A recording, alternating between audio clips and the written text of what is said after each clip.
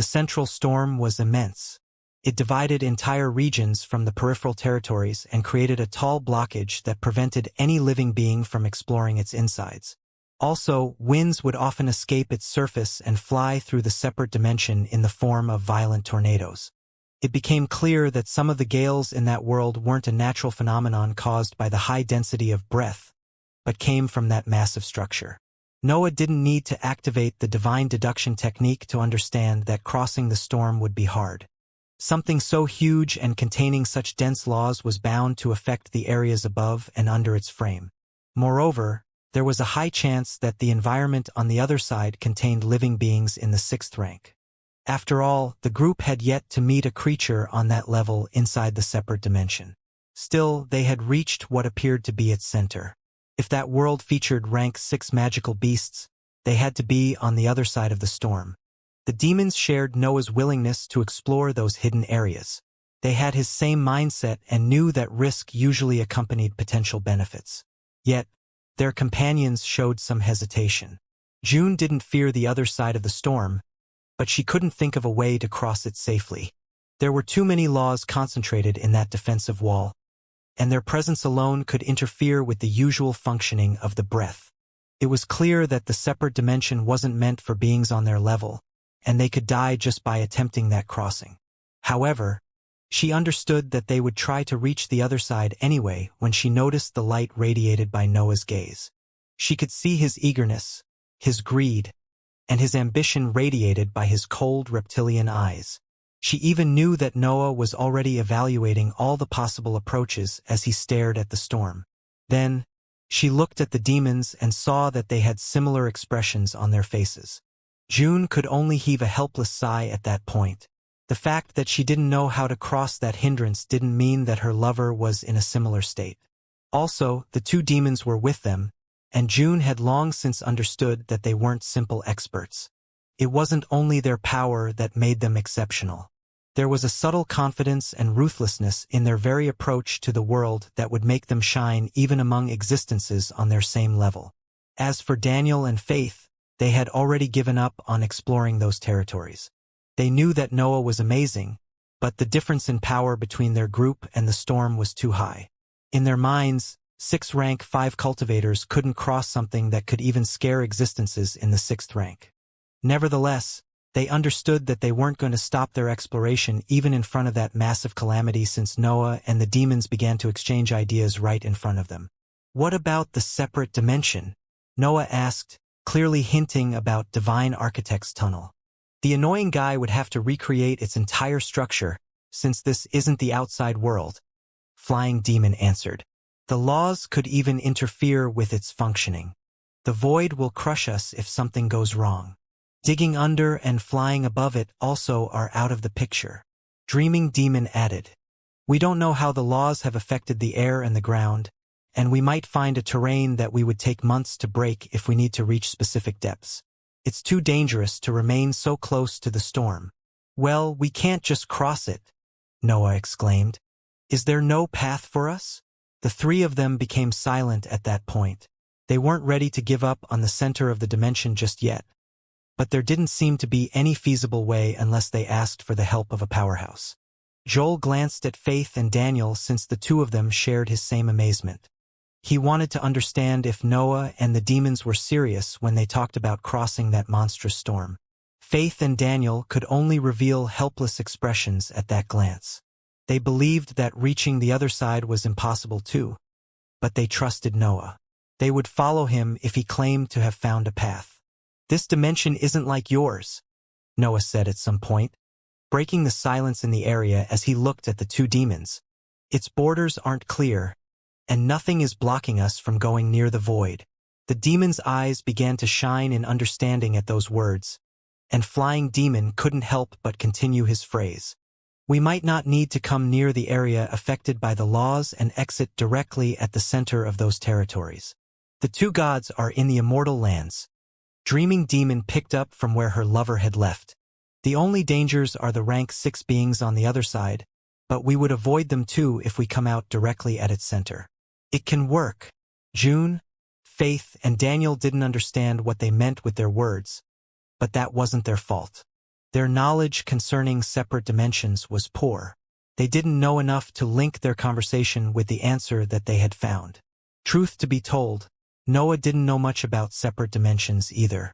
Still, he had seen so many of them that he could analyze their differences and find a way to exploit their blind spots. "I'll analyze the width of the storm," Dreaming Demon said as she closed her eyes. "I might need a few months, but I should be able to get a vague layout." Noah and Flying Demon exchanged a smirk at her words.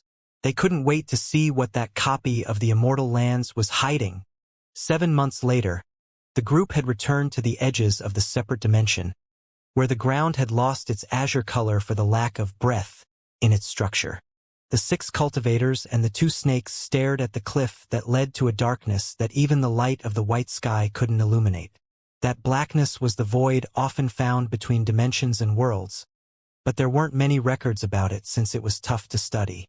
The legends said that only divine cultivators could fly through the void and reach for various planes without the need for dimensional passages or similar tools. As for the heroic cultivators, their consciousness would disperse once immersed in that environment.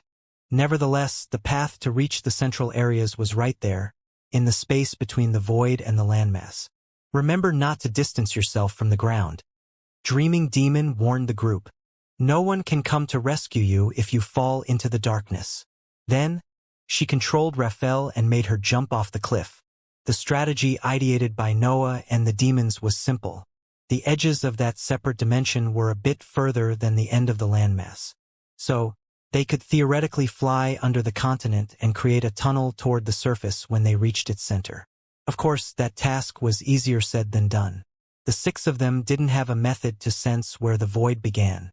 Their minds would disperse if they were to enter that mysterious environment. A misstep could kill them on the spot. Yet, Raphael had the body of a huge ghostly snake in the upper tier of the 5th rank. The group could use her to scout the path ahead and fly where she had flown already. Another issue was the fact that they had to fly in that dangerous place for months without ever having the possibility to rest. The ground at the bottom of the landmass was so tough that it could take them weeks to create caves, which prevented the possibility of taking breaks. It would be pointless to spend that much time digging before even reaching their destination. After all, they were powerful enough to fly for months without even flinching. The real problem was the dangerous environment, but it was doable. There was also the chance that they could encounter life forms at those depths. Still, that seemed highly unlikely since any magical beast would feel an innate fear toward those areas since they were too close to the void. As for what concerned their destination, Dreaming Demon had used the properties of her mental energy to study the other side of the storm. The group advanced while keeping the utmost attention on Raphael, checking if any part of her vast body crossed some invisible layer that divided the dimension with the void. Silence reigned among them for entire months since no one dared to break the concentration of their companions. The ground turned from brown to azure as they advanced under the landmass. The group kept the terrain close to their heads to avoid getting too close to the darkness under them. But it seemed that the safe space was at least 100 meters wide. They didn't lower their guard anyway after that discovery, but they relaxed a little when they understood that it would be hard to fall into the void. Those months passed slowly, and Flying Demon had to carry his lover from time to time so that she could adjust their direction. There couldn't be any mistake in her calculations since the storm would destroy them if they happened to enter its range. Took some time, but the group managed to reach their target. The 8 of them found themselves staring at a specific spot in the azure terrain above them and analyzing its structure to find any weakness in its fabric. It was time to dig their way to the surface, but they wanted to be as careful as possible before barging into an environment that could contain rank 6 creatures. "Scout ahead," Noah ordered Joel, and the snake used his innate ability to become immaterial and explore the tough layers of rocky terrain above them. Joel reappeared after a few hours and confirmed the safety of that environment. Also, he didn't find any trace of the passage of magical beasts, which further reassured the cultivators. Noah, Raphael, Joel, and the demons began to launch attacks at the azure terrain at that point. The rocks were hard and resembled materials in the 6th rank when it came to their toughness. That didn't make them impenetrable, but it would take a while to pierce it even with the joint effort of 3 hybrids in the upper tier and 2 powerful existences. Yet, the 5 of them didn't mind spending weeks in that task if that led them to the inventory of a divine being. The group took turns. Noah, the hybrids, and the demons were the main piercing force, while June, Faith, and Daniel focused on spreading the damage that they had caused. The 2 teams alternated their efforts to keep their mental energy to optimal levels. They couldn't risk getting too tired when they still lacked a foothold. The azure ground began to give up after a few weeks of continuous attacks, and a tunnel slowly formed thanks to their efforts. However, they had to spend some more time enlarging it to fit the 2 snakes. Noah and the others would never reach for the other side without their powerful cannon fodder. Spending some time to increase their chances of survival was the least that they could do. As the tunnel took form, the group could finally rest and let go of the tension that had accumulated on their minds after those months spent between the darkness and the azure ground. Nevertheless, a different tension appeared as they became close to the surface. The storm didn't scare them. Dreaming Demon had spent a couple of months fusing her mental energy with the world to pinpoint the exact center of the separated area. Also, she had even repeated that process during their exploration. Still, they were about to resurface in an unknown environment that could feature existences at the peak of the heroic ranks. Feeling tense was only natural in that situation. Noah and the others didn't dig the ground right under the surface. They let Raphael go ahead and excavate alone while they waited at some distance in the tunnel. If the hybrid sensed that something was wrong, Dreaming Demon would understand it, and the 6 of them would return at full speed to the bottom of the tunnel. Of course, they ordered Joel to stand between them and Raphael to provide another obstruction to any potential threat. Raphael eventually broke the last layer of terrain and resurfaced. Her consciousness shared everything that she saw with Dreaming Demon, and the latter conveyed what she received to the rest of the group. "It resembles the insides of a castle," Dreaming Demon said. "It's ancient, but there doesn't seem to be any danger." The cultivators let Raphael wander on the surface for a while before they felt safe enough to resurface. Noah found himself inside a large hall that seemed part of a tall structure. White columns stood near the azure walls of the room and shone with a light that resembled that radiated by the sky. Dirty gray tiles filled the floor, and a series of corridors linked that hall to other parts of the structure. An eerie atmosphere filled the insides of that place, but the group couldn't sense the slightest trace of living beings there. The structure appeared uninhabited, but the cultivators weren't ready to abandon their caution yet. No one spoke. The group went for one of the corridors to begin their silent exploration of that place.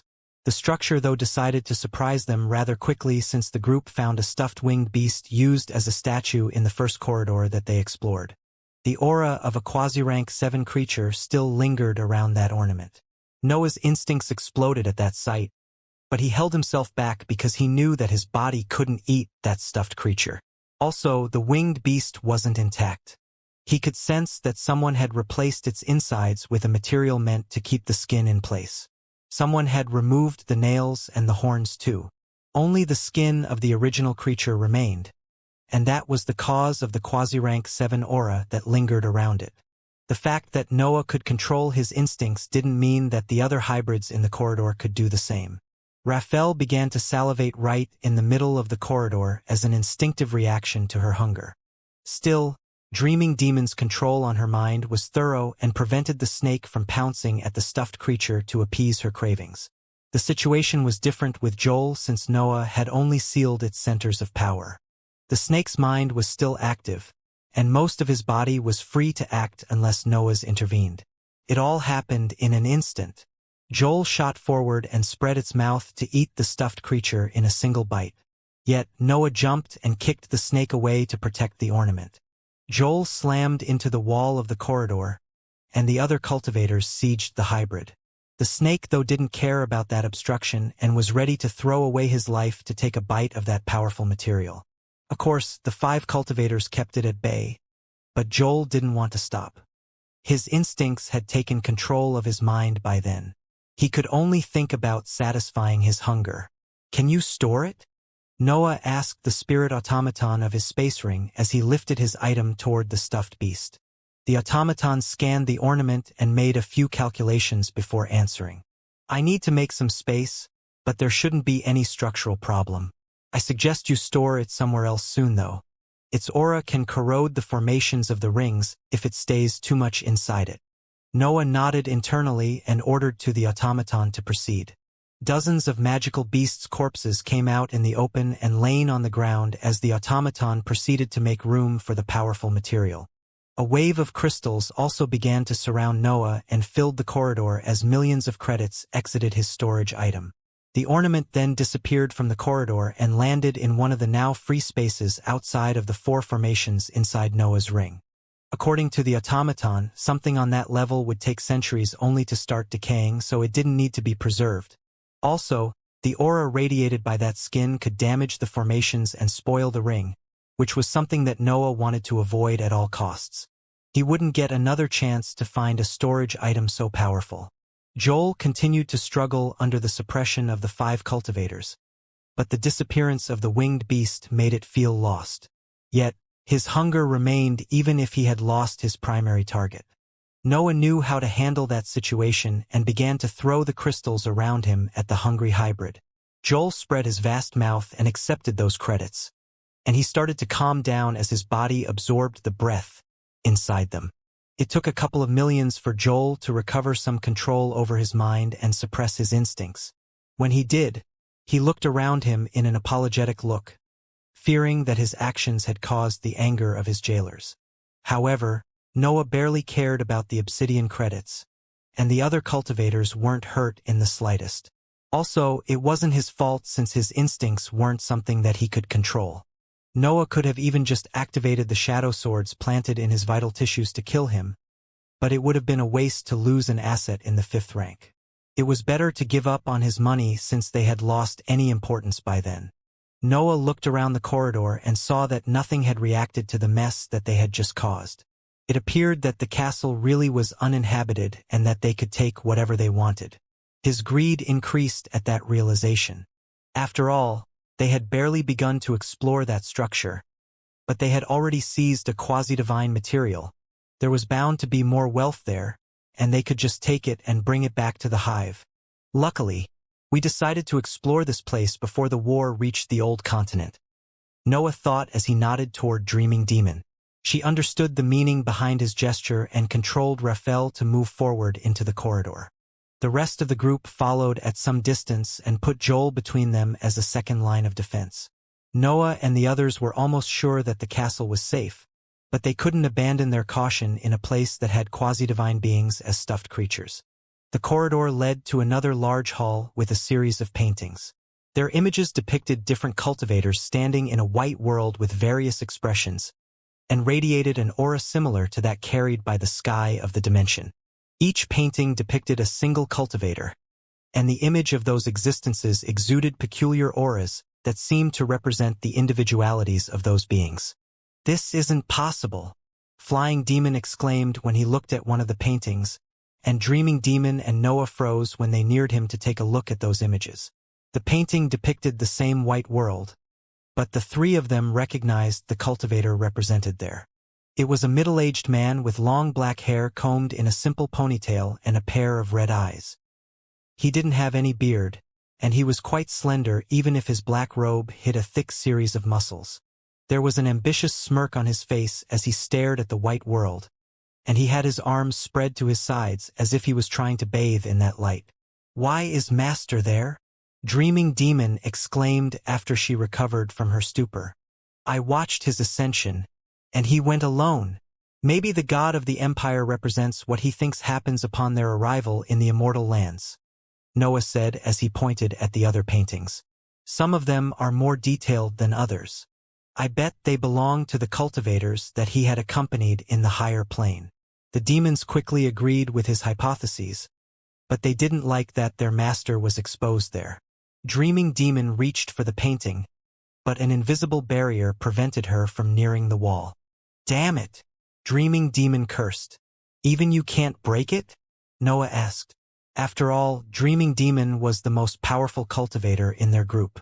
However, she shook her head and sighed as she explained the situation. I didn't feel anything when I touched the barrier. These are protections that make full use of the laws. The value of those paintings was immense.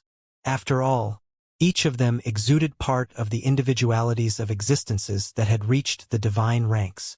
They were almost on par with the traces left by divine beings in the new continent in terms of benefits that could provide. Just by cultivating near one of them, a cultivator could feel encouraged to train harder and reach for higher realms. It was a pity that they couldn't take any of them. Still, Noah and the others could always come back and cultivate there for some time after they finished exploring the castle. It was also their intention to take a look at the lands outside of that structure. They just had to decide how to proceed in that task later on. The demons found even a painting depicting divine Elder Tabitha, but none of them could find one that portrayed God's right hand. That gave more points to Noah's hypotheses. It seemed that the god differentiated between the entities that he accompanied in the higher planes and those that ascended on their own. All in all, there were a bit more than a dozen paintings in that hall. That gave the cultivators a vague idea about the long life of the god of the Shandal Empire. The appearance of divine entities was a rare event.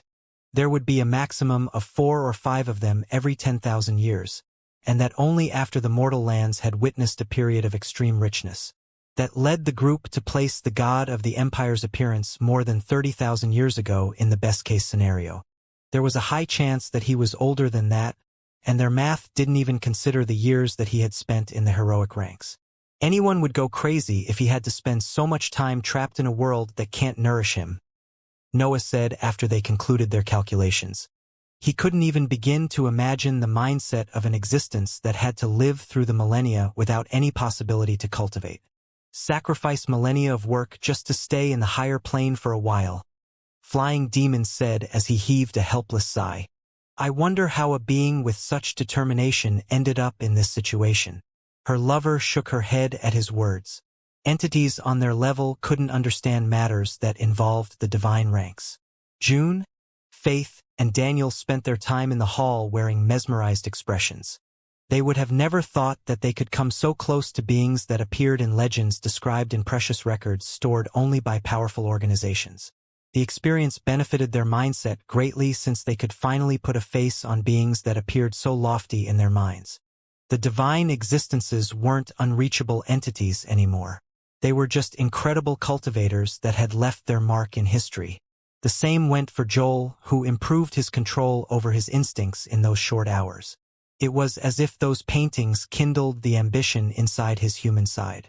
Noah and the demons tried to identify Divine Architect, but their search didn't lead to anything. The paintings didn't follow any order, and the 3 of them only knew that she was a woman.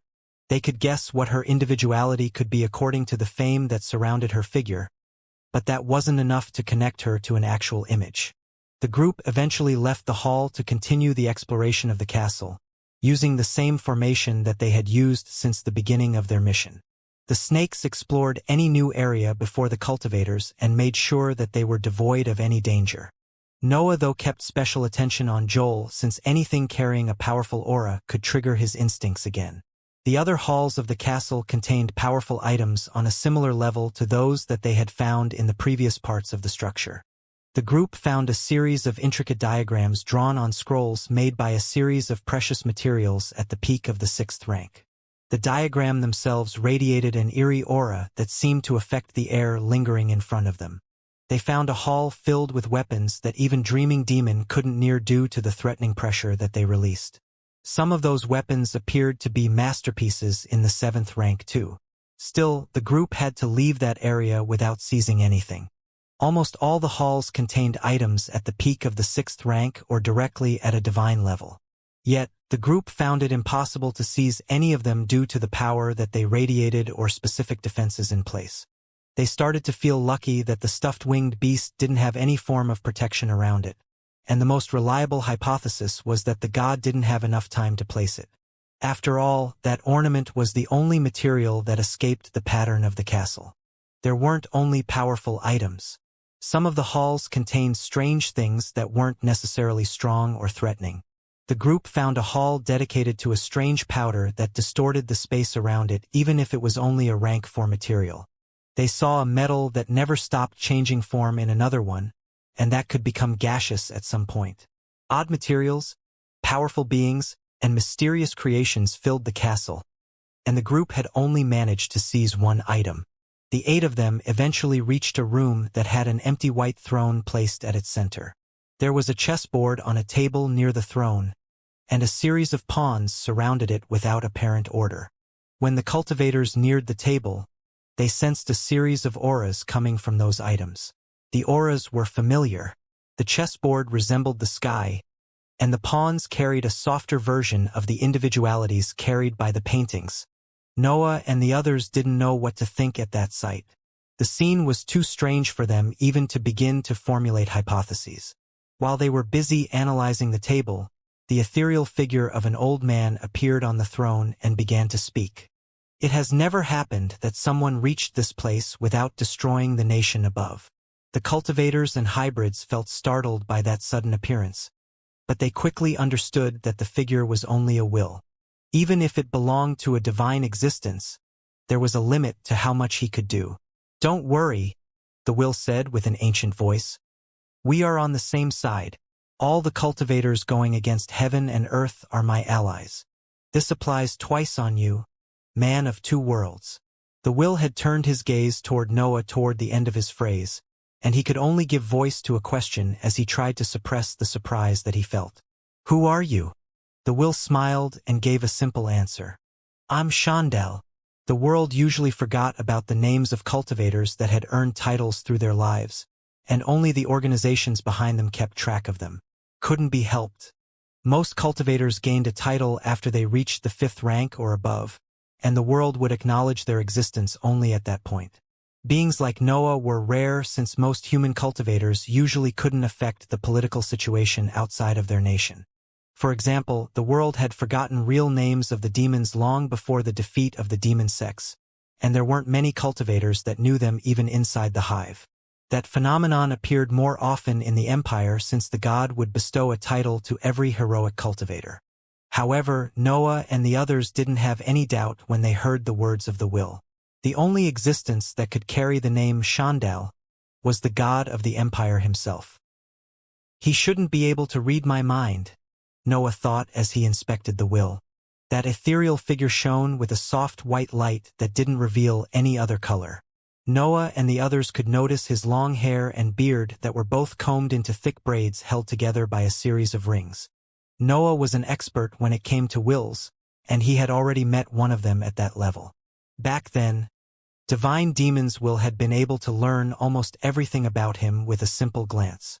The difference between a human cultivator and a divine entity was too great, even if the latter was only a will.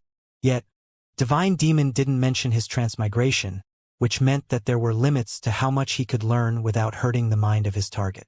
Now, instead, Noah was a rank 5 mage with unique mental energy capable of devouring wills. The innate defenses of his sea of consciousness were too tight for anyone to probe its insides without alerting him. He felt quite sure that Xianxia couldn't read his mind. Still, Noah was confident that the will didn't refer to his hybrid status with his previous words either, since the 2 ghostly snakes were right next to him. That left Noah quite confused. He couldn't understand how Xianxia had learnt about his transmigration without interacting directly with his mind. His companions had yet to notice the strangeness of the will's words.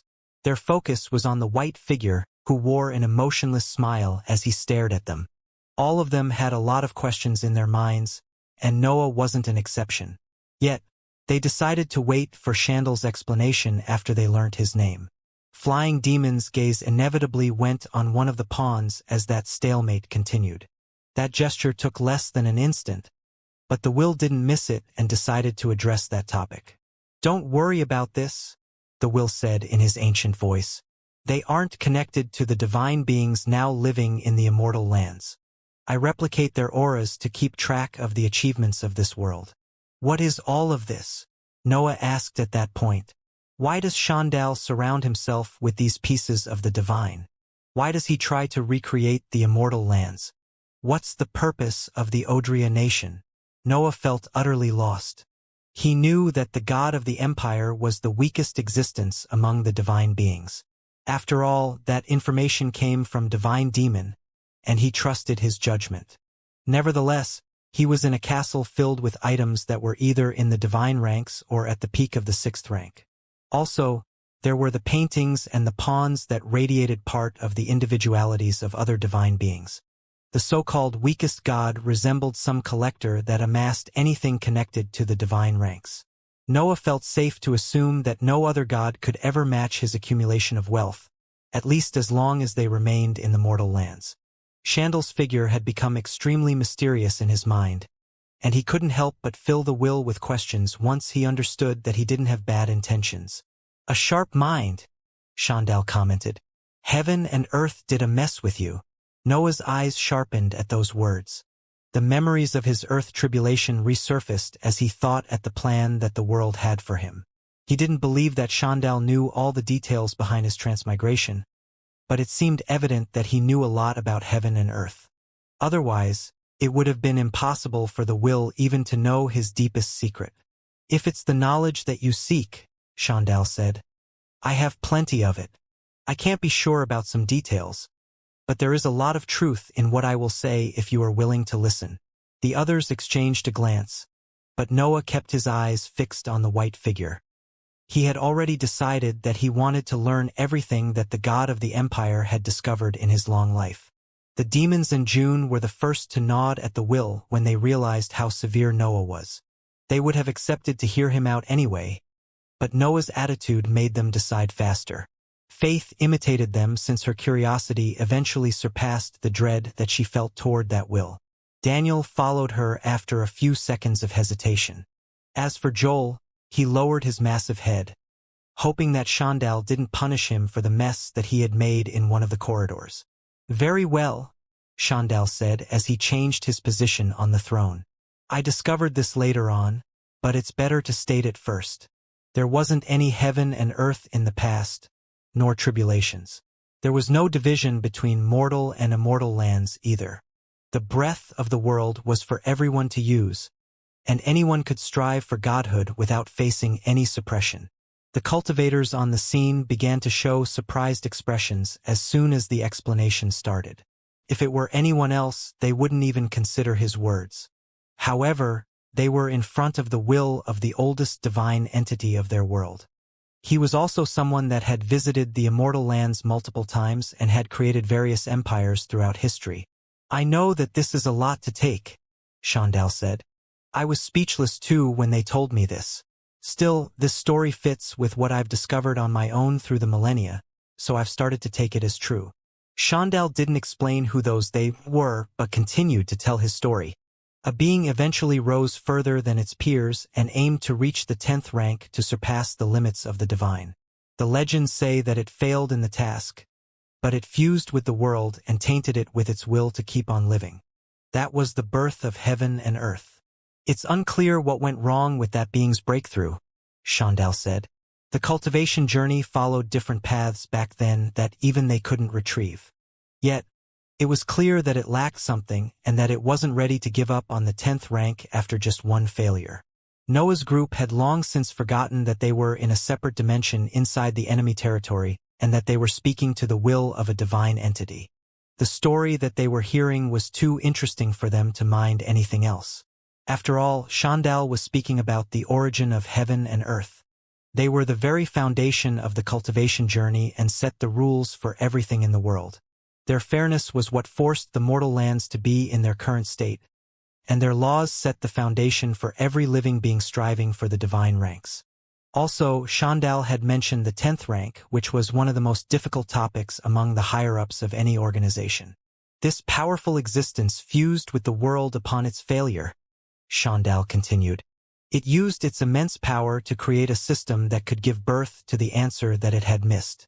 The tribulations appeared, and the path to godhood became limited to personal laws that escaped what heaven and earth were capable of providing.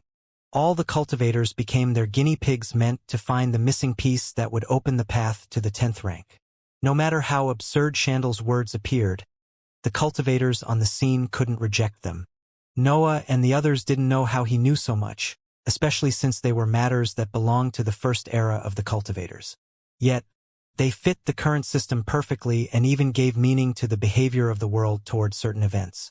Heaven and earth created a higher plane from the pieces of multiple mortal lands and used it to push the gods to their limits, Xianxia said. The tribulations, the fairness, and the ascension are just tools that the world uses to create an elite group of cultivators that has more chances to uncover the path that surpasses the divine ranks. Xianxia appeared tired after that explanation. The structure of the will didn't lose any energy, but its expression was one of helplessness. Fusing with the world had its drawbacks, though, Xianxia continued. Heaven and earth started to lose their individuality as they remained trapped in the system that they had created. Flaws started to appear in the world, and their control over the rules began to falter as the millennia passed. You are just one of a series of mistakes committed by heaven and earth as their original will dissolved. Xianxia had turned toward Noah at that last line, and the others in his group couldn't ignore that information anymore. They started to glance at Noah with curious gazes, and even June showed some confusion when she looked at him. However, Noah's gaze didn't move. It remained fixed on the will. "Who are they?" Noah asked, but the will shook his head and continued his story. The attunement method leads to a dead end because it imitates a copy of what once ruled the behavior of the breath, Xianxia said. Still, I broke its limits as I tried to become a law of time. I would have never imagined that I would become forever bound to heaven and earth after overcoming the heaven tribulation. The expression of the will became even sourer when his story reached that point, but he didn't stop speaking. I became part of the system created by heaven and earth since I imitated their laws. This gives me access to their thoughts, plans, and actions, but prevented me from ever striving to become something more. I fought it at the beginning, Xianxia continued while wearing a smirk. My path couldn't be over yet. However, I soon realized that my mind was fusing with the world too and that my dantian couldn't enlarge. I started to play around then, the will announced without any trace of shame. I played with the human and heroic cultivators of the mortal lands as I stood undisturbed at the peak of this lower plane. Eventually, someone else reached the divine ranks, and I followed them to the plane that I couldn't reach on my own. That was when I met them, and I received a mission in a world that I had started to hate. The idea was simple, Xianxia said. I had to create an environment inside the system and teach what I knew to as many divine cultivators as I could. Those experts would then become proper enemies of the world and affect heaven and earth's plan to their core. Of course, Noah and the others didn't need to ask how he had increased the overall number of cultivators. Even the political system of the empire seemed meant for that task. Giving the possibility to cultivate to everyone and grooming the most talented among them gave birth to many cultivators that would be commoners in every other region. The priority was to send divine beings in the higher plane, Xianxia said as he pointed at the chessboard. I went after them just to remind myself of what I've lost. But the important aspect of the matter is that the newly ascended cultivators knew that they had to strive for a path outside of the system. According to the will's words, anything related to the individualities had some traces of heaven and earth inside them. That would make them vulnerable to the suppression of the world once in the higher plane, which would end in their destruction. Why the pawns? Why Audionation? Noah asked again since the previous conversation ended. The pawns are proof of my achievements, Xianxia answered. By creating the most powerful organization and forcing wars, I've managed to help the birth of many exceptional individuals that ultimately became gods. As for the Audionation, what you learnt on the surface has happened just more than 50,000 years ago. What is its purpose? Noah asked. I need them to have a proof of human resilience, Xianxia answered. Back in my era, I destroyed the defensive formation and killed the patriarch of the Audionation after I won the race toward the divine ranks. Yet, I needed something to observe to rekindle my spirit whenever I thought that the passage of time would crush me. I even created myself to stop the dispersion of my mind. The explanation seemed over at that point, but Noah and the others had so much to ask. Why did you create this dimension? Flying Demon asked. I can't improve here, nor in the immortal lands since my laws are just a copy of the natural ones in the world, Xianxia said. I figured that I could train again if I made a copy of the immortal lands. Even after the helplessness accumulated for countless years, Shandal didn't give up on cultivating. Noah and the others could only respect such an old existence and his determination. The group's view of the world had changed entirely in those minutes. Heaven and earth weren't only nigh-omniscient existences anymore. They were an entity that had taken control of the various planes to create the answer that they needed to advance to the 10th rank. The tribulations, their fairness, and their will inside the breath were just tools that they used to force living beings to overcome their limits and walk on individual paths. The nature of the magical beasts and the hybrids were probably connected to their actions too. Still, the will didn't speak about them, and Noah didn't probe further for now since he had more pressing thoughts in his mind. Also, there was a high chance that Shandal didn't know much about those creatures. There would always be some unclear aspects if a cultivator weren't aware of the existence of the primary energy. The group didn't learn only about heaven and earth's past. They were now aware of what a complex and driven existence the god of the empire was. Shandal had succeeded in his heaven tribulation, but he had used the laws tainted by heaven and earth to enhance his individuality. That led him to become one of the gears of the world, blocking his path toward the higher ranks just as it happened to that ancient being. Yet, he didn't give up on his cultivation. Shandal used the ascension of other divine entities to reach the immortal lands to look for a way out of his situation. His trip didn't give him an answer, but it provided him with knowledge and a mission. He would have to act as heaven and earth and create a system that nourished talents that could go against the current structure of the world. The empire and his very existence were just hindrances that the cultivators of his mortal lands had to overcome to temper themselves. Even the wars that followed his departure were another form of training that he provided to all the heroic cultivators. Also, Shandal didn't abandon his dream to cultivate as he proceeded with his mission. That separate dimension was his hope to find a way out of his cursed state. The god had to use every method at his disposal not to give up on his dream. The Nation was a beacon that kept his ambition alive, and the will prevented the dispersion of his mind. Noah could guess how all the trophies stored in the castle had a similar purpose. Shandal was surrounding himself with traces of the divine to keep himself in his cultivation journey. However, some doubts appeared in the cultivators on the scene. They were overwhelmed by amazement and admiration once Shandal's explanation ended. Still, they didn't understand how the will could prevent them from ending in heaven and earth's grasp. "Do you have a method to escape the system?" Dreaming Demon asked with a doubtful tone. Her individuality made her mental energy fuse with the fabric of the world. Her goal was to turn her thoughts into proper laws at some point, but she now feared that she could end in Shandal's state. She was already in the solid stage of the 5th rank, though. Her path was set, and there wasn't a safe method to modify it unless she had access to a miraculous technique. The will shook his head at her question, but he wore a reassuring smile before replying. "I'm not even worthy of being a pawn. I can't teach you how to go against the chessboard. Yet, I can use my knowledge and connection with heaven and earth to tell you who managed to escape their system already. I can even suggest which paths not to pursue if you allow me to learn about your individuality. Enlighten us," Dreaming Demon said with the same tone as before. "I can sense the moment a cultivator escapes the system," Shandal said as he pointed at the presence. "You escaped it when you invaded heaven and earth's laws and found hope for your survival. You have been outside it for some time since your sparks aren't part of this world. You are still part of their system, but you have a special position since you lack individualities and are their natural enemies." Shandal described Dreaming Demon, June, and the hybrid state before pointing at Noah. "As for you, heaven and earth allowed you to cheat death and to keep your memories. You escaped their system at the moment you decided to cultivate." Noah's companions could only shoot curious glances at him again, but June lowered head as if she was deep in thought. "Why?" Noah asked, acknowledging Shandal's words in the process. "They needed to give up on controlling certain aspects of the world if they wanted to maintain it over the various tests," Shandal answered. "You have just happened to be the first experiment. In case of success, heaven and earth would have stopped caring about the arrival of souls. Noah felt disappointed when he heard him.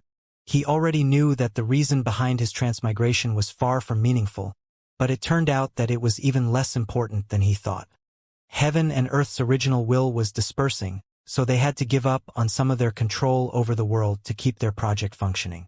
One of the fields that they had chosen to abandon was the managing of souls, which led to Noah's intact memories. They decided that they couldn't abandon it anymore after you turned out to be like this, Xianxia continued. Your very existence has become a beacon that radiates their mistake, and that affects those around you. The individuality of your other companions is already striving to escape heaven and earth system, and your influence is one of the reasons behind that process. Noah felt surprised when he heard those words. Xianxia had managed to find the foundation of his individuality after just a short conversation. After all, the mistake that spread flaws had been Noah's starting point when he began to explore his individuality. It made sense that only someone with a deep connection with heaven and earth could understand it. I need this land and the items inside it, Xianxia said as he stood up from the throne and walked toward the corridors. But I can give you one item each from my collection. Please understand that giving you more could weaken your individuality and go against my mission. Xianxia then pointed at Flying Demon before continuing to speak. As for you, I can't understand when you escape the system, but I recognize the sorrow in your eyes. I think you might be suitable to inherit part of my individuality. The others can explore the castle to choose their item. The will seemed to remember something at that point, and he spoke one last time as he looked toward Noah. The stuffed creature already counts as one. Noah didn't mind the fact that the stuffed winged beasts had taken one of the available spots. There were 2 ghostly snakes in the group, which meant that they had 2 free items that they could choose for themselves. Also, he didn't want to give up on the skin of a quasi-rank 7 creature. Noah didn't know what requirements his body would have once it reached the late tiers of the 6th rank, but body parts on that level were bound to be useful at that point. The chance of taking items from Xianxia's collection was incredible, but the group didn't explore the castle immediately. Each of them had something to take care of before searching for something that suited their situation. Flying Demon felt interested in Xianxia's offer. Still, he couldn't blindly accept part of the individuality of a being that had been stuck at the bottom of the 7th rank for millennia. He would study the matter with his lover before deciding what to do. Faith and Daniel were excited about the possibility of obtaining something from the gods' collection. Yet, the fact that they were still inside heaven and earth system worried them. They had already decided to have some private discussions with the will before choosing their reward. The ghostly snakes remained still. Raphael was in the dull state caused by Dreaming Demon, and Joel understood his position. He knew that keeping his life was the best reward that he could hope for in that situation. As for June, she shot toward one of the corridors without caring about the confused gazes of her companions. Noah watched her leave and sighed. He knew that she was pissed, and he was even aware of the reason behind her mood. June couldn't deal with dishonesty. The betrayal of her family when she was a kid had left her with trust issues that she still hid in her direct personality. Noah had founded his relationship with her on honesty. He knew that he had to be completely sincere to gain her trust and love. The only exceptions were the pieces of information that could hurt them if they ended up in the enemy's grasp. His transmigration was definitely one of them. Noah couldn't even begin to imagine what the powerhouses would have done if they discovered that he could create flaws in heaven and earth system when he was a human cultivator. He could already imagine King Elbaz turning him into a pendant meant to empower his bloodline in the eyes of the world. Yet, the discovery that Noah had lived another life changed his image in June's mind. All of a sudden, he wasn't only the aloof kid with a difficult childhood that had learnt to love her anymore. He was also someone else. A person that she had never met and that he had kept hidden from her. To think that our first fight would be over this. Noah sighed again as he started to walk in June's direction. He didn't believe that the discovery of his transmigration would lead to them breaking up. Their feelings were too deep to vanish or be tainted over something like that. Still, it was a matter that Noah had to address and explain adequately. Otherwise, there was the chance that he could lose June. Noah strolled. June had disappeared inside the castle, but she had left a trail of her scent through the corridors. Finding her wasn't an issue for him, but he decided to approach her position slowly so that she could have some time to think alone. Noah climbed a long series of luxurious stairs as he followed her scent. The upper floors led to rooms that featured large windows and balconies. June was in one of those rooms, staring at the outside world as she supported herself at the edge of the balcony. Her hair and robe were still due to the absence of wind, but the white light of the sky illuminated her figure and enhanced her natural colors. Sparse dark sparks, though, would run through her skin from time to time, and Noah could only heave a silent sigh when he saw them. She is indeed pissed, Noah thought as he tried to approach her slowly. However, a dark lightning bolt landed on his chest before he could even enter the room. Noah held his ground against the attack, but the upper part of his robe fell apart in that impact. A fuming trail came out of his chest too, but his skin was completely intact. June didn't even turn to launch her spell and continued to stare at the world inside the central storm. It was clear that she wasn't in the mood for Noah's usual methods. Noah stared at her in silence, appreciating every part of her figure immersed in the white light. When he thought about his mindset when he first arrived in that world, he found it hard to imagine that it would have led to a woman that he loved so much. I never understood the reason why I kept my memories until my Earth tribulation, Noah said as he remained outside the room. Earth spoke to me and told me how I arrived here empty and without any desire. It was right. I was empty.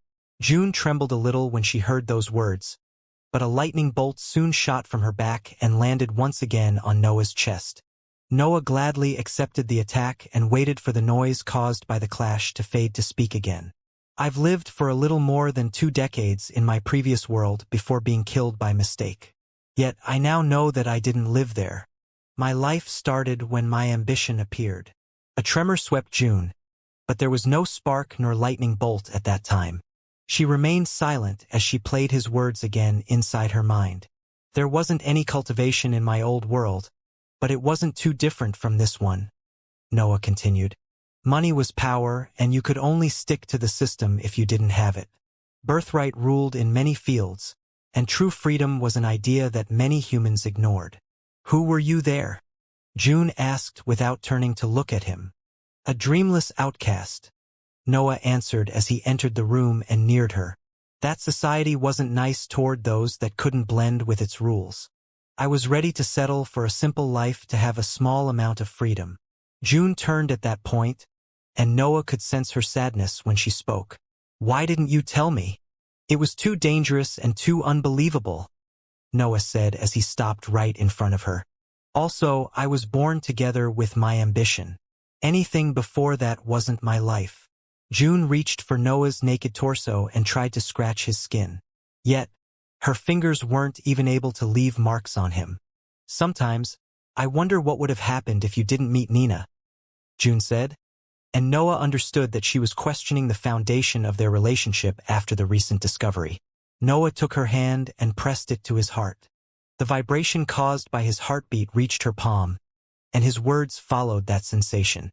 Nina might have taught me that I can be with someone, but you are the one that made me question my detachment for the first time. June revealed a small smile, but she lowered her head. She didn't retract her hand, though. She didn't want to lose even a beat of Noah's heart while they were having that discussion. Did you learn to be so smooth with words in your past life? June asked. Noah wanted to reach for her and lift her head, but he held himself back. He couldn't push June to accept or forgive him. That was something that she had to decide on her own. I didn't learn anything, Noah said. I'm simply telling the truth. In both my lives, the only one that has managed to know me is you. A tremor ran through June's hand, and Noah held himself back once again. He knew that she wanted to give in to her feelings, but her pride still didn't let her jump on him. Does anyone else know about your other life? June asked. The others should have guessed something by now, Noah replied. But you are the only one that knows it. June lifted her head at that point and fixed her eyes in Noah's. His heartbeat and his gaze were telling her that he wasn't lying, and she could sense the slight worry hidden inside his mental waves. The truth was that she understood his decision to keep the matter about his transmigration a secret. It was too dangerous to leak such incredible information in a world full of monsters and experts ready to do anything in their power to gain an advantage over the tribulations. That was also something that would be part of the secrets that they had to keep in the eventuality that their relationship was exposed. Noah didn't go back on the promise that he made during the winged beasts crisis. He was hiding a detail that would have endangered him greatly. I guess it pissed me to learn about that from Shandal, June said before continuing with a hesitant tone. Can we keep this between ourselves? I want to be the only one to know this part of you. Noah revealed a smile and decided to tease her a little. Are you sure that my greed didn't influence you too much? June didn't laugh but reached Noah's face with her free hand as she kept her gaze fixed on his eyes. Noah was speechless for a second. June wasn't ready to give in until she heard those words coming out of his mouth. Of course, Noah said in a firm tone. Also, there are many parts of me that only you know. Really? June said as she put a sly expression on her face. List them. Noah accepted her challenge and took her hands in his as he neared her to whisper in her ear. June let him speak, and a warm smile appeared on her expression as Noah listed a series of things that they had shared. A faint blush though began to appear on her face as Noah moved to their intimate moments. Her smile kept on widening until she felt the urge to kiss her lover and put that matter behind them. Noah felt her hand breaking free from his grasp and reaching for his cheek. June put her thumb over his mouth and tilted his head so that they could look at each other again. Then, she removed her thumb to kiss him. Noah had only given a glance to the environment after the balcony, but June's kiss made him disregard anything that didn't concern her. His feelings and instincts were already at their limits, and his mind could only focus on her now. There would be time to analyze the environment inside the central storm and pick suitable items from the castle. Yet June had the priority now as well as his complete focus and desire. June and Noah returned to the throne room almost a day after their sudden departure. They found the ghostly snakes coiled on the floor as they waited for further orders and the two demons inspecting the chessboard as they shared a cup of wine. The couple's return didn't go unnoticed, but the hybrids didn't move from their spot. It seemed the Joel had received strict orders from the others and was guarding the area in case something wrong happened. The demons, instead, left the chessboard and neared them. Anything worth knowing? Flying Demon asked Noah, but the latter shook his head. Noah understood that the demon was curious about his past life. Still, there was a reason why he didn't reveal that information to anyone, and the demon respected his decision. However, it felt mandatory to ask if his past life contained something that could be useful to the hive. Flying Demon smirked when he saw Noah's gesture and moved his attention on June's messy hair. She had never been known for her tidiness, but both her hair and robe appeared even worse off than usual. Flying Demon's eyebrow arched as he moved his gaze back to Noah. A knowing smile appeared on his face, but Noah ignored it and walked past them to reach the chessboard. Where are the others? Noah asked as June reached him and began to study the chessboard too. Flying Demon revealed a proud smile when he looked at him and was about to answer, but Dreaming Demon preceded him. They are having private discussions about their individualities. We want to go too before deciding about our item. Then, she cleared her throat before asking a question. Did you find something interesting on your way? Noah and June exchanged a glance before shaking their heads at the same time. They had taken a look at the environment, but their minds were too busy thinking about each other that they had almost forgotten where they were. Also, they didn't recognize any of those items. The fact that most of them relied on laws made it hard to understand their purpose. They needed Shandal to make a conscious choice. They couldn't just pick what appeared to be more valuable or powerful.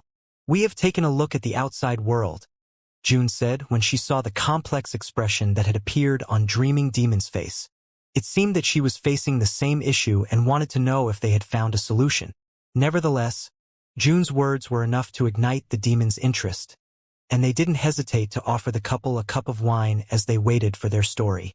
The environment inside the central storm was a proper rank 6 danger zone. During the breaks when Noah and June didn't focus only on themselves, they had inspected the outside world seen from the balcony of the room that they had occupied. What they saw confirmed their initial ideas. There were actual magical beasts in the 6th rank living in those regions. Noah had been able to sense 2 of them from his position in the castle, but his instincts had told him that there were more of them. After all, the central areas were only a limited part of the entirety of the separate dimension, but they weren't small. Also, that environment favored those existences and allowed them to feed on the breath in the air more efficiently. That removed their need to hunt for more prey often and helped in the creation of harmony in that fauna. Noah didn't believe that Shandal left such powerful creatures completely unchecked, but there were no signs of proper management either. He guessed that the god of the empire or his will intervened only when a significant clash between 2 leaders was about to happen. The demons couldn't do much with that information, and even June found it useless for her cultivation journey. However, that was a fantastic discovery for Noah that didn't hesitate to memorize that place in his mind. His list of promising hunting areas increased as he uncovered the secrets of his mortal lands. It was as if old monsters and powerful beasts hid everywhere humans didn't look too attentively. His mind wandered as he and June finished explaining their discoveries to the demons. He couldn't help but think about all the territories that he had overlooked and avoided due to his poor level. All of a sudden, the old capital of the Wuxia nation appeared mysterious and powerful. That city had survived through the millennia and had been inherited by all the royal dynasties. It was bound to hide something incredible behind its tall walls. The fact that the Elbas family had mostly abandoned the Wuxia nation didn't necessarily mean that it was useless or empty now. The destructive effects of the dimensional portal had yet to spread through the entirety of the country in the end, and there were ways to hold them back. The capital wasn't the sole mysterious territory in his mind. Noah didn't forget to consider the core territories of the empire and the entirety of the papal nation in his reasoning. Both countries had an incredible history. The center of the area of influence of the empire had been the home of the oldest god in those mortal lands for millennia, and the papal nation had seen the ascension of 2 gods just a bit more than 1,000 years ago. There were bound to be other secrets hidden throughout those lands, which could benefit his hybrid status or cultivation journey in general. The only issue was being powerful enough to explore them freely. Luckily for him, the 3 invading forces were at war with the Empire. It would take years for the battles to resume, but Noah knew that he would be in the first lines, fighting to reach the depths of what had once been the home of the strongest organization in his world. As for the papal nation, that was Faith and ravaging demons' home. Noah could exploit his connection with his friend or join the inevitable invasion that the hive would launch once it was strong enough to retaliate against the demons' betrayal. The demons, June, and Noah enjoyed the wine and exchanged ideas concerning their current situation. Except for June, they all had a general idea regarding their companion's power, and they could point out the fields where they were lacking. That discussion aimed to give them a clear perspective over what they needed, even if they soon accepted the fact that any item in the castle would be too strong for them to handle. There were peak rank 6 and divine items there. Those weren't tools that rank 5 cultivators could handle without triggering massive drawbacks. Noah was even worse off. He already had numerous projects in his mind, but he could only decide on their feasibility after he created his higher energy. He kept all his ideas bottled since his success in that project could change his plans completely. After all, he would obtain the final instrument for his individuality. He would have the matter that he needed to become a proper creator. However, he didn't want to ask for spells and martial arts either. It seemed too much of a waste to pick something that he would have to modify to adapt it to his individuality. Faith and Daniel eventually returned to the hall and found the 2 couples relaxing as they shared a jug of wine. The 2 of them could notice the differences in their relationships in that scene. The demon's posture was elegant as they sat on the floor. They would often exchange warm smiles and lose themselves in their lover's gaze when they took sips from their cups. Instead, June and Noah were more open about expressing their affection. June would lie on Noah's chest and pull his hair whenever she wanted a kiss, and they would often whisper in each other's ears, following that gesture with a laugh or a deep exchange of stares. The demons stood up when Faith and Daniel returned, and Shandalswell appeared at the entrance of a corridor to point them the way toward a different room. Noah inspected the 2 of them as they took the spot left by the demons and began to drink too. Still, Faith noticed Noah's strange attention and proceeded to reassure him. He helped us. Our paths were already going in the right direction, but he explained problems that I had noticed just recently. Noah was inclined to trust Xianxia since he knew about his transmigration. Yet, he wanted to make sure that the will didn't have a personal agenda hidden under the mission of defeating heaven and earth. That didn't seem to be the case since both Faith and Daniel confirmed the authenticity of his help. Of course, Noah couldn't just believe their words when the will of a god was involved. The two of them had to describe the pointers that Xianxia had given them before he felt that he was really on their side. Apparently, Faith would have eventually abandoned the system of heaven and earth due to her unwillingness to follow any authority or rule. Her peace would reach the point where the world around her willingly submitted to her pace. As for Daniel, Xianxia had revealed that he would have been outside of the system already if his individuality wasn't lacking. His purification needed a core that expressed the entirety of his existence. Daniel needed something to elevate to the divine. It took 3 days for the two demons to return, and they didn't withhold any information about their meeting either. As soon as they arrived, Flying Demon announced that he would inherit part of Xianxia's individuality. The news that Flying Demon would inherit part of Xianxia's individuality was incredible. Even if he had ended up in that cursed situation, the god of the empire was still an entity that had managed to reach the divine ranks. The process wouldn't be quick, and Flying Demon had to be careful not to ruin himself. After all, individualities were unique, and cultivators couldn't exchange them as if they were techniques or diagrams. Also, it was risky to imitate someone else's path. Existences grew in power because they enhanced themselves as they strived for the higher ranks. Still, that made them specialize on a specific path and absorb only the laws connected with their individualities. That was the reason why cultivators that had reached a certain level of power couldn't change paths anymore. Their entire existence would have become something too specific to go back to a general form. However, the offer came from the god of the empire, a divine entity that was waging war against heaven and earth. He was bound to have countless methods in his possession due to his long life. Dreaming Demon had listened to his explanation too. The fact that Flying Demon had ultimately accepted Xianxia's offer meant that she didn't find anything suspicious. After the two demons returned, Xianxia's will reappeared too and addressed the issue that the cultivators were facing. "Walk with me through the castle. I'll help you with your choice." Noah and the others stood up, and even the ghostly snakes slithered toward the will that had begun to stroll toward one of the corridors. The group saw the vast collection of powerful and peculiar items that Xianxia had seized and stored over the years again. Yet, short descriptions about their nature and effects appeared under them when Noah and the others walked near them. The invisible barriers that had prevented the group from seizing everything during the first exploration were materializing words to read.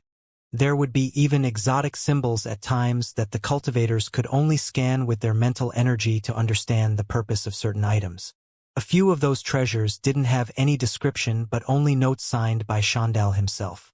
"Most of these come from the Immortal lands," Xianxia explained when the group walked past an item without a description. "I didn't manage to discover what they do even after millennia spent studying them. I believe my power is too low or my individuality too different to uncover their effects." Silence often reigned as the group kept on walking in an orderly way through the many halls and corridors of the castle. The rewards were the only thought in the cultivators' minds, and they wouldn't care about anything else until they found something that suited them. Noah held June's hand as they walked side by side through that massive collection. The recent fight had brought them even closer to each other, and they were enjoying that relaxing moment. It felt as if June and Noah were a couple that had gone out shopping, with the only difference that they intended to buy powerful relics that could benefit their cultivation. The two of them exchanged opinions on certain promising items, and the demons would join their conversations when they knew more about specific topics. Faith and Daniel remained mostly silent instead, but they would ask for Xianxia or the demon's opinion when they found something interesting. The browsing took almost half a day, and the group returned in the throne room after Xianxia declared that there was nothing else to see in his castle. It was time for them to decide, but that choice wouldn't be an easy one. It wasn't a matter concerning the variety of those items. Xianxia had collected the most powerful and bizarre things through his long life, so the rewards covered most fields of the cultivation journey.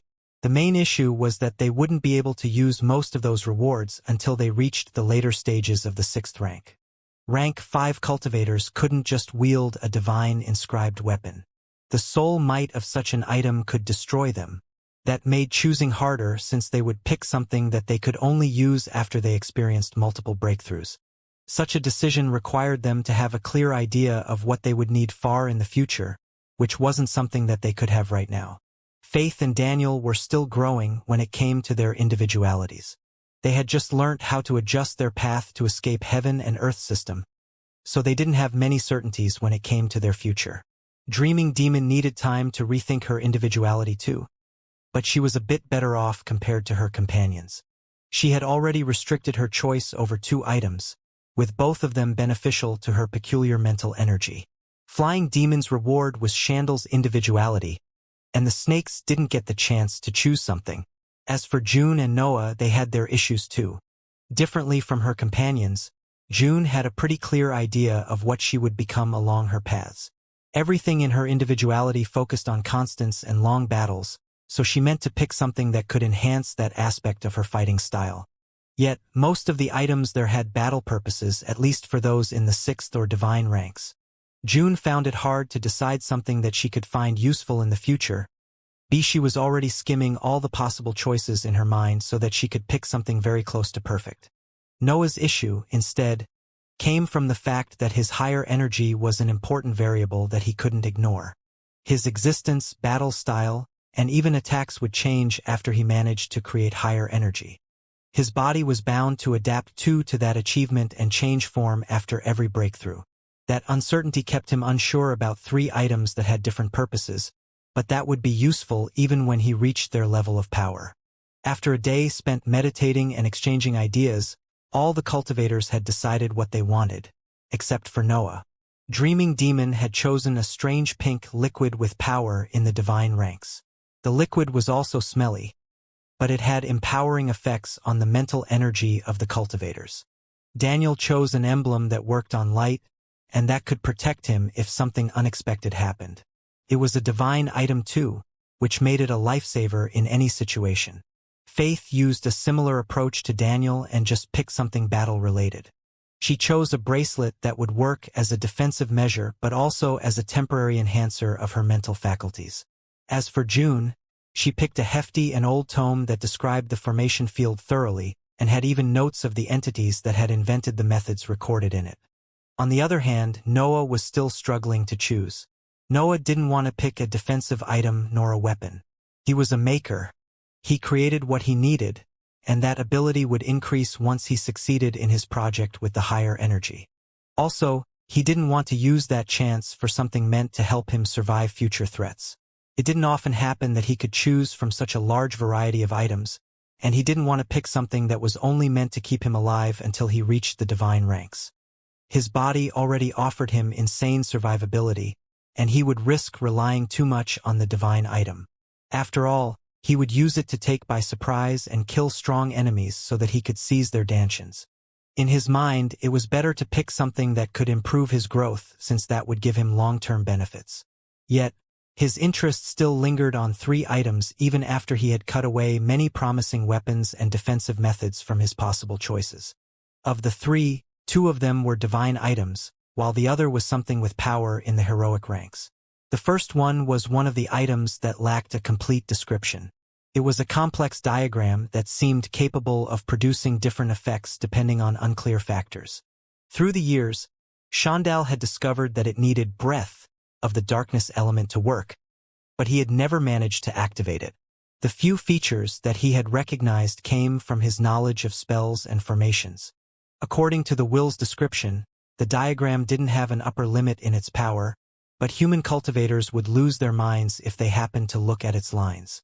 It was what appeared to be a spell that only heroic cultivators and above could hope to activate.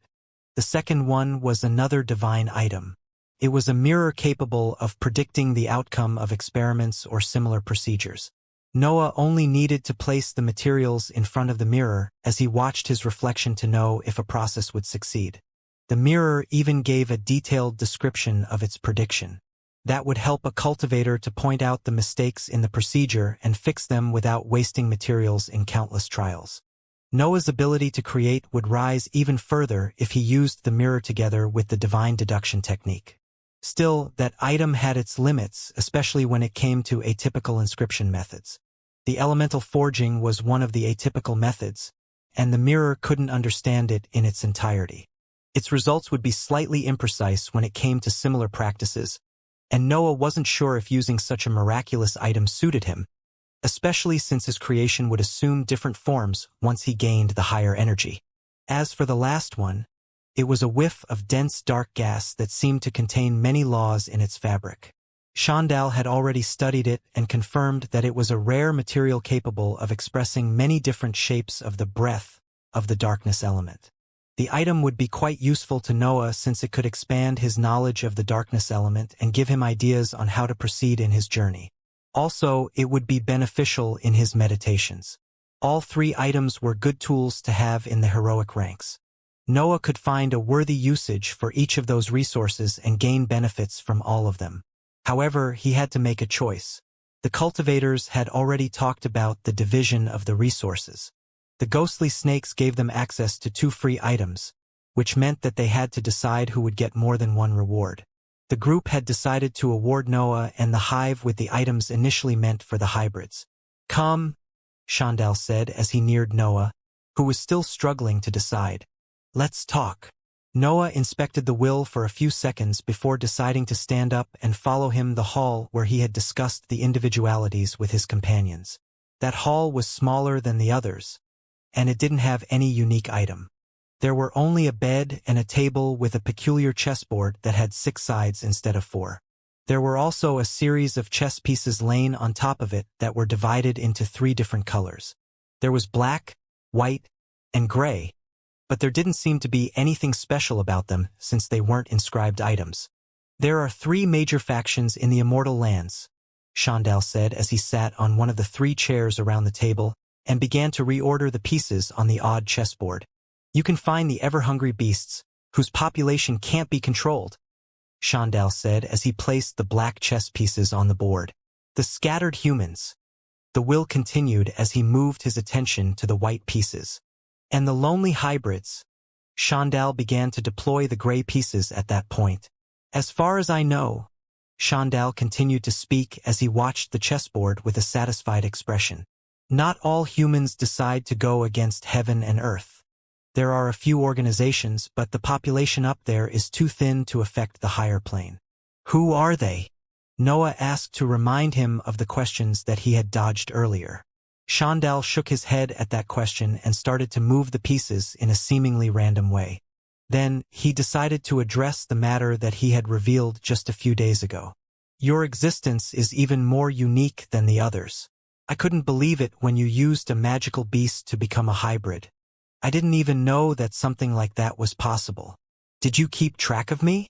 Noah asked with a tinge of surprise in his tone. "Yes," Xianxia replied. "I've been keeping track of you since you appeared in this world. Did you ever influence anything?" Noah felt the need to ask since he had to make sure that all his achievements were his. "No," Xianxia said as he resumed moving the pawns. "You needed to find your path. Spoiled cultivators are useless against heaven and earth. I must say that you surprised me multiple times, but I had to expect it from someone that has lived 2 lives." Noah ignored his words. His previous life didn't influence his current one, and he didn't carry any meaningful information anyway. "Why did you call me here?" Noah questioned the will after that initial conversation. "I've learned to understand the individualities of those surrounding me after spending countless years seeing cultivators rise and all." Xianxia. "Yours is vast, incredibly vast. I don't think I've ever seen someone else so driven and ambitious. However, are you sure that you can elevate it to the divine ranks?" Noah had heard similar words before. Chasing Demon had already explained the difficulties connected to a broader individuality in the banquet held to honor the return of the demons. Heroic cultivators generally specialized in the aspects of their individualities as they grew. Their existence would then become able to affect the laws linked with them until they finally turned into something unique that didn't exist in the world. Of course, the process would take more time if the individuality was vast and expanded in many fields. It was a simple matter of quantity of laws. Wider individualities needed to learn how to wield more of them to become something unique. However, cultivators had limits. Worlds could contain as many laws as they needed to work, but heroic existences were far below that level. It was normal for someone like Xianxia to worry about Noah's path. The latter was the most promising cultivator that those mortal lands had ever seen, and the god's mission was to defeat heaven and earth. Also, Noah was the living proof of heaven and earth's mistakes. He was too important in that mission to risk losing him due to his insatiable ambition. Noah didn't feel surprised when he heard the will's words. He had pondered about that matter too during his meditations. Yet, he had concluded that he was pursuing what he was. His approach was completely natural, and that was the individuality that reflected his entire existence. He was a sword capable of destroying and creating. His sole presence could turn the breath in the environment in primary energy, and his darkness could give birth to living beings. Noah picked one of the chess pieces and inspected it before placing it down on its previous spot. He repeated that gesture for the pawns with different colors, and Xianxia just studied him with a curious gaze. As a god who had lived for millennia in a lower plane, Xianxia had learnt a lot about individualities. He had seen human and heroic cultivators grow and fall as they strived for the same level that he had reached many years ago. After so much time, he could obtain a general understanding of someone's individuality in a matter of seconds, and discern the rest from their gestures of personalities. It could be said that the god of the empire was the maximum expert in the lower planes when it came to individualities. Nevertheless, he couldn't understand anything when he analyzed Noah playing around with the chess pieces. His connection with heaven and earth prevented him from understanding Noah's in his entirety, but he felt surprised that he couldn't even get an idea of the reason behind his action. After all, the chess pieces weren't inscribed items.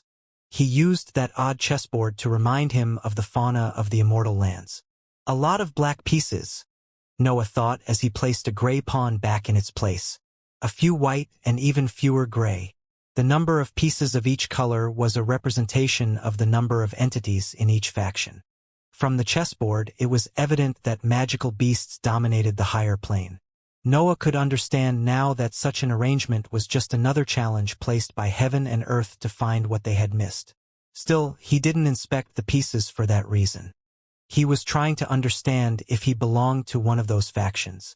None of them reflect my existence, Noah concluded in his mind after he put the gray piece back on the chessboard. He had never felt close to the humans, and fusing with a cursed dragon worsened that aspect of him. His success in turning himself into a hybrid had put him into a completely different species, especially after his breakthroughs modified his centers of power further. Noah could think like a human and understand their mindsets, but he wasn't one of them, not entirely at least. He felt much closer to the magical beasts because he liked living in the wilderness. The lack of political restrictions and the absence of any rule suited him much. Also, power was the foundation of the world of the beasts, which was entirely in line with his existence. However, they were limited too. Creatures driven only by instincts couldn't reflect him. They couldn't even begin to represent his complex mind. As for the hybrids, they were part of his same species in theory. Still, even them failed to express the entirety of his existence. After all, Noah was a fake. He had created his hybrid status through an inscription method, which was a tool used by cultivators. Also, his path deviated from the type of hybrids of the ancestors of the natives. They would give away their individualities to obtain the power to devour laws and become the enemy of heaven and earth. Truth to be told, Noah didn't know if there were other types of hybrids out there. His knowledge was limited to 2 mortal lands, and one of them had produced only him as a member of that species. However, he still felt different from them since his hybrid status was the product of an inscription method. "I respect you," Noah said, breaking the silence in the room and surprising Xianxia, who was still confused about his previous actions. "Still," Noah continued after a brief pause, "I don't care about any of this. The will's ethereal eyes widened when he heard his words. But Noah was not finished yet. "I will go against heaven and earth," Noah said as he laid a finger on an empty spot of the chessboard. "But this isn't my main goal. I don't care about the grudges, about your noble mission, and about their plan to use divine entities as guinea pigs. All of this is meaningless to me." Cracks started to appear on the odd chessboard as Noah decided to put a bit of pressure on it. A large fissure eventually appeared and divided the entire item in two, making all the pieces on it fall on the table and floor. Xianxia still didn't act. He wouldn't bother about a single item when such a peculiar cultivator was showing his nature right in front of him. "What do you care about then?" Xianxia asked, failing to hide his curiosity on the matter. For someone who had lived more than 50,000 years, seeing something so out of the schemes was refreshing other than enjoyable. Noah increased the pressure on the broken chessboard as he replied, "I'll die if my individuality turns out to be too much to handle. I don't care. I've already died once too." The rest of the chessboard fell apart at that point, and even the table under it shattered as Noah continued to put pressure and speak. "Yet, I won't cut away parts of me to make my path easier. I understand that you have been mesmerized by the white sky, but my eyes have never once stopped at it. I can only see the blinding stars in the black firmament." Xianxia's will could only remain silent when he heard Noah's words. It was his first time hearing about such a peculiar individuality. Noah appeared as a madman who had gone crazy over his thirst for power in his eyes. After all, who could disregard the entire world to chase after the distant stars in the sky? Yet, Noah had been calm during his speech, and his entire figure brimmed with cold confidence that the will couldn't help but notice. Part of Xianxia now understood how Noah's existence was able to spread heaven and earth's mistake in the world. His gestures, his words, and his attitude were able to affect those around him and leave a mark in their existence. Xianxia could feel his ambition rise after hearing him. The peace that he had reached after so many years spent stuck in those mortal lands faltered for a second as he bathed in Noah's individuality. Of course, his mind was firm and could restore the calmness that Noah had disrupted. Still, the fact that such a young cultivator could almost leave a mark on him was amazing. Xianxia could now comprehend why Noah wouldn't limit his individuality too. He couldn't hold back that boundless ambition that accompanied his every action. It was a drive that even a god would find it hard to suppress. Also, if Noah managed to push that feeling to the divine ranks, he would become a real threat for heaven and earth's rule. Xianxia knew that it would be hard, but the confidence that he had felt in his words was enough to make him believe that maybe Noah had a shot at succeeding. "Transmigration or not," Xianxia said, "you would have been a monster anyway. Don't make me wait for your tribulation. I can't wait to see what kind of lightning heaven comes up with." Noah didn't answer him. His mind was already wandering in the memories of the test of his attitude in the Royal Academy. He would never forget the feelings that he had experienced in his dream, and visualizing those images again could help him choose which item he had to pick.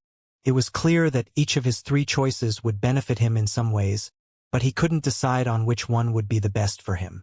So he would let his ambition decide. Noah didn't lack resources or techniques in the end. Most of his projects were on hold because he was prioritizing his higher energy, but he was far from being without ideas on how to improve.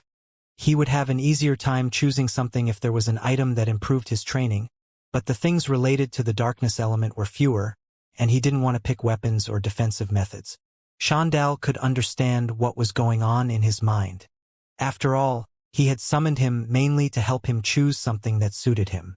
"You seem to be doing well already," Xianxia said while Noah was in the middle of reminiscing his dream. "You don't need a perfect item. Just pick the most interesting one."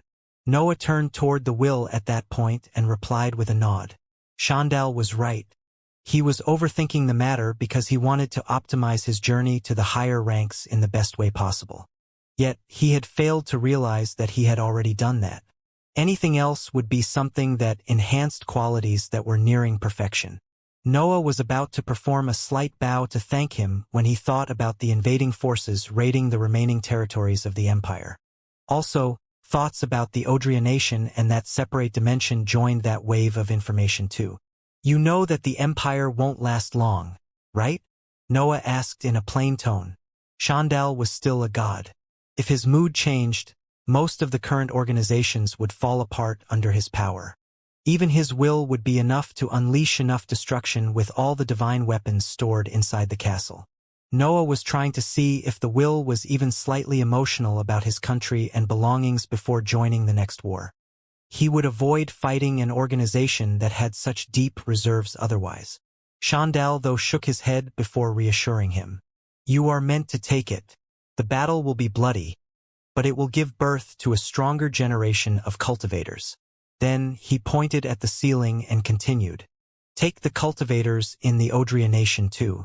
I am in the immortal lands now, stealing as much as I can before heaven and earth notice me. I don't need any other motivation to keep cultivating. In the end, he drew a circle with his index and continued. No one else will find this land. I will take everything away before anyone comes near the mausoleum. I will leave only a few pieces of the sky as a reward. Who knows? There might be another talent hidden somewhere. Shandal's words made Noah understand that the god had allowed them to gain access to the castle even before they learnt about the central storm. It seemed that his commitment to nurturing talents was enough to make him give up part of his collection. Noah left a few minutes after those words. The two of them didn't have anything else to talk about, and Shandal was very secretive for what concerned the immortal lands. His take on the matter was just another method meant to force cultivators to grow on their own and develop laws that heaven and earth couldn't take. Kindling their curiosity could help in their journey. When Noah returned to the throne room, he found his companions cultivating in silence and inspecting their new items with eager eyes. They couldn't store them inside their space rings because something on that level would crack the formations used for the creation of their devices. Only June could save hers since the inscriptions on her tome only preserved its integrity. June interrupted her meditation when she sensed his aura and revealed a smile toward him. Noah sat next to her and heaved a sigh. The talk with Shandal had been brief, but it had helped him discover something about the immortal lands, other than solving his doubts for what concerned his reward. What will you choose? June asked when she saw that Noah's doubts had disappeared from his expression. The will made me realize that I'm not doing bad for my age, Noah replied. You are breaking a record with every breakthrough, June said. I don't know if there is a way to train faster. I know, Noah agreed with her. It would be different if there were easier runes here. Still, I'll take the diagram since it seems to contain an interesting spell. We have to pick something for chasing demon, and we are done here. The dense dark gas capable of expressing different shapes of the breath of the darkness element could be useful. Still, it wasn't a divine item, and Noah had already created his darkness. His goal now was to build something stronger that didn't follow the laws of the world. The core item would also be his darkness, which was already outside heaven and earth's system. So, the gas could only help him in his meditation. As for the mirror, it was a divine item, but it didn't suit Noah's main inscription method. It would still help him during his experiments, and using it with the divine deduction technique would reduce the time needed to complete his tests.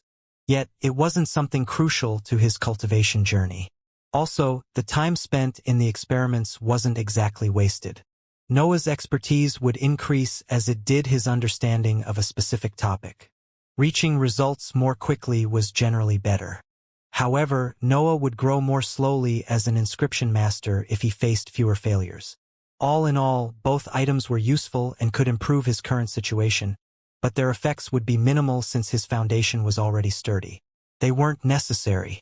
On the other hand, Noah found the diagram interesting, even if it didn't provide any evident benefit. The fact that Shandal didn't manage to discover its effects after millennia of research was a clear sign of its value. Also, it involved the darkness element, which meant that it required a cultivator with the same aptitude to work. Human cultivators couldn't look at it either, and Noah could only think that its power had to be incredible to produce such effects just in its diagram form. Hence his decision to pick it. There were even his instincts involved in the matter. Noah felt as if those intricate lines hid an incredible power that he wasn't able to put into words due to his poor understanding of the laws. Noah and the demons excluded most of the group when it came to deciding the last item.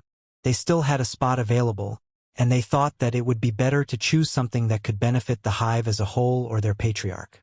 Yet, that matter was too private to include June and Faith, and the three of them eventually choose to exclude even Daniel since they would have to discuss chasing Demon's individuality to pick a suitable item.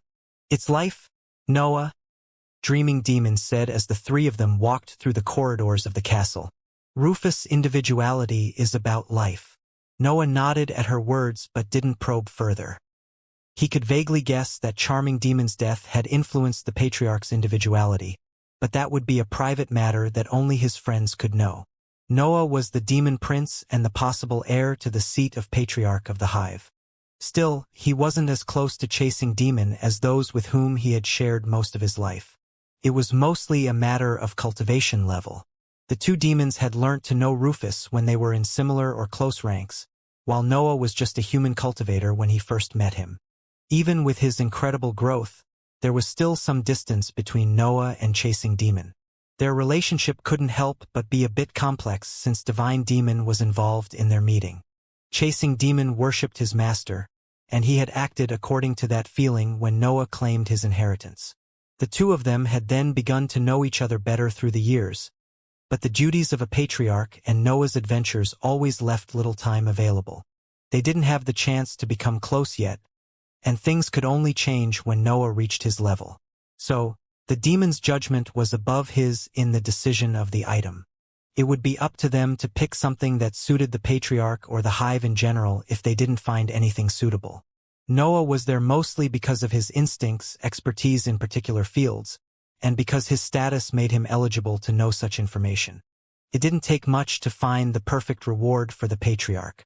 The three of them had already explored the castle twice and knew what could go along with his individuality. Noah and the demons found themselves in front of a small humanoid puppet made of a brown-red clay.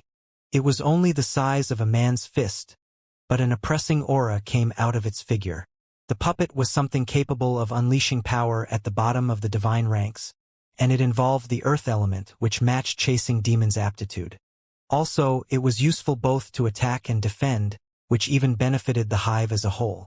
"None of us has found such a perfect match, and he didn't even need to come here," Flying Demon exclaimed before exploding into a loud laugh. His words were on point. All the members of the group had to settle for items that only neared perfect suitability. Instead, Chasing Demon would obtain something that matched both his individuality and his role as patriarch of the hive. However, there was no malice in Flying Demon's words. He felt truly happy for his friend, and his companions thought in the same way. "Can we even carry it outside of the dimension?" Noah asked as he inspected the puppet. Its size made it appear harmless, but his instincts told him not to come near it. "It says here that we only need to keep it away from the ground," Dreaming Demon pointed out as she read the description under it. "Do you want to do the honors?" Noah asked while taking a step back. Flying Demon couldn't help but reveal a smirk at his action, and he spoke through his teeth as he turned toward his lover. "Let's make your snake touch it first." "Indeed." Noah quickly agreed with him. "You told us that she wouldn't remember anything anyway once your mental energy leaves her mind." Dreaming Demon nodded at their suggestion before focusing on her connection with Raphael to summon her in that hall. Once the group settled the matter of the rewards, they only had one last decision to make. The 8 of them wouldn't have problems carrying outside those items since they had chosen them considering that issue. Yet, some of them would have to bring them in their hands since the rewards were too powerful to enter their space rings.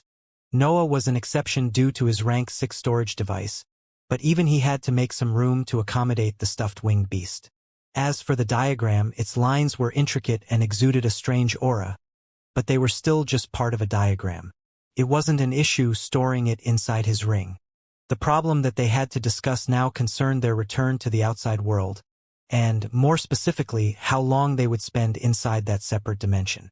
The sky of Chandal's separate dimension was beneficial for the seas of consciousness, and the territories of that landmass contained various fauna filled by many powerful creatures. The winds made of laws were the real treasure, though. Cultivators could improve their understanding of the later stages of the heroic ranks thanks to those gales. They were what made the mausoleum an incredible training area for experts at that level. It was needless to say that all the members of Noah's group didn't want to leave that place. Only the snakes were an exception because they had been stuck there since the fall of their mortal lands. However, there were pressing political matters in the outside world that required those cultivators' presence. June had to inform the Elbas family about the contents of the Nation. Noah had to take back his place in Divine Market City to reestablish the influence of the Hive on that neutral territory. The same went for Daniel, who was another valuable asset in the ranks of the Hive. They couldn't remain there since the outside world needed to know that they were available and not in some mission. Of course, time was relative when it came to rank 5 existences, since Hay could spend decades in their caves or habitation to complete experiments. Being missing for a year or two was entirely understandable for experts on their level, especially since their mission involved divine entities. Faith had a little better than her companions. The council was powerful even without her, and the higher-ups wanted to regain her trust. The elders of the Papal Nation would look for her only if she had been missing for decades, and that wasn't in the group's plan. Yet, even if they couldn't stay there for decades, they could still spend a few years seizing as benefits as they could. After all, anyone could exit the separate dimension and contact the organizations behind them to keep them updated about their status. Making up a story for their organizations wasn't an issue since Shandal was open about his behavior. The Will would just run away with most of his belongings as soon as a significant raid arrived, leaving no proof of his imitation of the Immortal lands. Noah's group could say that they had found an inheritance ground and that only the members of the Hive had obtained some rewards. There was a risk with that approach. Flying Demon had to inherit Shandal's individuality, which was a slow and dangerous process. Exposing the existence of a divine inheritance ground could make the invading troops start another war to seize it. That would take away precious time from Flying Demon, and Noah wanted the inheriting process to be as smooth as possible. Also, the invading forces weren't ready for an all-war again. They were still recovering from the previous battles, and exploiting the benefits of the new continent was the perfect way to put more distance between them and the Empire. They had to find a justification that didn't trigger a mass invasion. Something that would buy enough time not to ruin both Flying Demon's gains and the war that they were waging. In the end, they decided to remain in the separate dimension for 3 more years. The 6 of them mostly trained and made use of the incredible features of those lands in that period. With Shandal's cooperation, they didn't need to return near the void to escape from the central storm and could make use of the teleportation matrices inside the castle. They would go out and search for the winds or isolate inside the structure to focus on their power. Of course, Noah went out often since he needed to appease his hunger, but June always followed him and kept herself busy fighting other powerful creatures to express her individuality.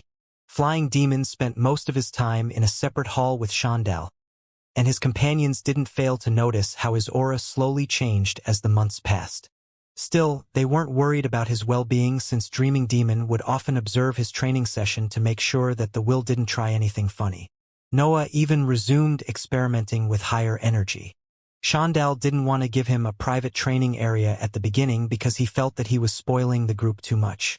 Yet, he soon provided Noah with what he needed once his experiments started to explode and spread their destructive effects through the castle. Noah's failures couldn't create structural damages to that structure, but Shandal felt worried that the shockwaves released in the explosions could affect some of the weaker items in his collections. So, he appointed him to a reinforced room that didn't even bulge when his experiments detonated. Nevertheless, the group eventually left the castle through a teleportation matrix and reappeared near the formation that led to the 3rd layer of the mausoleum. The 2 demons weren't there, but Noah had managed to submit another hybrid during his hunts. It was a rank 5 river beaver whose intelligence was still childlike since it had evolved from an elite beast when the compound activated. Noah would leave the matter to educate it to Danielle once he returned to the outside world. Still, for now, he just kept it sealed, just like he did with the other 2 snakes. The group didn't hesitate to activate the teleportation matrix, and the 7 of them soon saw the walls of the mausoleum again. A small commotion happened inside the 3rd layer when the rank 3 cultivators saw the appearance of the 3 powerful hybrids. However, Noah quickly suppressed it with the words that they had been waiting for their entire lives. "Gather everyone. It's time to take you out of this wasted nation. Chaos swept the entirety of the Odria nation after his declaration. Still, the citizens of that country didn't take much to gather everything they had and reach the edge of the defensive formation that isolated them from the outside world. A crowd made of thousands of human cultivators gathered in a spot that Noah had pointed. He then activated the door that the demons had previously created to bring that crowd to the separate dimension of the hive. Where should they go? 37 asked when he saw Noah and the others following the crowd through the door. Send them to the Coral Archipelago, Noah answered. I've already warned the others of their arrival. Noah noticed Lisa looking for him through the crowd, but he ignored her. He had far more pressing matters to handle. Faith neared him and handed him her divine bracelet. For their story to work, only the members of the hive could reveal their gains from the separate dimension, and Faith couldn't hide her reward. So, the hive would store it and wait for her to pick it up after the political situation calmed down. After all, someone could be waiting for them outside of the separate dimension, and that encounter could require a show of strength. Noah and the others had created an excellent story to justify their divine items while preventing the other organizations from sending other teams in the Odria country. They had revealed the existence of a separate dimension under the mausoleum, and they had described it as an inheritance ground that tried to imitate the immortal lands. Their story fit what the world knew about the god of the empire and even explained why they had gained access to divine items when they were only rank 5 cultivators. According to that lie, the group would have slowly explored that foreign land filled with dangers in the last 5 years. Yet, when they reached the rewards, they triggered a reaction in the separate dimension. The inheritance ground detonated, and the void enveloped its entire space. It was only due to the group's careful approach that the cultivators had managed to return to the outside world in time, while also seizing the divine items. Of course, Noah and the others could invent that story only because Shandal's will was cooperating. They knew what would have been his reaction in the occasion of a raid, and they could use that information to fabricate a believable lie. Even if the Elbas family and the council were to explore the separate dimension in the future anyway, they would only confirm their story. However, there were bound to be doubts, especially when it came to an inheritance ground storing divine items. There didn't need to be glaring pieces of evidence about the group's lie to cause a reaction in the forces that didn't manage to obtain anything. One small discrepancy or ambiguous detail in their story was enough to make at least part of those organizations take action. Greed could lead humans to destruction, but it was also one of their most intense urges in life, and Noah knew that far too well. June and Faith had given vague reports to their organizations during their stay inside the separate dimension, and they had only revealed the entirety of their lie when they left it. Those two mighty forces wouldn't have time to prepare much with such short notice, but they were still leading organizations in those mortal lands. They could come up with something fairly quickly, especially if they had begun to suspect something in those years. As for why they would even start to suspect them, Noah knew that it was because of him. There was a nation where only Noah could enter, and Elder Julia had prevented the other forces from matching the cultivators deployed by the hive. The situation was already strange, and Noah's fame wasn't good to begin with. His missions usually led to significant consequences in the political environment in the world, and his enemies knew that he didn't act unless he had a valuable reason. Of course, they didn't think that June and Faith were involved in that possible ploy. The council and the Elbas family knew that their relationship wasn't bad after the events in the neutral city, but it would take decades of friendship to convince them to try to trick their organizations. Unluckily for them, Noah and June had spent a lot of time together, and Faith had become attached to them reasonably quickly. Also, there were oaths in place between the women and the hive, which preserved their credibility. Noah, June, Faith, Daniel, the 2 ghostly snakes, and the river beaver came out of the underwater cave where they had first used the separate dimension to cross the formation around Odria country. Nothing had changed in those years, and the cave still had the curtain that blocked the investigation of eventual cultivators there. Yet, Noah didn't feel safe to see that no one had entered that place. That could be a strategy meant to make him lower his guard. Noah's instincts as a lone cultivator made him consider every eventuality. There was a chance that he was being paranoid, but he was too used to the methods of the Elbas family not to expect something. After all, The royals and the council knew that they would come out from that spot since June and Faith had warned them.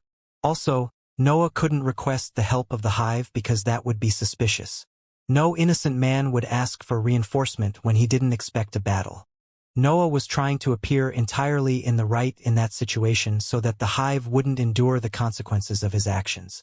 The group came out of the cave slowly and with their consciousnesses wholly unfolded. The lack of any evident danger made them advance and exit the bottom of the old continent so that they could return to the surface.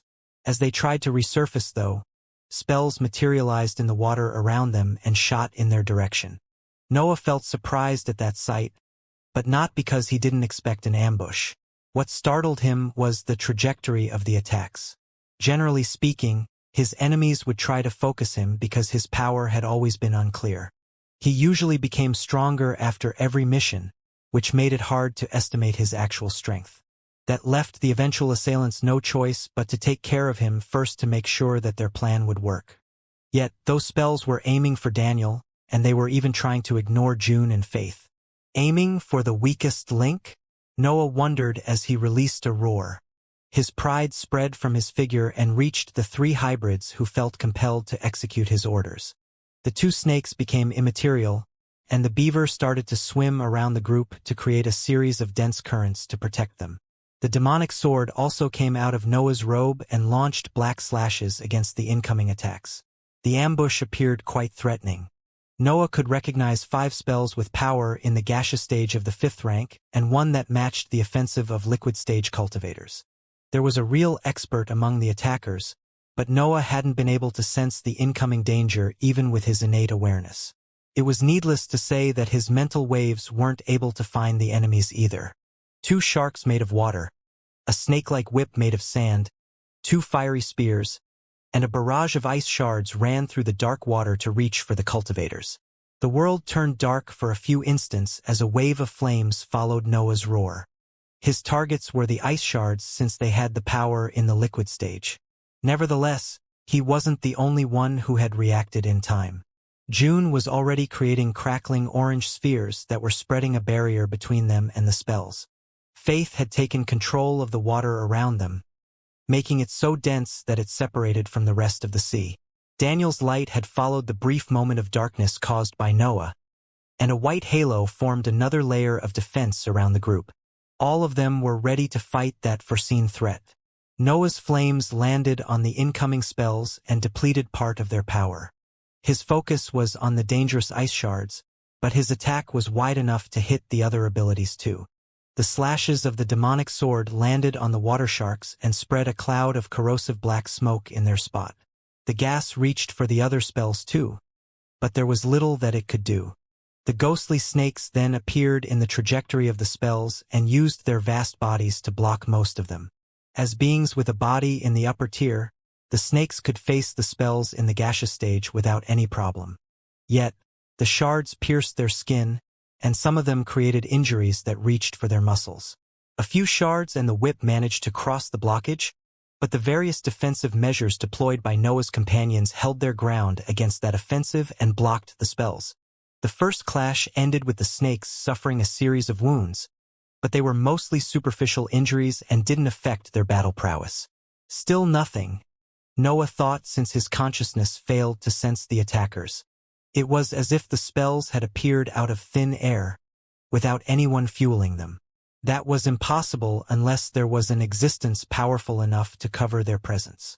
Still, Noah felt quite sure that the leader of that operation was the rank 5 cultivator in the liquid stage hidden somewhere in the sea. It wouldn't make sense for someone more potent than that to remain hidden during an ambush. There are inscriptions involved, Noah concluded in his mind when he couldn't find another explanation for that event.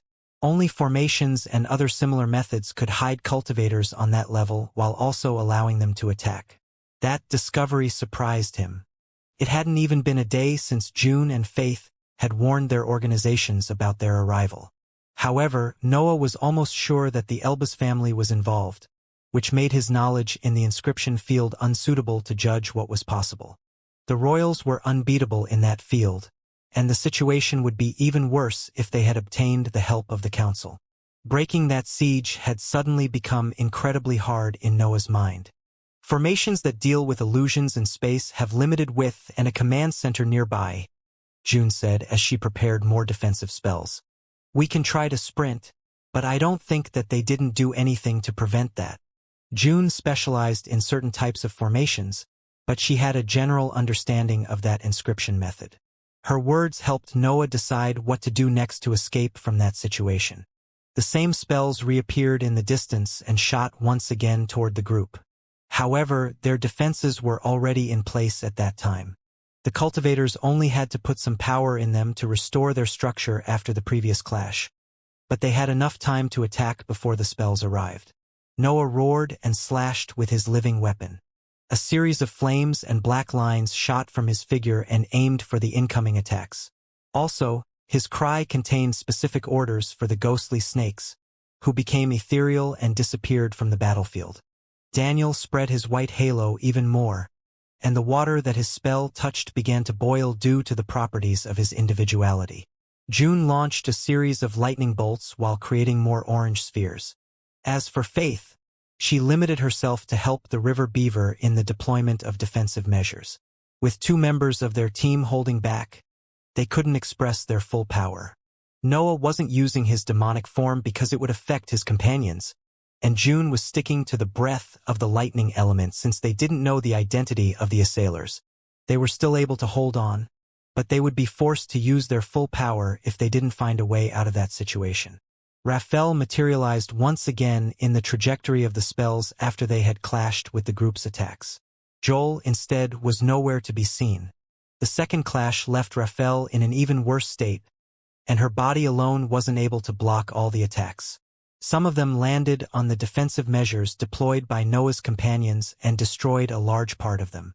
The might of a rank 5 cultivator in the liquid stage wasn't something that experts in the gaseous stage could block easily.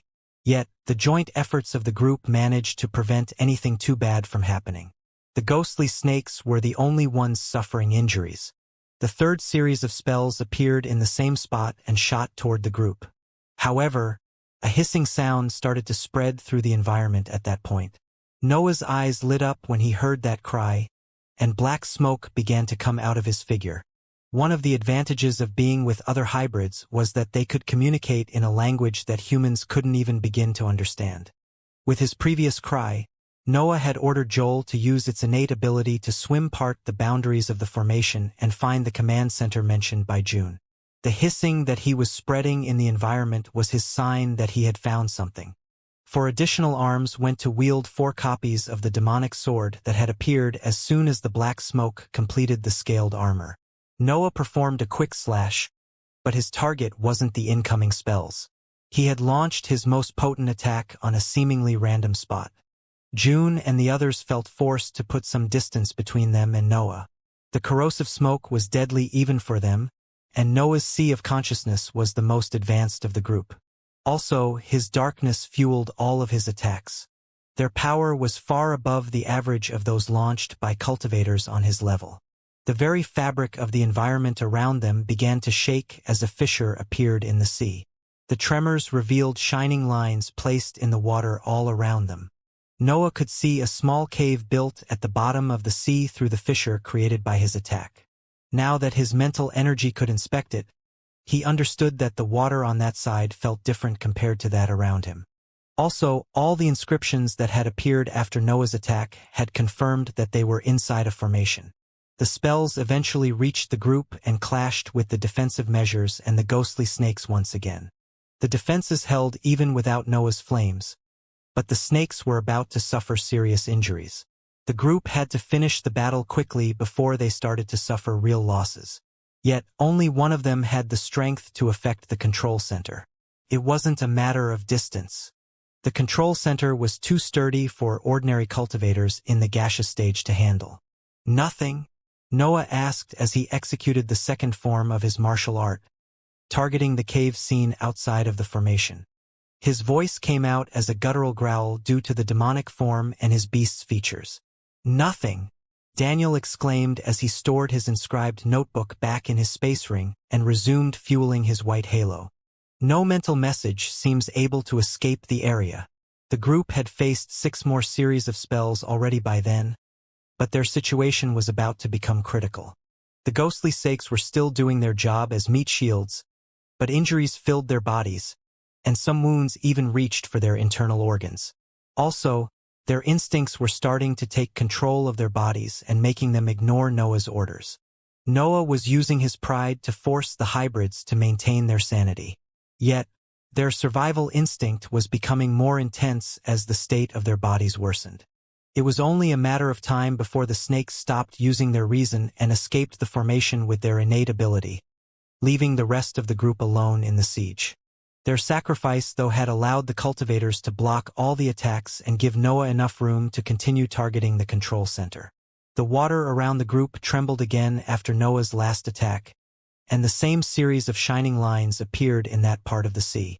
Some of them even fell apart during the tremors, but the formation was still mostly intact. They did this in less than a day. Noah cursed in his mind as he released another roar to suppress the instincts of the snakes. We would have already exposed some secret if it wasn't for the hybrids. It was clear that their assailant had come prepared. They had deployed manpower stronger than Noah's group, and they were even making use of an annoying formation. If Noah hadn't submitted the 3 hybrids, they would have been forced to use all their assets to survive, which meant revealing June's higher energy and the separate dimension. However, there was hope to keep their secrets hidden thanks to the sacrifice of the snakes. After all, that was the whole point of their lie. Revealing the divine items would protect June and Faith's status in their organizations and make their story more believable. The women's cover would be exposed if the Hive was to reveal their divine items in the next years, and the organizations behind them would still think about creating raiding parties if they didn't have a decoy. Instead, knowing that such precious objects were in the hands of the Hive would move their attention away from the separate dimension and give Flying Demon enough time to inherit Chandle's individuality. Also, the other organizations would start to fear the Hive more if they knew that it owned those powerful tools. Fame and reputation could be the end of a lone cultivator, but they were an armor when it came to organizations. The copying formation already discouraged anyone from attacking the Hive, and the knowledge that it owned divine items would only strengthen that feeling. The only issue now was to make those items reach the safety of the Hive. Daniel had his emblem hung on his neck, and the fact that his robe covered it didn't prevent its powerful aura from leaking in the environment. Meanwhile, Noah had both the stuffed beast and the diagram in his space ring, which hid their presence. That was the reason why all the spells kept on aiming for Daniel. It seemed that the assailants weren't trying to take down the entire group, but forced them to give up on that divine asset before someone noticed that they were late. Noah's eyes became cold when he saw the shining lines disappear again in the water. At that sight, it became clear in his mind that the ghostly snakes would die before he could destroy the entirety of the formation. It would be up to the group to face the full power of the spells once the protection of the hybrids vanished, and targeting the control center while defending could be a problem. Noah's mind worked at full speed as he analyzed the situation. The divine deduction technique consumed his mental energy to evaluate how much the formation could endure, and if the group could destroy it without revealing anything. The answer was negative. Noah and the others would still need to use some of their hidden assets even if the snakes gave their lives to defend them. Noah made his mind at that point. Daniel saw the fiendish figure nodding at him, and he didn't hesitate to take the emblem in his grasp. If they had to reveal something anyway, they might as well use the divine items before the hybrids died. After all, the world already knew about them. Also, the effects of Daniel's emblem were straightforward. The item gathered light and unleashed it to eliminate any threat attempting at the life of its wielder. Chandal had kept it charged, which allowed Daniel to activate it straight away and without the need of any breath. He only had to use a minute part of his mental energy to trigger its effects. The 10th series of spells formed and shot toward the group, but a blinding light soon filled the entire underwater area. The effects of the divine item were the exact opposite of Noah's flames, even if they both turned the witnesses blind for a few seconds. Noah saw his world become completely white, and he couldn't help but spread his mouth at that sight. Dense breath entered his body and nourished his lungs.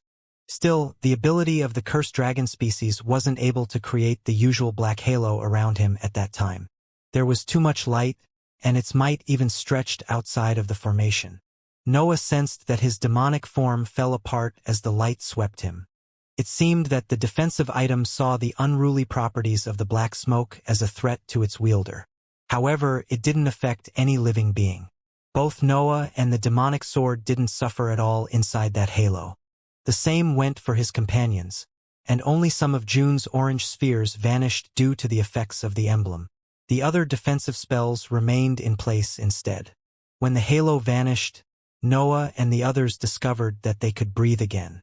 The emblem had destroyed the entirety of the formation, creating an empty sphere right in the middle of the sea. The water soon filled that gap, and the cultivators could sense that the sea had changed once they were submerged again. However, they didn't waste time analyzing it since they weren't safe yet. A roar ran under the sea, and black smoke began to spread once again since Noah quickly reactivated the demonic form. June and the others prepared their offensive spells too at that signal, and the snakes became immaterial to prepare for the imminent clash. They could finally charge ahead now that the formation was gone. Noah and the others couldn't know how effective the emblem would have been, but it did far more than its description implied. The item had taken care of all the threats in a large area, destroying the entirety of the formation that kept the group trapped. It had even affected Noah's demonic form, but it seemed unable to hurt living beings since the hybrids were fine. The ghostly snakes' minds were at their limits, and their instincts were about to take control of their bodies. The emblem would have targeted them if it could affect living beings. The only drawback of that divine item was the amount of light needed to recharge it.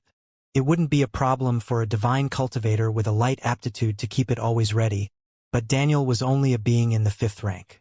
No one in the group knew how long it would take for the emblem to become operational again.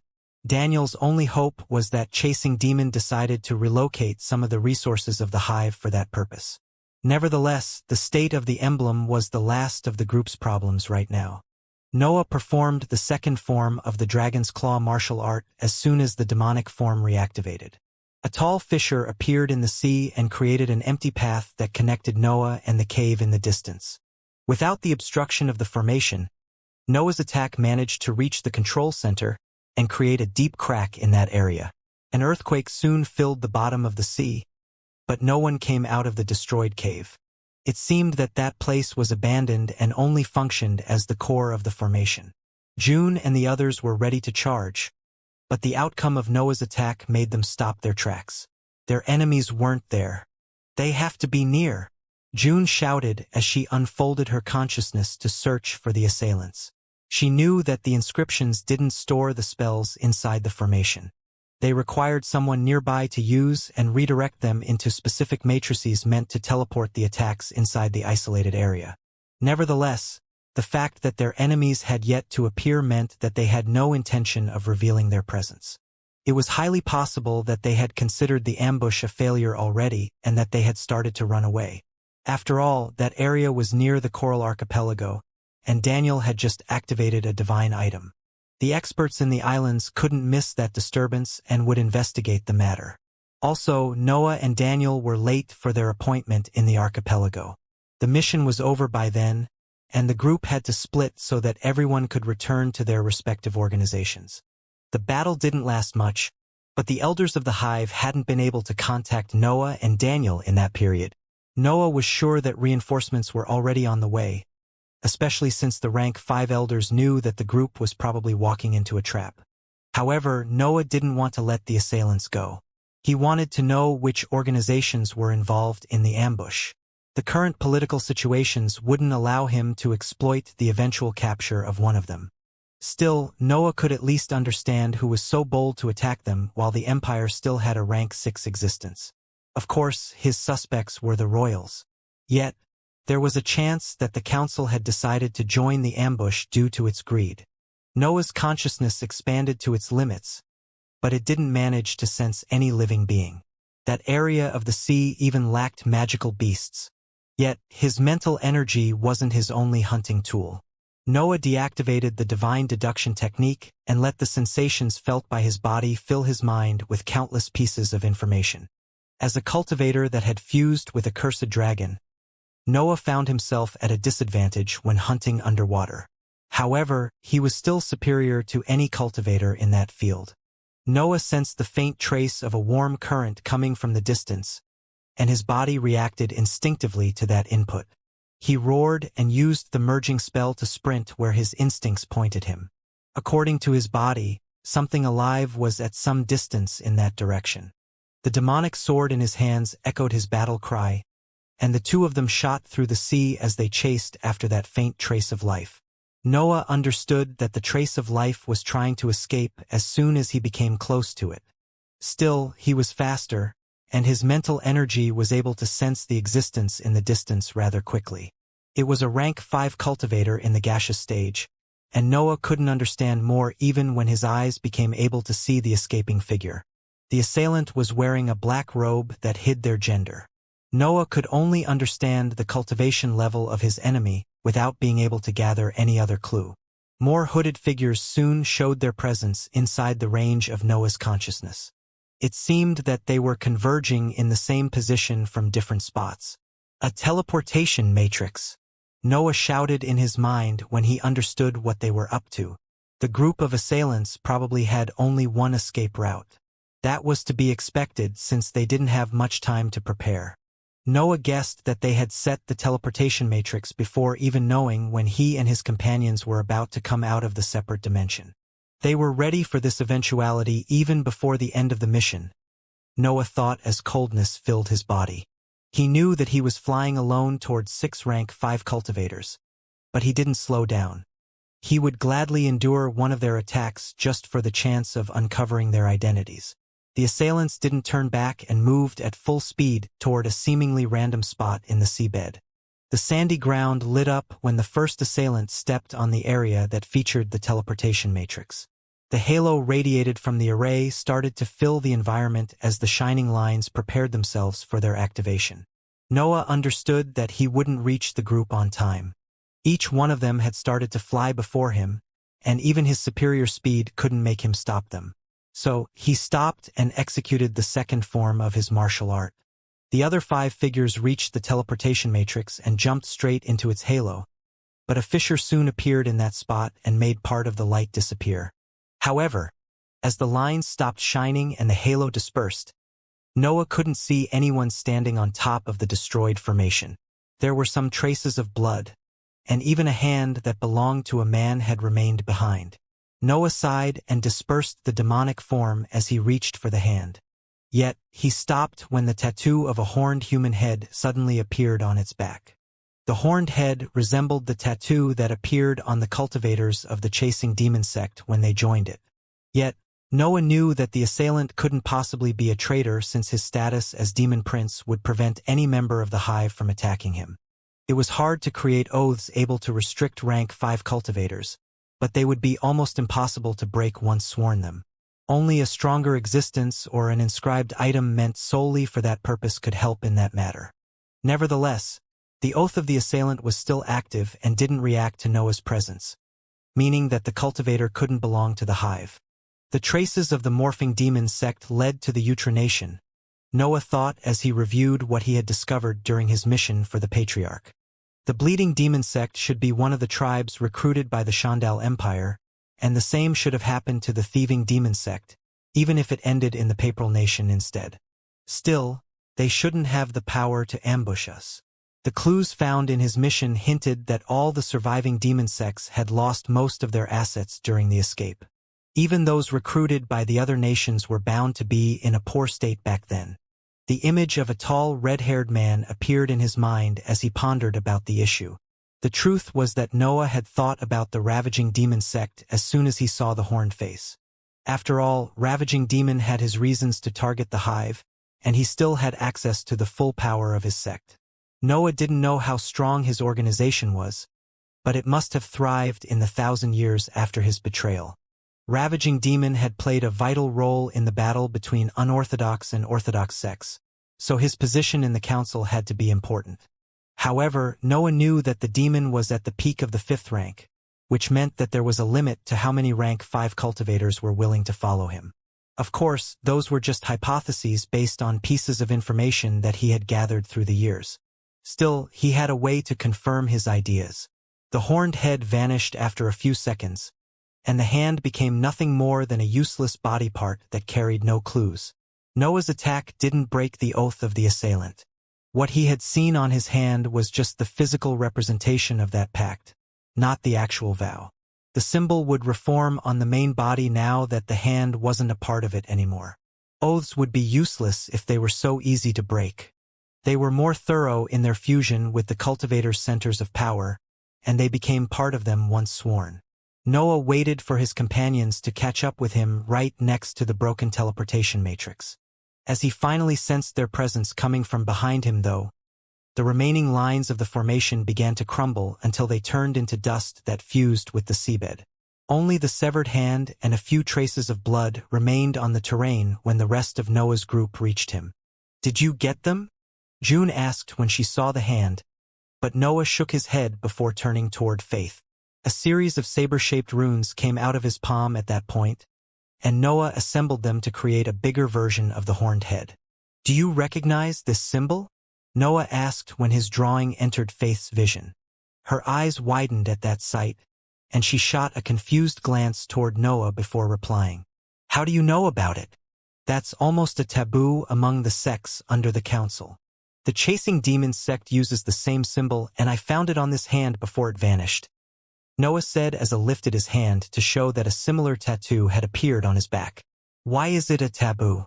"I thought that the Ravaging Demon sect was your ally." Noah went straight to the point. After all, Ravaging Demon's betrayal wasn't a secret, so he couldn't understand how that symbol was a taboo for the council. Faith fell deep in thought for a while.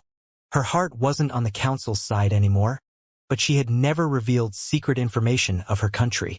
Yet, she had to say something if she wanted to help her friends.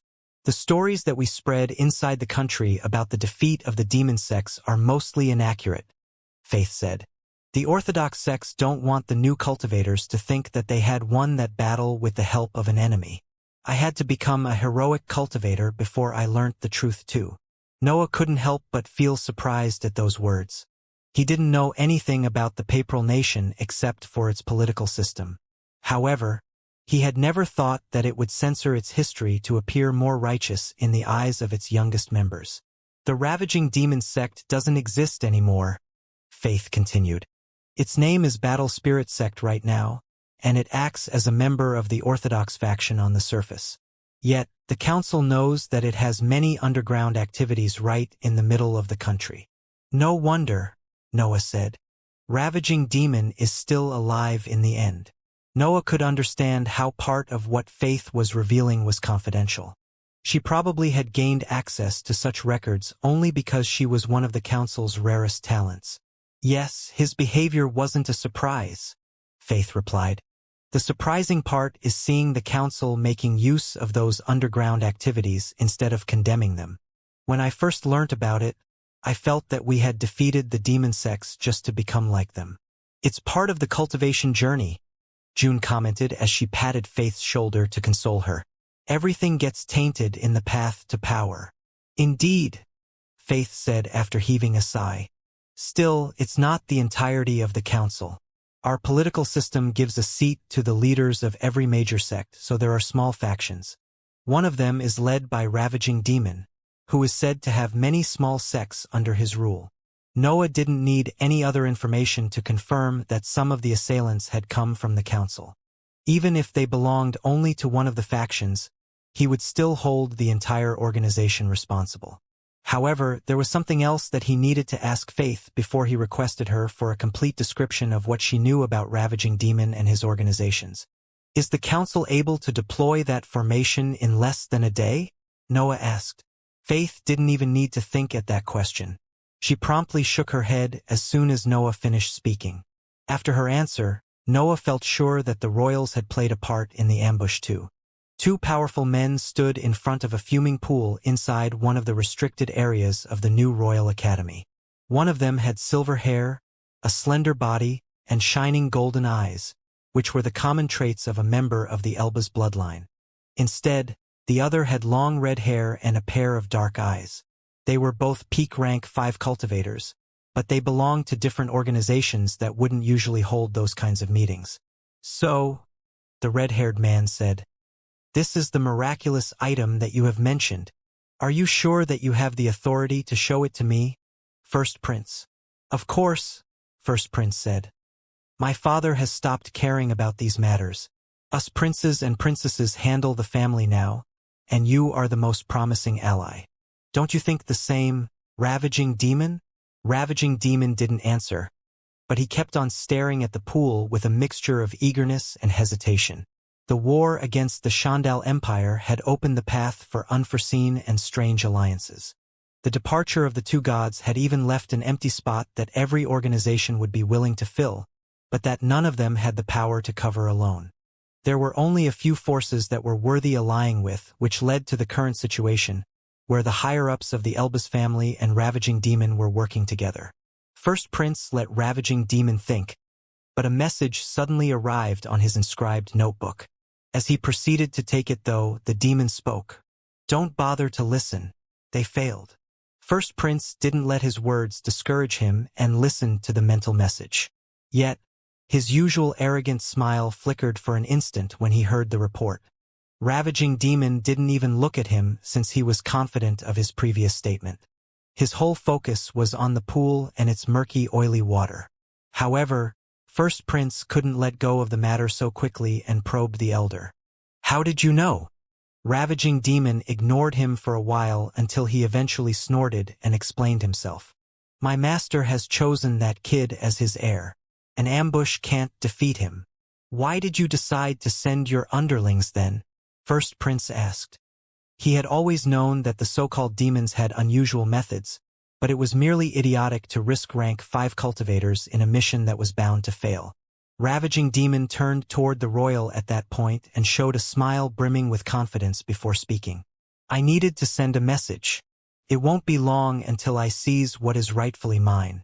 I'm the only one worthy of being the heir of the divine demon. First Prince had many questions.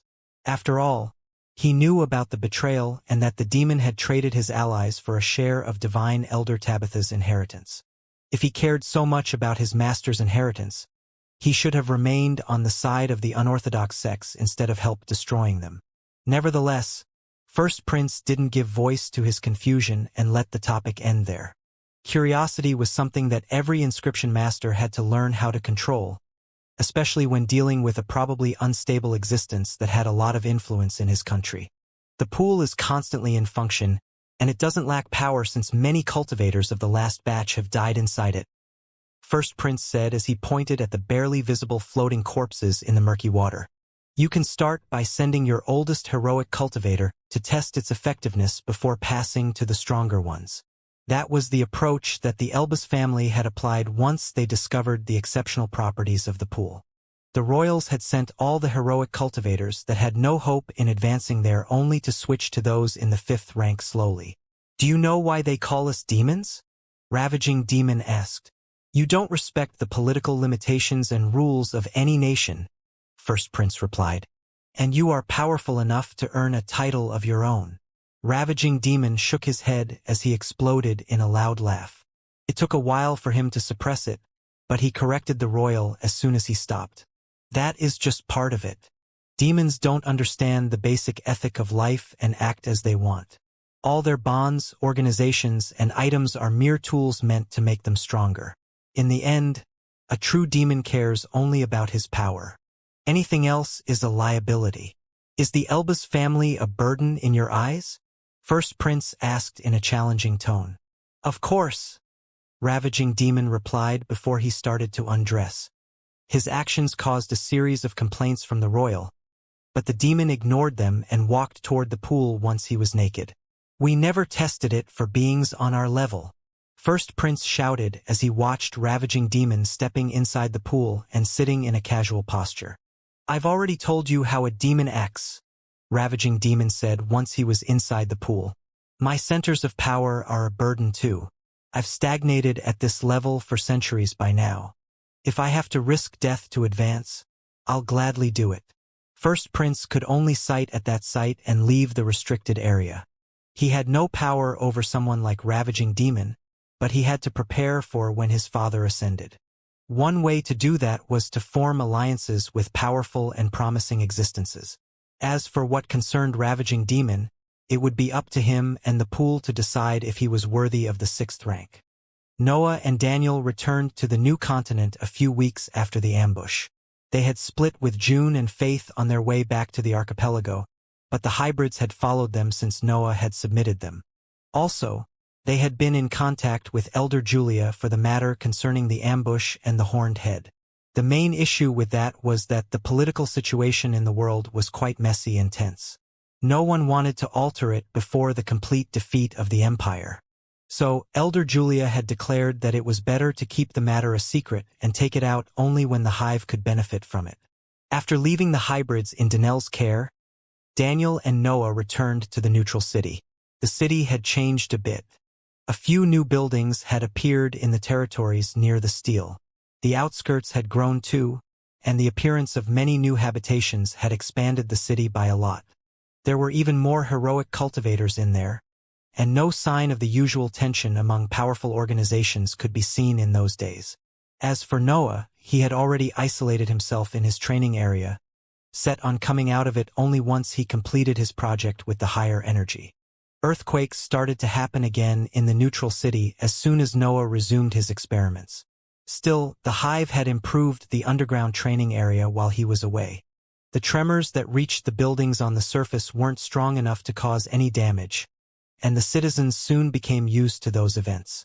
After all, it wasn't a secret that heroic cultivators performed experiments during their seclusion, and Noah already had a reputation in that field. As the years passed, the earthquakes became something iconic of Divine Market City. Everyone became used to them. Daniel shared the training area with Noah, but he cultivated in other places or even in the wilderness since it was too dangerous for him to remain there during Noah's experiments. Noah had kept on increasing the amount of darkness used during his tests, which only caused heavier repercussions after each failure. Also, the fact that he wasn't making any noticeable progress made him more reckless with his experiments. Noah would often fill the entirety of the training area with his darkness and start manipulating it as he tried to find a shape that his breath accepted. The divine deduction technique was crucial in the process since he analyzed and changed approach even when he was in the middle of a different procedure. It was impossible to predict the reactions of his darkness. Noah usually had to improvise since his breath reacted in unforeseen ways during the approaches that he had chosen beforehand. The increased quantity of darkness created even more unexpected reactions, which turned the entirety of the training area in a rank 5 danger zone due to how often Noah ended up causing an explosion. However, nothing seemed able to satisfy his darkness. His breath appeared unable to find a stable form whenever Noah tried to increase its power. It had been more than 10 years already since his return from the Nation, but Noah had only managed to pile a series of failures. He had reached the point where he could list thousands of approaches that didn't work and not even a promising one. Noah had always known that creating higher energy would be hard. After all, he had spent 16 years to make his darkness, and he already had a sort of blueprint when it came to that experiment. Yet, he had never predicted that he would still be stuck on the starting point after so much time. Noah knew the reason behind the level of difficulty of that project. Generally speaking, cultivators had to be able to understand the laws to modify the structure and functioning of energies. They needed to follow universal rules concerning the behavior of the breath of a specific element.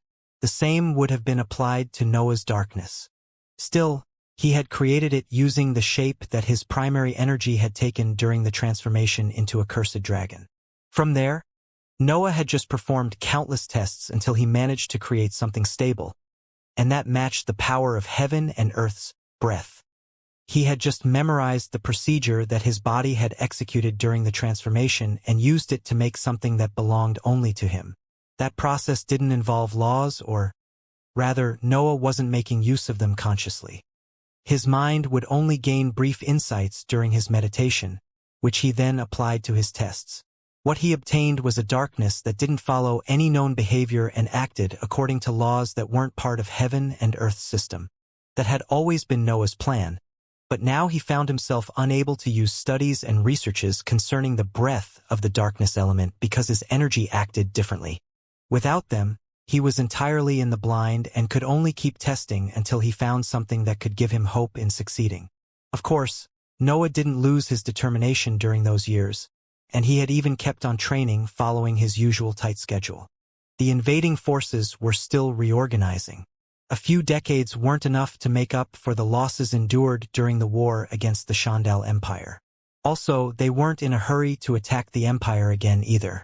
The fact that the invaders had complete control over the new continent assured them that they would experience better growth compared to the Empire. They would launch another offensive once they felt that the difference between their power was large enough to limit their losses. Still, their only focus was on turning their new domains into sources of income and nurturing new heroic assets. That left Noah with no tasks other than becoming stronger before the new major battle. That was precisely what he was doing, even if he didn't have much success when it came to his higher energy. A change occurred after the 15th year of isolation. Noah was immersed in his darkness as usual. His hand performed quick gestures that affected the dense gas around him and tried to alter its shape. He was trying to force his energy into a massive gale at that time. He planned to unify all that darkness into a unified shape that he would condense by creating an artificial tornado. That was one of Noah's untested approaches. His darkness would slowly fuse into a denser form at his gestures and began to blow through the underground room, gathering more breath as it flowed. The gale seemed to work at the beginning, but the inherent violence in his energy soon began to create small unstable areas in that form. Blowing in an orderly way wasn't a problem, but conflicts started to appear once the wind of darkness reached a specific density. The remaining darkness in the room would oppose the gale when it tried to absorb it, and black slashes shot once those two forms met. The situation eventually reached a point where more slashes were flying around the underground area than energy. Noah decided to endure one of the slashes to test their power, but the results were disappointing. The attack could only scrape his skin, meaning that it had barely surpassed the limits of the gaseous stage.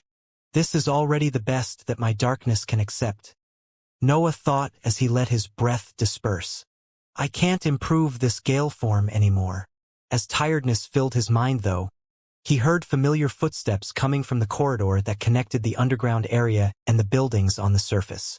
It took you a while, Noah said as he showed a smile to the woman that had just entered his training area. I lost track of time while I studied the book from Shandal's palace, June said, replying to his smile with one of her own.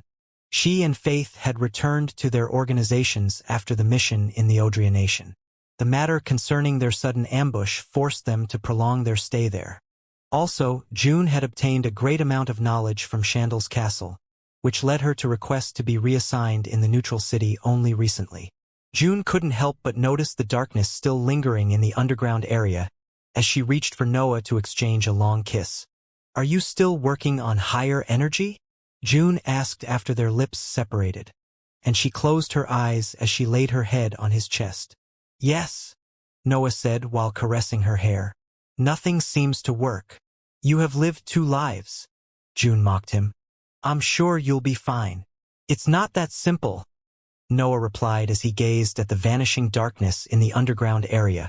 There weren't cultivators in my previous world. We were just powerless humans. The laws weren't something that we could bend at our will.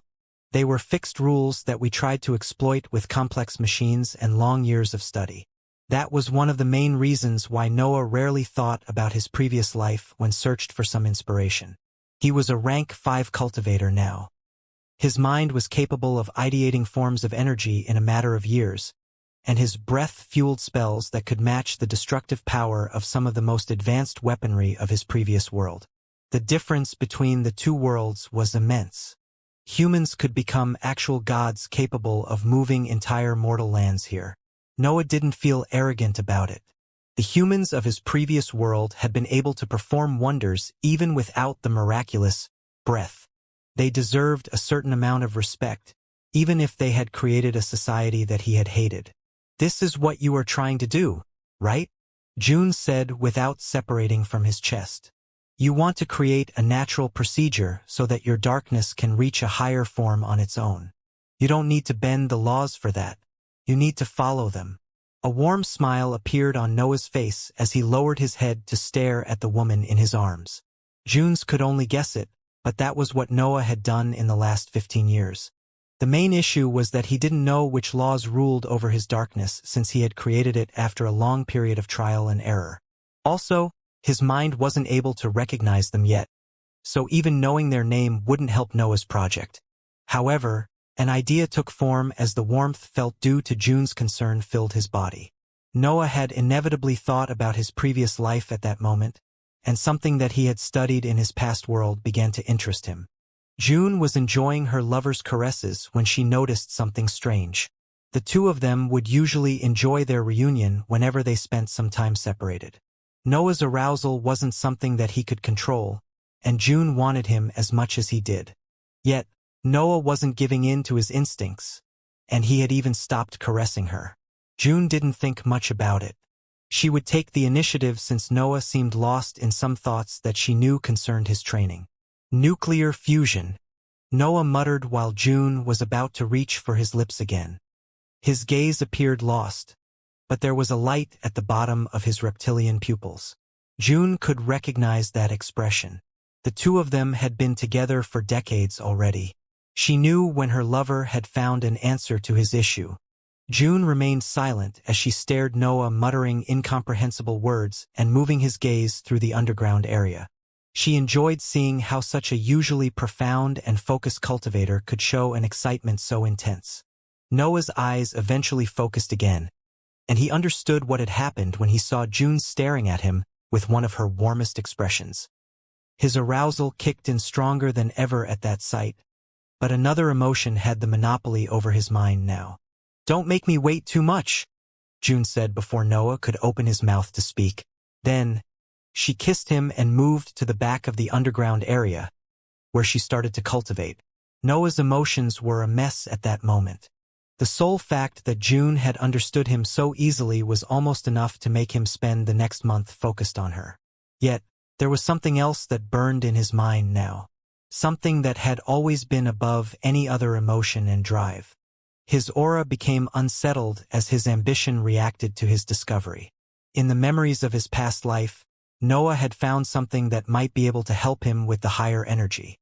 Noah activated the divine deduction technique as he immersed himself in specific memories. His mind went back to when he was just a simple student and listened to his physics professor explaining how the stars worked. Lighter elements fused to form heavier ones. Noah thought as he reviewed the few memories that he had about that period of his life.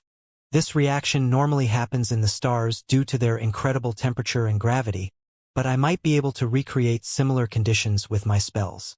Of course, Noah didn't know much about that topic even when he reviewed his memories with his rank 5 mind and the divine technique.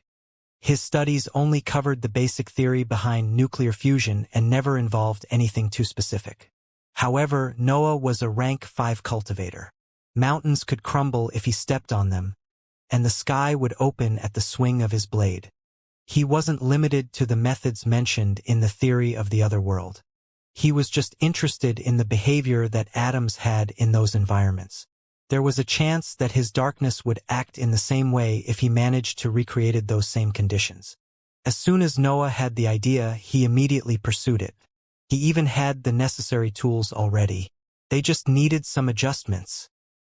8 months had to pass before Noah felt ready to start his first real attempt with that new procedure. The only thing that was still stopping him was the stubbornness of his lover. "I'm not going to leave," June said while Noah massaged his temples. "I've never seen you so worried.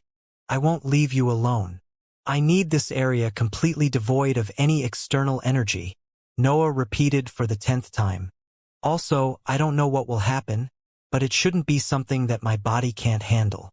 That exchange of words continued for a while until June eventually gave up and exited the underground area while snorting at every step. When Noah was utterly alone, he sealed the entrance of the room and filled the entirety of the underground area with his darkness. The demonic sword wanted to come out to play, but Noah forced it to stay inside his robe. There was a high chance that the situation could escape his control.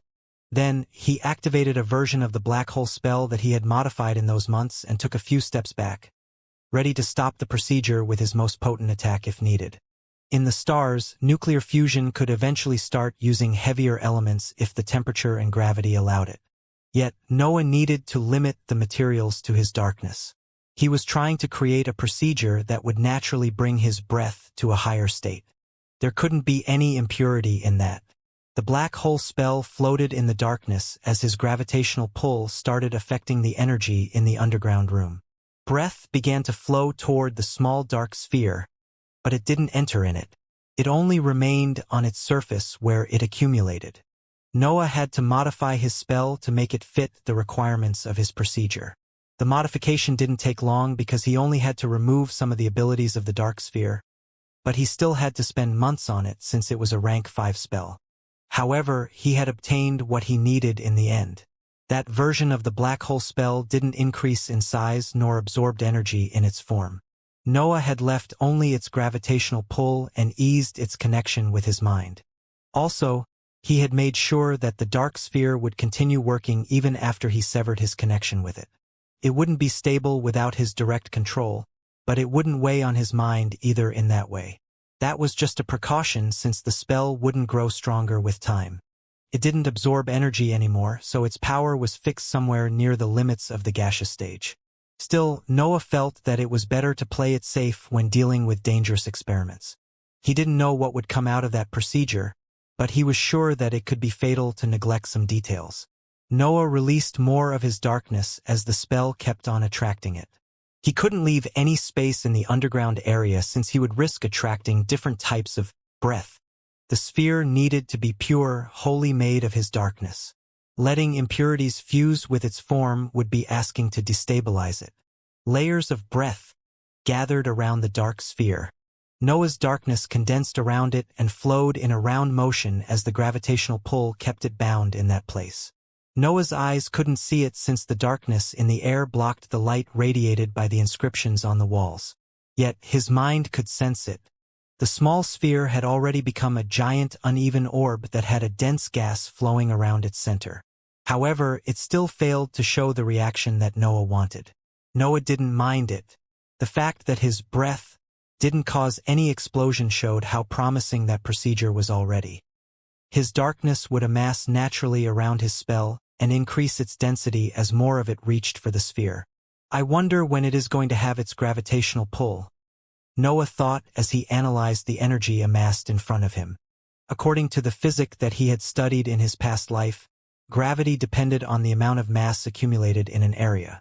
Noah was trying to achieve that with his dense darkness, but he didn't know what level of density it had to reach before it could start making up for the limited features of his spell. After all, Noah wasn't an expert in that field. He was trying to imitate what usually happened in the stars with his poor knowledge. Noah kept on refilling the darkness in the underground area as the spell continued to gather it around its shape. The amount of energy accumulated there had already surpassed what he managed to withstand with his mind, but the weaker connection allowed him to maintain his control over it. Its gravitational pull, though, still failed to arrive, and the procedure eventually reached the point where the power of the black hole spell couldn't attract energy anymore. This is the limit of an ability in the gaseous stage, Noah thought as he stared at the massive accumulation of energy in front of him. He couldn't see it, but he faced it anyway since he was too focused on it. I have to loosen it up a bit, Noah thought as he turned and opened his mouth. White ethereal flames came out of it and spread in the environment, affecting the structure of his darkness and softening its innate resistance to the gravitational pull. Noah's flames used the energy stored in his body. The primary energy fueled them and turned them into an attack of the darkness element. Using them directly on the sphere would affect its functioning and taint the material accumulated there.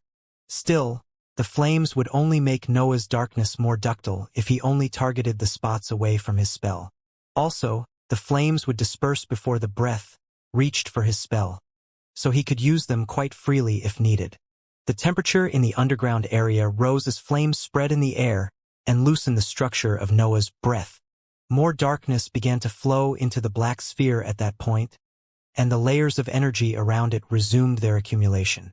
Then, Noah felt a second traction force coming from the dense gases in front of him. The darkness attracted by his spell had finally reached the point where it could help in that procedure. With two gravitational pulls together in one place, Noah didn't need to use his flames anymore. The breath that kept on flowing inside that construct made the traction force become powerful enough to surpass the limits of the gaseous stage. "It's about to become self-sufficient," Noah exclaimed in his mind as he continued to pour breath in the environment. He knew that it would come to a point where all his reserves of darkness would be gone, but he had to continue giving to the procedure only one material. Everything would have been for nothing if he allowed some different form of energy into the spherical accumulation of his darkness. The sphere's shape had become peculiar after its gravitational pull started. There would be some occasional flare as more energy condensed there, and its surface was continually rotating as if it was an actual star that was trying to come to life. Eventually, Noah had to cut away his connection with the black hole spell because there was so much energy around it. That affected the link between Noah and his ability, even if it wasn't a direct connection. The procedure, though, didn't stop. The spell still worked after losing its connection with Noah, and the gravitational pull of the darkness around it had already become self-sufficient. Noah didn't need to do anything but to wait until the experiment required his flames again. The hours passed in the underground area as Noah waited for a change to appear in his darkness. It was only a matter of time before a significant event happened. The outer layers kept on growing in size and expand since the darkness in all the previous ones had reached a level of density that the gravitational pull couldn't surpass with its current power. Yet, the traction force kept on increasing as more energy amassed there, and the most inner layers slowly started to reach higher levels of density. As the density increased, even the gravitational pull became stronger. It was a continuous cycle that would continue as long as Noah continued to provide the raw materials needed by the fusion. June sent him a mental message at some point, and Noah listened to it right away since the procedure didn't keep him too busy. "The breath is acting funny out here. It has started to converge toward the underground area since a while ago." She was still pissed that Noah had prevented her from joining the experiment, but she wouldn't fail to inform him about the consequences that the procedure was creating in the outside world. After all, Noah had been locked up inside his training area for almost a day by then. She was worried about his well-being. Noah told her that he was fine, but he didn't add any other detail. That wasn't the time to let his mind wander through his feelings for June. He had to remain focused even if he only needed to pour more darkness in the environment to keep the fusion going. The massive sphere would become smaller every time the density in the inner layers increased. Still, that only enhanced its gravitational pull that made more breath gather to form new outer layers. Noah almost felt in awe as he sensed those events unfolding right in front of him. The vast mass of darkness had a shape similar to the stars that he had seen in pictures in his previous world, and it was a fantastic sight even if he could only analyze it with his mental energy. Yet, the first issue eventually appeared. There were often flares rising from the surface of his sphere every time the density increased. They weren't a problem before since they were too weak to cause any damage, but it had reached the point when Noah felt forced to take even more steps back. The release of energy was a good thing, though. According to Noah's memories, elements would release energy only when they fused, which meant that something was happening in the inner layers. Everything continued in that way during the entirety of the following day too, and Noah only had to keep darkness inside the underground area in that period. The cycle of shrinking and enlarging continued without any problem, and it was slowly leading to the point where a significant change was bound to happen. The black hole spell had stopped working by then, and the sphere had become entirely self-sufficient. Only an external influence or the lack of energy to gather could prevent it from growing further. Something happened during the third day since the beginning of the procedure. Noah was pouring darkness in the environment as usual when the sphere suddenly shrunk until it was a little orb once again. The gravitational pull that came from that new form was even far stronger since most of the breath in the environment started to gather there and create more layers. "It's happening," Noah thought as a smile appeared on his face.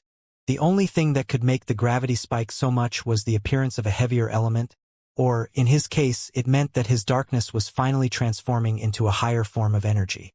Noah analyzed the inner layers. There were minute trails of dense gas at the center of the sphere that was far darker than the others surrounding it. When it came to higher energies, evaluating their power was quite complicated. For example, June's black sparks still belonged to the power level of a cultivator in the gaseous stage, but their actual prowess could surpass those limits. The breath and the higher energy were different both in shape and power that they were capable of releasing. No one had even created clear labels either, since less of a handful of people knew about the existence of higher energies. Noah found himself in that spot now. He had a form of higher energy right in front of him, but he couldn't evaluate how strong it was. He only knew that it was powerful thanks to his instincts. However, those minute strands of thick dark gas were the best result that he had obtained in more than 2 decades. They were energy on a higher level than his darkness, and they had formed through a procedure that just altered their environment. They had come to life naturally. Noah had just prepared the area for the procedure and set it off. Noah didn't know if that was the final form that his darkness could reach, so he let the procedure go to see if he could strive for energy even higher than that one. The gravitational pull had started to affect the entirety of the underground area, and all the breath inside it rotated around the black sphere. Noah had to pour a lot of darkness back in the air to keep up with that consumption, but its sight was terrific. It was as if Noah was in front of a real star, only black in color. June sent him another mental message at that point, but Noah ignored it. His focus had to be on the procedure since it had just chosen to form higher energy. The sphere enlarged and took the breath, still lingering in the outer layers. It was devouring everything that entered in its gravitational pull and built layers over layers made of energy. The quantity of higher energy kept on increasing too, which made Noah eager to see what would happen if all that breath reached that higher form. Yet, June sent another message, and Noah understood that the situation had to be troublesome since she knew that he was focused on the experiments. "There are major repercussions here," June said in her mental message. "The breath is gathering toward you, and some of the weaker buildings can't handle this suction force." Noah knew that stopping there was the right move. After all, he had already obtained what he wanted. The procedure worked, but he had to perform it in a different environment. Divine Market City didn't allow him to go all out with his recklessness, and he would destroy some of the buildings if he lost control after deciding to keep going. The mass of gas soon reached the inscribed walls and continued to grow. It had come to a point where even Noah was struggling to refill the darkness in the environment. However, that wasn't inherently a bad thing. It only meant that nuclear fusion worked. Now, his focus was on finding if that was the limit of the higher energy and invent procedures that would allow him to seize it. Noah's inscribed notebook rang continuously. It was only June at first, but even the other rank 5 cultivators in the neutral city started to send him mental messages. All their messages described the same events. It seemed that the gravitational pull had started to affect both the breath and the buildings on the surface. That wasn't a force that the inscriptions in the underground area could block completely. Noah had created a small dark star that continued to grow stronger with time. Its effects were bound to spread in the outside world. It wasn't an issue when the experiment affected only the breath. Cultivators in the heroic ranks would often perform techniques that involved large amounts of energy. Still, the buildings had started to crack under that pull too. The citizens of Divine Market City began to fear for their lives at that sight. The human cultivators were even worse off. They couldn't leave the city without the tools necessary to survive the dense breath in the environment of the new continent. They were trapped in a city that was slowly falling apart. The matter became even worse when the first rank 2 cultivators started to feel the effects of the increasing gravity. They would feel as if a mountain had suddenly appeared over their shoulders as they dragged their bodies into the main roads to escape from that slow destruction. Some of them even kowtowed in the direction of the central buildings, hoping that their mighty heroic cultivators could stop the catastrophe that was falling on their homes. Noah felt hesitant as he stared at the black star. The reports of the other rank 5 cultivators didn't bother him, and he didn't care about the well-being of the human assets in the city. However, June sounded concerned in her mental messages, which meant that the situation on the surface was quite bad. Also, the black star had reached the point where Noah wasn't able to provide enough darkness anymore. Its traction force had become so strong that the underground area had started to have empty spots where the inscriptions on the walls could shine. Noah would pour more breath in the air only to see it fly toward the black star. His experiment had reached the moment when he couldn't contain it anymore. This is my limit as a cultivator in the gaseous stage. Noah accepted that in his mind as he inspected the illuminated areas in his training hall.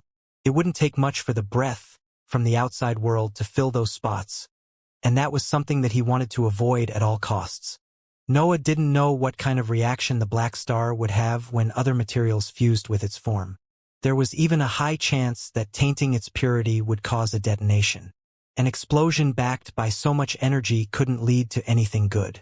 The inscriptions on the walls would probably be able to contain it, but Noah would have to endure the entirety of its might. As a rank 5 hybrid in the upper tier, Noah didn't think that there were many attacks capable of hurting him, let alone killing him. Yet, the black star had his higher energy inside its fabric, which made it challenging to analyze. Noah felt confident that he could survive the explosion, but it wasn't the same for many cultivators on the surface. Also, he was bound to end up badly injured, even with his fantastic body. Just a little touch then, Noah thought as he made up his mind and started to walk toward the black star. Power surges and flares would escape from that spherical mass of energy and sweep him with their power. But Noah strived forward with a determined expression on his face. His sharp darkness would land on him and tear his robe, but he didn't stop. He continued to walk toward the center of the black star even when the flares left bloody marks on his body. That wasn't the power of the gaseous stage anymore. Noah had created something able to hurt him. Noah felt proud at that realization instead of being worried about his safety. The energy that was able to hurt him was just darkness in a far denser form, but it was still his breath. So, that meant that his higher energy had to be far stronger than his normal darkness. Noah began to feel strange as he walked through the dense layers of darkness that had yet to become higher energy. They appeared as dense gases capable of slicing him in multiple pieces, but that could only cut his skin due to the innate violence of his energy. He didn't fear that wild breath, though. He felt good, and his mind started to expand on its own while he lost himself in that sensation. There was creation everywhere he looked or touched. The sphere was the most natural expression of his individuality, and being in the middle of it gave Noah's mind the possibility to increase his understanding of the laws connected to creation. His mind had entered a peculiar state as he reached for the center of the star. Noah would slowly understand the laws that regulated his darkness, and the subject became more complicated as he pressed forward. His journey toward the center of the sphere continued, and more superficial wounds appeared on his body. Still, he eventually reached the densest area in the entirety of his experiment. He arrived right in front of that gas that didn't emit any light. Noah could sense it floating slowly through his darkness. He noticed some resemblance with his breath in that form, but there wasn't the usual sharpness inside it. The higher energy appeared almost liquid, and it radiated his intense ambition. There was even a sense of defiance surrounding its shape. It seemed that Noah's ambition had evolved too during the procedure. It would become an arrogant statement that he still couldn't put it into words. Noah raised his hand to touch the higher energy, and that simple contact was enough for him to gain even more insights into the laws ruling over that energy. It was mostly understanding concerning the laws of creation, but Noah found various pieces of his individuality inside it too. He soon understood that the higher energy was connected to his mind. Felt heavy and clunky, but he could control it. The higher energy felt solid at the touch, but it was gaseous since Noah's hand made a hole in it without sensing any opposition. The last tool necessary for his individuality was right in front of him, but he would have to destroy it unless the automaton of his ring said otherwise. The ring is nearing its limits, the automaton said as Noah let it inspect the higher energy. But a little bit might fit. Noah nodded and seized part of that higher energy to store it. Then, black smoke began to come out of his body. It was time to destroy his project before it was too late to stop it. The black smoke of the demonic form mixed with the dark star, and the gravitational pull trapped it in one of the external layers. Noah's spell couldn't hurt the darkness since it was his energy. It was an extension of himself. Still, Noah wasn't aiming to destroy the massive accumulation of breath. His focus was on the core of the star. All that darkness would be useless if it lost its traction force. It would just disperse in the environment, and the inscriptions on the walls of the underground room would prevent it from damaging the structure. Noah transformed into a fiendish figure donned in a scaled armor before performing the second form of his martial art, targeting the small mass of higher energy in front of him. A fissure appeared right in the middle of the dark star, but, to Noah's surprise, something had survived his offensive. Noah watched through his draconic helm how a few strands of higher energy had survived his most potent attack. Even the technique that fused the qualities of a hybrid with the spells had been unable to destroy his latest creation in one blow. He had even launched the attack right next to the higher energy. That was the best that he could do with the current level of his centers of power. No wonder it has taken me so much to make you, Noah thought as he revealed a smile and prepared another attack. The dark sphere had shrunk as soon as Noah destroyed part of its core. Yet, the gravitational pull was still there, and it would bring the star to its original might if he didn't stop it completely. Noah attacked without showing the slightest hesitation toward the energy that he had needed decades to create. In its current form, the higher energy was a liability. It was a powerful energy that Noah could control, but that he didn't know how to use yet. June had replaced her breath with the dark sparks, and King Elbaz gained access to his higher energy only when he used something that carried his bloodline as a fuel. However, Noah didn't want to replace anything. He intended to keep his three forms of energy so that he could express all the shades of his individuality. Finding the procedure that allowed him to create higher energy was the first and most challenging step, but he still had to decide how to implement it on his cultivation journey. Also, he needed to improve the procedure too. The Black Star was a magnificent spectacle, but he needed to think about its feasibility. It didn't often happen that cultivators had training areas during a war or a battle. They were a common sight only when they were in their respective organizations. If Noah didn't improve the method to create higher energy, he would have to repeat that procedure before every battle. The second attack destroyed the remaining higher energy once for all, but the gravitational pull didn't disappear just yet since there was enough darkness condensed there to keep it going. Still, Noah didn't need to resort to his martial art to take care of that. Noah dispersed the demonic form and started to cultivate right in the middle of the black sphere.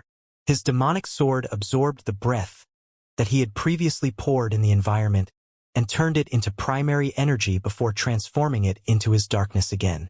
The massive sphere slowly started to become less dense until it eventually became a black cloud that converged toward the cross-legged Noah. Of course, Noah was only refilling his dantian. That energy wouldn't help him improve. However, he discovered that the suction force of his cultivation technique had increased again. Noah knew the reason for that. His mind was still wandering the enlightenment obtained when he touched his higher energy.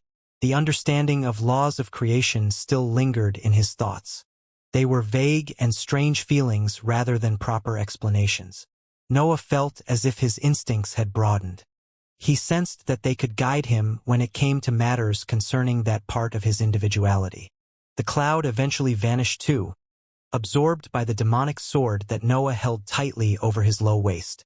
Yet he didn't stop cultivating. After all, he had to make up for the 3 days spent focused on his project. Noah came out of the underground area only a week after the events with the Black Star, and the destruction that he had caused finally appeared in his eyes. The buildings near the center of the city were the sturdiest of Divine Market City since they were near the steel. They had endured the increased gravity and the suction force quite easily. Nevertheless, the buildings on the peripheral areas had it worse. Most of them had a few cracks on their surface, while others had directly crumbled. There were large cracks on random spots on the terrain too.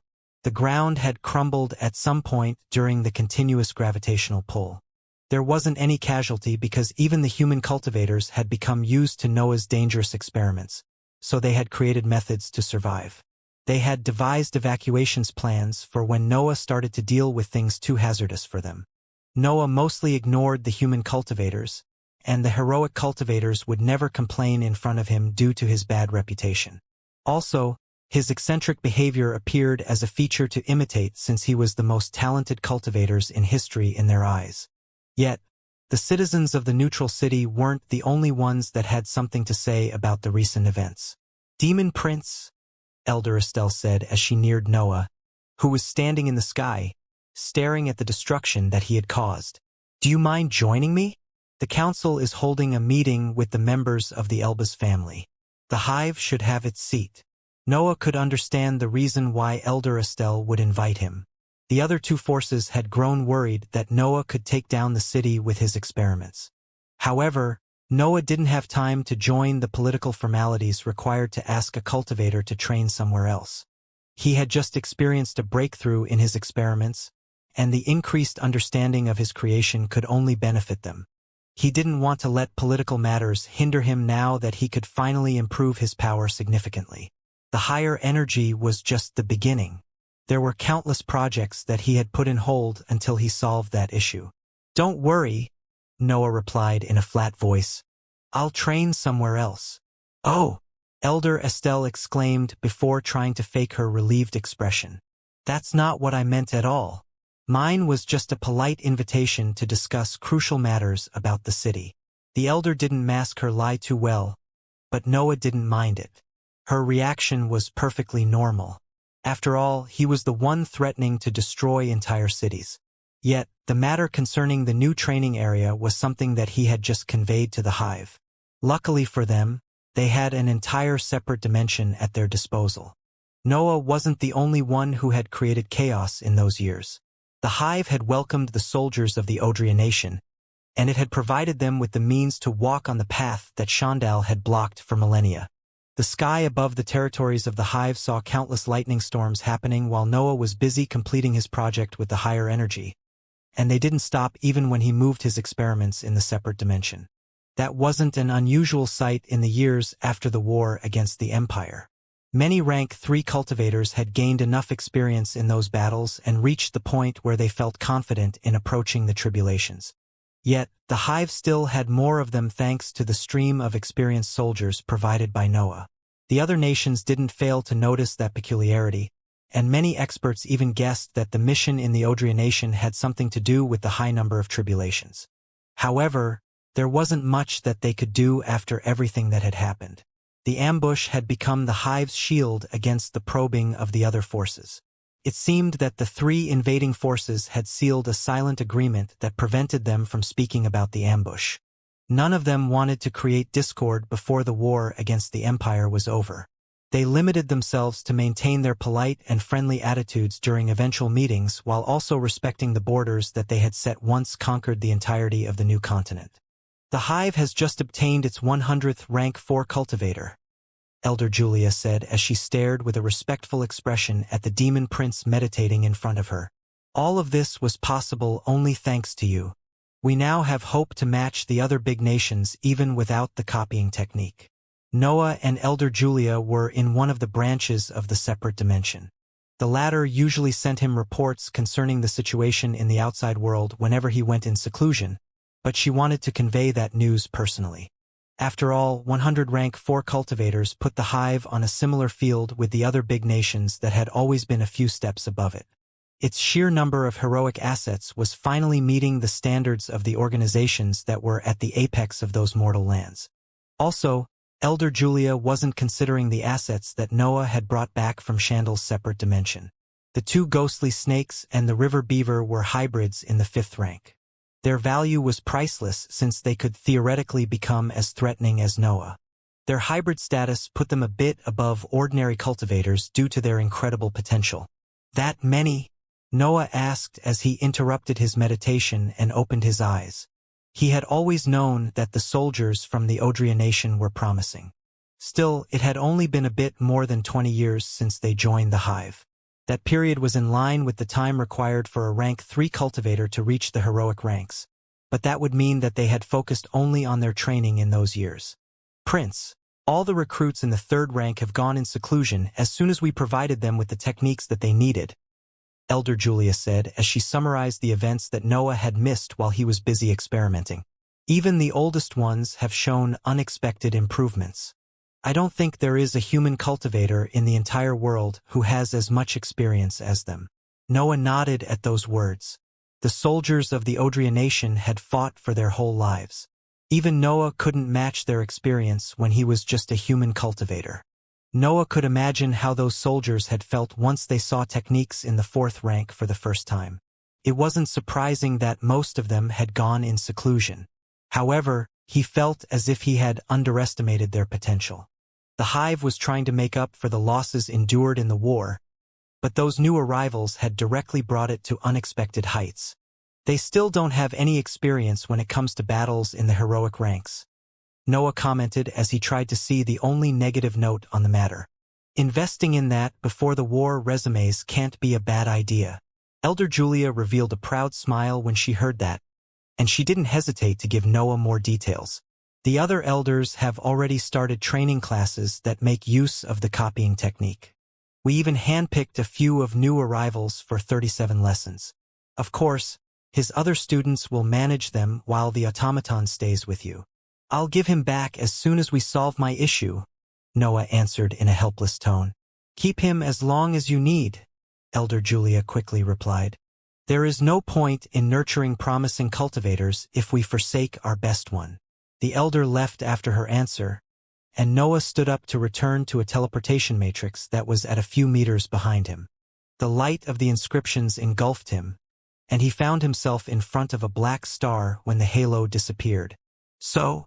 Noah asked as he turned toward 37, who was staring at the mass of darkness with an expressionless face.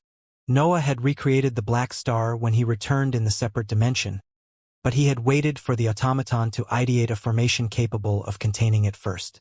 The black star in front of him was a bit stronger than what he had created in the training area under the neutral city. Yet, a series of formations around it prevented its gravitational pull from affecting the separate dimension. The formation had the form of a cube that isolated the dark star from the outside world and stopped its inevitable leakage of energy. A series of shining lines created an area that contained only Noah's darkness. Compressing it further isn't a problem, 37 said without moving his gaze away from the massive sphere. It will create more higher energy, but I believe that you want that. Noah didn't answer. He had contacted the automaton because he wanted a second opinion on the matter, and 37 was the maximum expert of the hive when it came to inscriptions. The problem is the formation, 37 continued. I can't create something smaller while maintaining its same power. I don't see how you can carry around something so strong without affecting your centers of power or the world around you. 37 even proceeded to explain that most alternative methods wouldn't work either because the black star was deeply connected with Noah. It would need a personal touch if he wanted to avoid unforeseen consequences.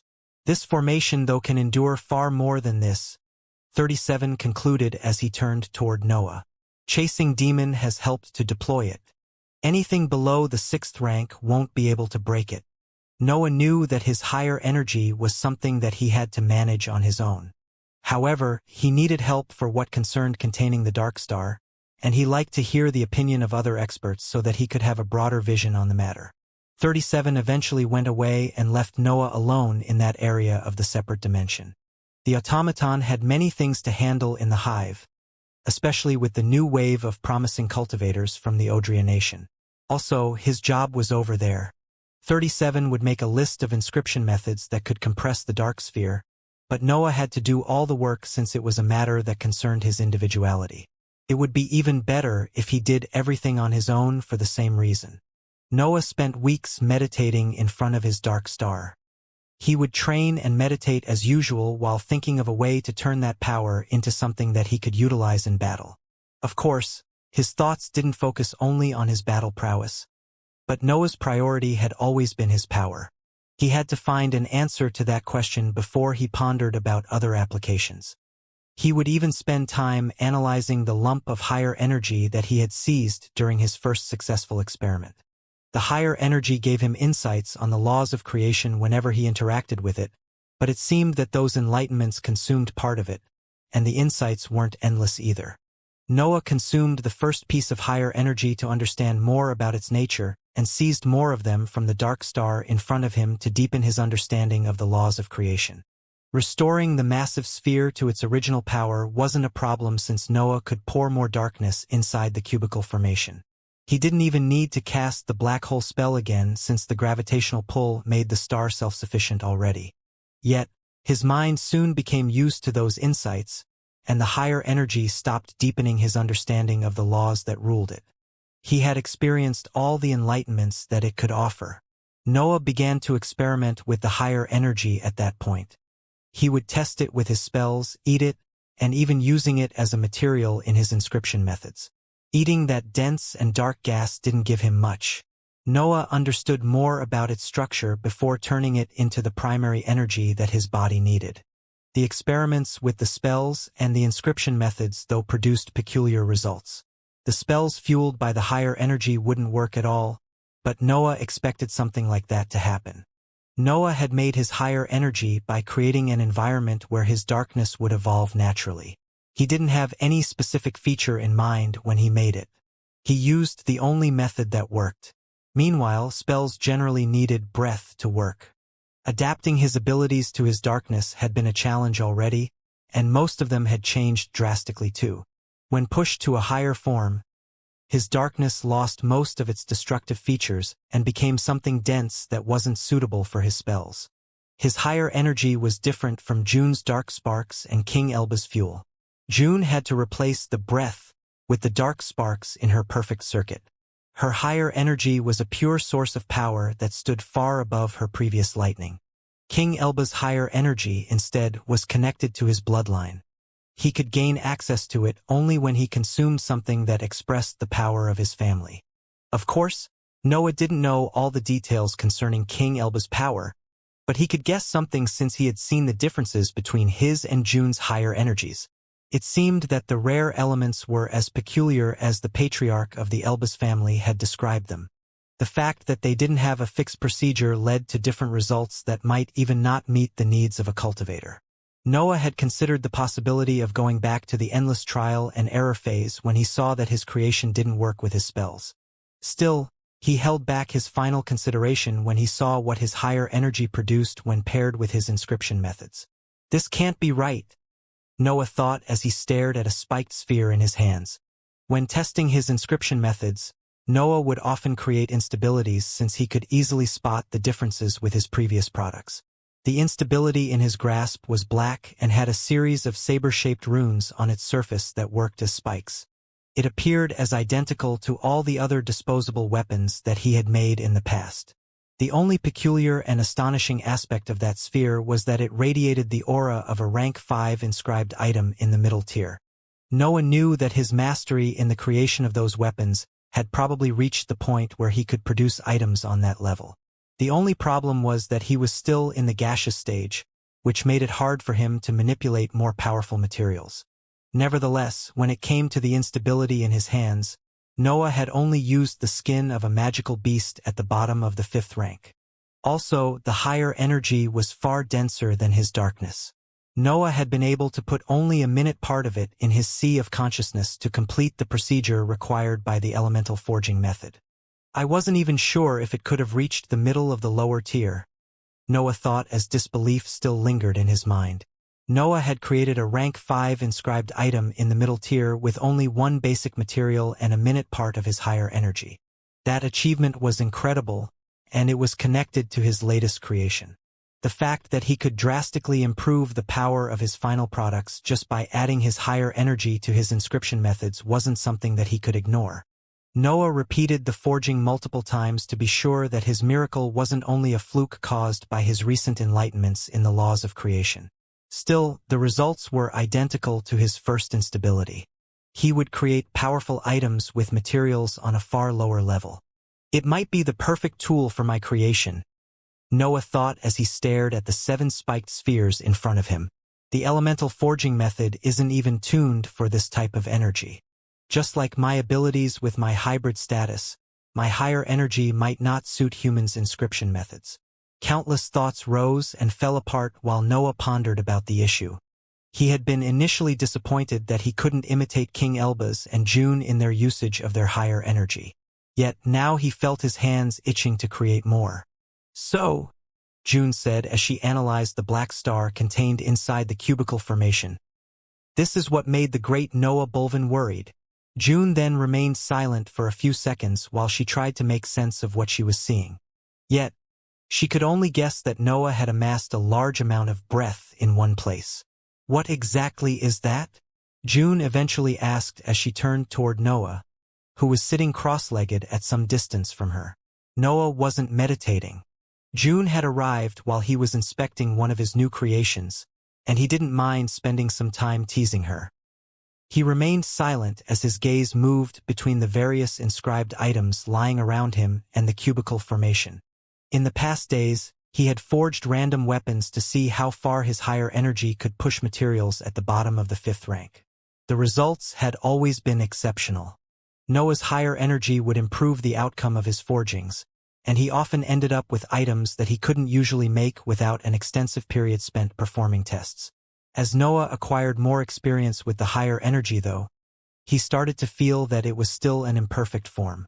Noah began to pour more darkness inside the cubicle formation. The only way that he had to improve the current form of the higher energy was to push the black star toward a denser state. Also, he needed to find a way to carry that vast sphere around. Increasing its density would reduce its width in theory, which would save him from asking 37 a method to compress it.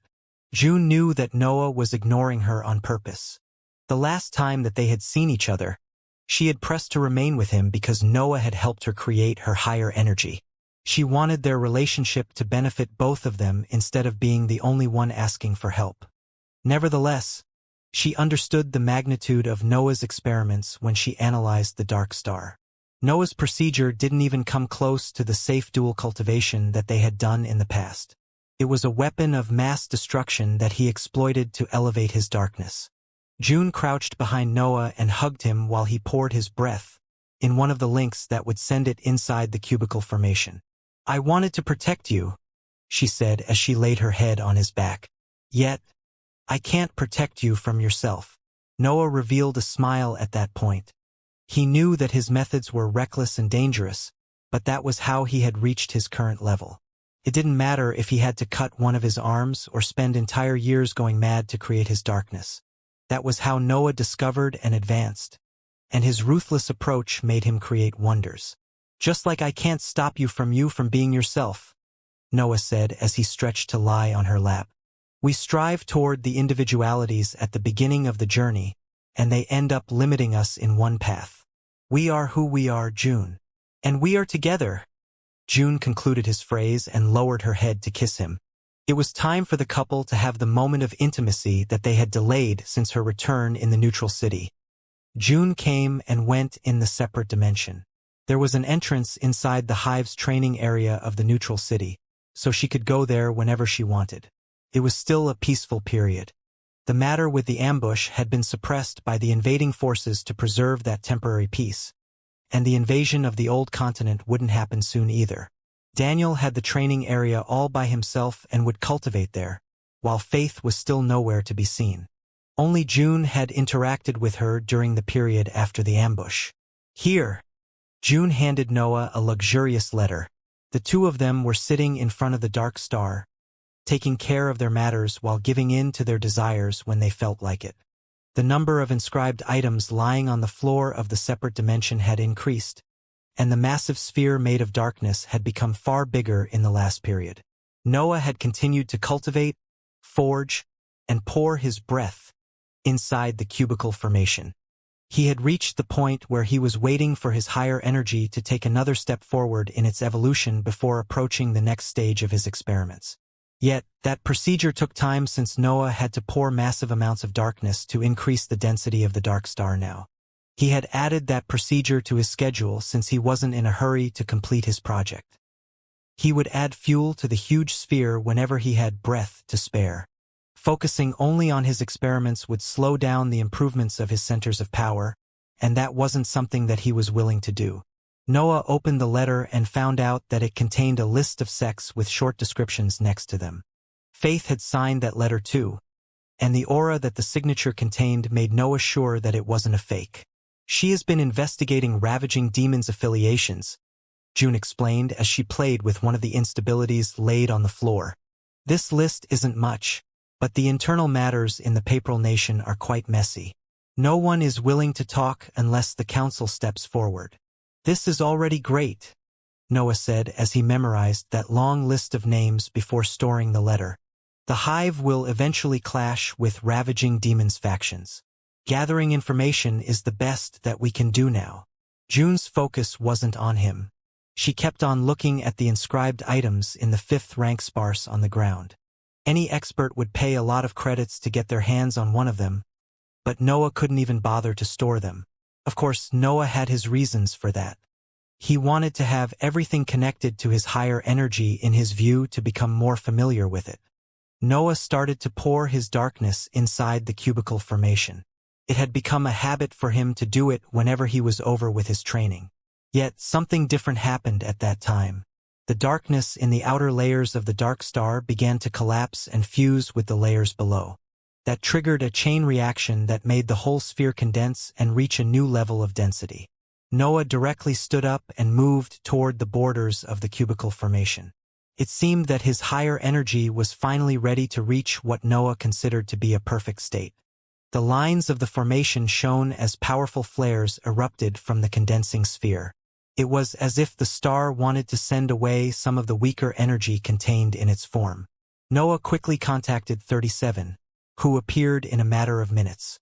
The automaton then controlled the formation so that the energy radiated by the flares would flow into other parts of the dimension.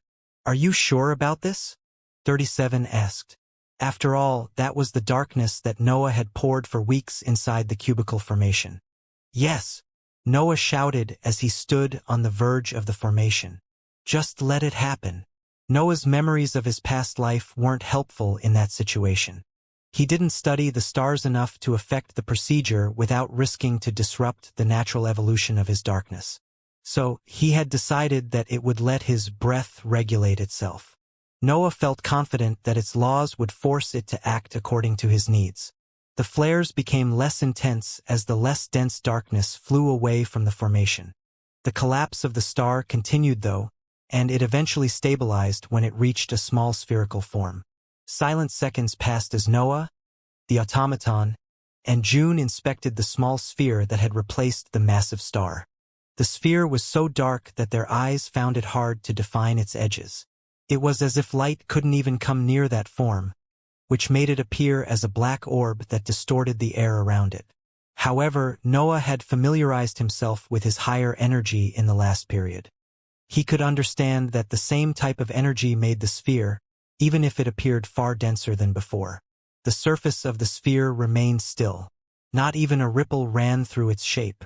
Still, it floated on its own, and the trio could feel the intense gravitational pull around it.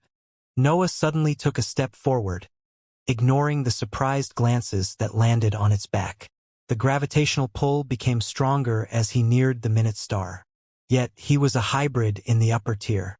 Enduring that traction force was something that he could do with a bit of effort. His mind started to expand as he neared the floating sphere. More insights on the laws of creation appeared in his thoughts under the influence of the higher energy.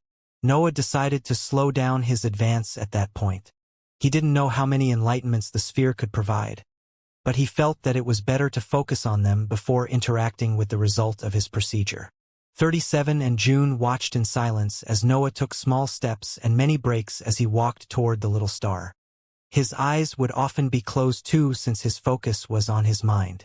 Noah spent half a day like that, slowly nearing the most stable result that his procedure had been able to produce. However, he eventually reached the sphere, and that was when he decided to touch it. Noah's fingers stabbed the surface of the star easily. It was scorching and it wasn't solid at all. Instead, it seemed made of a dense gas that acted as if it was a liquid floating in the air whenever someone affected its shape. Noah felt even more insights on the laws of creation fusing with his mind and becoming something similar to soft instincts as he kept his hand inside the fist-sized star. He needed an entire day at that time to exhaust the enlightenments that his higher energy could provide. "I see," Noah thought as he retracted his hand. "Improving the outcome of my forgings is just a side effect. This energy hides far more, but I'm still unable to see it." Noah had begun to evaluate that hypothesis since his various experiments with the instabilities and other disposable weapons. His higher energy seemed to have a specific purpose that he had yet to identify.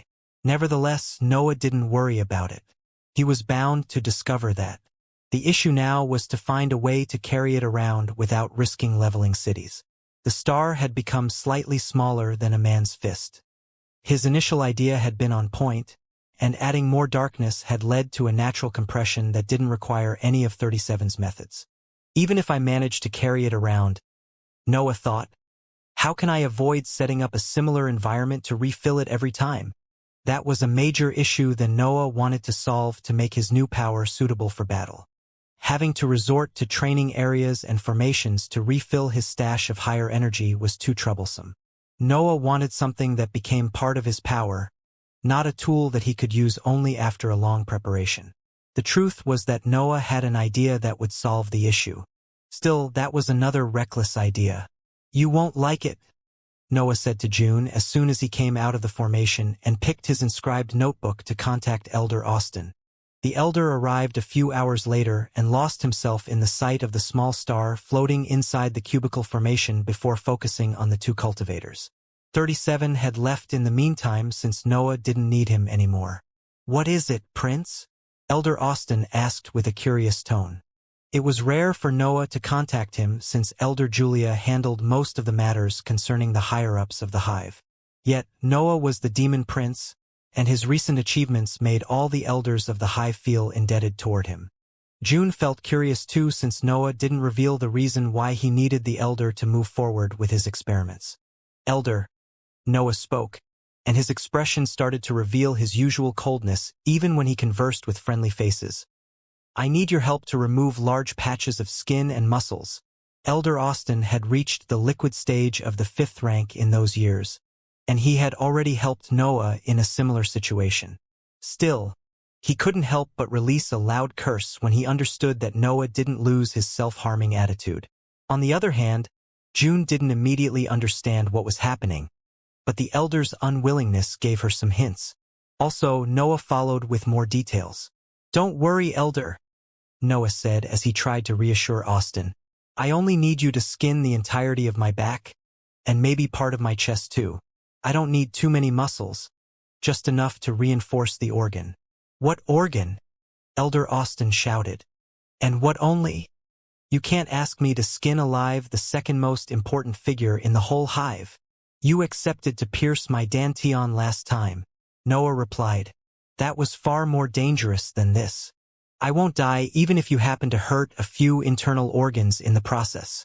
This doesn't reassure me at all, Elder Austin shouted. Noah and Elder Austin continued to discuss right in front of June, who remained silent as she accepted what was happening. A smile appeared on her face when she saw her lover arguing to convince the elder to hurt him. She didn't like the idea of seeing Noah's wounded, but she couldn't help but admire his ruthlessness. Noah knew his body and its limits. After all, he had created it and kept track of the changes that his many breakthroughs applied. The resilience of the magical beasts had made his body evolve together with his other centers of power. He had been a simple cultivator with a beast body in the past. Now, he was a harmonious being, with centers of power that featured the perks of both worlds. His dantian was sturdy and didn't need any external force to advance. His mental energy could devour the wills of his prey and control other magical beasts with its power. His body had the strength of a creature, but it had access to the martial arts of the humans.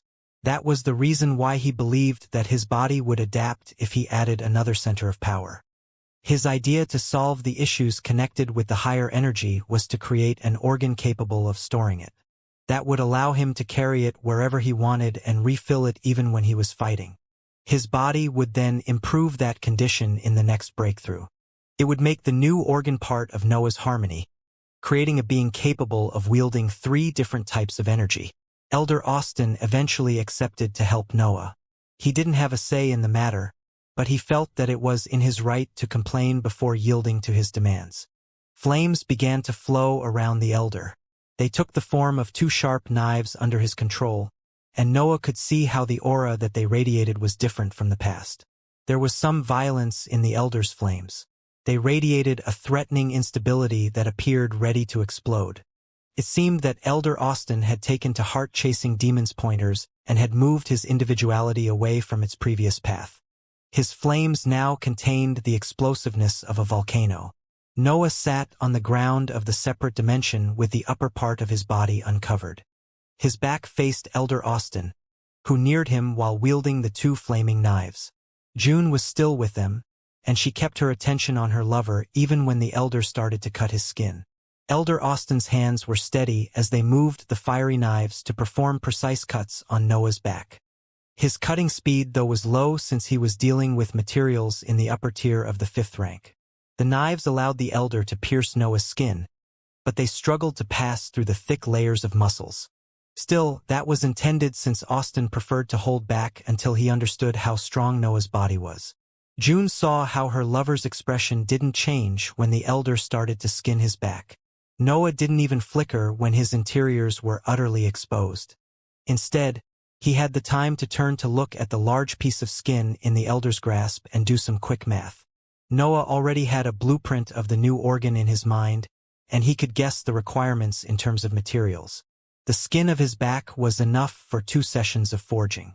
"You can move to the muscles," Noah said after confirming that he didn't need to use the skin on his chest too. "Take a few layers. You don't need to go too deeply." Elder Austin nodded while wearing an annoyed expression. He didn't like that task, and the fact that his knives would leave patches of charred tissues on Noah's body didn't help his mood. Yet, Noah didn't complain nor cry in pain, which made the Elder's work far more comfortable to bear since he didn't meet any obstruction. The gathering of materials took less than an hour, and Noah stored his body parts inside the space ring before starting to feed on a rank 5 magical beast in the middle tier. He now had the materials that he needed for the elemental forging method. He only needed to heal and to perfect some parts of the procedure in his mind before approaching his creation. "I will call you again if I need more materials," Noah said when he saw the Elder leaving. "Surpass me already, so I won't have to do this again," Elder Austin said after a snort, before stepping on a teleportation matrix and disappearing from that area of the separate dimension. June and Noah ended up alone again, but the former was in no mood to flirt, and the latter was injured. "How long will it take to heal?" June asked as she neared Noah to inspect his open wound. Blood flowed slowly outside of the large patch of missing skin.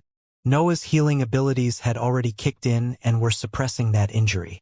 Still, Noah would need a while to return to his peak. His body was exceptional, but it was in the last tier of the 5th rank. His skin and muscles contained a large amount of energy, which meant that he needed to eat a lot if he wanted to increase his healing speed. 2 months, maybe 3, it depends on how much I work in this period," Noah answered, but his words only irritated June. However, she quickly suppressed it. They had just fought about that same topic and concluded that they couldn't alter what they were, even if that would lead them to make a reckless decision. June was a battle maniac, and she would probably decide to face enemies stronger than her for the sake of fighting. In the same way, Noah would do anything for power, even if that meant hurting himself in the process. "Will you put it in your body?" June asked as she glanced at the small star in the distance. June knew that Noah had already altered his body and that he had done so with far more invasive procedures. Yet, the energy contained inside the star was immense, and its gravitational pull was even stronger. That wouldn't normally affect cultivators since they could use their breath to defend against those effects. However, Noah planned to put the star inside his body. The internal organs of both beasts and humans were usually frail, and even Noah couldn't claim to have the best of them in the hybrid world since there were body-nourishing methods that improved them. "It is unclear what I will become," Noah explained as he straightened his position and continued to eat to his fullest. "But I would solve most of the issues connected with the higher energy with that." Another powerful magical beast's corpse appeared in front of him, and Noah continued to eat until his hunger reached average levels of intensity. The month spent healing gave him the time to focus more on the blueprint of the organ and on where he would put it.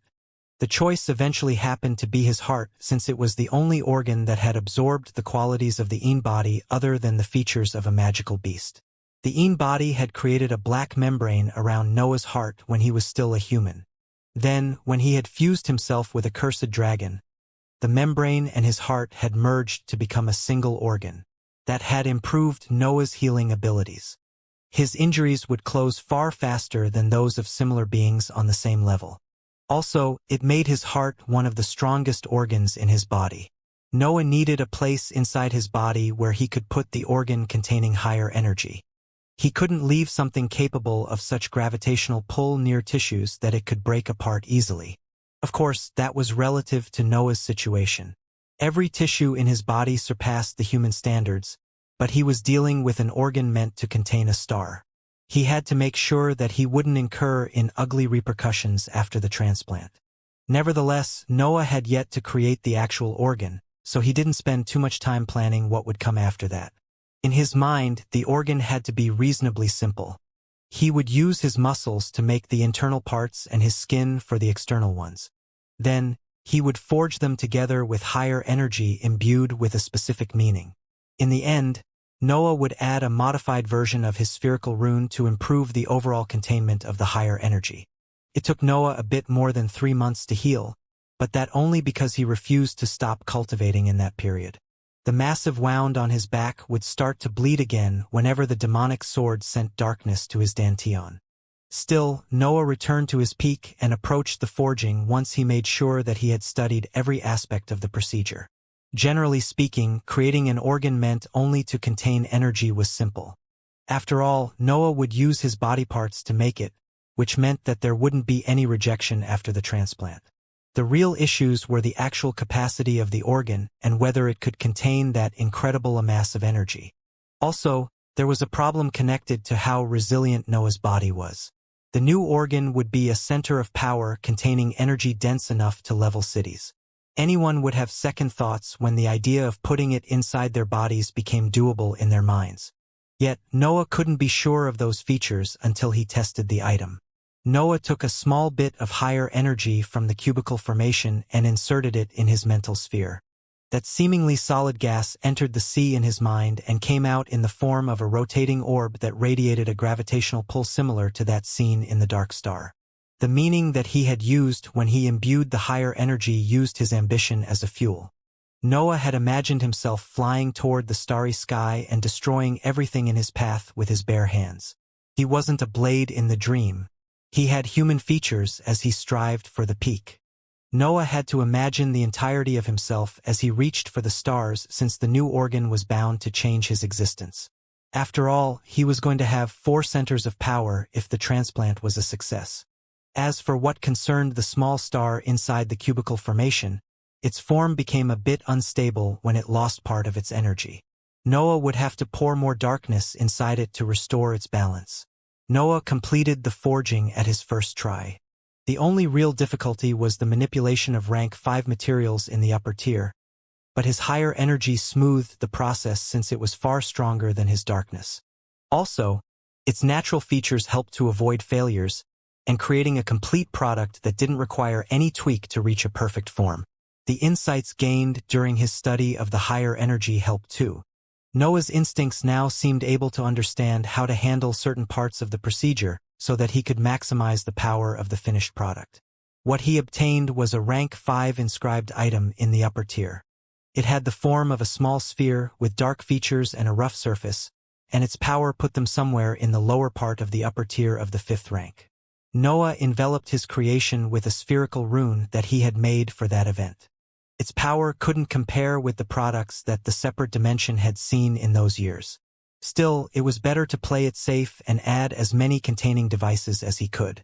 Noah had to wait until the small star inside the cubicle formation regained its past stability before trying to move it inside the new organ. June watched as Noah held his new organ in his hands as he neared the small star. His connection with the higher energy made him capable of manipulating it, but there was still the chance that the star would react in strange ways due to that transfer. The higher energy moved quickly inside the organ, who forced it to compress itself further to fit it. The transfer was surprisingly smooth. No major complication appeared during the process. Even the nature of the higher energy didn't change after being compressed once again. It seemed that it had reached a form that was unwilling to let go. Noah had completed the easy part at that point. Now it was the moment to transplant the organ inside his heart. The demonic sword didn't like to hurt Noah, even if he had his permission. Yet, it accepted to help him since their connection made the weapon understand that Noah needed it. Noah was a hybrid in the upper tier, but his other centers of power were still lacking. His spells could only reach the limits of the gaseous stage in terms of strength, and that wasn't enough to pierce his skin. Noah could only use his physical strength to create a passage for the higher energy. Minutes of silence passed in the separate dimension while Noah reviewed everything that he had done in the last period. He controlled that he had considered every possibility before moving to the next phase of his project. June limited herself to stare at him. Her eyes couldn't help but fall on the hole that he had cut on his chest. In the end, Noah pushed the small organ inside that hole made with his weapon before activating another round of forging to make his heart fuse with it. The dark organ reached for his heart and landed on its surface before the elemental forging method melded the two materials. Noah's heart fused with the new center of power and created an organ capable of carrying out different functions. Yet, a few seconds after the end of the forging, Noah felt as if his whole chest was on fire. Even the insides of a fire-breathing dragon didn't seem able to withstand the heat generated once the two organs had fused. Noah would usually avoid inscribing an item that had already gone through one round of forging. The elemental forging method required specific meanings for each product that he wanted to create, and fusing items that had already been inscribed usually led to a conflict of wills. However, Noah didn't need to change the will when fusing the new center of power with his heart. He had used the same imbued higher energy to force their tissues to merge. That was necessary to make his body consider the new organ as part of Noah's existence. He couldn't just place it there because he needed to rely on the resilience of the magical beasts to harmonize that addition. Yet, the real harmonization would arrive after the next breakthrough of his body. Now he had to deal with the consequences of his new organ on his own. Noah felt as if the insides of his chest had turned into scorching magma after the two organs had fused. His body had been able to endure the heat radiated by the new center of power when it wasn't part of his tissues, but it didn't seem able to do so after the second forging. Noah fell on his knees as his consciousness gathered around his heart and tried to suppress the heat waves. Blood fell from the wound on his chest when he crouched on the ground in a hurried attempt to contain that outcome. The new center of power didn't have access to his circulatory system. It was part of Noah's heart, but it was separated from the four chambers of his organs. Noah had only fused it with its tissues so that it could become part of his body. He wasn't so idiotic to put his blood in direct contact with the dark star. However, the heat had arrived anyway, and it spread on the rest of his torso since his mental energy couldn't stop it. Most cultivators would try to revert the process or label the experiment as a failure at that point, but Noah had faced worse repercussions in his life. He knew that his body could take a while to adapt to such invasive modifications. After all, he had to die when he fused with a cursed dragon to reset the laws that held his body together. Something similar had happened with the forging of the seven hells too. Death would always loom around him whenever he performed one of his unorthodox experiments, and a simple scorching sensation wasn't the worst that had happened to him. June had felt the urge to run toward him as soon as she saw him crouching on the ground. Still, she suppressed that instinct to give Noah enough room to operate. She was an expert in the formation field, but Noah was messing with the anatomy of his body. That kind of organic inscriptions wasn't something that she could affect with her expertise. Noah roared in anger, and the world around him lost its light for an instant as he released a wave of flames.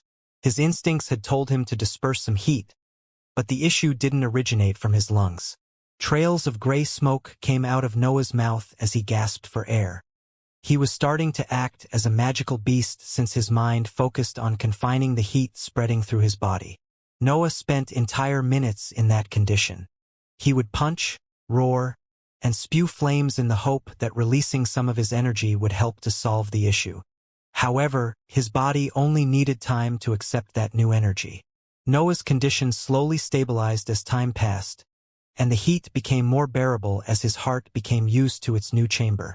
It soon became apparent that Noah had mistakenly taken that scorching sensation as a consequence of the fusion of the two organs.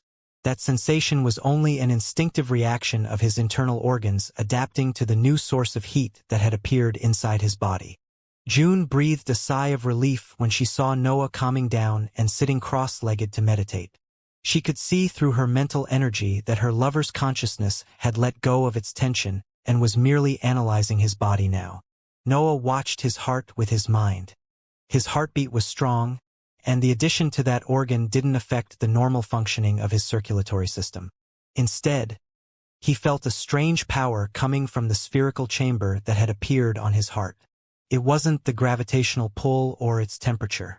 Noah felt as if his entire existence was striving for something different from its current state. Something that he couldn't define yet. Let's see if this works, Noah thought before moving his focus on the new center of power. A small piece of his higher energy came out of his heart and appeared on his palm.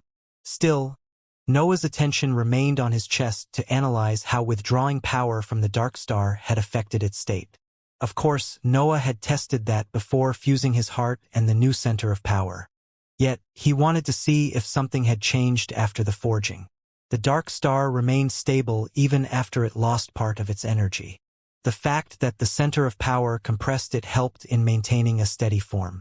However, Noah knew that he couldn't let it become too unstable or withdraw too much higher energy.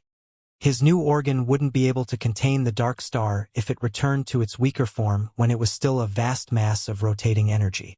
I need to keep the star to optimal levels, Noah concluded in his mind and started to withdraw small pieces of the dark star to see when it would show signs of instability. He had yet to find a way to use it in battle, but knowing its limits had the priority. Even if he developed a fighting method that made use of his higher energy, he wouldn't resort to it until he knew exactly how much density the star could lose before returning to its giant form. It turned out that the compression of the center of power kept the dark star stable even when half of its energy had gathered on Noah's palm. That gave Noah some confidence and eased his worries.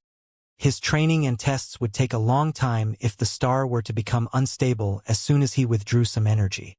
Still, it seemed that he could act quite freely as long as he didn't go under half of it. It seems stable, Noah said as he reabsorbed the higher energy floating on his palm. A sudden weight landed on his chest when he did that, but that sensation disappeared in a few seconds. June neared him after those words, and her hand went on his chest, where the wound had finally stopped bleeding. "It's hot," she said when she placed her palm on him. "Your fourth center of power is a burning heart." Noah spent the following weeks continuing his tests with his new center of power. He needed to become used to its limits before focusing again on the higher energy that it contained. Noah would study how long it took for the dark star to return to its peak, how quickly he could withdraw the higher energy, and how much of his darkness he needed to divert on his heart to refill it. After all, that was a completely new organ, even if part of it still acted as his heart. It was different from his other centers of power since he had almost 2 centuries to explore their functioning and limits. Noah forged, experimented with the will-consuming runes, and even started to work on the living weapons again. It was needless to say that 37 felt excited when Noah told him that they would start working together again. Still, that feeling only became more intense when the miraculous properties of the higher energy showed their effects on the organic inscriptions. In the past, Noah had used his primary energy to perform the elemental forging method on weapons that had a different aptitude from his. Using his darkness would lead to rejections that increased the failure rate of the forgings. Yet, such rejections didn't appear when he used his higher energy. That discovery surprised even Noah. The higher energy was a product of his darkness in the end, and it still carried the features of the darkness aptitude. Rejections would only be normal in its case. However, it seemed that the pure meaning of creation carried by the higher energy was enough to make up for the difference in the elements. The outcome was even slightly better than usual. It was worth noting that the living weapons created in that way would carry a trace of Noah's aura, which made their attacks somewhat impure since there were different elements fused in one being. That didn't affect the power of the weapons. Still, it worked as a signature that revealed the identity of their creator. Noah didn't mind that after effect for now since the living weapons had yet to enter the international market. Still, it was something worth keeping in mind in case he was to forge weapons for cultivators outside of the hive. Once the peculiarity of his creations became famous, any expert would be able to recognize his works. His stash of magical beasts had started to become thin in the last period. Between the 2 healing sessions, the countless forgings, and feeding the demonic sword, Noah was starting to lack food for himself. The only things that had stopped him from going outside and hunting for more creatures were his eagerness to study his higher energy and the fact that he could use part of the energy in the star to appease his hunger. Yet, it had reached the point where Noah was seriously risking emptying his stash, which led him to come out of the separate dimension to hunt in the territories near the neutral city. June had returned on the surface already in that period. She had to lead some minor cleaning operations in a danger zone for the Elbas family, and she would use that opportunity to visit Faith, who was still somewhere in the council's domain. Noah reappeared in the underground training area and found Daniel cultivating in the corner of the vast room. There was a large cauldron in front of him, and strands of dim light would come out of it. It seemed that Daniel had stuck with his previous cultivation technique even after discussing his individuality with Chandel. Still, Noah guessed that there were minute differences that he wasn't able to notice. Noah didn't know anything about alchemy, and Daniel had one of the rarest elements too. Darkness and light had many mysterious features that only their owners could understand. Daniel interrupted his cultivation when he sensed Noah's arrival, but a disturbance in the environment soon claimed the 2 cultivators' attention. Noah felt anger rising inside him as his body understood what was happening. His body was able to sense the arrival of a heaven tribulation even before its dark clouds gathered. Why does heaven keep doing it? Noah thought before shooting toward the surface. The truth was that he had expected a tribulation to come when he first created the higher energy, but the lack of reactions from heaven and earth made him ignore that matter.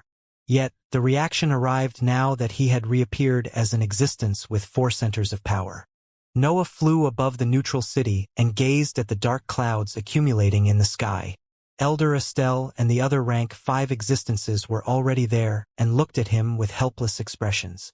Noah wanted to tell them that he would lead the tribulation away from the city, but his mind suddenly expanded at the sight of the orange sparks running through the clouds. A lightning bolt fell from the sky while his mind was still wandering in that sudden enlightenment, and it hit him directly on the chest, throwing him back on the ground. That event surprised the rank 5 existences on the scene. After all, the tribulation had the power of the lower tier of the 5th rank, and they had seen Noah fighting against cultivators at the peak of the gaseous stage. They would have never imagined that the famous hybrid of the hive couldn't react in time against that lightning bolt. It soon became evident that something was wrong with that situation, and the experts made the silent decision of taking care of the tribulation before it fell on the city. However, before any of them could attack, a draconic roar carrying human words resounded in the area. "Don't touch it!" The experts froze in place and turned toward the crater created by Noah's fall only to see a figure flying away from the city at high speed. The clouds decided to chase after Noah, ignoring the dumbfounded experts that limited themselves to stare at the leaving tribulation for fear to incur the demon prince's anger. Noah flew toward the central territories until the city was nothing more than a dark spot in the distance. Then, he stopped and waited for the tribulation to catch up with him. The black clouds quickly gathered above him again and started to release lightning bolts aimed at his chest. Their target was the 4th center of power. Noah didn't defend.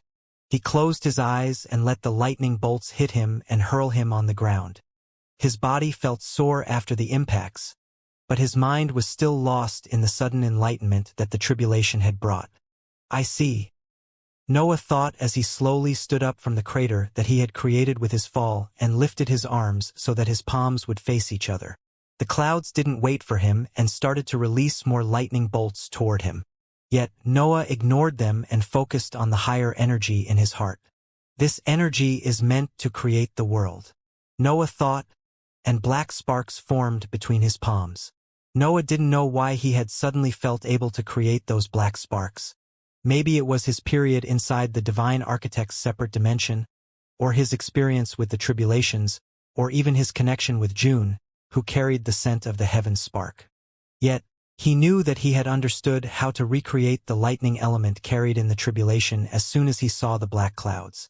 Black sparks formed between Noah's palms and condensed to create a thick lightning bolt that emitted crackling sounds even if its form was mostly solid. Meanwhile, some disturbance ran through the lightning bolts of the tribulation that were falling toward him. Noah was ready to receive the attack of the black clouds when he saw their lightning bolts deviating and falling on different spots of the barren ground. It was as if something had forced them to change their trajectory. The same disturbance hit the clouds too. Noah saw how the crackling noise inside them became more violent, and their surface trembled. It seemed that some battle was happening inside the tribulation. Yet, Noah couldn't sense anyone else on the scene, and even his enhanced awareness couldn't pick up anything. The aura of the tribulation started to change during that struggle. It had only emitted a pure sense of destruction before, but some deeper meaning had begun to appear in the black clouds. The lightning storm was slowly shifting from being a mere punishment sent by heaven to destroy a rebellious existence to a fair trial that featured a reward. It was changing into the same kind of tribulation meant for beings that were about to step on a higher level of existence. Who is doing this? Noah thought at that sight. That strange event was taking over heaven and earth's will and changing the composition of the tribulation. Noah would benefit from destroying the clouds now. It wasn't a matter of survival anymore. Is it the world? Noah thought before the lightning storm started again, and he felt forced to defend against the incoming attacks. Noah saw a dozen lightning bolts coming in his direction, but he was ready at that time. He threw the black bolt in his palms before wielding his demonic sword to launch more attacks. The tribulation's lightning bolts exploded into a series of sparks when they met the black lines launched by the demonic sword. Noah's martial art was more than enough to deal with that threat. Instead, his dark bolt created a loud shockwave when it met with the tribulation's offensive.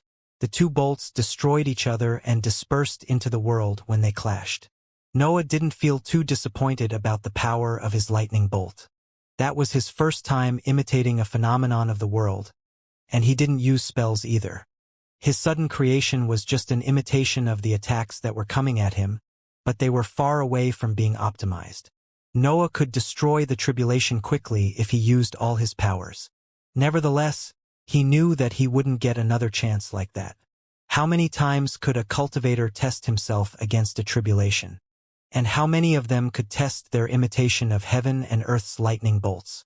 So, Noah decided to focus on his dark sphere and used only his lightning to fend off the tribulation. As he kept fighting, the differences between the lightning element and the darkness became evident.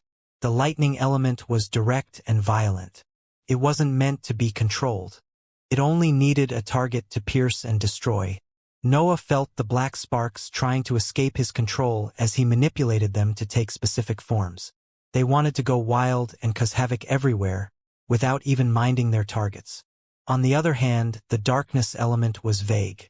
It encompassed almost every field, but it didn't have any specific feature or innate behavior. Noah guessed that such behaviors were simply an innate feature of the elements. The less rare aptitudes had more transparent conduct compared to the rarest ones. The tribulation started to fall apart after some time. After all, Noah had kept launching lightning bolts like crazy through the entirety of the battle. His ability to imitate the tribulation increased as he kept fighting too. It had reached the point where his lightning bolts weren't just the imitation of that phenomenon again. They kept on becoming stronger and denser until they were able to overcome the tribulation's attacks and land on the black clouds. Noah eventually destroyed the entirety of the tribulation, and a humming sound spread in the area at that point. He felt as if the world was trying to announce something, but it didn't understand it completely. He could only hear some random pieces of information, but most of his understanding came from the instincts that ran through his body. He could understand that the world had reacted at the appearance of such energy. Winning against the tribulation would make the world accept his higher energy as one of the matters allowed in those mortal lands. The laws released from the tribulation at the moment of its demise improved Noah's understanding of the laws of creation. Those effects weren't limited only to a quicker growing speed. They nourished his dantian too and pushed it toward a superior stage. Noah felt that his dantian had started to compress under the influence of the muscles around it. The darkness inside it slowly turned into a single and minute drop of a dark liquid that seemed made of swords. A roar escaped his mouth at that point. Noah couldn't help but express his triumph to the world, since he had just taken a significant step forward in his cultivation. He had become a rank 5 cultivator in the liquid stage.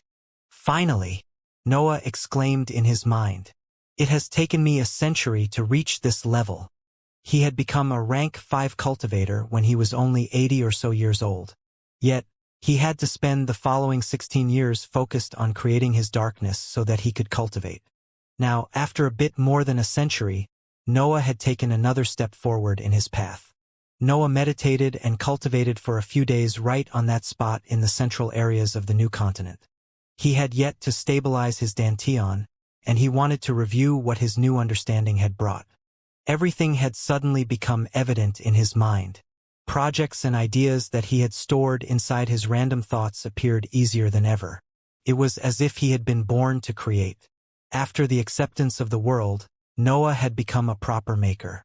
I guess I can focus on my battle prowess now that I've found a path for my higher energy, Noah thought as he opened his eyes and began to fly in the direction of the neutral city.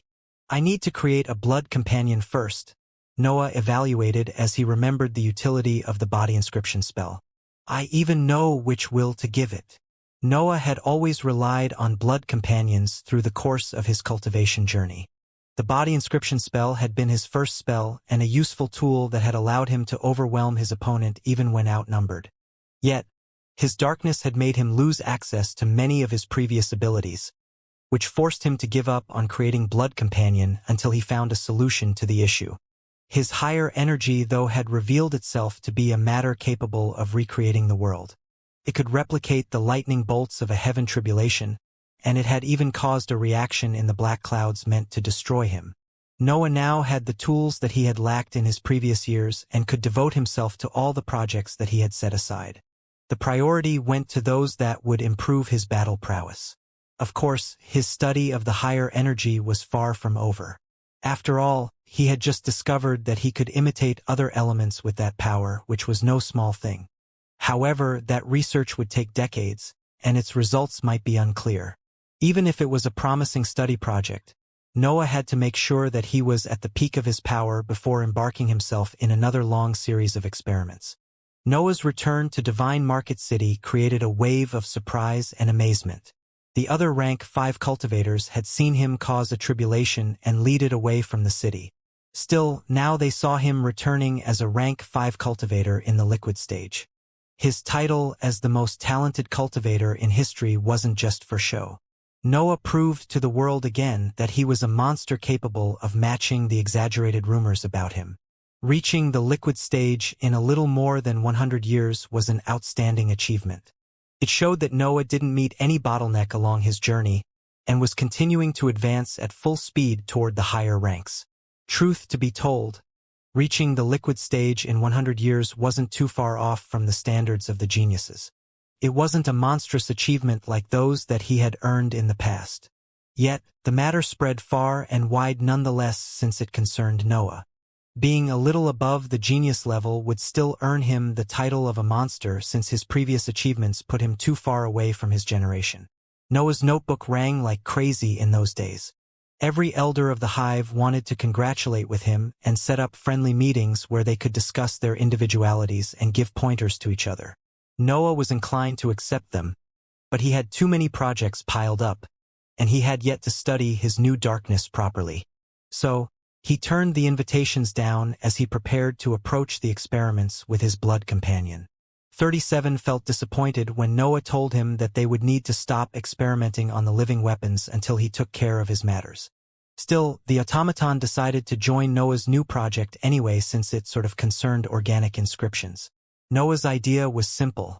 In the past, he had initially thought that he needed to assemble a body that would suit his darkness to avoid the rejections that had made him abandon the spell in the first place. Nevertheless, discovering that his higher energy was a pure tool of creation meant that he could assemble whatever he wanted as long as there was enough energy for the blood companion and himself. He didn't even need the body parts of specific magical beasts. He could imitate them with his higher energy. There were only two issues with his idea. The first one was that 37 needed to re-examine the spell and change it according to Noah's requirements. The second one was that he needed a will if the automaton decided to follow the living weapons approach.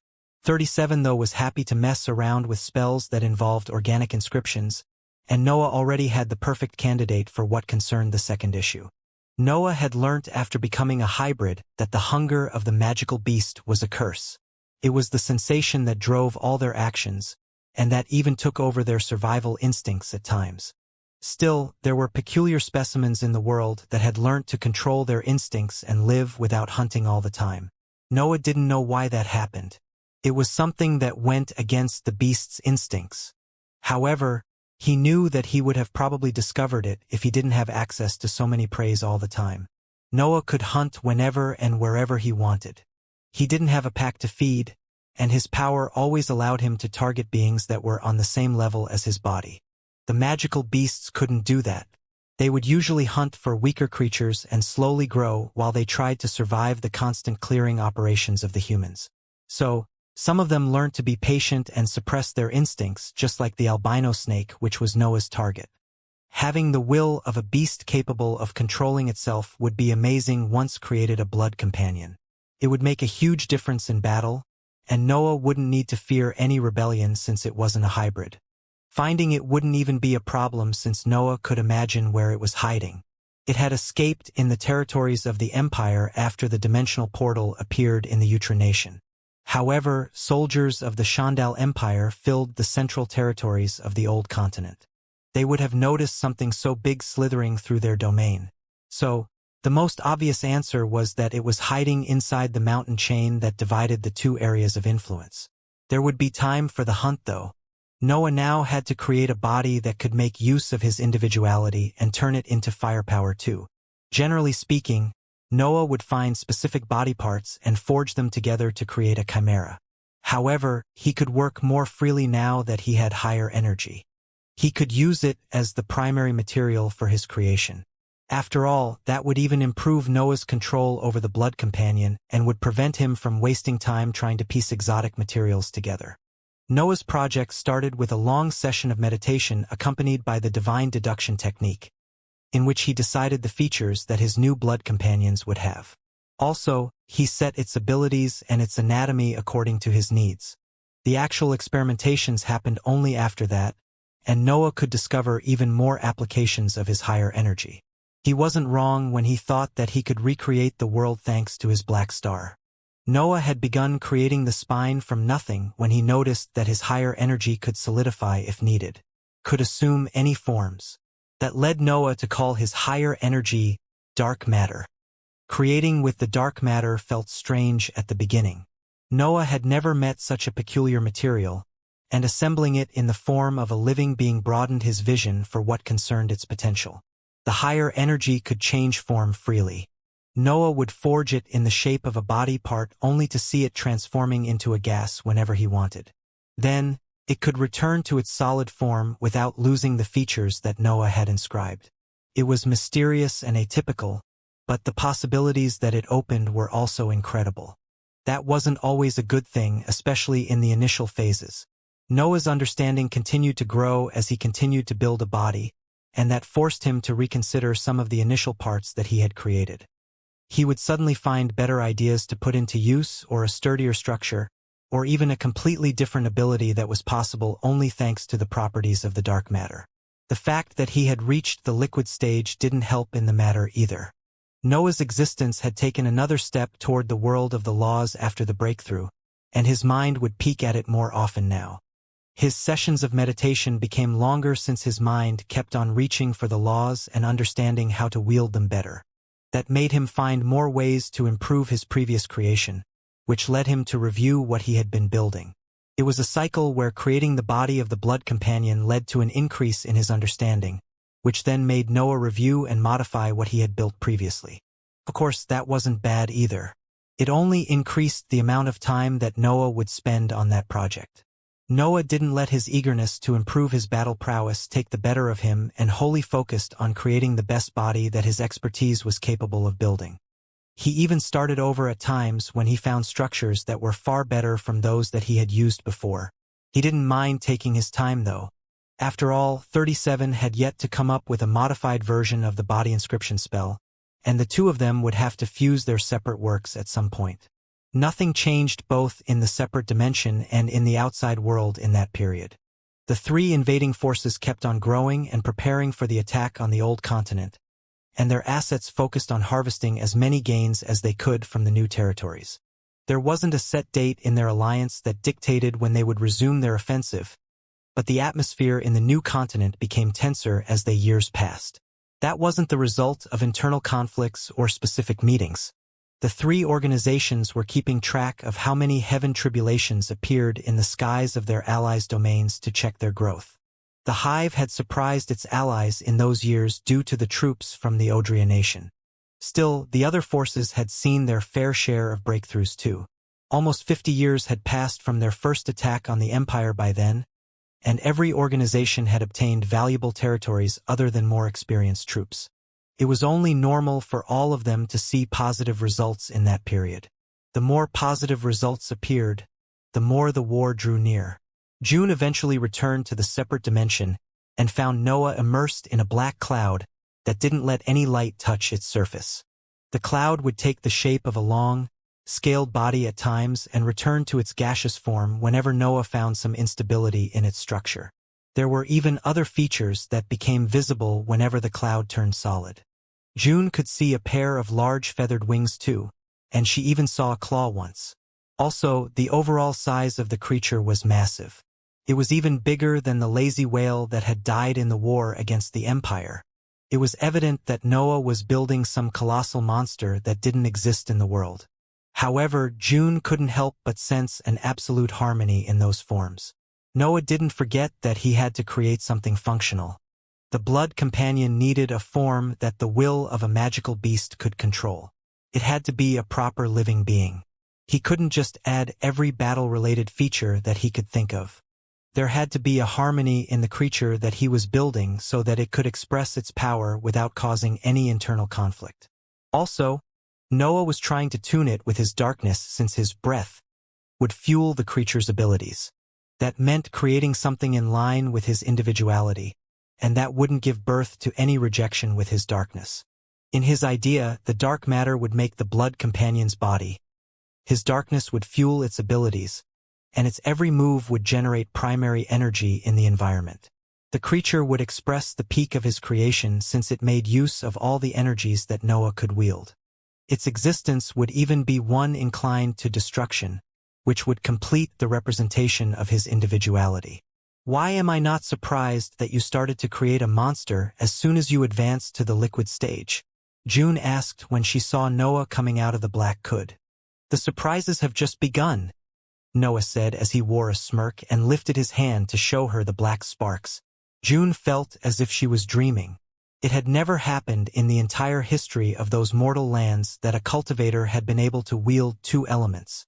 Yet, as she analyzed the sparks further, she realized that they didn't belong to the lightning element. Instead, they radiated the same aura of the cloud, meaning that they belonged to the darkness aptitude. Noah didn't wield two elements. His dark matter could recreate the lightning bolts of the tribulation, but it remained an evolved form of his darkness. The Maker has found his tools, and now he wants to play, June said in a soft voice. She was the only one that knew the entirety of Noah's individuality, so she could understand the path that he had taken with that energy. No one knows about this, Noah said, ignoring her previous words. I still need to study how to use the imitation of the other elements properly before showing it in battle. June couldn't help but feel happy when she heard that. She was the only one aware of Noah's secrets, and that made her feel as if they had their world that they weren't willing to share with anyone. What do you think you will do with it? June asked as she took Noah's hand. Dark sparks came out of her palm too, and they entangled themselves with the black sparks. I only have a vague idea, Noah said as he pulled June closer. Copy the elements, the matter, the world, and, eventually, heaven and earth. Noah's plans for his dark matter didn't stop to an imitation. According to what he had understood of his higher energy, he might reach the point where he could create his world at some point. Of course, that was purely theoretical. Noah had only managed to copy the lightning bolts of the heaven tribulation, and his work with the body of the blood companion was between pure creation and imitation. Noah was creating body parts that already existed in other magical beasts and building entirely new tissues when he couldn't find something to imitate. His expertise with higher energy was what dictated his choices. Imitating was easier, and Noah could create tissues that he had already studied in the past. Pure creation, instead, was challenging and required tests to see if his products worked as intended. It was needless to say that the tissues built through pure creation suited his individuality better. Still, Noah wasn't skilled enough to make an entire living being without taking inspiration from the world. Also, certain body parts were too perfect for what he had in mind, so he couldn't ignore the examples that the world provided. June remained in the separate dimension and left it only when the Elbas family contacted her for specific meetings or assigned her missions.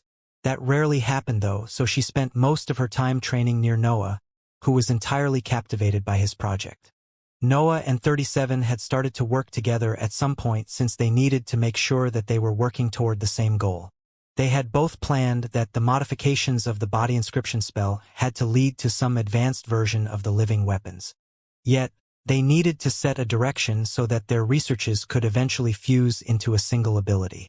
Nevertheless, they quickly found common ground. 37 would try to modify the spell, so that Noah would only need to transfer the will of the albino snake into the new body before inscribing it on his skin. After deciding on their direction, Noah and 37 returned to their work and focused on completing their separate projects. It only took a few years for both of them to complete their works. 37 even finished before Noah since his project only required him to modify certain parts of the body inscription spell. The only parts that required special attention were the modifications to specific core aspects. Still, the automaton did its best to keep as much of the original diagram as possible. On the other hand, Noah had needed a bit more to complete the body made with dark matter. There were many instances when he had to rebuild entire parts of the blood companion because they caused instabilities in its form. At times, some of its organs wouldn't function correctly, which forced him to analyze and recreate tissues again. Noah eventually completed his work, and that signaled the beginning of the last phase of his project. It was time to hunt down the albino snake and finalize the creation of the blood companion. A vast black cloud started to compress, revealing Noah's features. The gas gathered on his palm, where it formed a small orb that Noah stored inside his space ring. There was enough room for the body of the blood companion after the years spent experimenting and testing. It wasn't a problem to store his creation now. 37 came close and handed him a piece of leather that had a series of inscriptions on its surface. "Just fuel it and place it on the ground," the automaton said. "The inscriptions will do the rest." The piece of leather contained the modified version of the body inscription spell. 37 had created a disposable item capable of deploying the inscriptions necessary for its functioning, so that Noah could perform the ritual wherever he wanted. Noah didn't expect to find too many dangers on his path, but the mountain chain between the two areas of influence was a rank 6 danger zone. It was better to make upgrades to his arsenal as soon as he could. June was there too, and she and Noah exchanged a quick kiss before he stepped on a teleportation matrix and disappeared from the separate dimension. She would have loved to come with him even to relive the moments spent in the wilderness in the other mortal lands. Yet, she had to be available in the eventuality that the Elbas family summoned her. Noah used 3 teleportation matrices in a row to reach the closest spot to his target. According to his investigations, the albino snake had escaped along the eastern coast of the old continent after the dimensional portal appeared. That area wasn't exactly safe since the old academy was in those territories. Still, Noah had no intention to risk meeting the silver-haired royals again and decided to avoid entering in the Utrination. The last teleportation matrix had brought him on the southernmost side of the old continent, and Noah flew above the sea until he crossed the eastern border of the Utrination. Then, he kept flying for a few days and landed on the eastern coast only when he felt that he had put enough distance between him and the old domain of the Elbas family. At that point, Noah started to look for the traces of the albino snake and its pack. Luckily for him, that side of the old continent was mostly uninhabited. After all, the Elbas family had pushed as many assets as possible to migrate to the new continent. Noah found himself in a wild environment where only magical beasts tried to thrive even if the destructive effects of the dimensional portal were about to reach those lands. They were mostly creatures in the human ranks that ate each other to make up for the low density of breath in the air. Of course, Noah completely ignored them as he looked for the traces left by the albino snake, and they weren't hard to find due to the massive size of that creature. Noah followed those traces until he found himself in front of the familiar mountain chain that signaled the end of King Elba's domain and pressed forward while keeping his awareness to its peak. It seemed that even the mountain chain had been affected by the appearance of the dimensional portal. Many creatures had migrated and mixed themselves with the environment of that danger zone, making it more crowded and chaotic. Noah felt the urge to hunt the few powerful creatures that he found among those mountains, but he suppressed it to focus on the mission. There would be time to eat once he improved his power. Tracking down a creature in the 5th rank wasn't a hard task for him, especially since he knew what he was looking for. Noah soon found himself in a valley between 2 tall mountains, and he saw a scene that made some of his oldest memories resurface. He saw a small and white mountain surrounded by a sea of snakes. Noah's level was too low back then to understand the rank of the albino snake. He had needed William to confirm that the creature was a rank 5 magical beast. Yet, he could understand its exact level of power now that he looked at it from his position in the sky. The albino snake had recreated the same environment of Twilboya Cliff. A swarm of snake-type magical beasts in the human ranks surrounded its huge body and took bites of each other whenever their hunger became unbearable. As for the leader of that pack, it was a magical beast at the peak of the 5th rank. I just have to dodge its beam, Noah thought as he let memories resurface in his mind. Albino snakes had the strong bodies usually seen in any snake-type creature, but their most threatening feature was their ability to condense light in their scales and release it in the form of a beam from their mouth.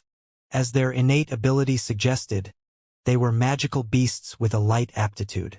The records that Noah had reviewed before going into that mission even specified that simple protections wouldn't work against that attack. Still, those same records described that species as a peculiar kind of magical beast. Albino snakes didn't always exist in nature. Their species was the result of a mutation that happened in an extinct type of snakes called dark-scaled snakes. The dark-scaled snakes were said to have an innate flaw since they shared some blood with the dragons. Their hunger and aggression would often go out of control due to the instability hidden inside their bloodlines. That eventually forced the cultivators of the past to create massive hunting parties meant to exterminate the threat of dark-scaled snakes. They managed to do that without leaving even one of them alive, but they didn't predict that some specimens would develop a natural mutation to ensure their survival. In the face of extinction, some of the dark-scaled snakes gave up on their connection with the dragons and evolved into the current albino snakes, which had a more peaceful behavior.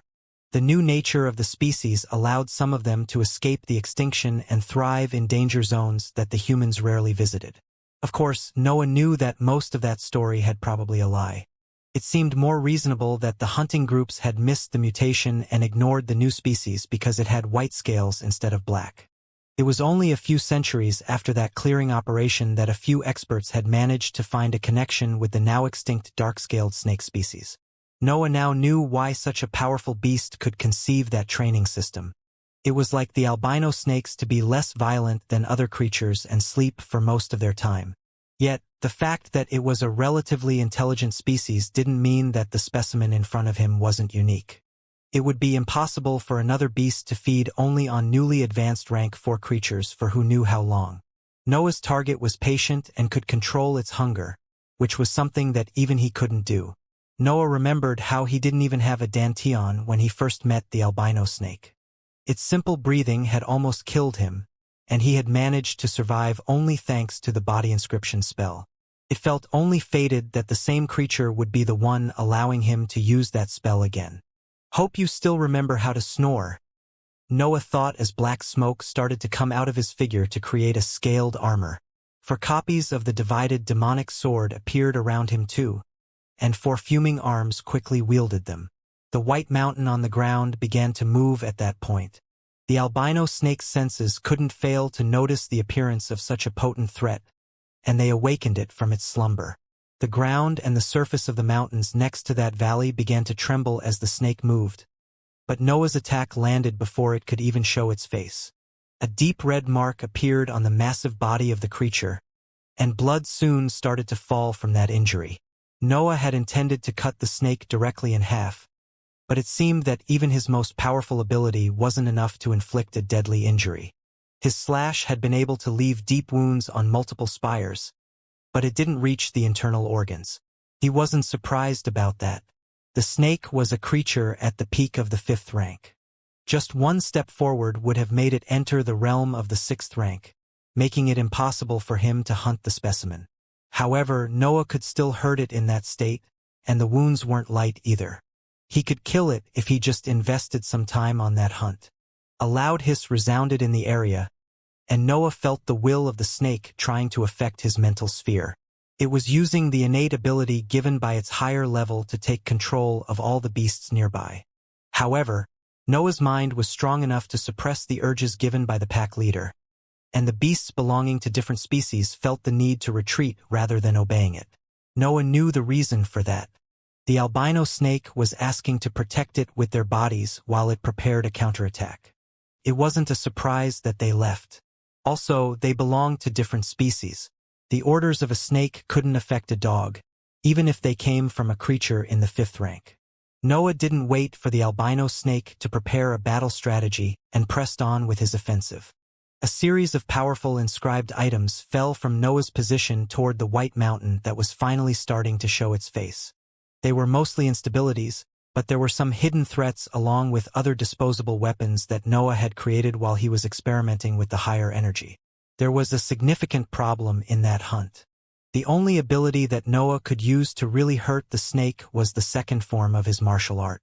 The others were powerful, especially after he had reached the liquid stage, but they still couldn't compare to the fusion of martial arts and spells wielded by a hybrid. His physical strength was useless too since the albino snake was more potent than him. Being at the peak of the 5th rank put it on a completely different level. Still, Noah had no intention to get close to the creature. Albino snakes couldn't fly, which meant that Noah could stay in the sky and keep attacking it until it died. Nevertheless, the snake wouldn't go down without a fight. Its scales started to shine, and a white beam came out of its mouth when it opened its maw to aim at the fiendish figure in the sky. Noah's world suddenly became white as the noise of the detonation of his disposable weapons spread in the area. He didn't remain still though and quickly used the merging spell to sprint away from the albino snake's attack. The beast's attack was quick, but Noah had his fuming armor and had acted in time to dodge most of the destructive power of the white beam. Only the left side of his protection got destroyed as he escaped from the area of effect of the light.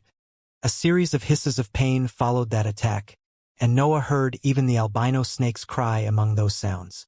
The detonation of his inscribed weapons had spread chaos in the pack. Almost all the creatures in the human ranks had died in the explosions. The few of them that had survived had suffered grave injuries too since the disposable weapons were items in the 5th rank. The shockwaves that they had created were enough to kill anything in the human ranks.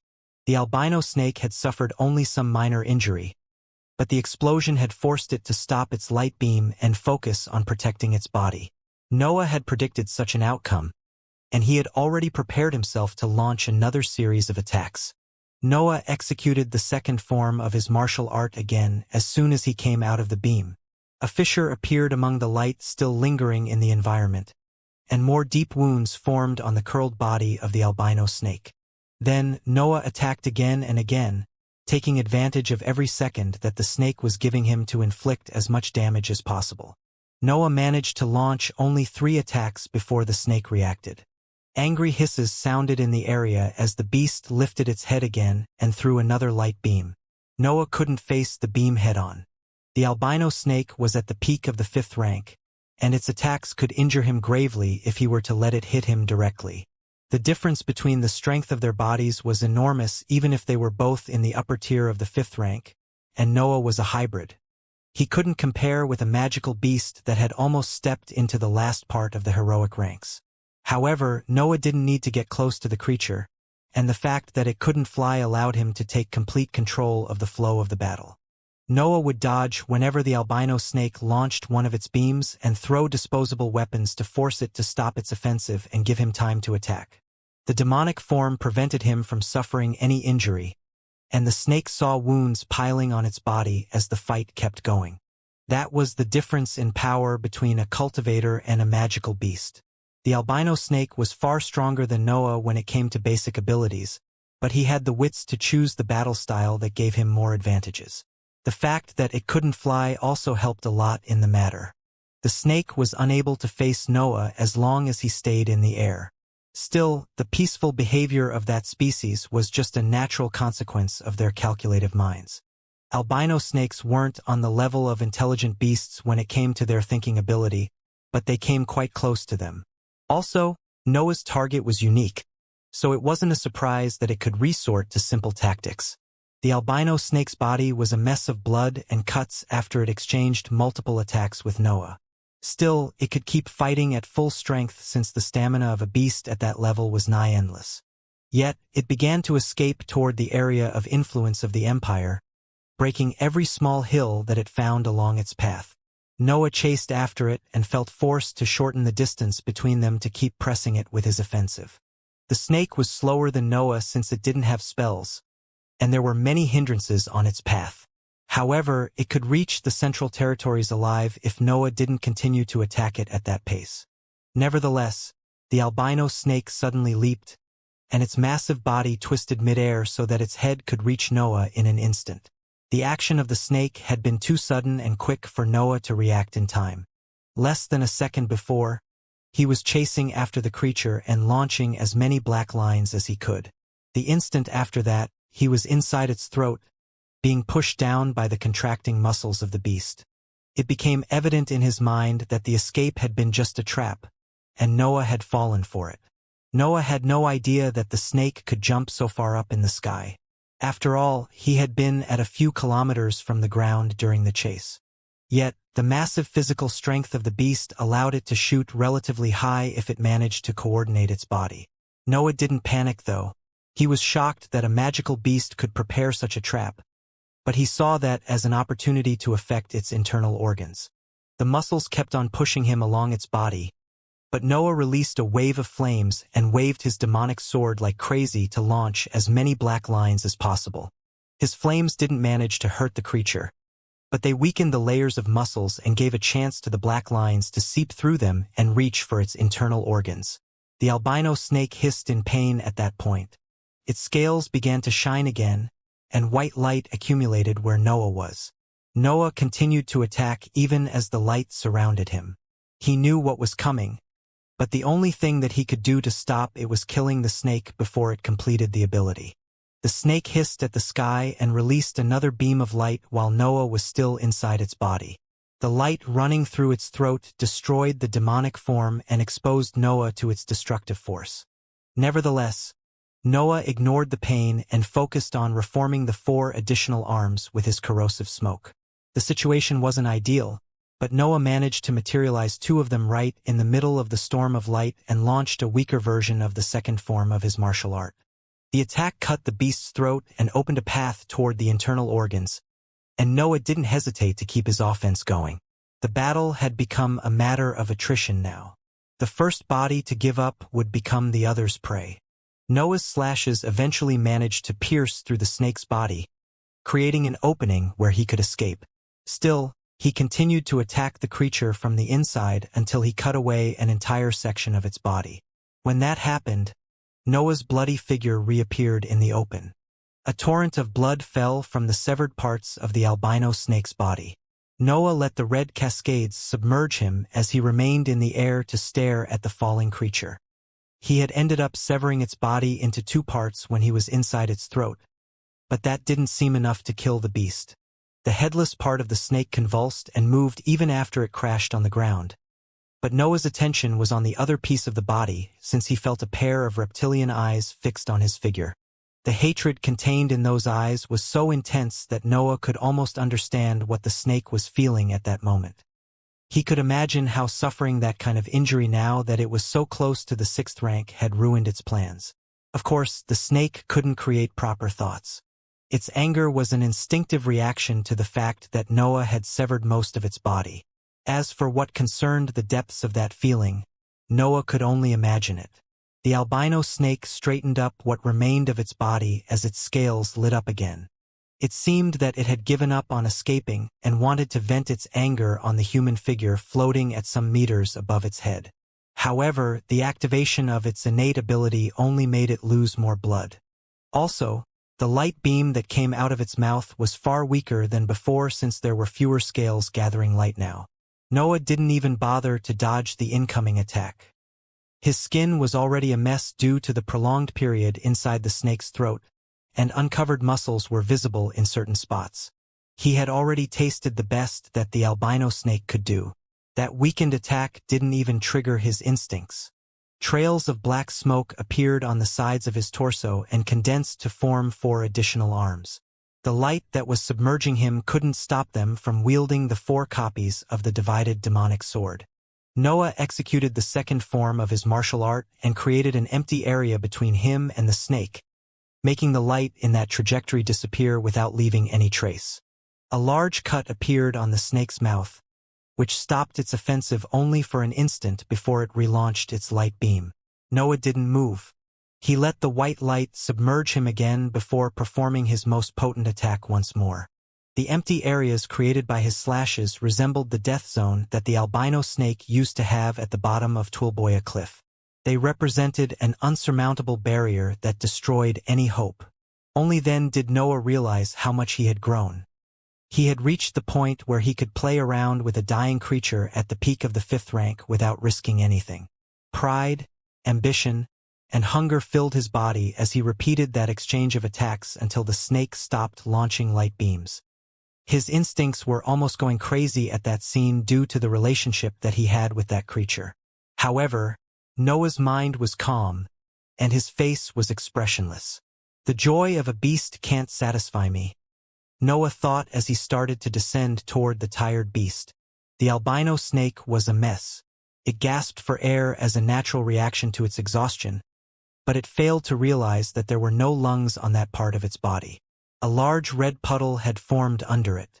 The beast had lost so much blood from the injury inflicted by Noah that it could barely rely on its nigh-intelligent mind. There were other deep cuts on the rest of its body too, especially on the skin around its mouth. Noah's last offensive had turned that body part into a broken mess. Yet, its reptilian eyes were still focused on Noah. They followed him as he descended and reached to touch it.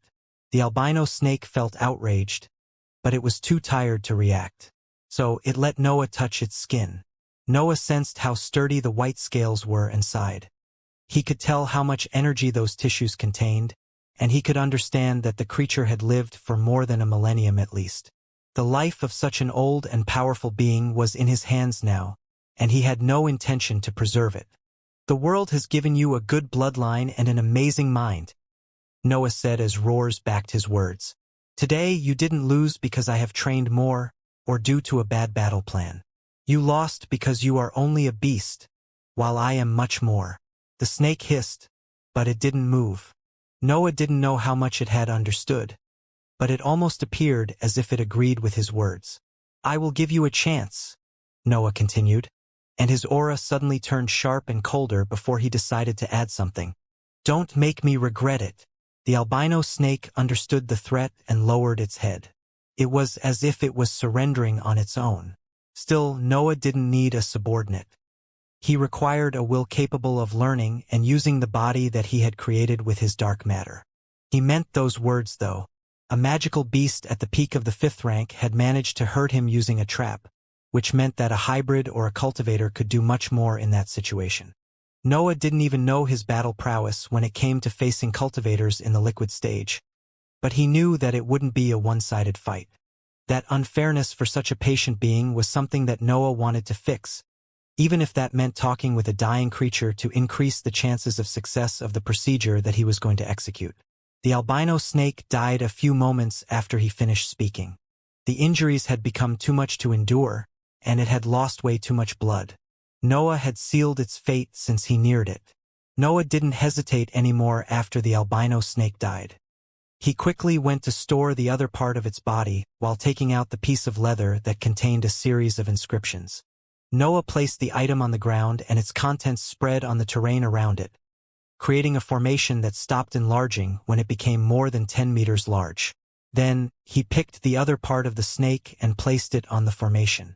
The shining lines lit up as soon as the massive reptilian head entered in their form, and the skin of the body piece began to burn to force the will of the creature to come out in the open. Noah just needed to defeat it before he could complete the creation of his blood companion. A huge, ethereal snake formed at the center of the formation, and it began to struggle as soon as it realized that it could move. Invisible boundaries kept the snake's will confined inside the lines of the formation, but they wouldn't hold for long if Noah let it act freely.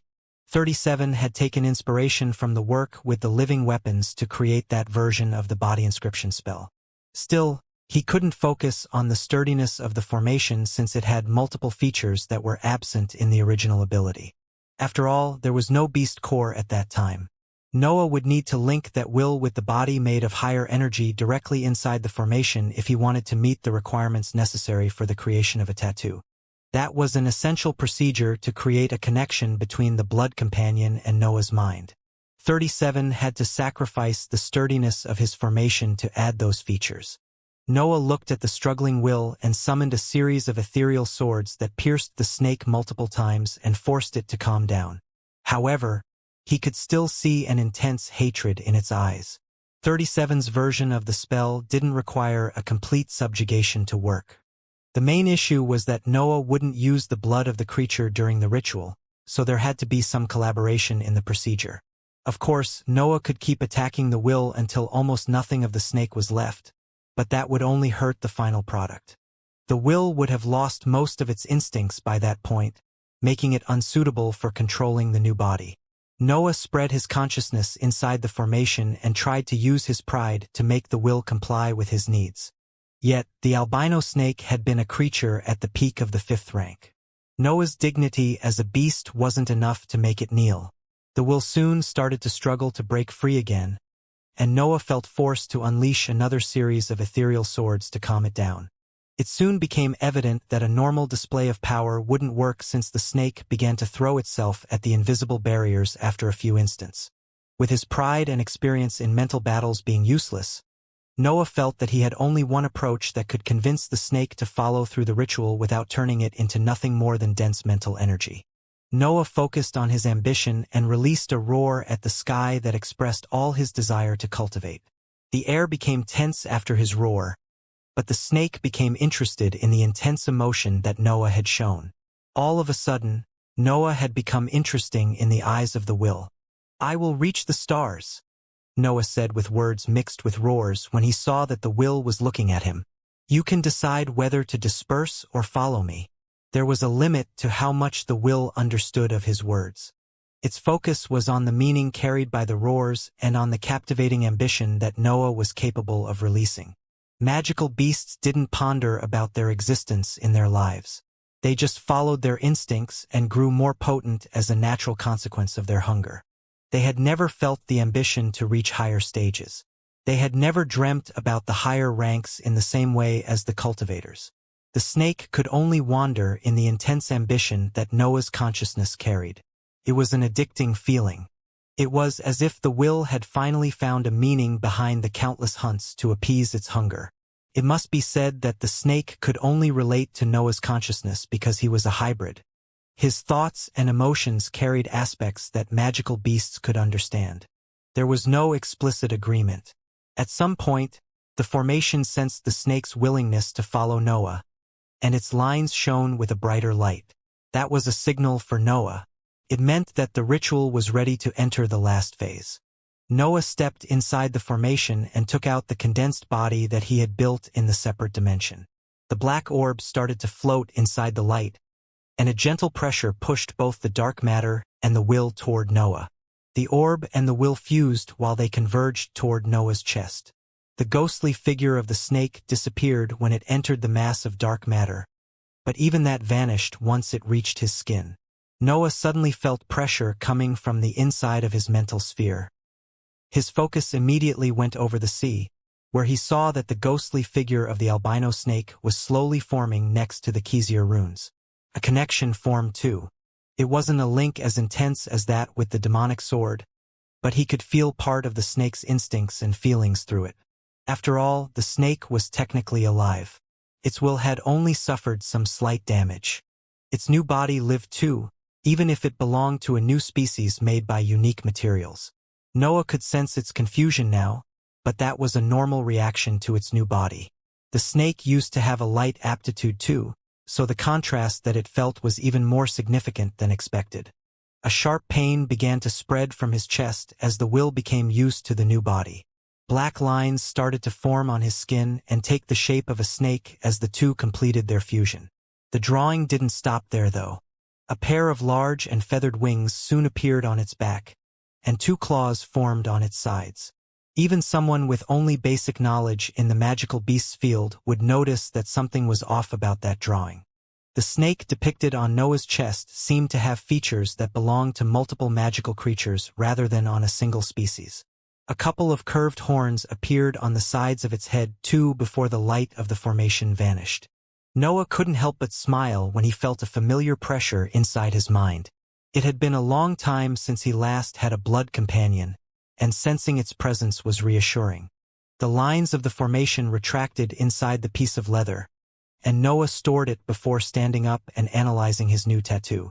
His body wasn't bleeding, but it still needed some care. However, Noah could only think about testing his new blood companion now. Let's see, Noah thought as he focused on his connection with the snake. I guess I'll go with Snore. It's a fitting name. A deep hiss resounded in the area when Noah thought that, and dense black smoke came out of his chest to take the form of a massive figure. A more than 100 meters long, winged snake formed right in front of him and turned to give an annoyed glance at its master. Ravaging Demon had his eyes closed as his mind wandered in the forced enlightenment caused by the oily water of the pool. The laws of the fire element connected with his individuality became faint instincts that he learnt how to control as he remained immersed in that miraculous item. He felt the intrusion of a foreign substance inside his dantian though. He did not doubt that he was sacrificing part of his potential to obtain the breakthrough that he had waited for years. Still, that was what he wanted. After all, he had always considered himself a true demon. He would do anything to improve his power. The entrance of the restricted area opened, and 6 powerful cultivators walked through it. The cultivator in the lead of that group was one of the silver-haired members of the Elbas family, First Prince, who limited himself to point in a polite way toward Ravaging Demon. The cultivators behind him performed quick bows toward the royal before hurrying themselves in front of the pool to kowtow. The scene was quite peculiar since those 5 experts were cultivators in the 5th rank. Master!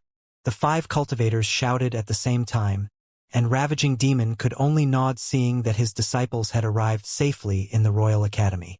I hope there were no issues during the transport, Ravaging Demon said as he glanced at the royal still in the back of the restricted area. Of course, First Prince replied. We have common borders right now. What can even go wrong? Ravaging Demon limited himself to nod at that answer and gestured to his disciples to rise.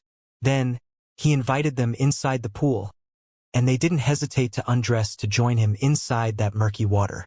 First Prince remained at the back of the area, but there was a pensive expression on his face.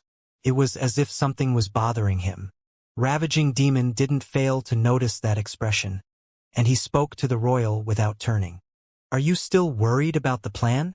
It's not that, First Prince said while shaking his head. We are sure to succeed. The Hive and the Council will never expect a betrayal right after the end of the war. But, Ravaging Demon asked again, expecting that the royal had something to say about their strategy. But there is a reason why cultivators in the 6th rank tend to avoid going after those on a lower level, First Prince said as his expression turned grim. If all the powerhouses start to act as they wish, there won't be any habitable land anymore. First Prince's point was reasonable. The power held by rank 6 cultivators was too great, and unleashing it freely on the landmasses would give birth to barren territories. It was enough to see what had happened in the central areas of the new continent to understand how destructive their power could be. Also, there were always variables when breath was involved. The joint front against the leader of the winged beasts had given birth to a harmless species of flowers at that time, but there could be far harsher outcomes if they were unlucky. What if the next species of magical plants were carnivorous? What if unleashing so much power caused mutations in the creatures nearby? What if the lands involved never recovered from the battles? Causing a war that would involve the powerhouses could only lead to more destruction. That would render void the purpose of that battle. After all, there was no point in fighting if the winning forces couldn't seize suitable benefits. There were more reasons behind First Prince's worries. The royal was sure that King Elbaz would be the next powerhouse to ascend, which meant that the Elbaz family would face a period of weakness. Creating grudges right before that could endanger the position of the royals in the political environment of those mortal lands. There was even the chance that eventual enemy forces would aim to their destruction at that point. So, breaking unwritten rules worried him, especially since the only allied organization of his family would have someone as untrustworthy as Ravaging Demon as its leader. Of course, First Prince didn't mention those reasons. The way he saw it, Ravaging Demon was just a tool meant to benefit his family, so he had to keep him on his side. Mountains break, and skies fall, Ravaging Demon said after remaining silent for a while. Do not worry about your resources. I'll compensate the Elbaz family if I happen to destroy too many territories. That answer didn't satisfy First Prince, but it was enough to ensure that the royals would gain something from giving that cultivator access to the pool. Still, he felt the need to remind him that his allies were a force that he couldn't ignore. I hope you will, First Prince said as he started to cross the entrance to exit that restricted area. Otherwise, we will make sure that you understand how advanced our inscription masters are. Demons might be flashy and dangerous, but it's in the silent and dark labs that monsters are born. After that reminder, First Prince exited the restricted area and sealed the entrance, leaving the 6 cultivators from the Papal Nation alone. A moment of silence followed the royals' departure, but Ravaging Demon's disciples quickly broke it to express their disagreement. Humph, what can a member of the Elbaz family even know about monsters? Indeed, they can only hide behind the power of their patriarch. Anyone can be strong with a pile of inscribed items. Those complaints continued while the 6 of them remained immersed in the pool, but Ravaging Demon eventually silenced them. Enough! Ravaging Demon shouted, and his disciples quickly shut their mouths. The Elbaz family is strong, stronger than us. That's the whole reason why I have to take the initiative in the betrayal. The hatred of the world will converge once again on the Ravaging Demon sect. The disciples gulped when they heard that. They knew about the plan, but imagining both the Hive and the Council coming after them was a dreadful sight. After all, that wouldn't be the same as the war against the Shandal Empire. The invading forces were far stronger than that organization once they created a united front, while the situation would be far different once they betrayed the alliance. The Ravaging Demon sect and the Elbaz family would be on an equal ground with the Hive and the Council, which meant that the losses inflicted at the moment of the betrayal would determine their advantage. Also, that was the reason why they were waiting for the end of the war to act. They wanted to establish pacts with the Empire so that it would be forced to remain outside of that conflict. Don't fret though, Ravaging Demon said when he saw the hesitation in the eyes of his disciples. My fire will eventually envelop the entirety of these mortal lands and create a path toward the higher planes. Then, I'll destroy them too. Noah was unaware of the ploy brewing under the surface of that peaceful political situation. He knew that Ravaging Demon was up to something due to the recent ambush, but he couldn't imagine the scale of that event.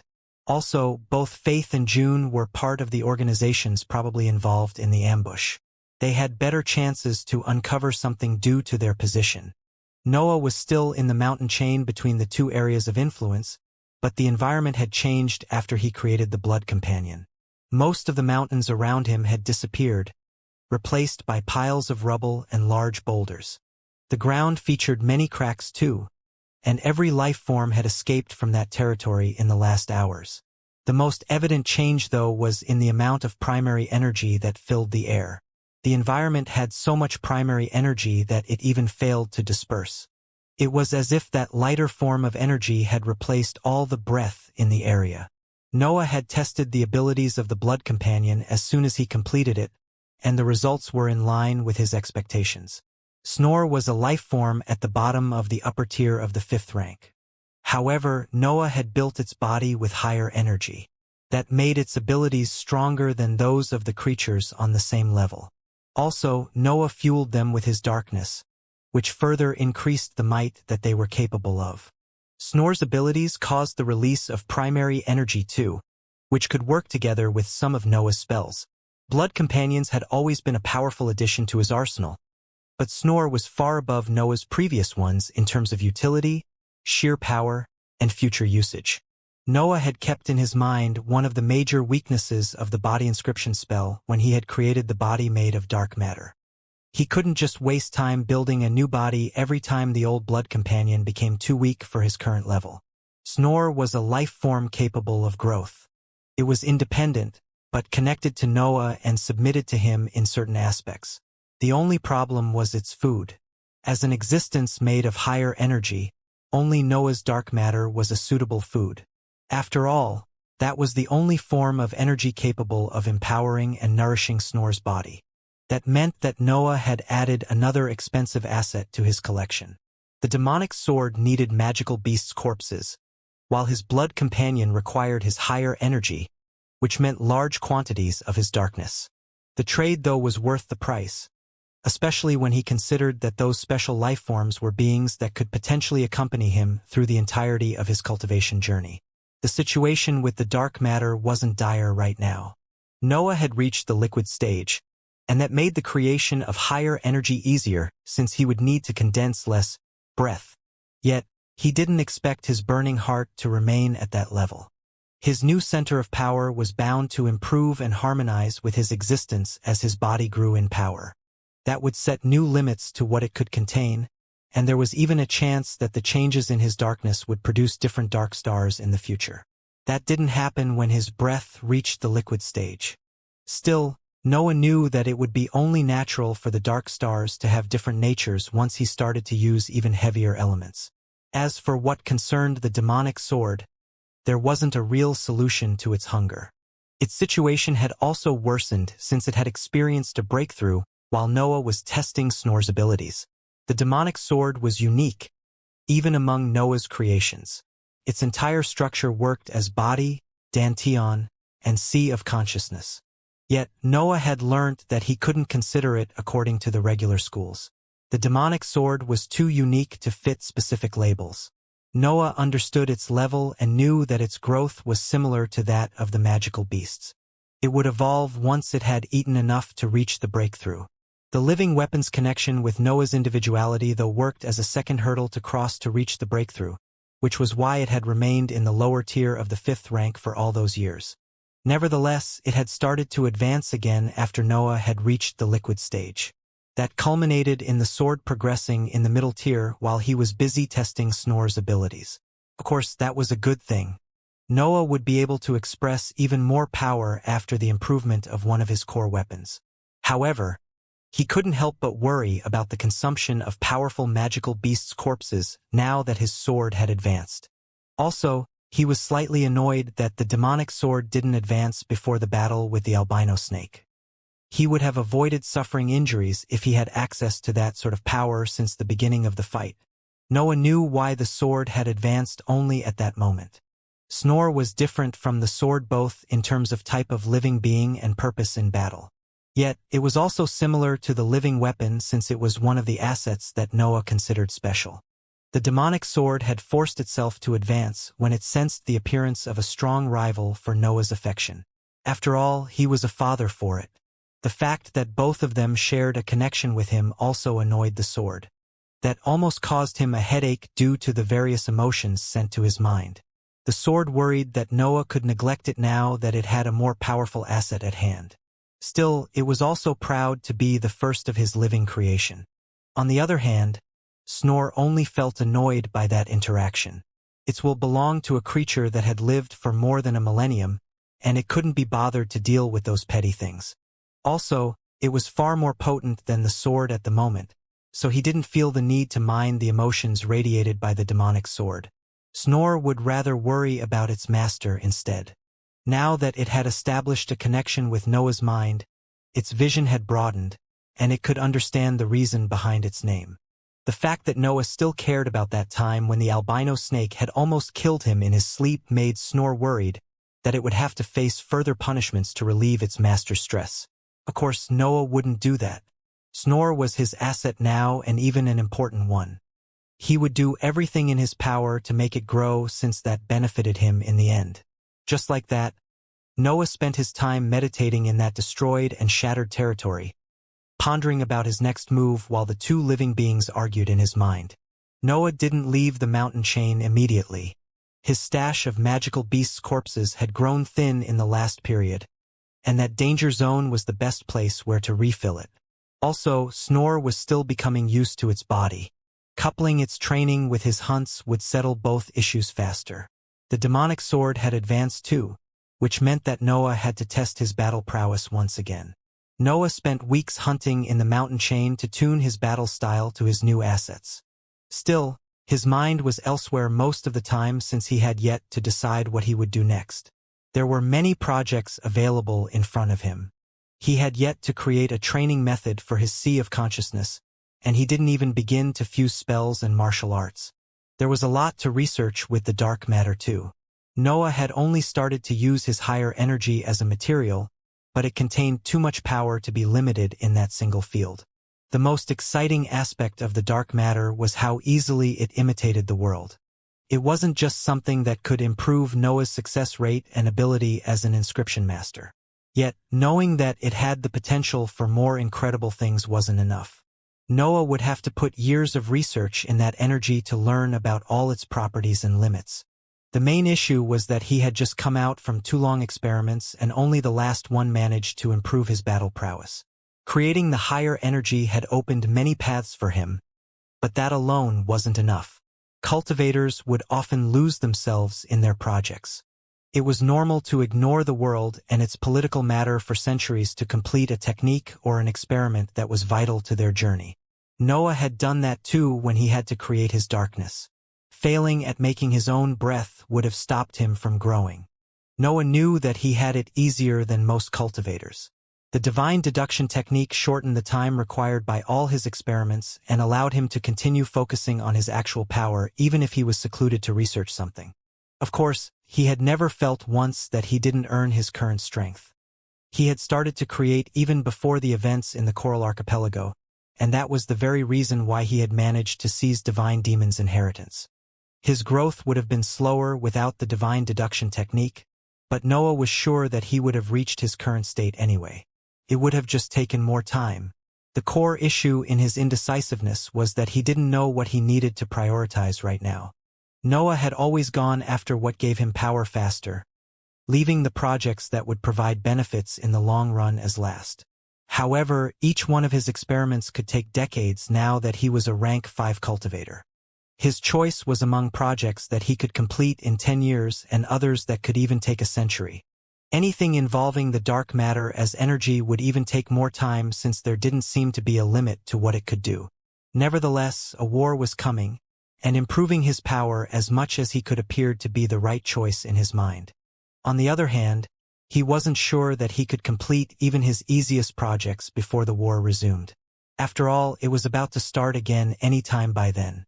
His choice ultimately fell on creating a training method for his mental sphere.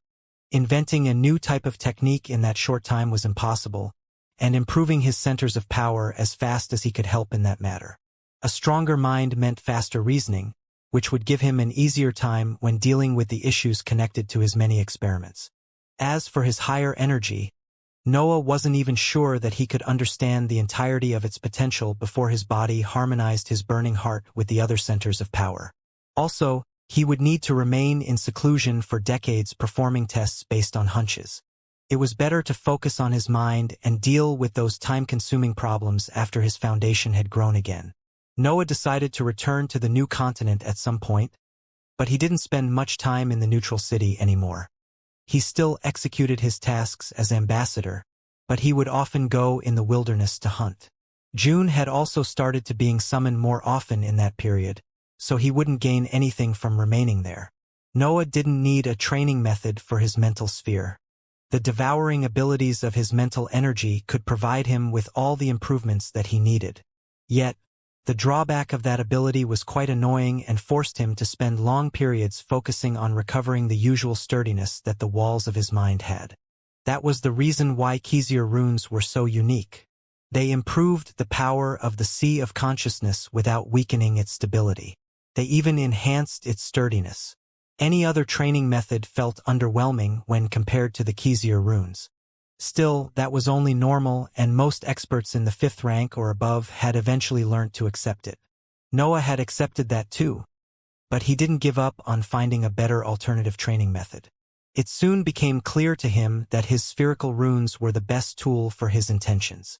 They were still helping him modifying the nature of the walls of his mind, and they generated internal pressure, which was good when it came to a lack of sturdiness. They were similar to the Xianxia runes in that sense. Yet, they couldn't match the Xianxia runes when it came to their efficiency. A pure expression of power. Noah repeated 37's words in his mind as he wandered in the sky above the central territories of the new continent. He had already asked to the automaton information about the inscription method used to copy the Xianxia runes. However, he had only obtained a series of inconclusive answers and a pile of books that described all the procedures involved in that field. It turned out that copying a Xianxia rune required multiple inscription methods which had been partially lost through time.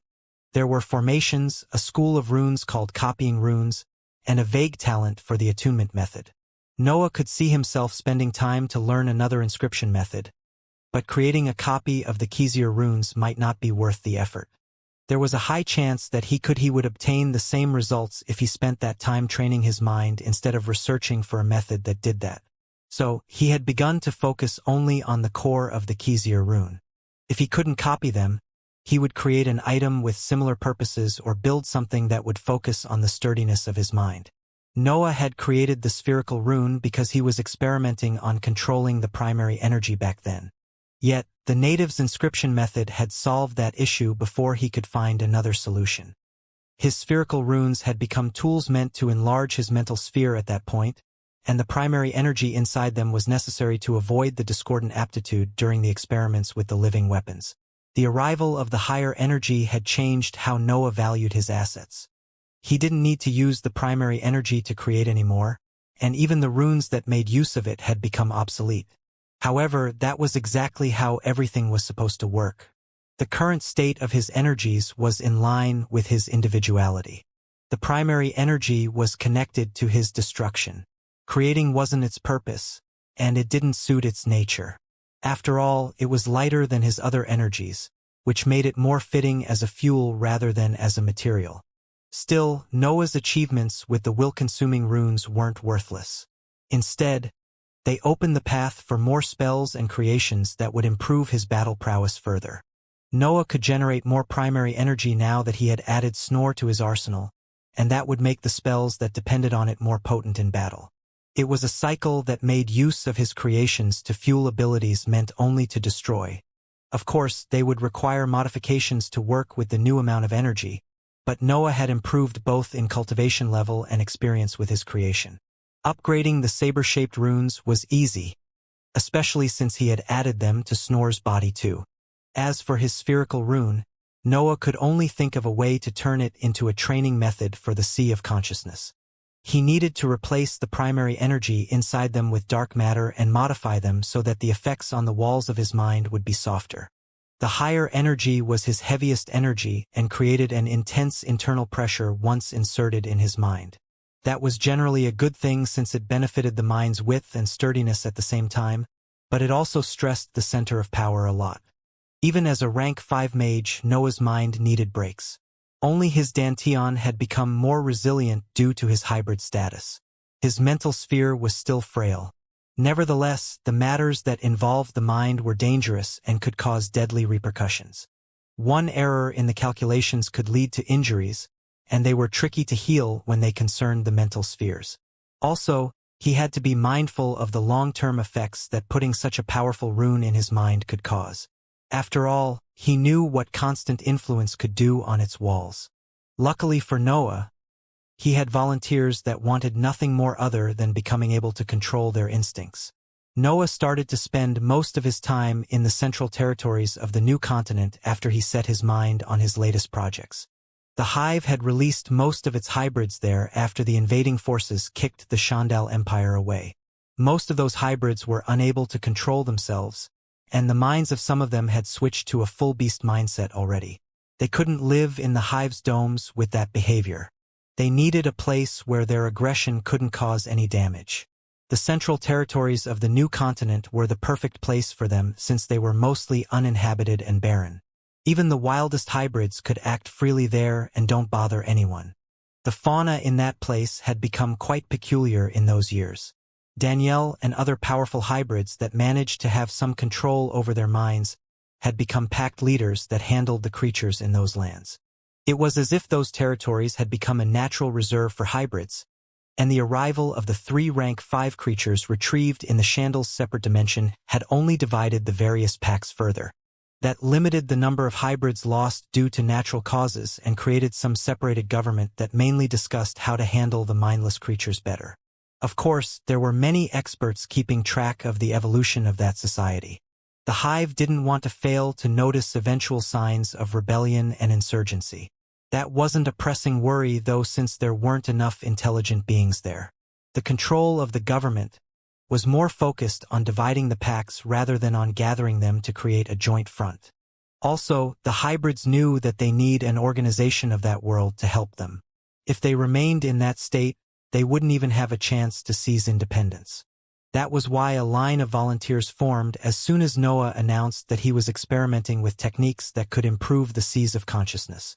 Noah had said multiple times that there wasn't a real solution to the mental instabilities of the hybrids. Not yet, at least. The best thing that they could do was to focus on improving their minds so that they could keep their instincts in check. His experiments went smoothly with so many available test subjects. Some missteps occurred, and there were cases of hybrids injuring their minds through the years, but that was only normal. A few of them even died during the initial phases of that project since Noah found it hard to balance the power of his rune when it came to rank 4 hybrids. The experiment didn't concern only giving away runes that applied internal pressure on the mental spheres. Noah would even observe how the continuous exposition to that energy affected the walls of their minds. Still, he obtained decent results, which eased the tension that had accumulated in the air due to the nearing of the war. "When do you think the war will start?" June asked as she played with the tattoo on Noah's chest. "A few years at best," Noah answered as he turned to stare at June lying right next to him. The two of them were in the training area under the neutral city. June had just come back from one of her errands with the Elba's family, so Noah had used that chance to spend some valuable time with his lover. "Years," June murmured as she lost herself in Noah's vertical pupil. "Did we reach the 200 years mark already?" "I don't know either," Noah said as his eyes lost focus. "Decades pass every time I test something. Do you remember when you almost injured your centers of power to gain a few weeks' worths of training?" June said as the memories from the royal inheritance made her smile. "Of course," Noah replied with a smile too. "You had to teach me how to take breaks." The two of them remained there for hours before returning to their tasks. 1 year later, the invading forces decided that it was time to resume the war. The decision of the invading forces to attack again didn't arrive due to a specific event. It was an inevitable choice made after they saw that the decades spent in peace had made them surpass their previous level. After all, more than 70 years had passed since the end of the war. That time was enough to nurture promising cultivators from the human ranks to the heroic ones. Even old monsters had managed to improve in that period thanks to the experience gained in the battles, the training areas built in the new territories, and the divine steel if they had a water aptitude. The world never stood still. It always moved forward together with the powerful existences living inside it, and it wasn't unusual to see a positive trend after gaining access to so many resources.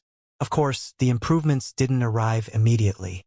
The Shandal Empire had burnt and destroyed the structures that it had built in those areas, which meant that the invading forces had to invest before they could seize benefits. Also, the positive trend didn't concern the empire since the invaders had confined it in the old continent. Still, the overall population of the cultivators increased, and they even surpassed their previous level in terms of power. It wasn't hard to check which organization had improved the most during the period of peace. The Heaven Tribulations were hard to miss when all the invading forces shared borders. That wouldn't provide a complete overview of their growth, since the Tribulations only signaled cultivators approaching the heroic ranks and not those advancing through stages. Yet, they revealed the foundation of those organizations, which could lead to almost accurate guesses about their development. The Hive stood out thanks to the soldiers from the Odria nation. Lightning storms continuously fell from the skies above the territories of the Hive and began to slow down only when the war drew near. Then, there were the other cultivators who had joined the war and other promising talents that had appeared in those years. The Council and the Elbas family did not doubt that the Hive had gained the most out of the war. The Elbas family followed the Hive in terms of the number of tribulations. It didn't have nearly as many, but they were still numerous. However, everyone in those mortal lands had noticed that the royals had something going on under the surface. Everything had started since the creation of the dimensional portal and had continued when they forced the nobles to join their ranks with incredible promises. No one dared to underestimate them just because their number of tribulations didn't match the Hive. As for the Council, it was even more mysterious. The sects were quite secretive, and they only sent representatives in the Council. That meant that they could have different policies inside their domains and handle their growth as they wished. Then, there was Ravaging Demon and the underground operations that seemed allowed by the majority of the Council. Of the three invading forces, the Papal Nation saw the least number of Heaven Tribulations in that peaceful period, but no one dared to underestimate it either. Noah didn't know who had the idea to resume the war first, but he knew that there had been meetings among the higher-ups of each organization while he was busy with his projects. At some point, he received a mental message from Elder Julia, and he stopped his experiments to join the rest of the troops in the charge toward the old continent. Noah sat cross-legged in the sky above the western coast of the old continent. Elder Austin, Elder Julia, and Elder Ingrid stood in the air next to him, and they looked at the human troops deployed on the ground. There were the higher-ups of the Elbas family and council in separate groups at some distance from them. Their attention was on the ground too. There was a large army made of human cultivators gathering near the sea, and many of them were still in the process of getting off the ships that had filled that area of the western coast. The peripheral territories of the area of influence of the empire were mostly barren lands filled with slaves and without any real value. The heroic cultivators of the empire wouldn't bother to defend them, so Noah and the others' role now was to oversee the battle. Of course, there was a limit to how much those existences cared about battles on that level. There was even a high chance that the empire wouldn't use precious formations to defend those lands. Those territories were useful to the empire only as a source of vostom, the material that most of its citizens used in their body-nourishing methods. Still, its population had decreased after the war, and it was about to face more casualties. Losing mining camps was the last of its problems. The empire deployed a series of slaves to face the massive army. The clinking noise of the chains on their necks filled the entirety of the battlefield as they moved to face their enemies. The slaves wore blank expressions. Noah guessed that they were even unaware of the situation around them according to what he knew about the inscribed chains of the empire. "This will be a massacre," Elder Ingrid commented as she watched the two armies nearing each other. The other elders didn't say anything to confute her words, and Noah knew that she was right too. It was pointless even to guess the outcome of that battle. It was clear that the empire was only aiming to weaken the invading troops with that wave of slaves. The battle unfolded as Elder Ingrid had predicted. The hordes of human cultivators from the invading forces deployed effective combat formations that balanced their offense and defense. Instead, the slaves charged recklessly, uncaring that they were running toward certain death. Their charge would continue even when some attacks bounced them back or cut away one of their limbs. It seemed that the only thought in their mind was to reach the enemy army. That tactic eventually led to some casualty in the invaders' side. The invaders endured that reckless horde for a while before deciding to switch for a more defensive battle formation. The slaves charged anyway even when they saw that the invaders were luring them in smart traps or into empty areas that they would fill with attacks. They only cared about hurting their enemies. Rivers of blood fell on that sandy terrain. The ground became red and turned muddy as corpses accumulated on its surface. It was an atrocious sight, especially from Noah's position.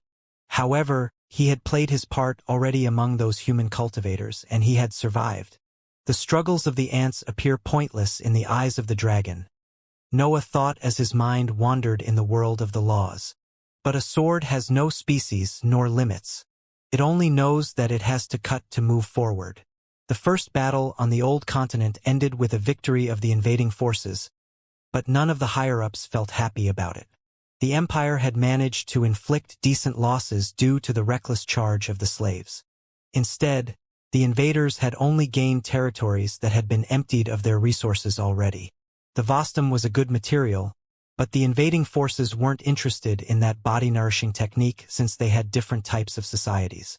They didn't want every commoner to gain access to the cultivation journey.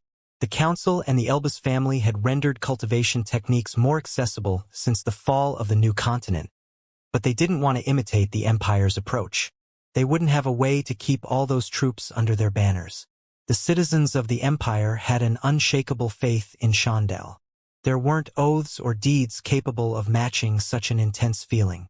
Also, having a divine entity wouldn't help the Council and the Elbas family either, since those powerful beings would eventually leave the mortal lands. Not even Shandel wanted to remain in the lower plane. He was just forced to do so. The human troops quickly built encampments in the new territories, and even the higher-ups decided to create a few caves. There were even rank 4 cultivators among them, and they felt the difference in the environment as soon as they started to cultivate. For the natives of the new continent, the old one was simply a barren land. The possibility for those in the human ranks to walk freely and without the need for protection couldn't match the majestic sight of lands coming from a higher plane. The ground didn't shine, and the air was thin. Their minds felt lighter in the old continent, but those territories lacked the breathtaking aura that filled every corner of the new landmass. In the new continent, any habitable area was the best training zone in the world. In the old one, the breath in the air was so scarce that the human cultivators found it challenging to refill their dantions now that they were all gathered in one region. Of course, that was worse in the territories of the Empire. Still, the old continent had those issues when it came to training areas, which was the reason why Noah had valued the breath blessings so much before the fall of the piece of Immortal lands. The ensuing battles unfolded similarly. The Empire just threw hordes of slaves at the invading forces, and there was still no sign of a heroic cultivator on its end. It seemed that it was preparing something, but not even the royals could guess what that was. The problem was that the Empire had controlled those regions for millennia. There were too many secrets hidden under those exploited lands, and no external force had managed to investigate them properly before. The threat of the god was too great, so only lone cultivators and experts with political missions had dared to venture inside the area of influence of the Empire. Even Noah had decided to avoid its core territories when he was only a rank 2 cultivator for the same reason. However, he knew more than most since he had to explore those territories during his search for the remains of the demon sex. He had never entered the countries meant only for the citizens of the Empire, but he had memorized the areas nearby.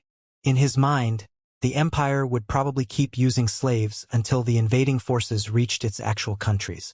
In that way, it would only have to face tired troops while having access to the defensive measures in place. That idea, though, didn't consider the heroic cultivators. Noah knew that the Empire had slaves in the 4th rank, but he didn't know how willing it was to use them as cannon fodder. Even as slaves, they were still heroic assets. Nevertheless, no clue came up in the ensuing battles either, and Noah and the others even began to consider the possibility that the powerful assets of the Empire had just left.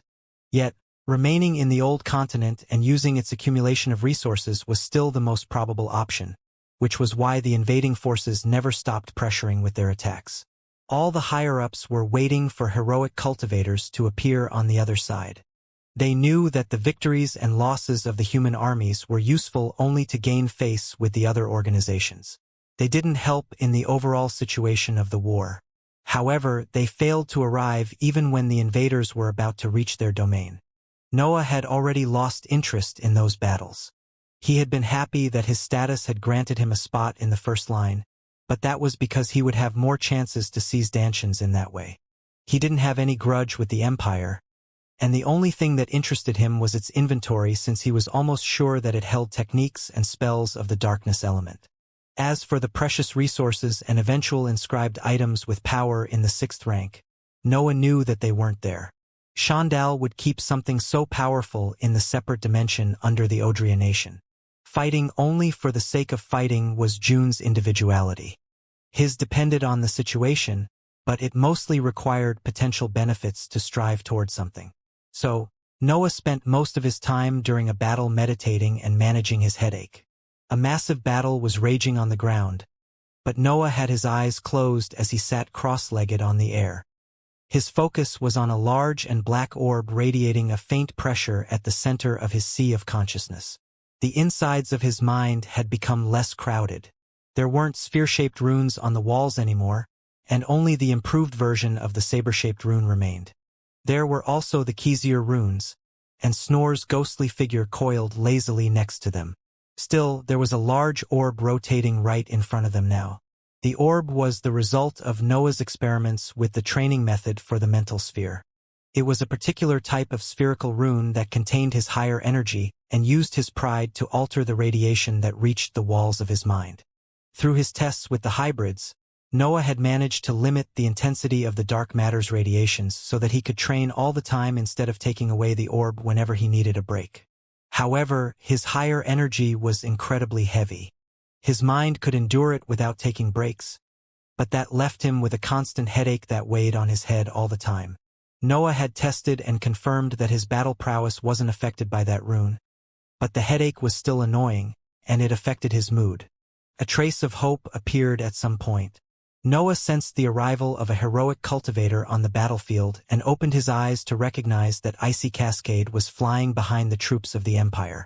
Noah hadn't seen Icy Cascade since chasing Demon's mission, when he had to find the remains of the demon sections.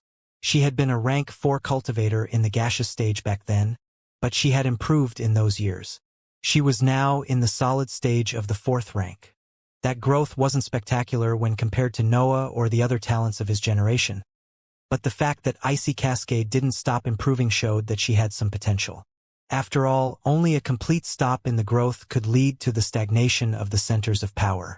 There was no problem with cultivators who had slow but steady improvements. More heroic cultivators appeared behind her. They all wore flashy inscribed armors that shone with a dark red color and stepped forward while glancing at the battlefield with stern expressions. Then, their focus went on the heroic cultivators of the invading forces on the other side of that region. It was evident that the Empire was ready to take those battles more seriously now that the attackers were nearing the borders of its domain. "They are the Wardens," Elder Ingrid said when she saw those heroic cultivators. She was aware of the force tasted to defend the Empire's borders since she had handled the Lutran nation for quite some time. Noah knew about that force too, but he didn't expect that the Empire still had so many powerful cultivators in its ranks. There were a dozen rank 5 cultivators among those reinforcements and more than 50 soldiers in the 4th rank. Also, Noah didn't see any of them in the battles in the new continent. That meant that they had spent all those years in those areas. "I shouldn't expect any less by the Empire," Noah thought as he straightened up his posture.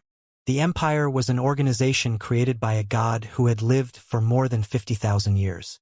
It had been able to produce 2 powerhouses, and one of them had even ascended. The fact that its number of powerful assets appeared endless didn't come as a shocking surprise for Noah. Still, he had to admit that the Empire was revealing itself as a formidable opponent. Losing the new continent wasn't enough. The most powerful organizations in the entirety of those mortal lands attacking it, but it was still capable of holding its ground. No matter how many cultivators the invaders deployed, the Empire always appeared able to match them. The members of the Wardens didn't move. They remained in the sky behind the human troops as if waiting for the attackers to make the first step.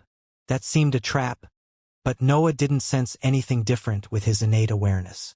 It was as if the wardens wanted to face the enemy heroic cultivators without making use of their advantage as defenders.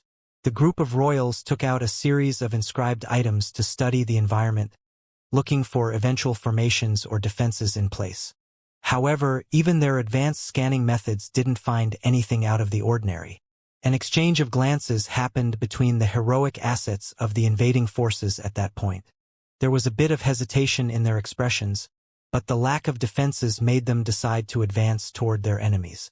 Noah had no intention to reveal Snore so soon. It had been a long time since he had abilities that the world wasn't aware of, and he would prefer to keep it in that way for as much as he could. Yet, he still wanted to seize Dantians to feed his body. After all, the breakthrough of his sword had just increased his need for nutrients. The situation didn't seem ideal for his usual battle style. The members of the Wardens remained close without dispersing through the battlefield. They didn't appear inclined to choose different opponents and to fight them separately. It might be a good moment to test the new runes, Noah thought as he stopped at some distance from a short man that radiated the aura of a rank 5 cultivator in the liquid stage. His allies had similar ideas and didn't get too close to the Wardens. However, they still chose opponents that matched their cultivation level. Noah glanced at the rank 4 cultivators under him. They were imitating the higher-ups by choosing suitable opponents, but they were too close to the experts in the 5th rank. There were even rank 5 cultivators in the solid stage above them. Being right under them while they fought could kill them in a few exchanges. Nevertheless, the rank 4 soldiers of the Empire didn't seem to mind that aspect and prepared themselves to face the dubious invaders. Noah felt a series of glances landing on him. His weaker allies were worried that his renowned smoke would kill them even before the shockwaves were released from his battle. The demon prince of the hive wasn't famous for his consideration in battle. The rank 4 cultivators could hope that the other higher-ups would try to hold back due to their presence. But they didn't have any faith in Noah. "Shall we rise?" Andrew Elbaz gave voice to everyone's thoughts at that moment, and the weaker cultivators under him breathed a sigh of relief when they heard him. Yet, the Wardens replied by kicking the air under them and releasing a massive amount of breath that filled that entire area of the sky. A series of blue lines appeared under the Wardens' feet after that action, and the event wasn't limited to the higher-ups. Even the rank 4 cultivators had executed the same gesture and had blue lines spreading under their feet. The invaders quickly took a few steps back when they saw that strange phenomenon. They weren't ignorant about what was happening, and they didn't want to face it before understanding its actual power. The royals' knowledge covered almost every kind of inscription method, and every sect in the Papal Nation taught those techniques. Also, the elders of the council had used those formations during the war in the new continent. Even the cultivators of the hive could recognize that ability. The Wardens were using a battle formation that involved a dozen cultivators in the 5th rank and more than 5th in the 4th rank. It was pointless to say that the power of a technique activated by so many powerful existences was bound to be threatening. Noah and the others retreated until they exited the range of the technique, but their eyes never left the Wardens. They kept track of how the blue lines spread in the sky and enveloped all the heroic cultivators of the Empire to take the shape of a vast magical beast. Noah couldn't believe what he was seeing. A vast Tyrannosaurus had appeared and shone with the blue light of the inscriptions that made it. It even had strange features that didn't match any record about that extinct species. The creature had 2 long horns, 2 pairs of massive claws, and 3 pairs of broad meat wings behind its back. Also, it radiated the power of a quasi-rank 6 existence. Noah wasn't surprised that the members of the Empire knew a lot about extinct and ancient creatures. Shandal had lived for so long that he had probably had the chance to study many different species that didn't manage to survive the passage of time. Instead, what astonished him were the various features of the beast that didn't match the records concerning that species. There weren't many pieces of information about Tyrannosaurus and their various kinds, but Noah was sure that they didn't have wings. Those 2 pairs of massive claws didn't match any legend.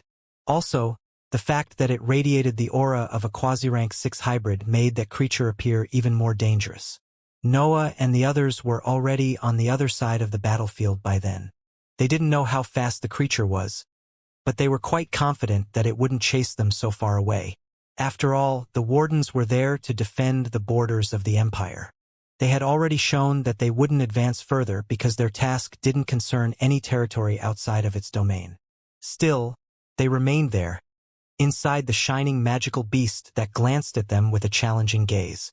Noah turned to look at the other higher-ups near him. He had to admit that he didn't know what to do in that situation, but his allies knew far more than him in battle formations. His focus was on the cultivators in the solid stage of the 5th rank since their judgment was bound to be accurate. Elder Julia, Elder Regina, and Andrew Elbaz wore curious expressions as they inspected the blue beast. They felt that its power surpassed the limits of the 5th rank, but they were also sure that it couldn't compare even to the weakest rank 6 existence in the world. The Tyrannosaurus seemed weaker than rank 6 magical beasts at the bottom of the lower tier, but it was stronger than any of them. The main question in their mind was whether it was stronger than all of them when fighting together. The battle between the human troops continued to rage on the ground, and only some of those cultivators had the time to notice the massive blue figure that had appeared above them. As for the heroic forces of the invaders, they remained still, waiting for the leaders of the 3 armies to decide if the battle formation was something that they could face. The fact that there were only those heroic cultivators on the scene wasn't a case. The invading forces had gained more territories to manage in the new continent after the defeat of the Empire.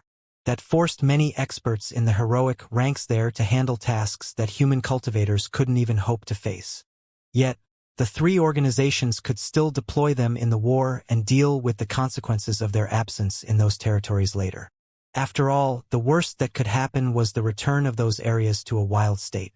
That could lead to the destruction of structures built in the past years. Of course, defeating the wardens now could only benefit the invaders. Also, their temporary retreat would lead to many casualties in the human cultivators fighting on the ground, which was something that any organization always wanted to avoid if possible. That didn't mean that heroic cultivators had to risk their lives to save some human assets. Still, there were methods to test the power of the creature without overexposing themselves. A battle formation is inherently weaker than a real creature, Andrew said. We might test its stability and see if it holds. The rank 4 cultivators backed down at those words. They didn't want to remain too close when the higher-ups launched spells.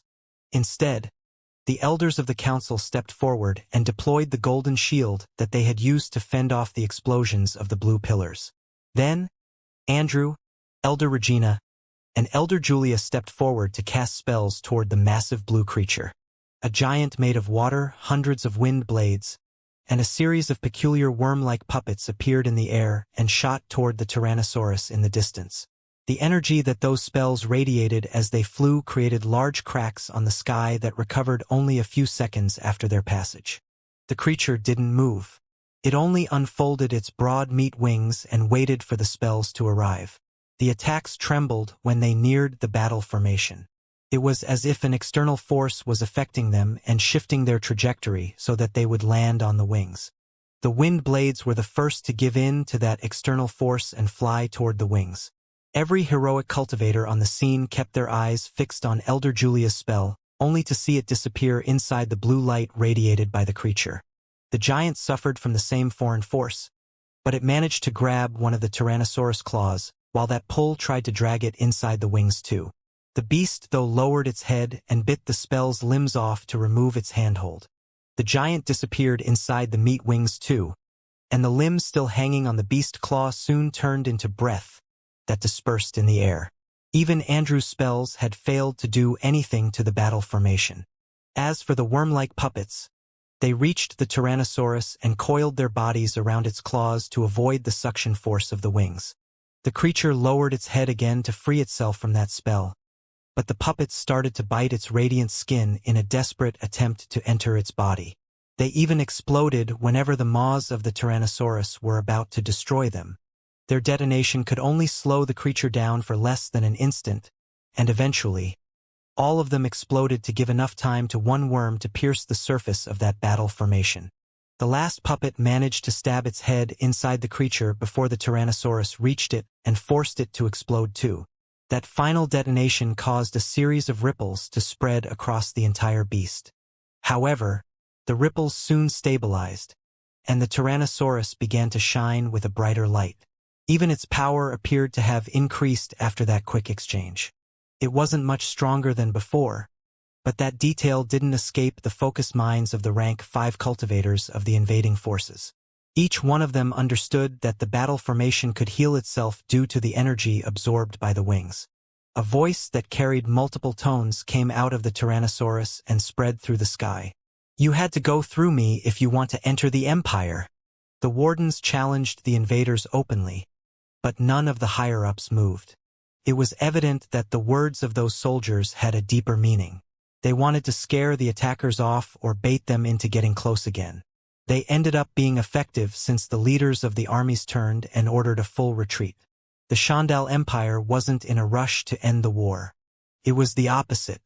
Being against 3 of the most powerful organizations in those mortal lands made the outcome of the war obvious.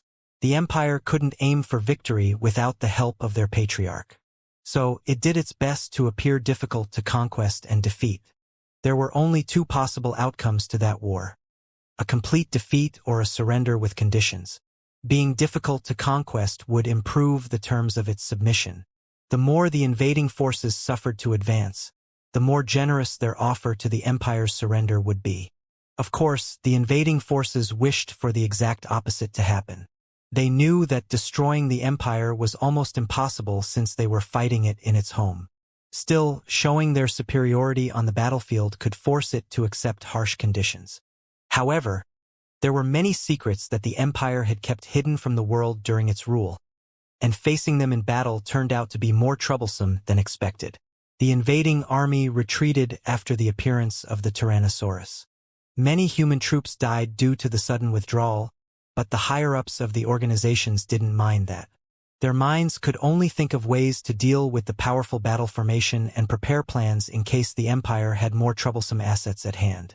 "As long as we disrupt it from the inside," Regina said to the other rank 5 cultivators gathered around her, "we can defeat that thing."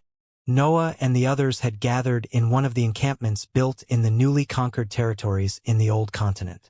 They were having a meeting to discuss how to deal with the battle formation. They didn't have a problem finding out the main weaknesses of the Tyrannosaurus.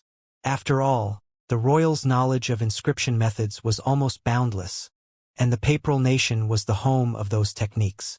The main issue was the power of the Tyrannosaurus. Battle formations required synchrony for them to work. All those involved in the technique had to execute precise forms together with their companions. A single misstep could make the formation lose power or directly crumble. That weakness was the main reason why those techniques weren't widespread in the world. That made the battle formations field ignored and researched only by experts that had devoted themselves to their organizations. Ordinary cultivators would focus more on their power instead of using their time for something that didn't benefit them directly. It was needless to say that the Hive didn't know much about that field. Only the demons knew more about it since they came from the papal nation. Generally speaking, battle formations were useful and powerful. They were capable of great might and could turn a group of weak cultivators into a terrifying monster. Their effects varied too. Cultivators could use them both for offensive and defensive purposes, other than for more specific tasks. It took time to learn them though. A group of experts needed to train together for extended periods to achieve the synchronization required to activate those techniques. "Its skin didn't seem too tough," Andrew Elba said, "but we didn't see all its abilities. Those wings might not be the only troublesome feature of that creature." The lack of evident weaknesses and insufficient knowledge about the Tyrannosaurus abilities made those experts decide to take the only approach that could work. "We need more cultivators," Elder Julia said, giving voice to the conclusion that everyone at the meeting had reached by that time. A strategy soon formed, and each force contacted reinforcements that would join them in the next attack. Since there was nothing that they could exploit to defeat the Tyrannosaurus, the invaders would overwhelm it with sheer power. Everyone would launch attacks on the battle formation to keep it busy, while the 3 leaders of the army would focus on disrupting its interior composition. It was a simple strategy, but the only one available for the invaders. The Hive decided to deploy Daniel, Danielle, and Elder Justin, other than some more rank 4 cultivators. and it took 4 months for all of them to arrive since they had to settle matters on the new continent. The other forces called for reinforcements too, and Noah saw June joining the army of the Elbas family in that period. Then, once everything was ready, the invading forces decided to attack again, set on defeating that fearsome Tyrannosaurus with their improved firepower. The human troops started to fight as soon as the battle began. Still, the higher-ups of each organization remained in the air, focused on the other side of the battlefield. The wardens arrived in a matter of minutes, and they waited in the sky with stern expressions. Everything was unfolding precisely like the previous battle, but the invaders knew what to expect at that time, and they faced it willingly. Noah and the others flew toward the wardens at high speed. There were more than 20 rank 5 cultivators crossing the sky above the battlefield to reach for the wardens, who had begun to execute the battle formation at that site. Blue lines shot in the air and took the form of the familiar winged Tyrannosaurus that radiated the aura of a quasi-rank 6 being. That didn't scare the invaders, who continued to press forward until they were in its range. Fighting from far away couldn't work if they hoped to defeat the battle formation. Most cultivators specialized in long-distance spells since they usually abandoned martial arts in the heroic ranks, but being closer to their target would produce better effects. The elders of the council created a series of golden shields with their battle formations, and Noah and the others started to prepare spells and launch them at the enormous blue figure. Noah let his aura go wild while a series of sabers gathered around him. Saber-shaped runes and ghostly sabers accumulated around his figure and created rivers of blades that flowed freely in the air. The ghostly sabers didn't change in that period. Yet, the saber-shaped runes had seen an improvement to their structure after his success with the higher energy. Noah had mixed part of the dark matter with his ambition and greed when he created that new version of his first will-consuming rune. Now the black sabers came out directly with power near the peak of the liquid stage and continued to grow as they absorbed primary energy. They still needed his darkness to come out in the open, but the fact that his higher energy was involved in the rune in his mind made every copy far stronger than Noah's current power. I can't use the demonic form with everyone so close to each other, Noah thought as he controlled the sea of sabers. But this should make up for that. After that, he controlled the sabers to fly toward the massive beast that had already unfolded its wings. The Tyrannosaurus didn't do anything while the invaders assembled around it and prepared their spells. It was as if the cultivators of the Empire were challenging them. Of course, that wasn't just pure confidence in the power of the battle formation. The wings of the Tyrannosaurus absorbed attacks and turned them into a fuel that empowered that ability further. It was evident that the cultivators of the Empire wanted to exploit the ability to face the more than 20 rank 5 cultivators. Also, that was another show of power. If the Empire managed to win again, it would force the invaders' hand and demonstrate that it would be hard for them to win. Every action of the Wardens was for the sake of obtaining better terms for the surrender of the Empire. The attackers started to throw their spells at the battle formation. Various attacks of multiple elements flew through the air and targeted the massive blue figure that remained still at the site of those abilities. The traction force of the meat wings pulled most of those attacks inside their structure, and only the spells of the 3 leaders managed to land on the Tyrannosaurus body. They had little effect though, and the creature was quicker than the last time when dealing with Elder Regina's puppets. The beast then shone with a brighter light after that exchange. The spells that it had absorbed increased its power, pushing it closer to that of an actual rank 6 creature. Noah felt the connection with his sabers vanish after they entered inside the wings. It seemed that only attacks that had the power of the solid stage could ignore the traction force. Also, there didn't seem to be a limit to how much the wings could absorb. Even the remains of the leader's spells went right inside them without causing any adverse reaction. However, the invaders knew that there had to be limits to the level of power that it could reach. The main issue with battle formations was that cultivators were handling them. If the Tyrannosaurus became too powerful, it would begin to affect the soldiers of the Empire inside it. The experts in the 5th rank would be able to handle that stress for a while, but there were rank 4 cultivators inside it too. They were bound to fall apart if the battle formation became too powerful for them. Nevertheless, the Wardens soon showed that they had a way to lower the level of their creation. The Tyrannosaurus spread its maws and released a pillar made of blue light that the elders of the council promptly blocked with their golden shields. That attack had been sudden, but the invaders were expecting some ability from that battle formation, so they reacted in time. Still, the elders handling the golden shield coughed blood after blocking that blue pillar. It was evident that they wouldn't be able to stop too many of them. The other invaders hesitated at that point. The pillar had the power to kill most of them in one attack, and it wasn't advisable to face it without the proper protections. Launching more spells that couldn't escape the traction force would only give the Tyrannosaurus more fuel for its abilities, which would lead to the destruction of the golden shields faster. However, the soldiers of the Empire were done waiting. They had already proven their point by then, and giving their opponents time to think of a solution for that issue was suicidal. The Tyrannosaurus swung its 4 claws, and a series of massive blue slashes came out of them. They ran through the air and targeted the weakest rank 5 cultivators in the invaders group. Those handling the golden shields managed to block some slashes, but some attacks reached a few cultivators that dodged or deployed defensive abilities. The slashes had a power slightly above the peak of the 5th rank, but all the attackers had come prepared and owned defensive items. Some of them were just disposable talismans, but others were proper inscribed items with power in the upper tier. The members of the Elbas family even had multiple defensive items that created a series of barriers right on top of their skins. As for Noah, no slash came in his direction, which allowed him to focus all his attention on his sabers. Noah didn't use the ghostly sabers at that time. He couldn't alter the power of that spell, and it had already proven itself useless against that kind of opponent.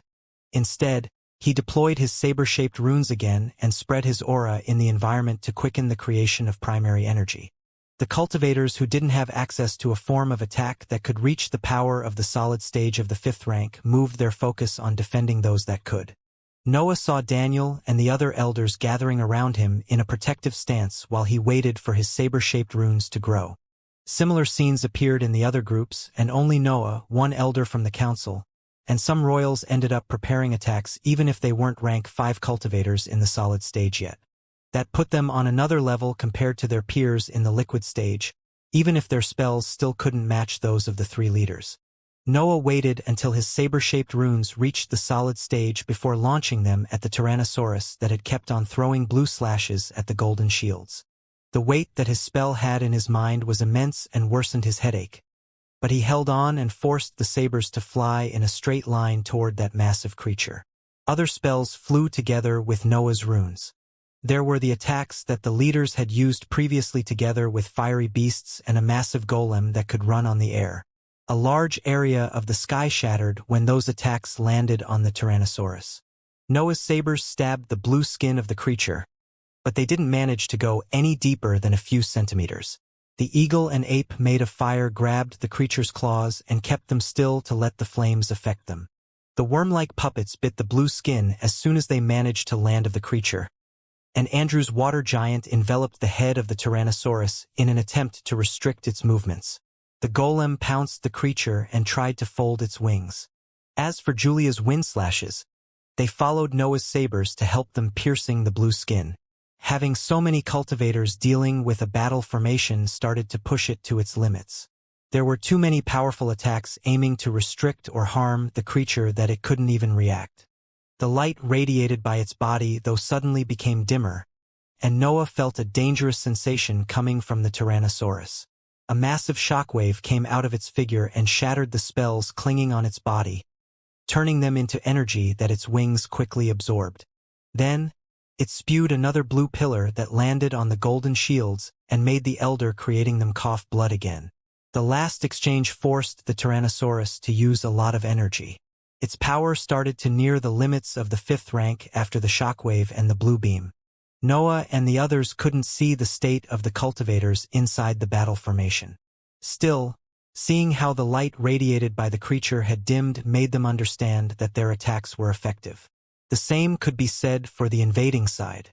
The cultivators in charge of the golden shields and those targeted by the slashes had suffered from those attacks. Only the cultivators in possession of powerful defensive items and those capable of launching spells with power in the solid stage were in perfect shape. There was hope to win the battle with those forces, but the fight was slowly turning into an endurance match, which was what the Shandal Empire wanted. The Wardens wished to resist for as long as they could. Of course, that bothered the invading forces since they didn't want to deploy even more cultivators before entering the domain of the Empire. After all, there was still the chance that the defenders had some strategy to deal with that. Hope had started to appear though. The last exchange had revealed many abilities of the battle formation, along with some evident weaknesses. The Tyrannosaurus didn't appear able to refill its energy on its own. It always relied on the breath absorbed from the enemy spells to launch powerful counterattacks. The only basic offensive that it was capable of was the blue slashes, but they were manageable. Only the recent shockwave and the blue beams were troublesome to handle, but they consumed a lot of the energy contained in the creature's form. Fending off the spells without absorbing anything had made its power fall already. Also, the Tyrannosaurus didn't appear able to move freely. There had been times where it could have charged and inflicted a lot of damage, especially on the golden shields, since they were mostly meant to fend off energy. If the Empire wanted to win that battle, standing still and limiting itself to counterattacks wasn't the right approach. "Can you two take care of the wings?" Andrew Elbaz asked with a mental message sent through a special inscribed notebook that only the higher-ups of each force had. That message echoed in the minds of the rank 5 cultivators on the scene, but everyone understood who he meant with his words. There were only 2 experts on the scene who had access to precise attacks with power in the solid stage. Noah and Elder Julia exchanged a glance before nodding toward the leader of the Royals faction. Both of them didn't know if it was possible to cut away the wings from a creature made through a battle formation, but they trusted Andrew's expertise enough to follow his strategy. Elder Julia summoned hundreds of wind slashes that rotated around her body as she waited for the perfect chance to strike. Noah did the same with his saber-shaped runes, even if he needed to wait to push the power of his attack to its limits. There was only so much that Noah's mind could handle. Manipulating spells that were far above his centers of power in terms of strength was a problematic matter that required mental energy and most of his focus. However, he knew that he could push the saber-shaped runes a bit further instead of stopping to the beginning of the solid stage. Noah had never stopped spreading his aura in the environment to increase the amount of primary energy available for him. That area of the sky had all the fuel that he needed, but it quickly vanished as his more than 100 sabers fed on it. The other invaders and the Tyrannosaurus continued to exchange attacks while Noah and Elder Julia prepared their offensive. Another series of blue beams and powerful spells flew back and forth between the 2 sides that only managed to weaken each other without causing casualties. However, the invaders ended up being on the losers' end after they fought without Noah and Elder Julia's support. The Tyrannosaurus light dimmed only by a little, while the cultivators managing the golden shields began to look pale. It wouldn't take much before the invaders found themselves without defenses. All of them would be too busy blocking the creature's attacks to launch spells if the golden shields were to fall. The sabers around Noah had started to near the halfway mark in the solid stage though.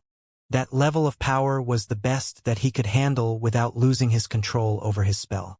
Still, it was enough for him to join the offensive again.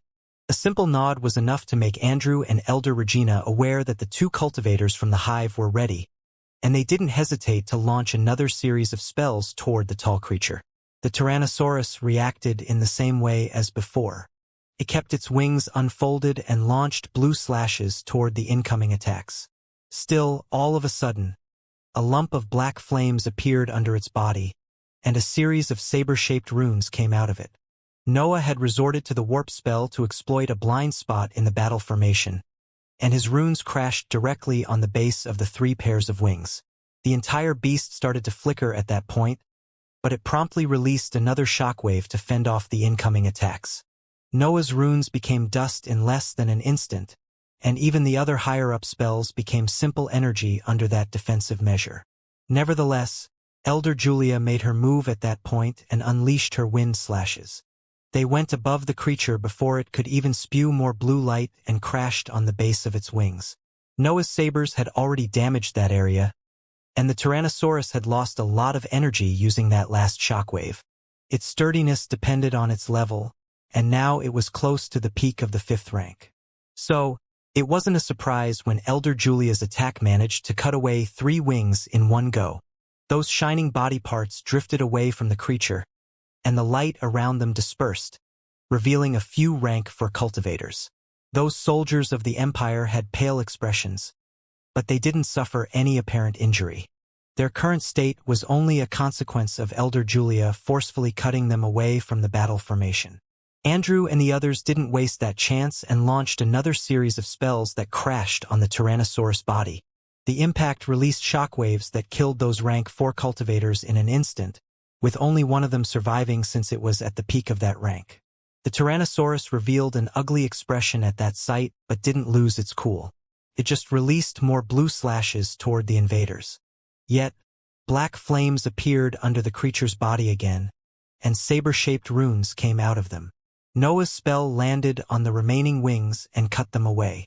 Noah's second wave of saber-shaped runes managed to cut away the remaining wings, which dissolved after separating from the Tyrannosaurus body and revealed a group of cultivators in the 4th rank. They didn't last much since the other rank 5 cultivators in the invaders group launched attacks without caring about their power anymore. The meat wings capable of traction force were no more. Now even the cultivators that didn't have access to attacks with power in the solid stage could join the offensive against the battle formation. The rank 4 soldiers of the Empire who were still in the sky outside of the Tyrannosaurus died when the more than 20 spells arrived. Their inscribed armors couldn't protect them from the shockwaves released by so many attacks in the 5th rank. The light radiated by the Tyrannosaurus kept on dimming as the attacks landed on its body, and its skin started to become ethereal as it lost power. Human shapes became visible inside the beast as the offensive continued, and the invaders began to understand how that situation was affecting the soldiers performing the battle formation. The soldiers of the Empire had pale expressions as they executed forms to keep the battle formation active. What had been a powerful technique capable of threatening their enemies had become nothing more than a defensive measure against the relentless barrage of attacks. Noah and the others soon understood that they had been both right and wrong when evaluating the power of the battle formation. It appeared to be true that the Tyrannosaurus had limited maneuverability and seemed stuck in its place, but its strength didn't come only from the energy absorbed. The creature suddenly released a burst of blue light and spewed a series of beams that the invaders quickly blocked with their methods. The golden shields protected part of them, but the others had to rely on their assets to defend themselves. Noah saw a blue pillar coming in his direction and roared. The world turned black for an instant before the powerful attack swept him and torn his skin apart. His flames had managed to block most of its power though, and they were still burning around him. His half-ethereal, half-white fire had successfully turned a deadly attack into something that his body could handle. The sudden burst of power of the Tyrannosaurus had come from the breath of the soldiers of the Empire, but they didn't manage to make it return to its original power. They could only make it reach the level of a creature slightly above the 5th rank.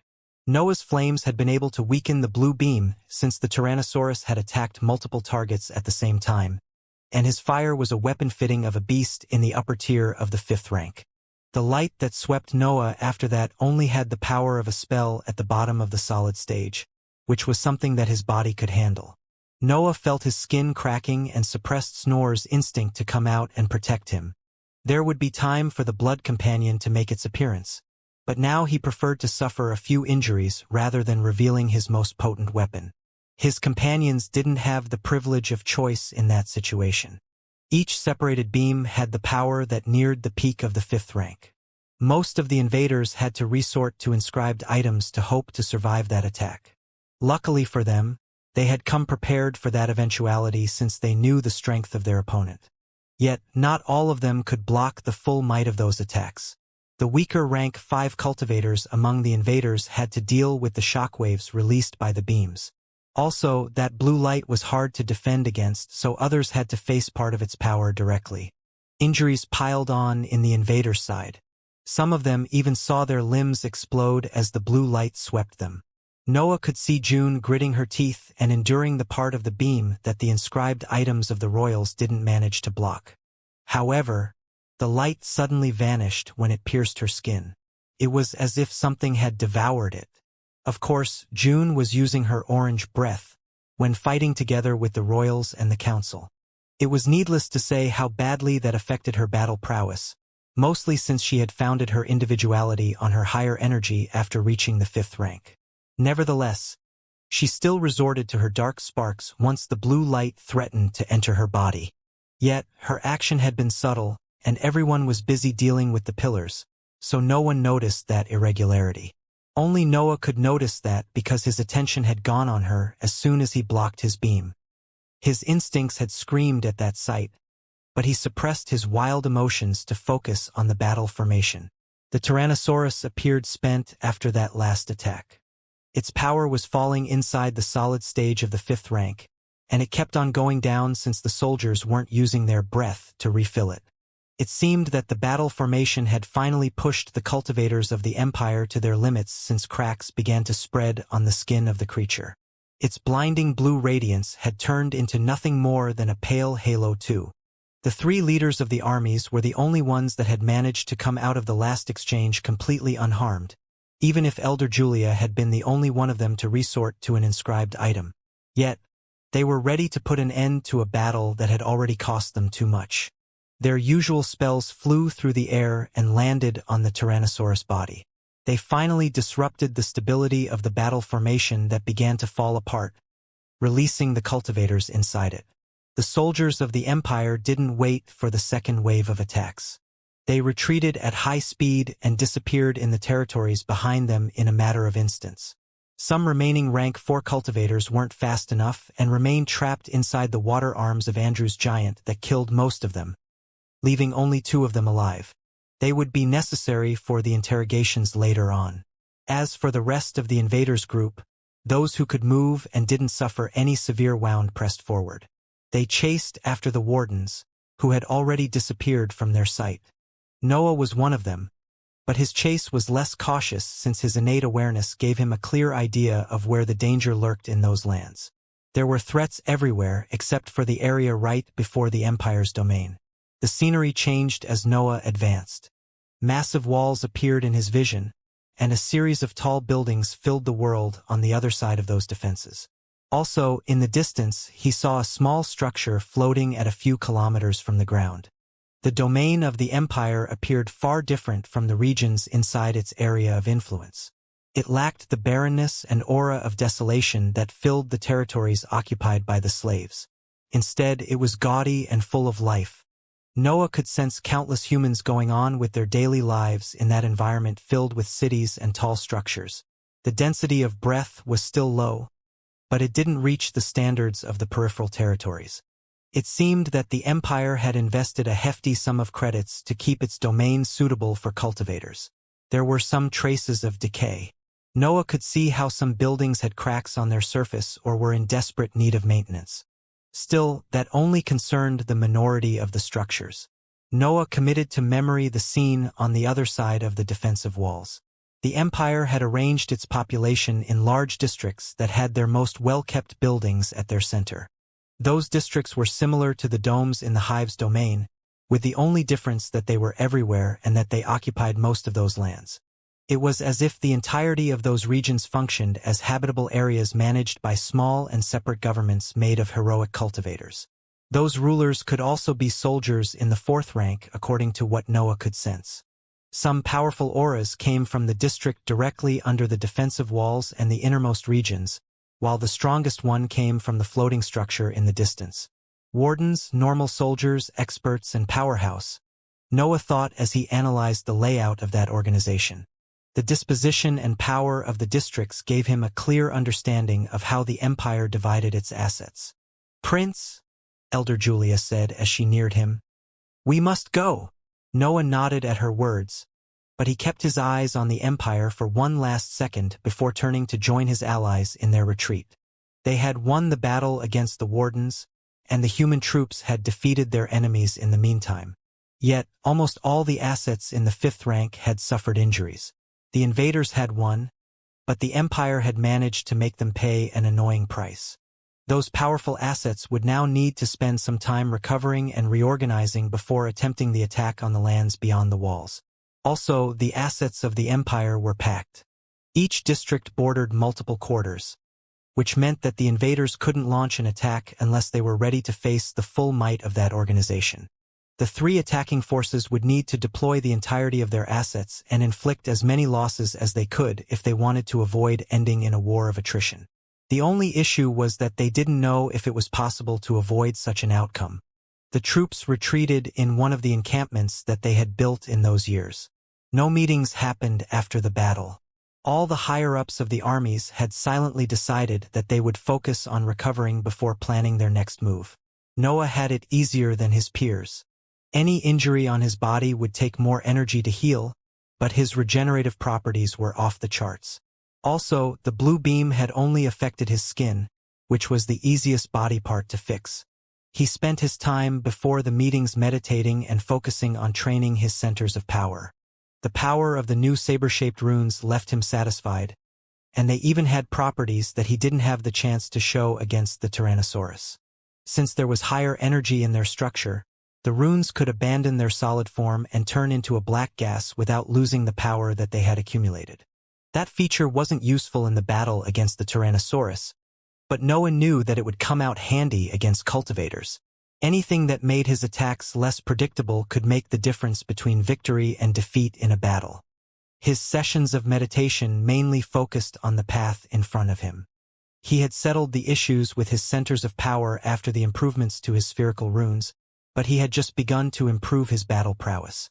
There were parts of his existence that he had yet to learn how to express since they weren't a pressing matter. Still, he felt that he was now ready to face the next challenge in his journey. He had to invent a field that fused martial arts and spells into a single school. Noah had other projects on hold. The miraculous properties of his higher energy still had a lot to reveal, and his burning heart had yet to harmonize with his existence. However, Noah felt as if he had focused only on his creation lately. His destruction had to evolve too, and he couldn't help but prioritize it now that his creation put him on a path that would require decades to study. Noah had always prioritized immediate power over long-term projects. His personality didn't only dictate that approach, but it suited the requirements that the world had when it came to survival. As he meditated, he analyzed the second form of his martial art, which was his only example of the field that mixed martial arts and spells. Nevertheless, he soon understood that he couldn't use that attack as an inspiration for his future techniques. The origin of the second form of his martial art came from the three forms of the Ashura, and Noah had been lucky enough to find two spells that could replicate its requirements. Yet that couldn't happen twice. Noah couldn't rely on his luck when it came to his power. Also, he didn't want to spend years of research to find spells and martial arts that he could fuse into a stronger technique. Noah wanted to invent a proper school, a new field of techniques that only unique beings like him could execute. Of course, Noah wouldn't bother to make the field generic. He couldn't care less about other hybrids, especially since his project would take far longer if he aimed to invent a school that any being similar to him could study. He had already decided to make it as specific for his situation as possible, and he was ready to resort to the higher energy if his researches required it. The only issue was to find a starting point that could become the core of the new school, something that could evolve in many forms according to the technique that Noah wanted to create. He needed to find a way to link physical strength, breath, and mental energy into sets of techniques that he could use for different purposes. In his mind, it would be better if he managed to create 3 sets that covered movement, offense, and defense.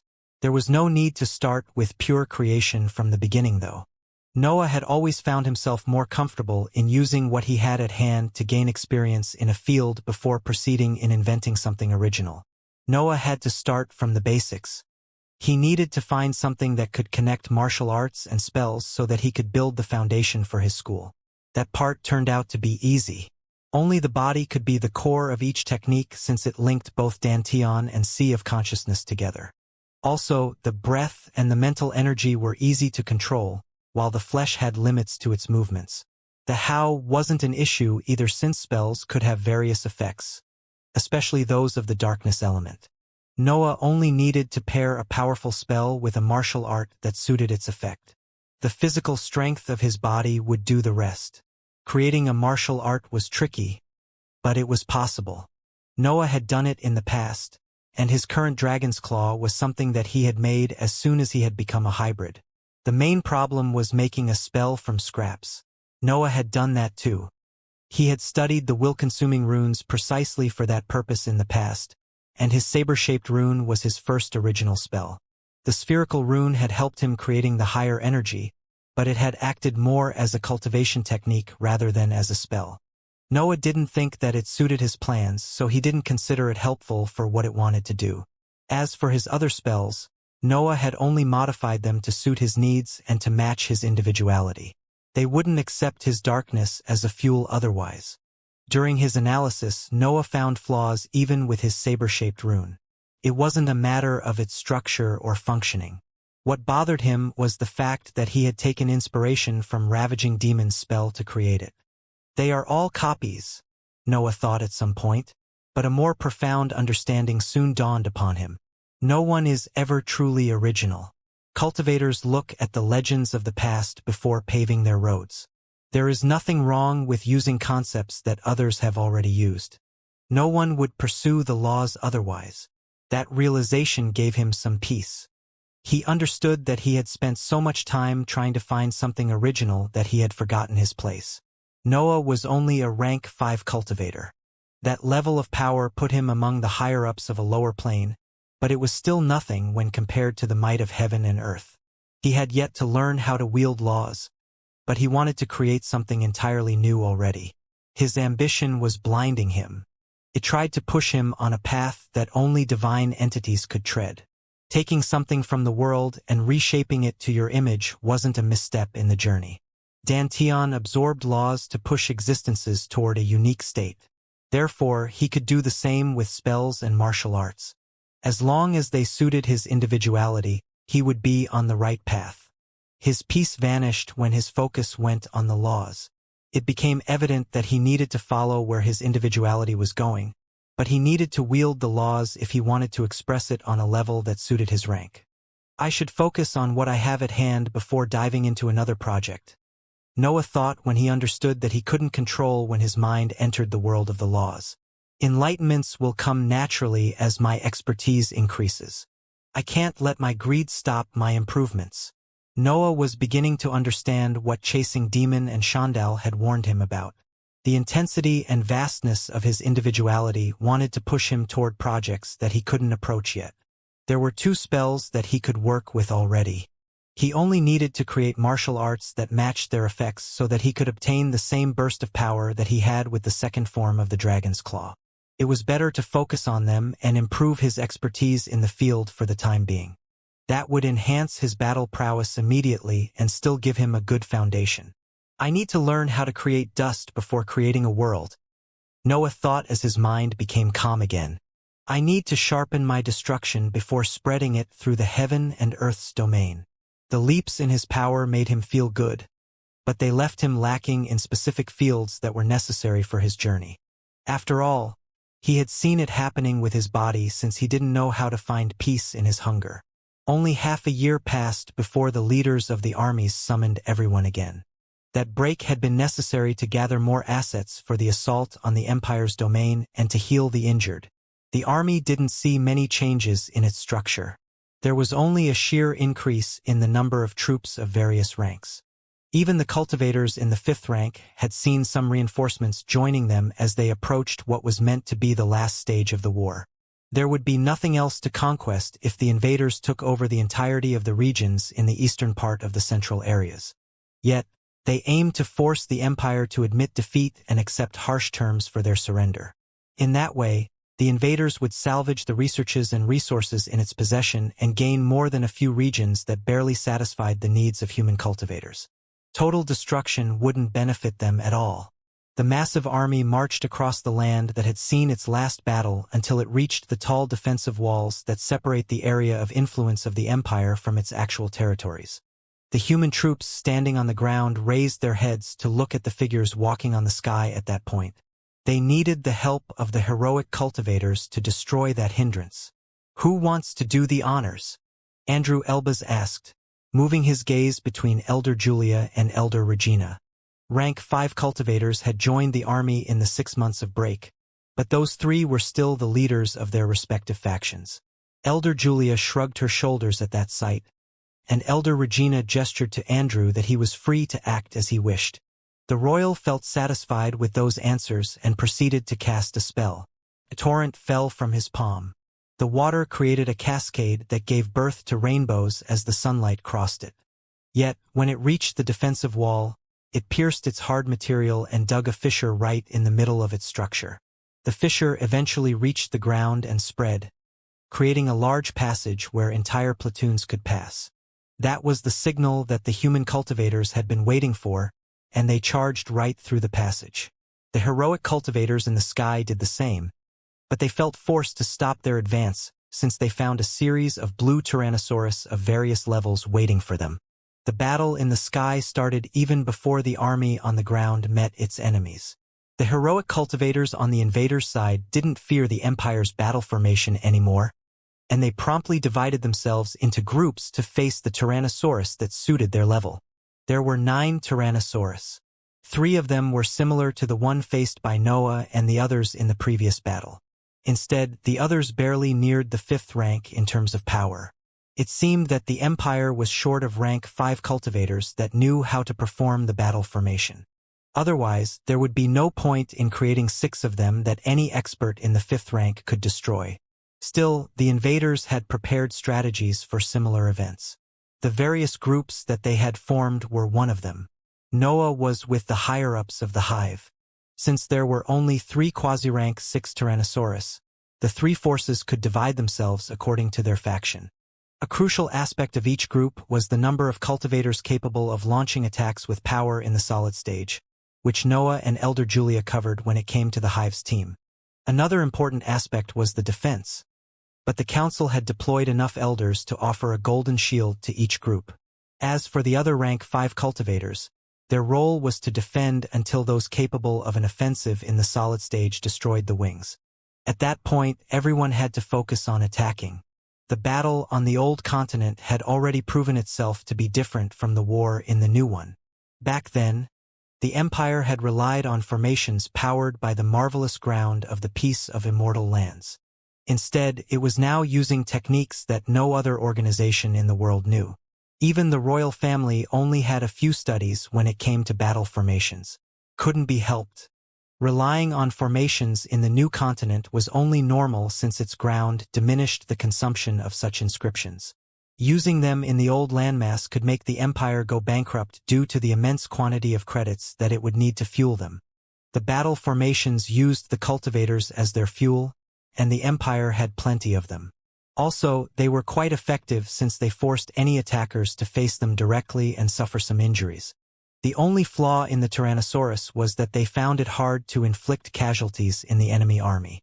The invaders were too cautious and prepared, while the battle formations had evident weaknesses that they could exploit easily. Noah and Elder Julia took their time to cut away the wings of their target. They didn't have multiple cultivators able to express the power of the solid stage, so they could only take things slowly. However, they had many rank 5 cultivators set only on defending them, which made their role safe. The only tricky part was controlling their attacks so that they would dodge the Tyrannosaurus offensive and still hit the wings. More than 10 exchanges had to happen before Noah and Elder Julia managed to destroy all the wings. The blue light around them dispersed at that point, and a series of rank 4 cultivators appeared. That event was the signal for the other cultivators of the hive to start their offensive. The Tyrannosaurus was a formidable opponent even after it lost its wings. After all, its power resembled a quasi-rank 6 creature, even if it had many flaws. Those who weren't capable of launching an attack with power in the solid stage could only see the Tyrannosaurus light dimming by a little every time of their attacks landed on its body. The group needed to weaken it a bit before all the elders could hurt it. There was little that the other experts could do while its power was still above the 5th rank. Nevertheless, the battle went well. Noah and the others had many defenses in place and managed to slowly exhaust the Tyrannosaurus until the entirety of its blue body shattered and revealed the cultivators inside it. The fight was far from over though. The soldiers of the Empire had the chance to escape back then due to the defensive walls and the injuries suffered by the invaders. Yet they had nowhere to run now. Those experts were fighting above their homes, and showing their backs to their enemies could only worsen that already tragic situation. It was better for them to fight, especially since they had an unshakable faith in Shandal and his left hand, who was still managing the organization. Noah chose his target in an instant. He was one of the few members of his group that had come out of the battle completely unharmed, and he didn't hesitate to dive toward a fight. Elder Julia was fine too, and she led the path toward the enemies that were waiting for them. The other elders were injured, but they didn't dare to remain behind during such a crucial moment. After all, Noah and Elder Julia's performance had been inspiring in their eyes. As for Noah, he had decided to charge right at the soldiers of the Empire because he had recognized Icy Stare among them. She had managed to escape death with the second life formation the last time, and her cultivation level had suffered a blow due to the consequences of the miraculous inscription method. Still, there she was, standing proudly on the air and radiating breath in the liquid stage of the 5th rank. Also, she was keeping her cold gaze on Noah as her long blonde hair fluttered in the wind. It was as if she was challenging him to come, and Noah didn't hesitate to accept her provocation since his awareness didn't sense any particular danger. If the Empire had managed to create a formation capable of hiding itself from him, he would face the consequences of his actions. The other elders of the hive followed close behind him, and Noah couldn't help but curse at that sight. He couldn't use his full strength when it came to battles alongside his companions. His corrosive smoke was too wild. However, he didn't slow down when flying toward Icy Stare. He wasn't the same newly advanced rank 5 cultivator as before. Now his body was in the upper tier, their cultivation levels matched, and he had many tools that he didn't have the chance to test against cultivators yet. The black hole spell appeared on his palm and floated until it took its position above his head. The demonic sword split, and Noah wielded the two halves. Ethereal and material sabers formed a sea that surrounded him. Noah's figure became unclear too, and he sprinted as the merging spell pushed his speed to the limits. He ended up arriving near the soldiers of the Empire at the same time as Elder Julia, with the only difference that he had already swung his blades by the time that he stopped. 2 black lines shot from Noah's swords and flew toward Icy Stare. The slashes were far faster than usual due to the momentum built with the merging spell, but Icy Stare had learnt to know her opponent in the last war. The air behind her had already turned into ice by the time that Noah's slashes appeared. Various figures formed inside it and began to fly toward the incoming attack. Her allies weren't affected by the frozen sky since Icy Stare had limited the area influenced by her individuality. Still, that didn't diminish the number of figures that she was able to create. Noah saw hundreds of shapes made of ice coming in his direction, but that didn't stop his charge. Even if he wasn't using the demonic form spell, he felt that he would be able to face those attacks head-on. Of course, Noah didn't need to be so reckless, especially now that he was on Icy Stare's level. He could express all his experience without resorting to irresponsible tactics.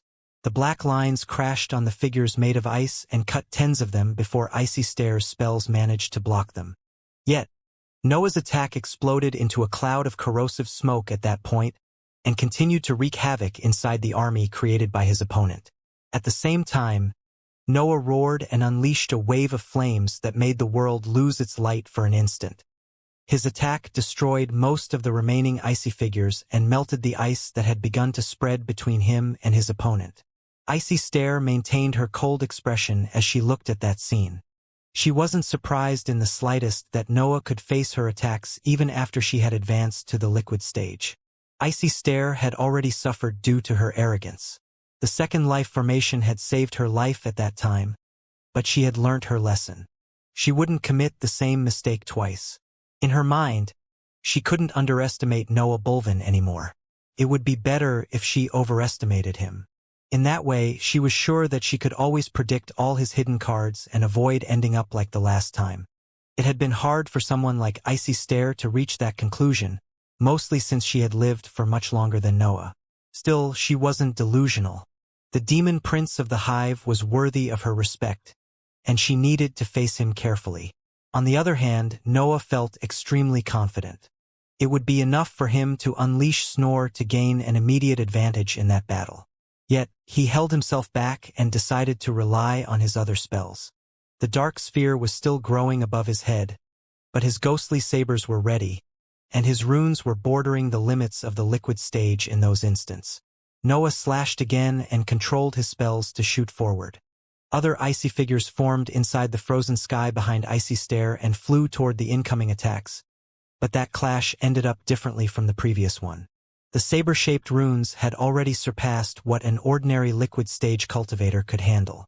Icy Stare was an expert and had plenty of experience when it came to battles, but even her army of icy figures couldn't survive against that offensive. The saber-shaped runes tore apart any figure that they met. Weapons and magical beasts of various kinds had their bodies filled with holes and shattered into countless shards after the clash with Noah's attack. They managed to block the runes at some point, but Noah's offensive wasn't over. The ghostly sabers flew freely through the sea of icy shards. They aimed for Icy Stare, and they lost only a small part of their power due to the mental energy still contained in the remains of the spells. The black lines did the same, and they had no problem cutting through those remains to reach for Icy Stare. The cultivator of the Empire found two different types of attacks coming in her direction and could only resort to the frozen sky behind her back to block them. Icy Stare retreated among the ice that she had created with her individuality, and Noah's attacks clashed directly on it. The black lines exploded in a cloud of corrosive smoke soon after they met the defensive measure, but the ghostly sabers continued for a while before stopping. Noah could sense through his connection with the sabers that some of them had managed to enter Icy Stare's body before being destroyed. Those mental weapons had managed to stay only for a few instants inside her though, so they had done little damage. The chaos of the battlefield had exploded around Noah while he was busy exchanging attacks with Icy Stare. Elder Julia had started to fight with a solid stage cultivator of the Empire and had moved their battle higher in the sky. The other elders of the Hive had done the same, even if some of them had preferred group fights. Noah could sense Elder Austin and Elder Ingrid battling at some distance against two cultivators of the Empire that matched their cultivation level. Daniel and Amos Yudi were doing the same in another corner of the battlefield. As for Elder Justin and Danielle, they had chosen to engage in 1-versus-1 battles against other experts. Most of the higher-ups of the Hive were on the battlefield, and only those that covered strategical roles or were incapable of attending had remained in the new continent. Elder Colleen had to manage the Coral Archipelago, and the two demons were still in Chandal's separate dimension. The powerful hybrids captured there had remained in the Central Territories too, since their mental instabilities made them unsuitable for that kind of battlefield. Also, the Hive didn't want to reveal all its assets, so it tasked the hybrids with the control over the nature reserve before going to war. There were more rank 5 cultivators of the Empire on that side of the battlefield. Each Tyrannosaurus with quasi-rank 6 power needed at least 10 of them to reach that level. However, the elders of the council that had previously taken care of the Golden Shield were handling them. That prevented them from ganging up against the cultivators of the Hive. There were similar scenes on the other sides of the battlefield. The Elbas family and the council had managed to defeat their Tyrannosaurus and were currently facing the experts. Those two factions didn't require additional help since they had deployed enough assets in the 5th rank. But they were having a hard time finding a quick victory nonetheless. The human troops had their messy battle on the ground, and the rank 4 cultivators were fighting in the air right above them to avoid the shockwaves released by the higher-ups. Chaos reigned everywhere, and most 1-versus-1 battles often interfered with the fights nearby. Nevertheless, a change happened after the heroic cultivators had immersed themselves in their battles. The central buildings of the districts near the floating structure started to shine before releasing massive arrows made of blue light. The arrows were fast, and their size didn't affect the speed that they were capable of. They were made of a pure blue light that left a shining trail wherever they flew. Noah had sensed the danger thanks to his increased awareness, but he had understood its origin only after the arrows appeared. After all, his senses were screaming non-stop due to the many powerful cultivators fighting around him. There was a limit to how accurate his perception could be in that situation. Also, he wasn't one of the targets of the arrows. They were aiming for the leaders of the factions. Elder Julia saw the attack and retreated.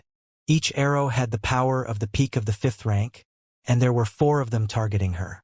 Luckily for the Elder, the arrows didn't seem able to make sharp turns, since they only managed to shift their trajectory slightly when she performed an evasive maneuver. However, they were fast and massive. The shock waves that they created flung Elder Julia in the distance, even if she had stepped away from their trajectory. Noah's eyes widened at that sight, and he started to retreat. He wasn't worried about Elder Julia's state since the sudden attack didn't hit her directly. The problem was the enemy in the solid stage that was now lacking an opponent. The man in the solid stage that Elder Julia had fought until then reacted as Noah feared. He analyzed the battlefield for less than an instant before diving from his higher position in the sky to help Icy Stare. The fact that she was having trouble against Noah was evident. It wasn't hard for the solid-stage cultivator of the Empire to choose who to help, especially since Noah's status made him famous. Taking down the demon prince of the Hive would show how hard it was to defeat the Empire. That higher-up of the defending army couldn't let go of such a chance. Noah didn't care about fame, and that battlefield wasn't the right place where to test how well he would do against an enemy in the solid stage. He retreated without any hesitation and spewed flames on his path to hinder the charge of the cultivator hunting him. However, that only gave him a few seconds since Elder Julia's opponent used a defensive spell to cross the flames and launched an attack once he was close enough to his target. Noah saw 3 metallic birds forming right in the middle of his flames. They started to flap their wings as soon as their bodies stabilized, and they shot at high speed against him, uncaring of the fire that surrounded them. Noah could only think about his survival in that situation, which pushed him to let go of any restraint. Black smoke started to come out of his body and took the shape of a scaled armor in a matter of instants. Arms formed from his fuming torso too, and they wielded the copies of the demonic sword that had appeared while Noah cast the demonic form spell. Noah executed the second form of his martial art and launched the black hole spell that had hovered above his head until then. After that, he turned to continue his retreat. He didn't want to spread his corrosive smoke near his allies, but there was a cultivator in the solid stage against him. Noah wasn't going to hold back in that situation. A fissure appeared among the sea of flames, but the metallic birds didn't disappear with Noah's attack. Cracks spread on their dark silver bodies, but they kept flying toward him at a slower speed. They met the black hole spell at that point and an explosion happened. Still, even that attack couldn't block all the birds. 2 of them fell apart during the detonation, but the last one used the metallic shards of its companions to protect itself and heal part of its body. Noah stopped retreating when he sensed that. The spell of a solid-stage cultivator was scary and powerful, but it seemed that he could handle it if he used his most potent offensive. He felt ready to face him if necessary. After all, he knew that Elder Julia would soon rejoin the battlefield. Arms rose once again from his torso, but a dangerous sensation suddenly appeared on his right. The temperature around him dropped, and he noticed that ice was spreading in that area of the sky. Noah didn't even have time to curse since dozens of icy figures took form in the frozen sky and shot toward him. It seemed that Icy Stare had managed to follow him since he had stopped to launch his previous attacks, and she had cornered him in a challenging situation. Another fissure appeared among the black smoke released during his escape. Noah didn't stop the second form of his martial art since the remaining bird was still the most dangerous attack coming at him. As for the icy figures, he spewed flames at them, hoping that they would gain him enough time to deal with whatever would come next. The corrosive smoke had affected the structure of the metallic bird, and the slash destroyed it once for all. Instead, the flames wrecked the icy figures and melted their shards, but they didn't manage to reach the frozen sky. Noah saw more shapes taking form inside the ice spreading around him and sensed that the solid-stage cultivator was about to cast another spell since he had caught up with him. The same scene was about to repeat itself, and Noah didn't know if he could handle it without revealing Snore. However, a torrent of wind blades suddenly swept an area inside the black smoke and revealed the solid-stage cultivator, who used 5 metal birds to protect himself. Elder Julia reappeared on the battlefield too, and she nodded at Noah before shooting toward her opponent. Noah's reptilian eyes became cold at that point. He could focus on his sneaky opponent now that the Elder was keeping the major threat busy. Also, he was already in his demonic form. He could worry less about his safety. A horizontal fissure appeared in the army of icy figures and turned them into nothing more than shards and maimed shapes. The second form of his martial art reached for the layers of ice too, and it pierced them without any problem. Noah spread his consciousness when he saw that the ice had stopped spreading. His senses sharpened as he searched for the cultivator that had tried to trap him into fighting against the solid stage expert. A tremor swept Icy Stare as soon as Noah found her. She had started to retreat when Elder Julia returned, but Noah had turned his attention toward his original opponent too quickly for her to escape the range of his senses. It didn't take much for her to sense a pair of vertical pupils on her back. Icy Stare didn't need to turn to know that Noah was right behind her, trying to hunt her before she could return to her allies. Icy Stare didn't commit a mistake. She didn't underestimate Noah, and she had even predicted that he would block her superior's attack.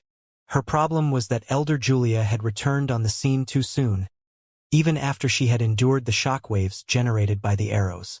She didn't try to sneak up on the solid-stage cultivator of the Empire either before rejoining the battlefield. Icy Stare could only guess that Noah was so important to the hive that even its higher-ups would ignore the possibility of taking a powerful opponent by surprise to help him. The cultivators of the Empire didn't have that mentality. That organization had never been short on assets, and its members rarely valued themselves as more important than their mission. They had learnt to sacrifice everything for the greater good of their god. The only real recognition they could get would arrive once they reached the 6th rank and became a powerhouse. That was the reason for her flawed judgment. Elder Julia had come back as soon as she could to help Noah, which put Icy Stare in a troublesome situation. Icy Stare left a trail of ice as she retreated to return to her allies.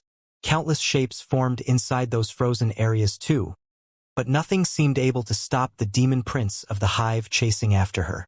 Noah waved his blades nonstop as he charged directly through the thick ice and half-formed figures. The demonic form gave him all the protection he needed, and his physical strength made him ignore any hindrance on his path. Also, the corrosive smoke released by his figure and the black lines shooting from his weapons destroyed any form of defense that tried to slow down his advance. Icy Stare would be able to stop him only if she decided to go all out. However, that would require her to freeze a larger part of the sky, which meant that she had to remain in the same area for a few seconds.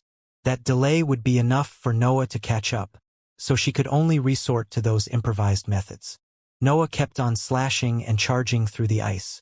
Saber-shaped runes had appeared around him too and were already feeding on the primary energy created with his attacks.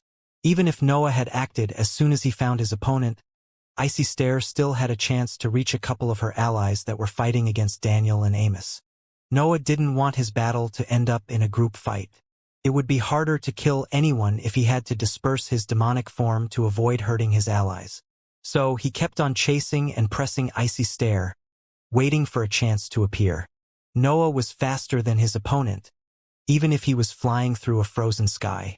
He was slowly catching up with her, but her allies were drawing near too. Still, Noah managed to obtain a clear vision of Icy Stare at some point. His smoke had destroyed enough ice that he could see the back of his opponent and her head. The walls of Noah's sea of consciousness trembled as soon as he caught a glimpse of Icy Stare. A long ethereal saber formed in front of him and shot toward his opponent. The mental saber spell was an attack that Noah rarely had the chance to use. Most of the heroic assets of the world knew about that ability, and they would do their best to avoid giving him a clear shot. Also, cultivators in the 5th rank were resourceful. They had ways to deal with mental attacks, even if they remained hard to defend against. However, Icy Stare didn't have time to cast specific spells. She could only activate a generic defensive item when she sensed the ethereal saber coming in her direction. A green vortex appeared behind her. It attracted any form of energy through its suction force and destabilized it in the process. When Noah's mental attack reached it, its body became even more ethereal, but part of it crossed that defense and landed on Icy Stare's head. The walls of Icy Stare's mental sphere shook after the impact with the ethereal saber. The tremors weren't strong since Noah's spell had lost part of its power, and her mind was sturdy, but she still slowed down her retreat. Also, the ice around her stopped spreading, which limited the creation of icy figures. Icy Stare's focus was on stabilizing her mind. She couldn't do anything to escape from the range of Noah's martial art. Noah was already wielding the copies of the demonic sword and fusing them into one slash by the time Icy Stares managed to stop the tremors. Her consciousness had returned only to make her aware of the immense danger behind her back. It was in the instant right before Noah launched his attack that the central buildings in the districts near the floating structure lit up again and shot another series of blue arrows. Noah had paid more attention to those areas after he saw the first series of arrows. That made him aware that one arrow was coming in his direction as soon as they left the shining buildings. Not now! Noah cursed in his mind as he saw the giant arrow targeting him. He had noticed the attack in time to dodge it while avoiding the shockwaves that it created. Yet, he would need to start the evasive maneuver now to do so. If he wanted to escape from that powerful attack, he had to stop his martial art. Noah would be lying if he said that he didn't think about suffering an injury to kill Icy Stare. However, he was right in the middle of a battlefield filled with heroic existences. That thought had arrived after he stopped his attack and flew downward to step out of the arrow's trajectory. It was needless to say that there was a lot of dissatisfaction in his mind too. The arrow flew past Icy Stare without causing her any harm before disappearing on the horizon. The cultivators managing that defensive measure had protected her at the last second, giving her a perfect chance to regroup with her allies. Icy Stare didn't hesitate to pick up speed again and fly toward the group fight. Her mind still felt a little sore, but she was overall fine. Noah saw her reaching for the cultivators fighting against Daniel and Amos and dispersed the demonic form. He needed to help them now, and he couldn't do it with the corrosive smoke threatening to kill them. However, a white light suddenly burst out of Daniel's figure and filled that area of the sky before Icy Stare could reach it. When the light dispersed, everyone could see how one of his opponents had become nothing more than a pile of bones. Daniel had killed a rank 5 cultivator in the gaseous stage. Still, a familiar red light surrounded the pile of bones and replaced it with a series of bones belonging to multiple magical beasts. The second life formation was still in place, and all the invaders became aware of that after Daniel killed his opponent. They had always known that the Empire was bound to have robust defensive measures in its main territory. Still, they had believed that having more assets would eventually grant them a victory. However, that belief had started to waver as the invaders learnt about the many defenses of the Empire. There were battle formations capable of injuring rank 5 cultivators, arrows flying through the battlefields and disturbing fights, and even the second life formation. On top of that, the Empire had many powerful cultivators ready to fight for their lives. Also, the invaders didn't know if the Empire had some other defensive methods hidden somewhere. The situation couldn't help but appear grim. Casualties were inevitable in a war, but the Empire seemed capable of making the invaders suffer. Hesitation spread among the attackers. Many of them wondered if they should give up on those lands and let the powerhouses handle the war. However, they quickly suppressed that thought. They were fighting for techniques and resources useful in the cultivation journey. Taking the Empire out of the political picture would give to the other organizations more lands where they could grow. Letting the powerhouses handle the matter would remove any gain from the eventual victory. If a battle between rank 6 cultivators were to happen in those lands, there would be nothing to retrieve afterward. Also, the fact that the Empire was doing its best to appear challenging to conquer now didn't mean that it would be like that forever. Each defensive measure depleted a large number of resources.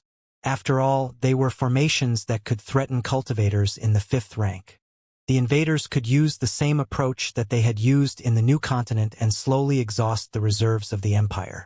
That would go against their original idea to assert their dominance right away, but it would still place them in a favorable position. Of course, they would still try their best to defeat the Empire as soon as possible, even if they knew that the war might take a while to end. Icy Stare kept on flying toward her ally, uncaring that Noah was right behind her, ready to join the group battle. On the other hand, Daniel and Amos were pressing the remaining cultivator with a sea of spells. Multicolored flames created whip-like forms that tried to entangle the soldier in the gaseous stage of the 5th rank.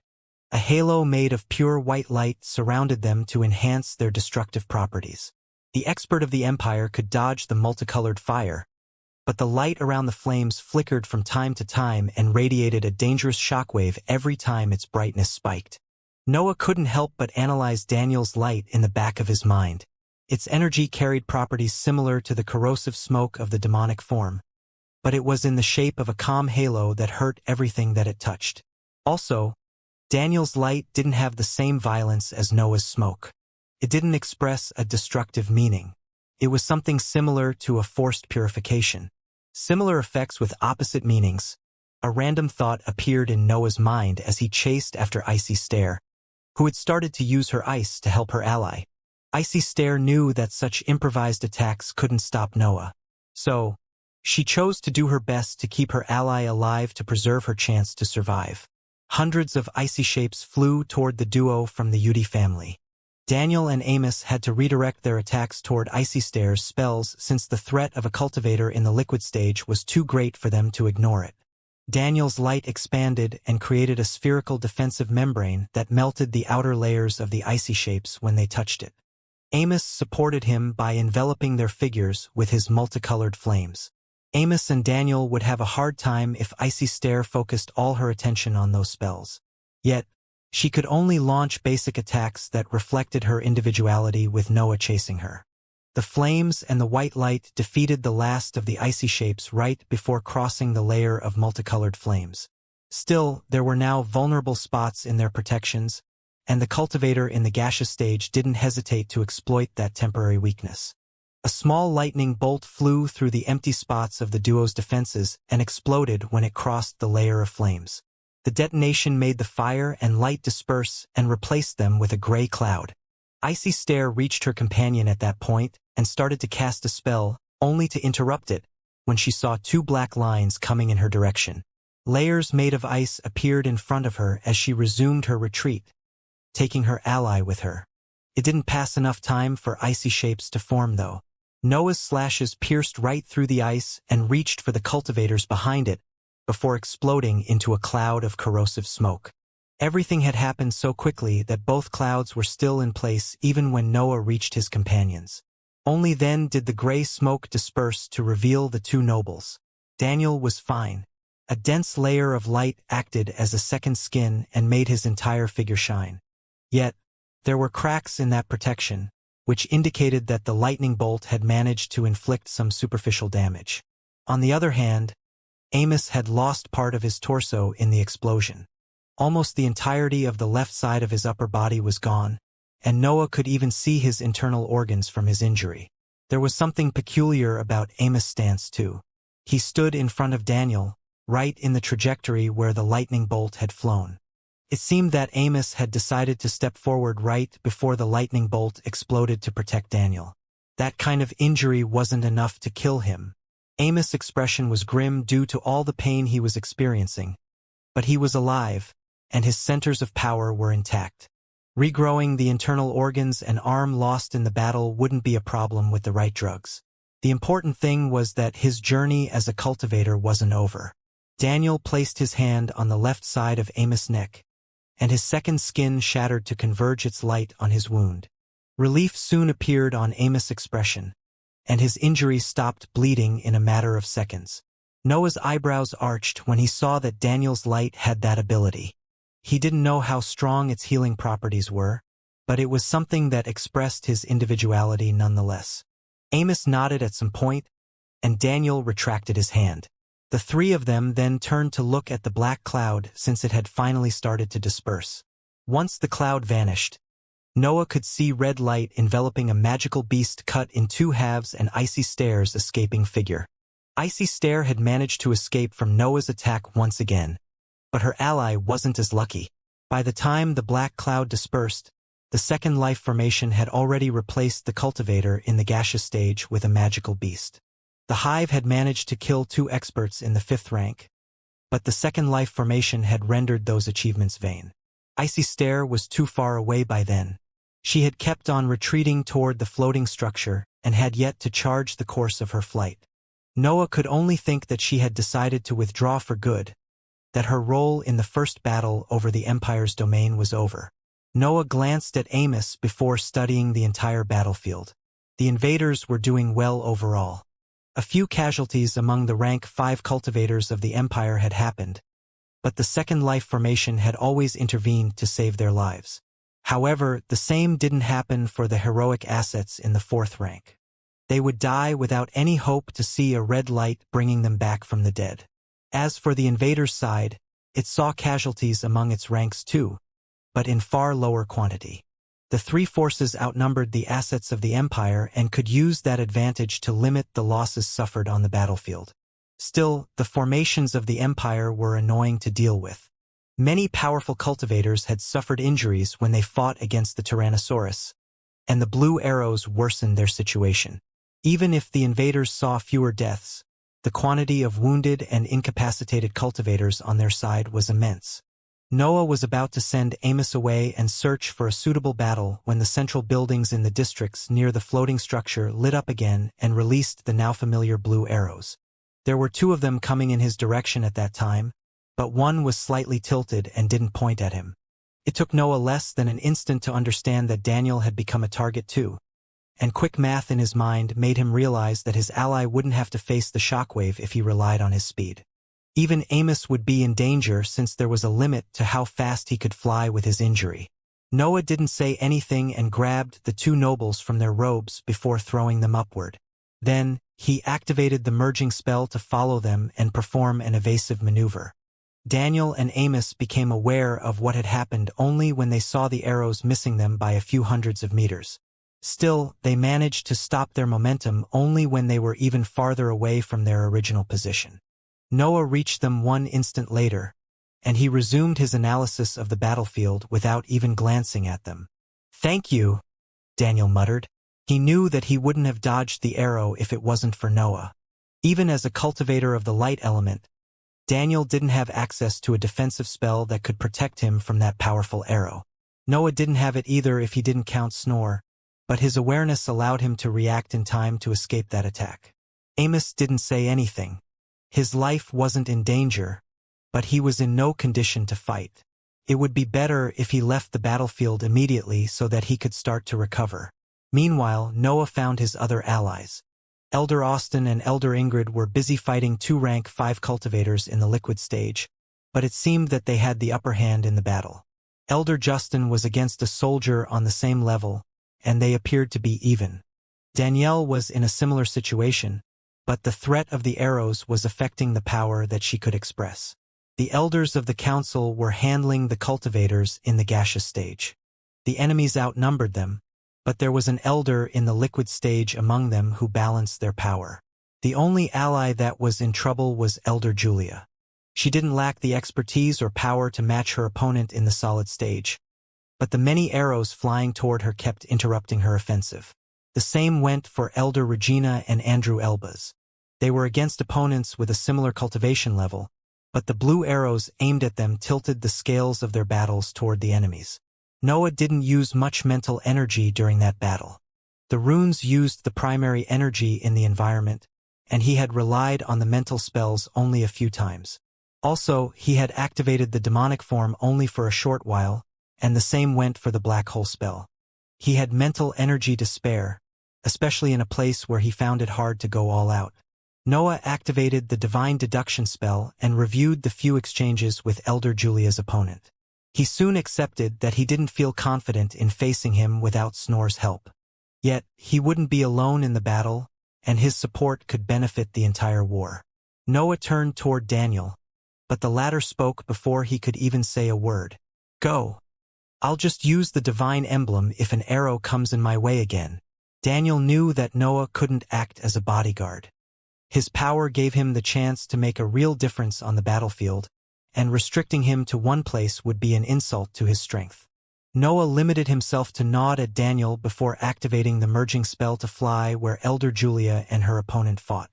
The 2 of them exchanged a series of powerful attacks that affected a large area of the sky and shattered the air with every clash. Countless wind slashes assaulted a series of metallic birds. Elder Julia's offensive appeared endless, but she hid much more under that sheer display of power. Her individuality made her attacks hard to sense, and she could create slashes anywhere in the area that her consciousness could cover. On the other hand, the cultivator of the Empire had sturdy and robust birds that could withstand dozens of those attacks before showing some cracks. The only issue was that Elder Julia could attack him from any side while the birds had a limited area of effect. The leader of the Empire was a bad match for the Elder. However, 5 shining arrows suddenly flew through the barrage of wind slashes. They forced Elder Julia to stop her offensive and retreat. She had learned to sense that defensive measure by then, but her opponent would always try to hinder her path with his metallic birds. His timing was quite impressive too, which made her guess that he was in contact with the cultivators controlling the shining buildings. Elder Julia ended up suffering small injuries and depleting a lot of energy with every clash. But something was different at that time since no birds appeared on her path. When she turned to look at her opponent, she saw that a black cloud had appeared in its place. Noah had released 2 black lines as soon as he saw the blue arrows forcing Elder Julia to perform an evasive maneuver. His attack stopped the solid-stage cultivator's offensive and forced him to use his metallic birds to defend himself. The black lines couldn't pierce the cultivator's spell, but Noah detonated them once they were close enough to inflict some damage. The corrosive smoke that they contained enveloped Elder Julia's opponent in a threatening cloud. A series of wind slashes soon pierced the cloud and ravaged its insides. Elder Julia had immediately understood what was happening, and she didn't hesitate to launch an attack once the arrows had flown past her. The black smoke affected the power of the slashes, but they still managed to reach its center, where the expert of the Empire was using his defensive methods to fend off the corrosive gas. It was needless to say that the arrival of the new threat forced him to reveal more of his power.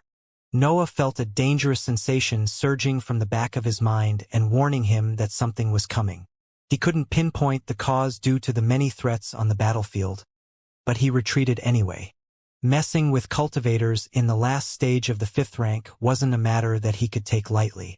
He was a hybrid in the upper tier, and his abilities were already above those that cultivators on his same level were capable of casting.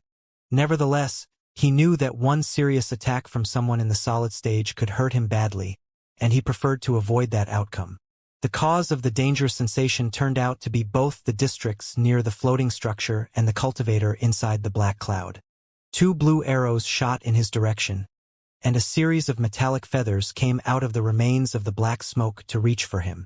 Noah promptly activated the merging spell to escape from the trajectory of the spells.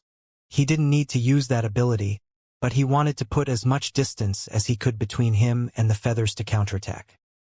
He was already far away when the arrows crossed his previous position, but the feathers were still after him. Noah could only turn at that point and use the saber-shaped runes around him to face the incoming spell. A loud clash happened. Metallic feathers and black sabers met midair and destroyed themselves. Noah's runes had reached the power of the solid stage by that time, and the soldier's spell wasn't as sturdy as the bird's. Both attacks failed to cross the opponent's barrage. The cloud of black smoke had dispersed when the feathers shot toward Noah. The expert of the Empire reappeared in the open, showing how both Noah and Elder Julia didn't manage to inflict much damage. There were metal feathers all over his body, and the same birds from before circled him at high speed to create a protected area with the soft shockwaves that they released. A few trails of blood seeped through the feathers and flowed alongside his body until they fell below. The cultivator of the Empire had suffered some light wounds, but it was unclear who caused those injuries. Still, his expression showed his immense anger and irritation. Iron Feathers is an expert with earth aptitude. Elder Julia's voice resounded inside Noah's head at that moment. Be careful, Prince. His attacks might appear straightforward, but he has a large variety of them. Elder Julia continued to convey what she had learnt about Iron Feathers during their battle. The truth was that she didn't want Noah to join her fight, but the blue arrows were giving her a hard time. She needed help, and Noah could hurt her opponent. Also, he was the only one in the hive who could help her without risking his life. After all, Noah had been a lone cultivator and had survived dangerous missions. His survival instincts were some of the best among the heroic assets of the entire world. There weren't many cultivators that had experienced so many adventures and benefited from all of them. Arrows, Noah replied and activated the merging spell again to sprint downward. Elder Julia understood the meaning behind his word and performed an evasive maneuver too. Less than an instant later, four blue arrows crossed their previous positions and disappeared in the distance.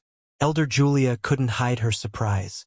She was a whole stage above Noah, and her mental sphere was almost on par with her cultivation level. According to common sense, she had to sense the arrows before him. Yet, Noah had perceived the incoming danger even before it left the districts. Elder Julia couldn't do that. It was as if Noah had predicted that the Empire would aim for the two of them. "Can you predict the future now?" Elder Julia asked as she launched another series of wind slash. From her tone, Noah could sense that she wanted a serious answer. "Beast instincts," Noah calmly replied before slashing multiple times with his weapons. Both attacks slowed down once they neared the metallic birds tracing circles around iron feathers. However, they didn't manage to stop them completely. The wind slashes clashed with the birds and feathers, but they didn't do much. Iron Feather's defenses were too strict to suffer from an attack that he had already seen before. The same happened for the black lines, and Noah had to make them detonate, hoping that they could affect him. Another black cloud appeared in the cultivator's spot, but the smoke dispersed quickly since Iron Feathers controlled his defenses to expand their aura of influence. Noah could finally see Iron Feather's state now.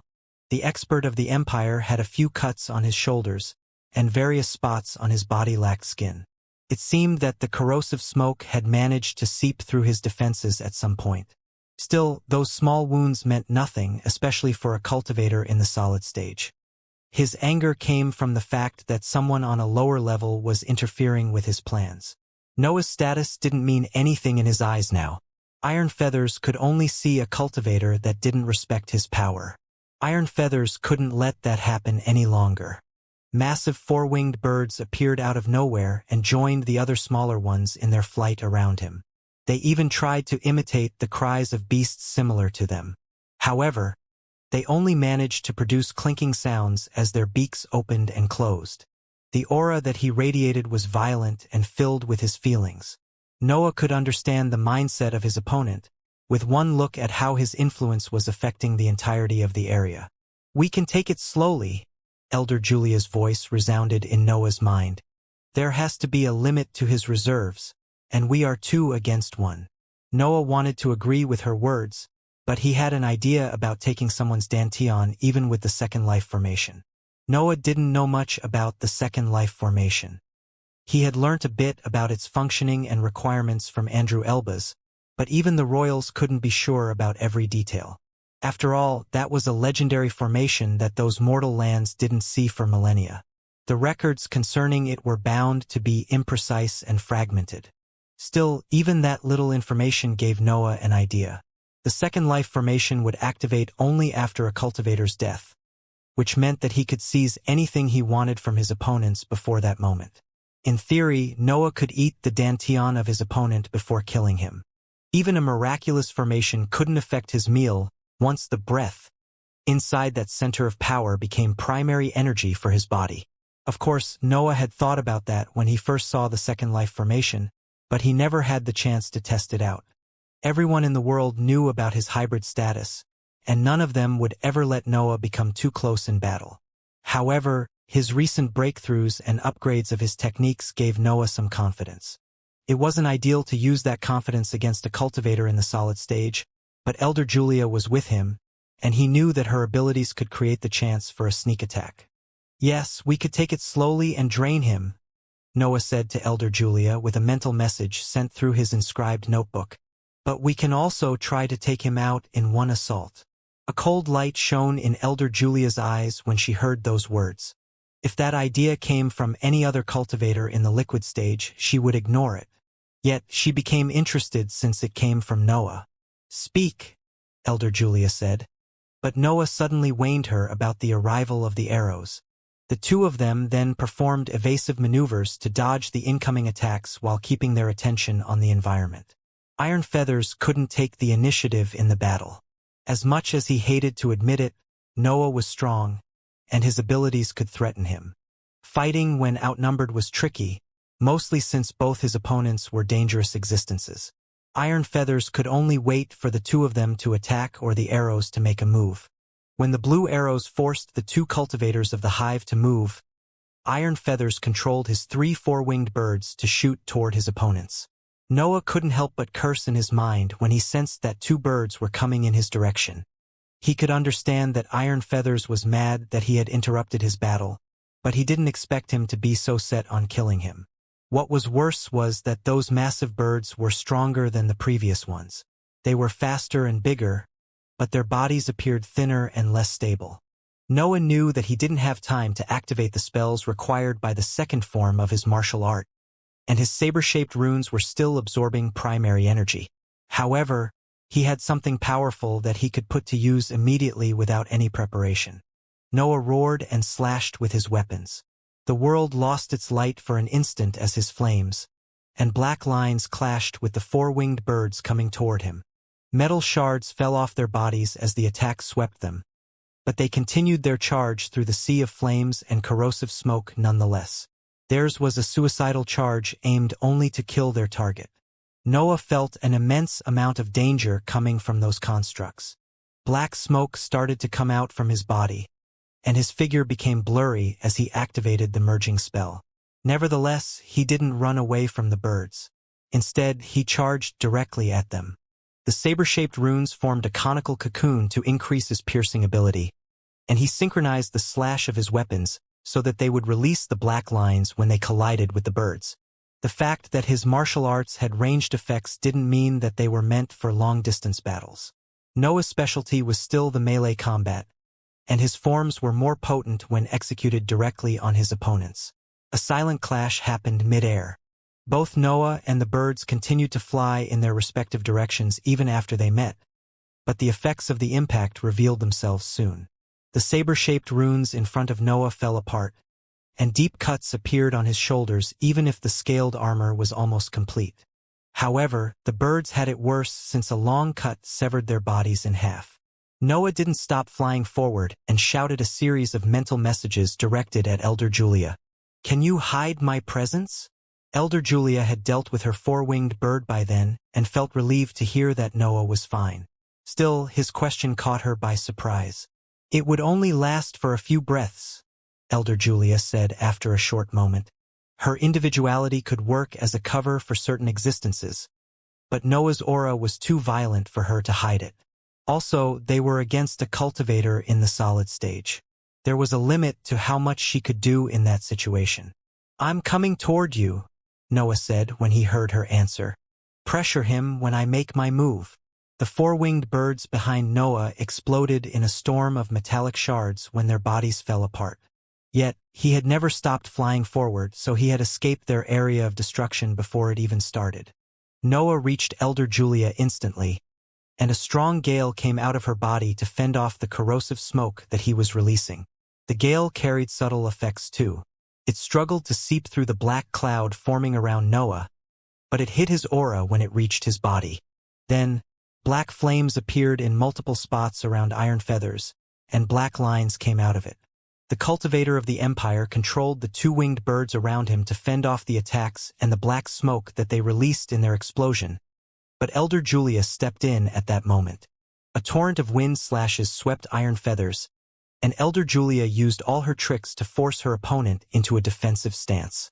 Some of her attacks would be invisible or hide under other spells to unleash their power when they were close enough to inflict some damage. Noah's offensive didn't stop either, and the black cloud around Iron Feathers grew as his attacks kept on exploding against his defenses.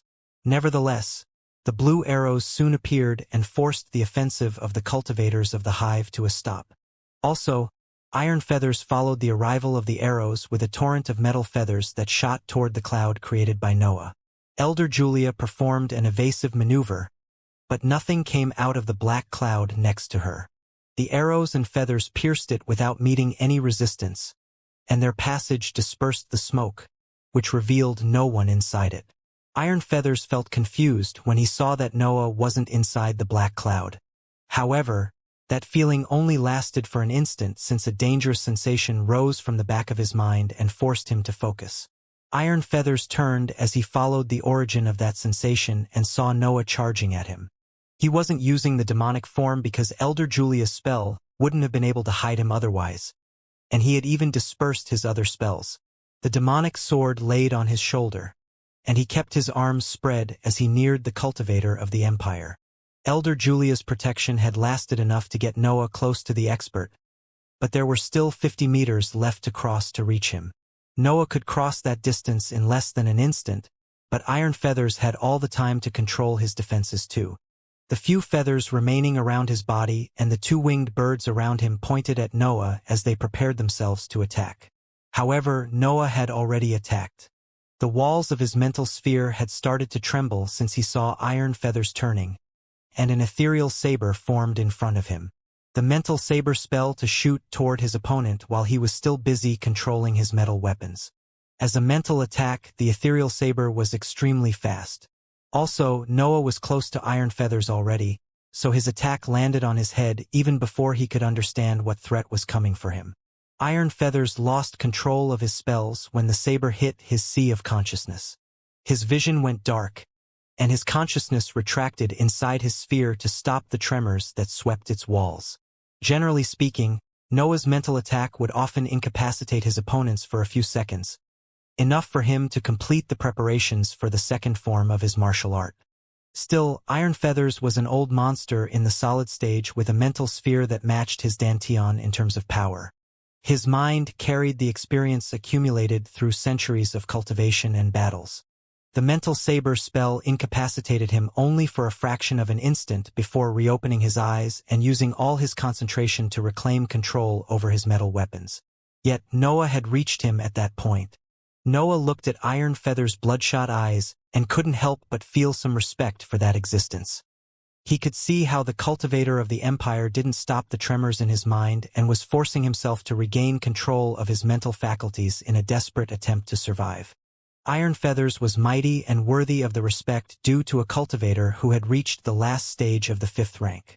Still, Noah had to kill him to tilt the scales of the war on the invader's favor and to seize his Danteon. The metallic feathers and birds shot toward Noah as he swung his arms toward his opponent. Iron Feathers wasn't ready to give up just yet. After all, he only needed to kill Noah before he could touch him.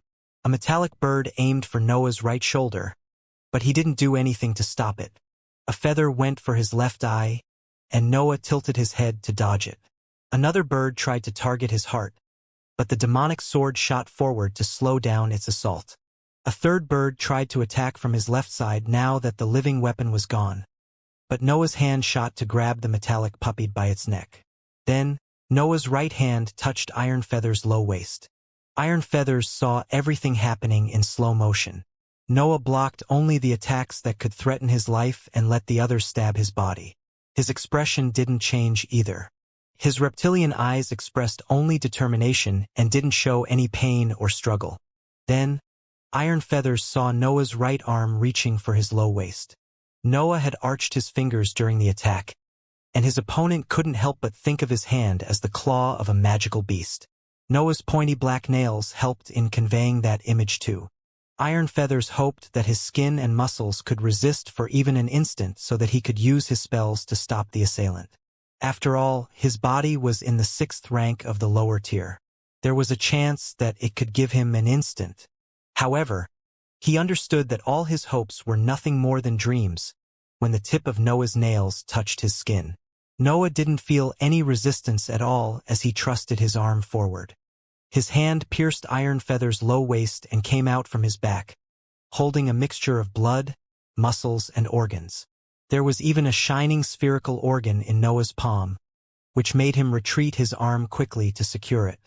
Iron Feathers' eyes had widened when he lost his connection with his Danteon. He glanced at the arm stabbed in his waist before moving his gaze toward Noah, who was observing him. Noah's vertical pupils trembled. It seemed that he was ready to launch another mental saber spell. Yet no attack formed in front of him. Noah had just prepared the attack in case the cultivator of the empire tried to kill himself before he managed to eat the Danteon. After all, Noah didn't know the limits of the second life formation. The centers of power were part of an entity, especially when it came to existences in the 5th rank. They would express their individuality and be connected forever with them. There was the chance that the light of second life formation would envelop Iron Feather's severed dantian even if it were outside his body. Noah couldn't risk that. He had to expose Elder Julia's hiding abilities and suffer a few injuries to reach that result. So, Noah prepared a mental saber spell in case Iron Feathers tried to use his mental energy to control the metallic weapons around him. Noah retracted his arm and threw the contents of his palm in his mouth before grabbing the expert again. His eyes never left Iron Feathers during the process, but he could see how the cultivator of the Empire lost every hope when his dantian entered Noah's mouth.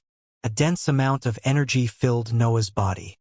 His cells destroyed Iron Feather's solid breath and turned it into primary energy that nourished all his tissues. His wounds stopped bleeding and started to heal under the influence of that intense wave of energy. But Noah's focus was on the breath of the earth element still inside his body. After every part of Iron Feather's breath became primary energy, Noah felt confident that he had severed any connection the expert had with the second life formation and decided to release him. Iron Feathers fell, and red light surrounded him when he crashed on the ground. Noah didn't feel anything happening inside him. His theory appeared to be on point. He had successfully exploited a flaw of the second life formation. The metal birds and feathers fell apart and turned into energy that dispersed in the environment when Iron Feathers died. Noah checked his body for a while, but he saw no changes in the primary energy nourishing his tissues.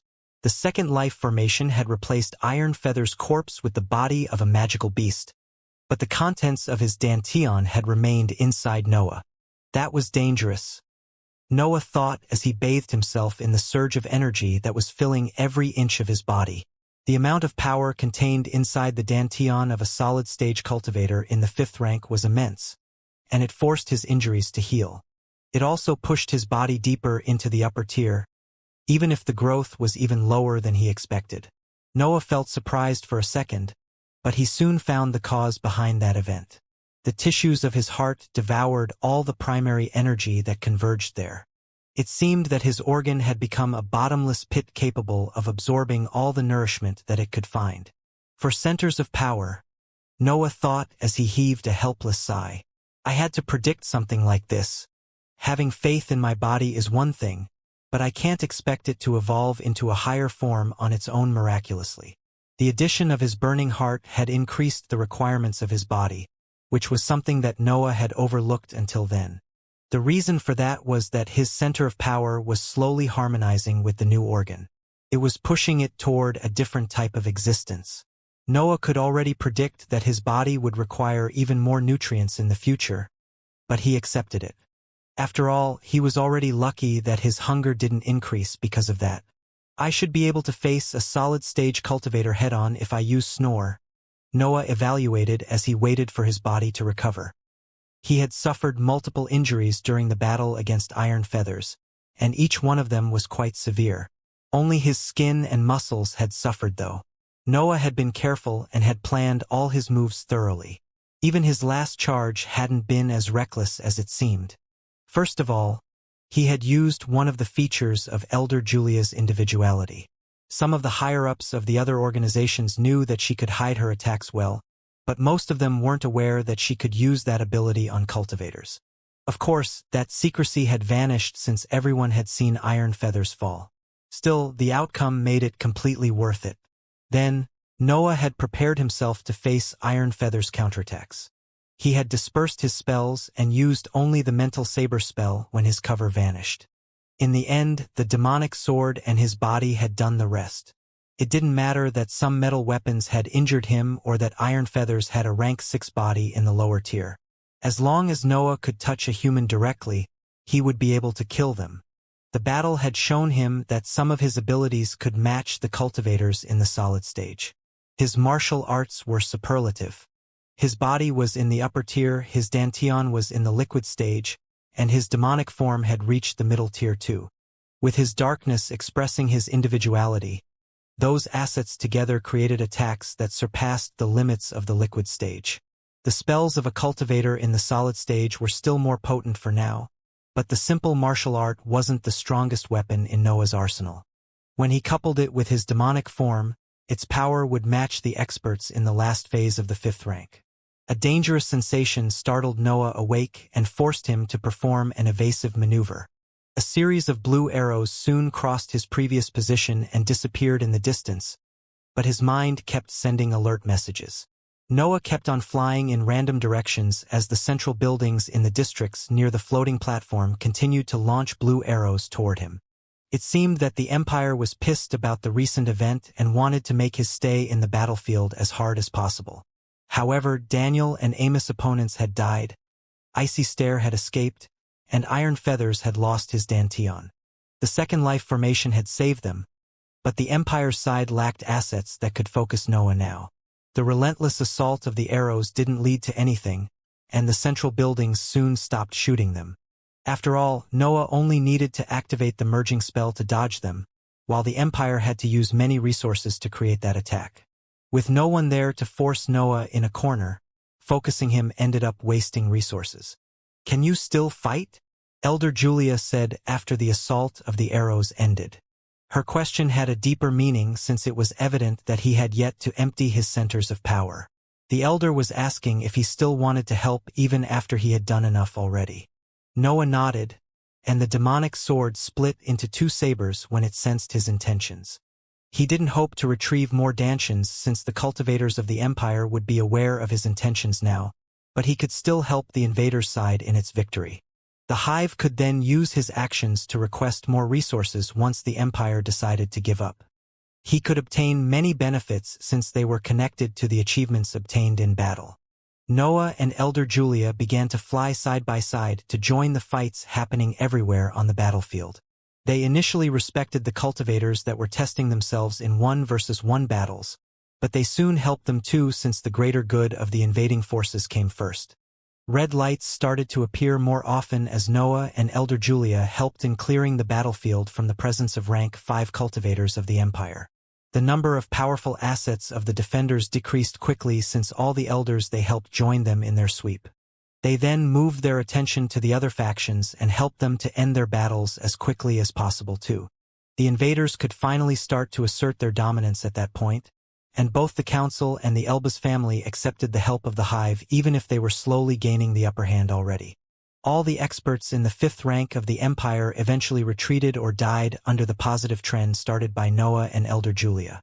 The Second Life formation prevented most casualties, but the red light didn't arrive for some cultivators who died on the battlefield.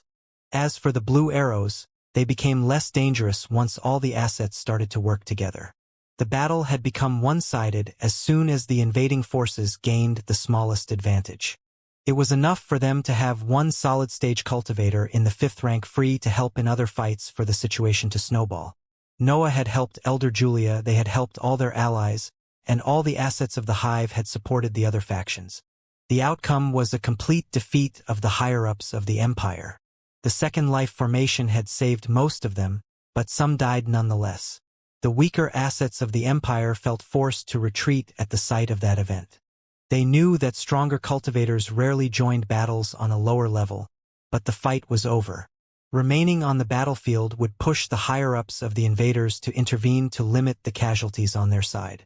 It wasn't a matter of honor or fear of future retaliation anymore. The strongest existences of the Empire had lost. The weaker one could only accept that they had no power over that battle anymore.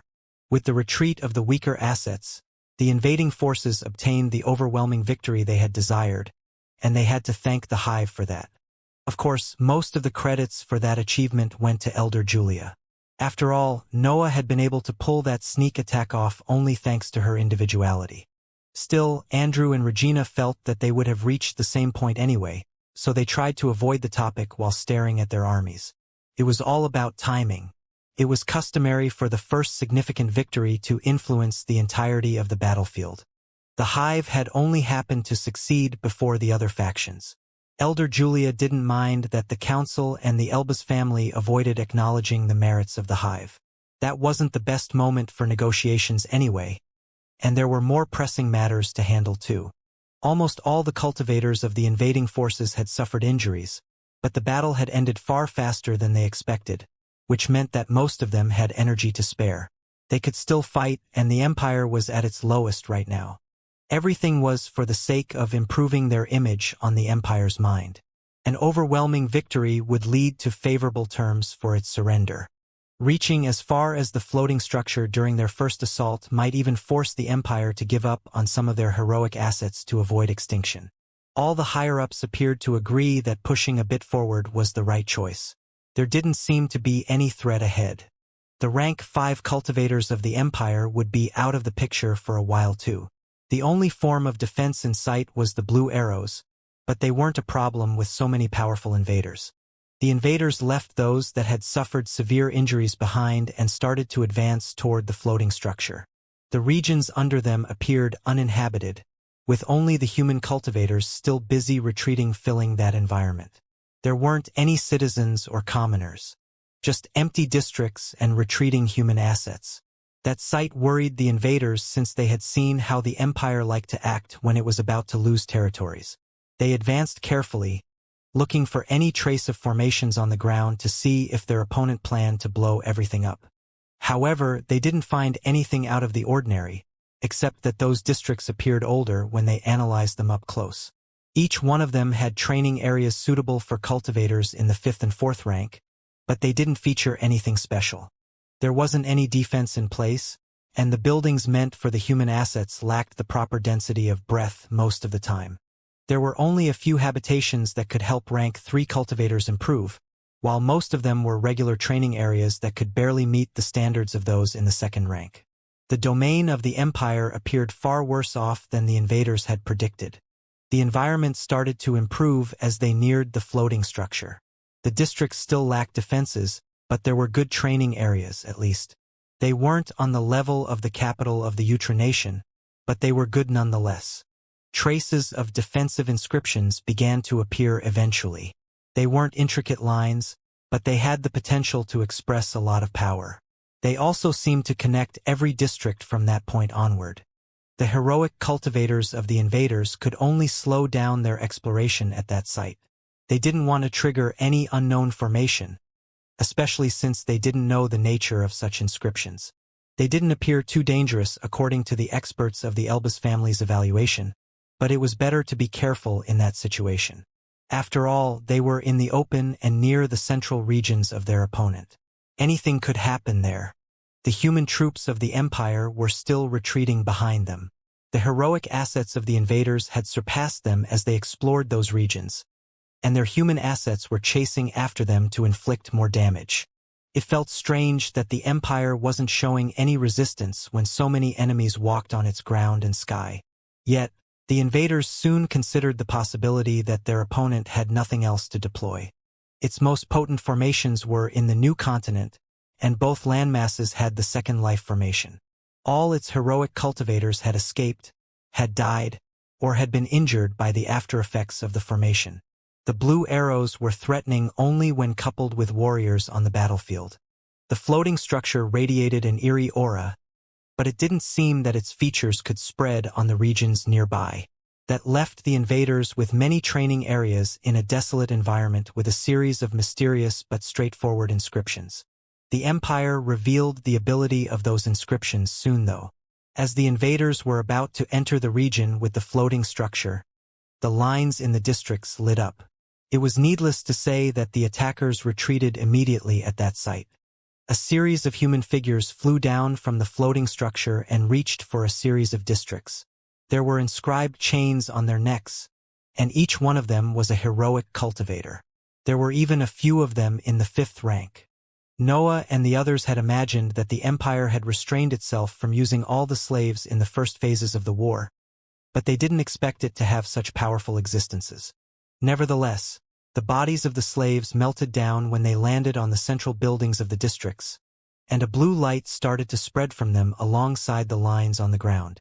In a matter of seconds, blue light filled the entirety of the central regions of the Empire. The blue light expanded, only to stop at the beginning of the inscriptions on the ground. The heroic assets of the 3 invading forces had already escaped from the central regions of the Empire and were staring at the sudden event with curious expressions. As the experts of the Elbas family had predicted, that formation didn't have offensive properties. It was different from the blue pillars in the new continent. That blue light was denser, and it didn't seem able to harm the attackers even when they tried to touch it. The blue light worked as a barrier, but it didn't have only a simple protective layer. It was a large dome that covered the entirety of the central regions and the floating structure and its insides. It was as if a solid substance had enveloped that area of the world. The retreating troops of the Empire eventually reached that area and crossed the blue dome without any problem. Yet, the human cultivators of the invading forces slammed into that protection. The cultivators of the Empire appeared able to move freely inside that blue world. The dome didn't even block the passage of breath, which meant that those regions wouldn't be affected by the formation. The invaders weren't interested in the nature of that defensive method. After all, the formation was relatively simple, and Andrew Elbas even described some of the features that he could understand with an inspection of his consciousness. The problem was in its power. The blue light radiated an aura that seemed to surpass the world of the heroic cultivators and stepped inside the divine ranks, even if only by a little. A quasi-rank 7 barrier, Noah thought as he suppressed a curse from escaping his mouth. He didn't expect the Empire to have something like that, and he could predict how troublesome it would be in their strategy. Andrew Elbas and the other experts of the royal family started to launch attacks and use inscribed items to study the blue dome. The more tests they performed, the uglier their expressions became. The mood of the invaders dropped when they saw the changes in the faces of the royals. The other organizations wouldn't have any chance against that defensive method if they could worry even the most advanced force in the inscription field. After a series of long and extensive tests, Andrew Elbas made a summary of the properties of the dome. This light has no offensive features, but it's different from most barriers. Its insides are filled with light too. Every part of the dome has the same sturdiness as the external layer. Andrew's last words confirmed the fears of his allies. The fact that even the insides of the dome were part of the defenses made the formation far more challenging to handle. It meant that they would have to slowly dig through the light if they wanted to reach the regions inside it. However, the dome radiated a quasi-rank 7 aura. Even making a crack on its external layer would require the help of the powerhouses. Digging through it in a short period would require an actual god. The Empire has triggered the formation with the lives of powerful cultivators too, Andrew Elbas continued. This makes it far harder to find a countermeasure. Unorthodox techniques usually have other unorthodox techniques as a weakness. We would need to sacrifice lives to create something capable of destroying this blue light. At those words, the mood of the invaders plummeted. They had enough assets to match those sacrificed by the Empire during the activation of the formation, but none of them would be willing to give their life for the task. What about King Elbas? Elder Regina asked, without even minding if the royals find her words disrespectful. She couldn't see any way out of that situation. The citizens of the Empire could walk freely inside the blue substance, while all the other cultivators couldn't even scratch it with their strongest attack. Only the maximum expert in the inscription field with a rank 6 cultivation level could find a solution. There was no one else inside the entirety of those mortal lands with enough knowledge and power to defeat a defense that neared the divine ranks. Andrew shook his head at her question and replied after heaving a sigh. I'm afraid the Patriarch can't cancel this formation unless he spends enough time and resources for the task. Even the testing phase would require sacrifices. Elder Regina went silent after Andrew's explanation. No force would be willing to give away their precious heroic assets, and they didn't even have that kind of power over them. It was one thing for them to die in battle. Yet, giving their lives for experiments that would only lead to the destruction of a formation was a waste. The Empire was cornered, and it had isolated itself in a small area of the old continent. It was still a threat since it had managed to salvage most of its powerful assets, but it had decided to seclude itself to save its domain. Its surrender would have led to a similar outcome. The only problem was that the invaders had lost their advantage over their enemy. Their impossibility to breach that formation made the Empire impossible to bully into submission. Could even decide not to have any negotiation at all. Of course, that would lead it to a slow but constant weakening since it had isolated itself to such a small area. The invaders didn't know how many resources the Empire had accumulated through the years, but they were sure that it wouldn't keep the formation up to see its power declining incessantly. After all, the royals were confident that the formation would require resources every once in a while. Protections with power in the divine ranks had to have a steep cost when it came to the energy necessary to function. What do we do now? Elder Julia asked, even if she knew the answer to that already. She felt annoyed that the Blue Dome would stop the hive from seizing the most significant share of the rewards, but she still wanted to hear the opinion of her allies. I think it's time to start negotiating the Empire's surrender, Andrew Elbas said, while wearing an ugly expression. That event was supposed to be a good thing. Still, he couldn't help but think how hard the Empire would make it for them since it owned such an excellent defensive method. Elder Julia, Andrew, and Elder Regina stepped forward and sent a few mental messages in the blue light. A passage soon opened in the dome, and the three leaders stepped forward, uncaring that the light solidified behind their back as they moved toward the floating structure. The war had come to an end, but there was anxiety on the invaders' side. The Empire had lost a lot and was bound to lose more. Yet, it had managed to play its enemies when their victory was so close. Now they could only hope that the fear of a prolonged siege would force the Empire to give in to their requests. Noah and the others regrouped with the injured assets to summarize the situation. The sudden appearance of the Blue Dome had startled the heroic cultivators that had remained behind, but its properties surprised them even more. The dome had cut off the invaders from the core regions of the Empire, taking away any advantage that the hive had gained by exposing the properties of Elder Julia's individuality.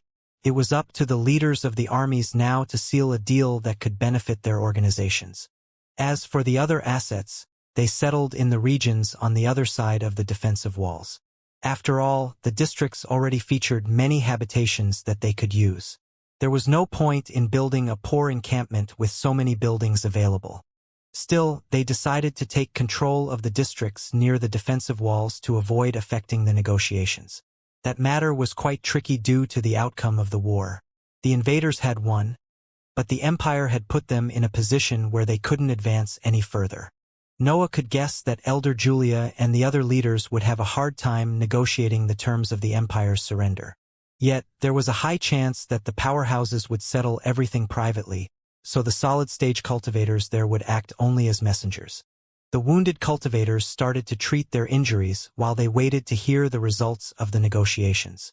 Others even organized events to celebrate the end of the war and discuss their achievements in battle. After the leaders returned from the Blue Dome, the atmosphere among the three factions would become tense again. The war had only delayed the various investigations that concerned the ambush at the exit of the Nation, but no one had forgotten about it. Once the Empire went out of the political scene, the Hive, the Council, and the Elbas family would have to face the issues accumulated during their period as allies. There was bound to be a period of peace after the end of the war, but that truce would be frail, ready to fall apart at the first sign of conflict. Noah didn't care about the incoming political struggles.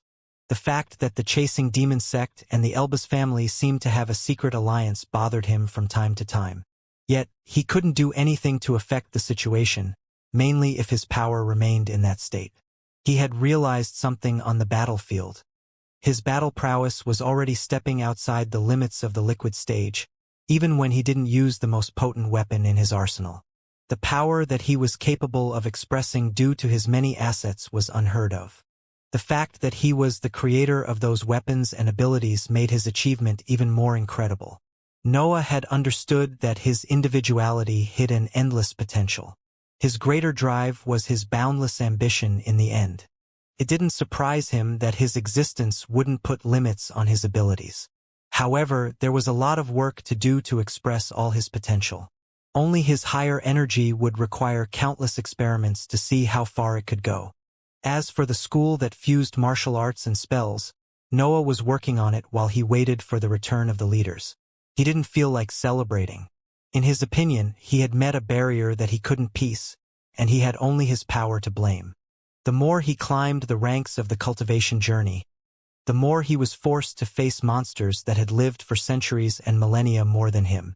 The simple exploration of the Empire had made him encounter divine items and the will of a god. I wonder if it will be the same in the Immortal lands, Noah thought as he tried to create a martial art that could fit the merging spell.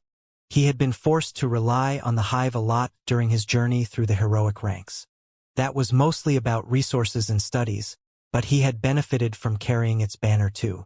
The other organizations couldn't target him openly since there was such a powerful force backing him. That had given him time to grow and become the threatening existence that he was now. However, he didn't like that situation. It wasn't about the hive. He felt grateful for all its help, and he had friends among its ranks. Still, the limits imposed by the political system continued to bother him. I'm thinking about this again because I'm close to ignore these restrictions, Noah thought, suppressing the topic in the back of his mind. It wasn't his first time thinking about that. After all, he was still a lone cultivator in his mind. He had never been blinded by loyalty or faith. He felt a sense of belonging to the hive, but he wouldn't die to protect it. Nevertheless, he knew that the strongest existences in the hive had a similar mindset. The aim of every ambitious cultivator was the higher plane.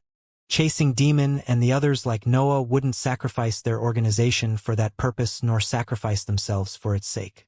Maybe that's why we couldn't rout the Empire, Noah concluded before a sudden dangerous sensation hit his mind. That feeling startled Noah, mostly since it disappeared after a few instants, replaced only by a tense atmosphere that weighed on his mind. Noah interrupted his experiments and came out of the training area that he had taken after the invading army settled in the various districts. His consciousness expanded to analyze the site, but he didn't find anything out of the ordinary. Even the other cultivators didn't notice anything and continued with their celebrations or recovery. He seemed the only one to have sensed that sudden event. Noah had learnt to trust his awareness over the decades. His survival instinct was something unique to his peculiar existence. Even the other hybrids couldn't match that ability since their minds were still in the middle of becoming used to their mental instabilities. The tension didn't go away as time passed. It remained there and grew in intensity with each passing second. It was as if a catastrophe was about to happen, but Noah couldn't pinpoint its cause no matter how he looked. The other higher-ups soon noticed his abnormal behavior. Their expressions became severe at that sight. After all, they knew that Noah didn't act causally or without any reason. They reached him in the sky and started to imitate the behavior of his consciousness. Their analysis of the environment, though, gave the same results. They couldn't find anything out of the ordinary. A voice suddenly resounded in the minds of the heroic cultivators. It belonged to their respective leaders and announced the end of the negotiations. Yet, as the leaders were about to explain their deal, flames expanded to cover the entire area. Dodging the flames was impossible. The fire had spread so quickly that Noah didn't even have time to activate one of his spells before it swept him and his allies. The two beings connected to him reacted due to their instincts. The demonic sword and snore argued a lot, but they bypassed Noah's thoughts and followed his survival instincts as soon as the danger in his mind reached its peak. The demonic sword hid inside his robe, and a dense black membrane appeared over his body as the flames enveloped all the regions inside the defensive walls of the Empire. They even crashed on the Blue Dome, but they didn't manage to do any damage to that structure. However, the various districts fell apart in less than an instant. They turned into ashes as soon as the flames touched them, and even their remains vanished.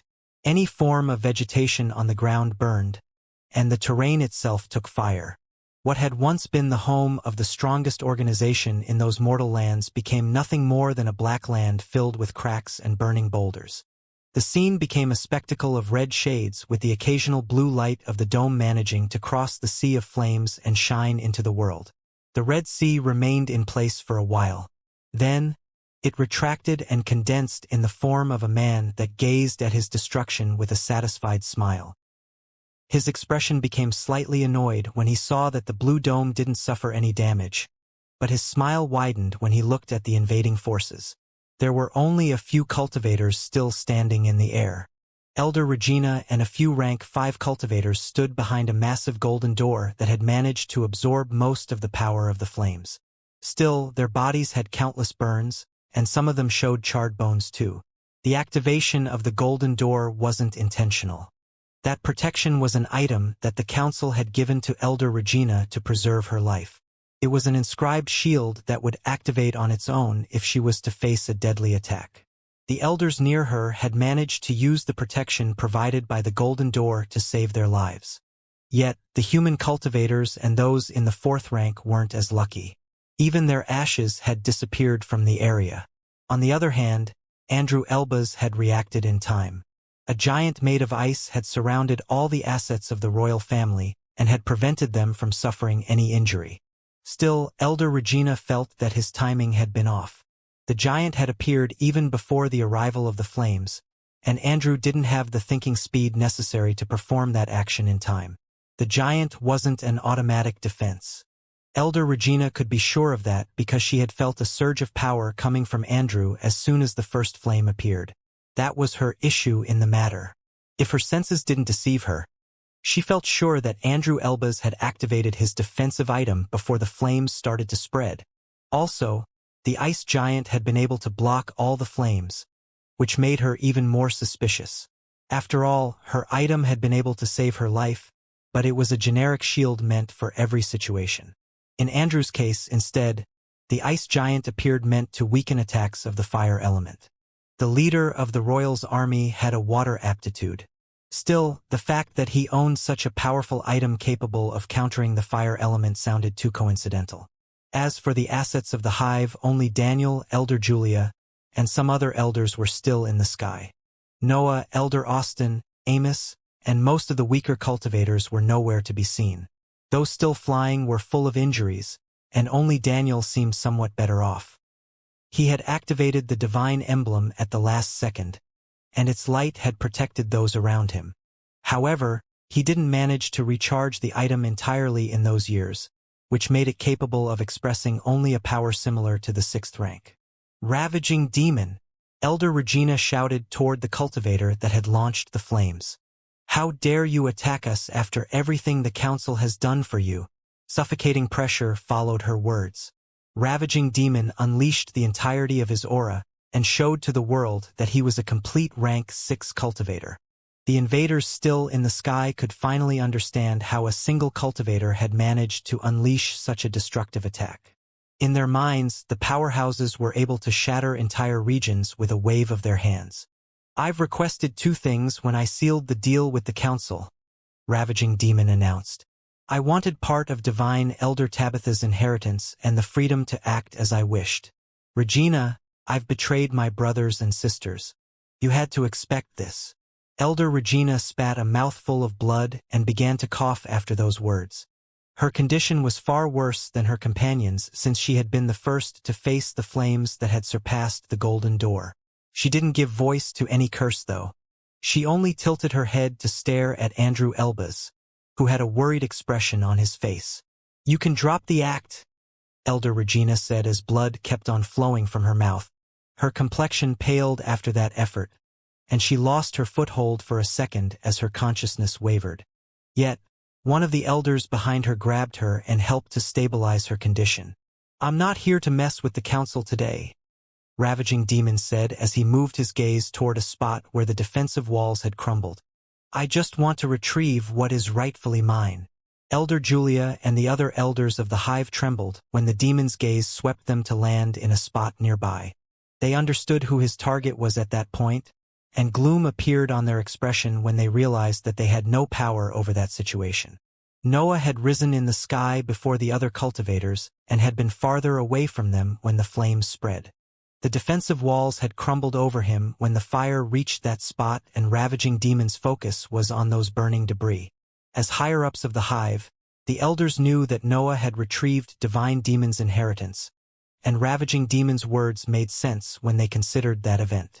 The new powerhouse of those mortal lands wanted to obtain the legacy of his master. Ravaging Demon stretched his hand, and his mental energy went toward the burning debris. It was about to seep through them when his connection with his consciousness wavered, which dispersed those condensed mental waves. Who dar dash? Ravaging demon started to curse, but his body stopped moving all of a sudden, and a white flower started to grow on his stretched hand. Time stopped for everyone in the area, and even the flames still lingering on the ground froze. Only the flower on Ravaging Demon's hand kept on growing. Ice started to spread from the flower. It covered Ravaging Demon's hand and reached for the rest of his arm. Yet, when it was about to freeze his shoulder, the powerhouse tightened his fist and broke the ice. Ravaging Demon didn't show any annoyance. Instead, he appeared in a daze as memories from more than 1,000 years ago resurfaced inside his mind. "I thought you were dead," Ravaging Demon said without even spreading his consciousness to analyze his surroundings. "No need to hide. I know that you are protecting the boy." Two figures appeared from behind the crumbled defensive walls at his words, and time started flowing again after they stopped in front of the debris that had submerged Noah. The elders of the hive heaved a sigh of relief when they saw the two demons arriving in their aid, and Elder Julia couldn't help but nod when she saw that Flying Demon had reached the solid stage. There were now 3 rank 5 cultivators in the solid stage in the hive, and 2 of them were existences that had been trained by a god. The forces of the council and Elba's family showed surprised expression when the 2 demons arrived. The royals were mainly amazed that the hive had managed to hide such powerful assets for so long. On the other hand, there were a few elders that knew the identity of the 2 powerful cultivators, and finding out that they had survived the destruction of the demon sects surprised them to no end. The fact that they had stopped Ravaging Demon from seizing Noah made the scene even more nostalgic. One side featured Divine Demon's faction, while the other had the reason for the destruction of the demon sections. It was as if history was repeating itself. 1,000 years spent with a divine inheritance, and you have managed to reach the 6th rank only now, Dreaming Demon said, while wearing an indifferent expression. Pathetic. Rufus has run away and hid while you bathed in riches, Flying Demon said while wearing the same expression of his lover. It seems that Master made a mistake. You were never meant for greatness. Ravaging Demon's smile reappeared after he heard the 2 demons, and he started to laugh loudly right in front of the tense invaders. The appearance of 2 solid-stage cultivators didn't bother him in the slightest. After all, he was a powerhouse now.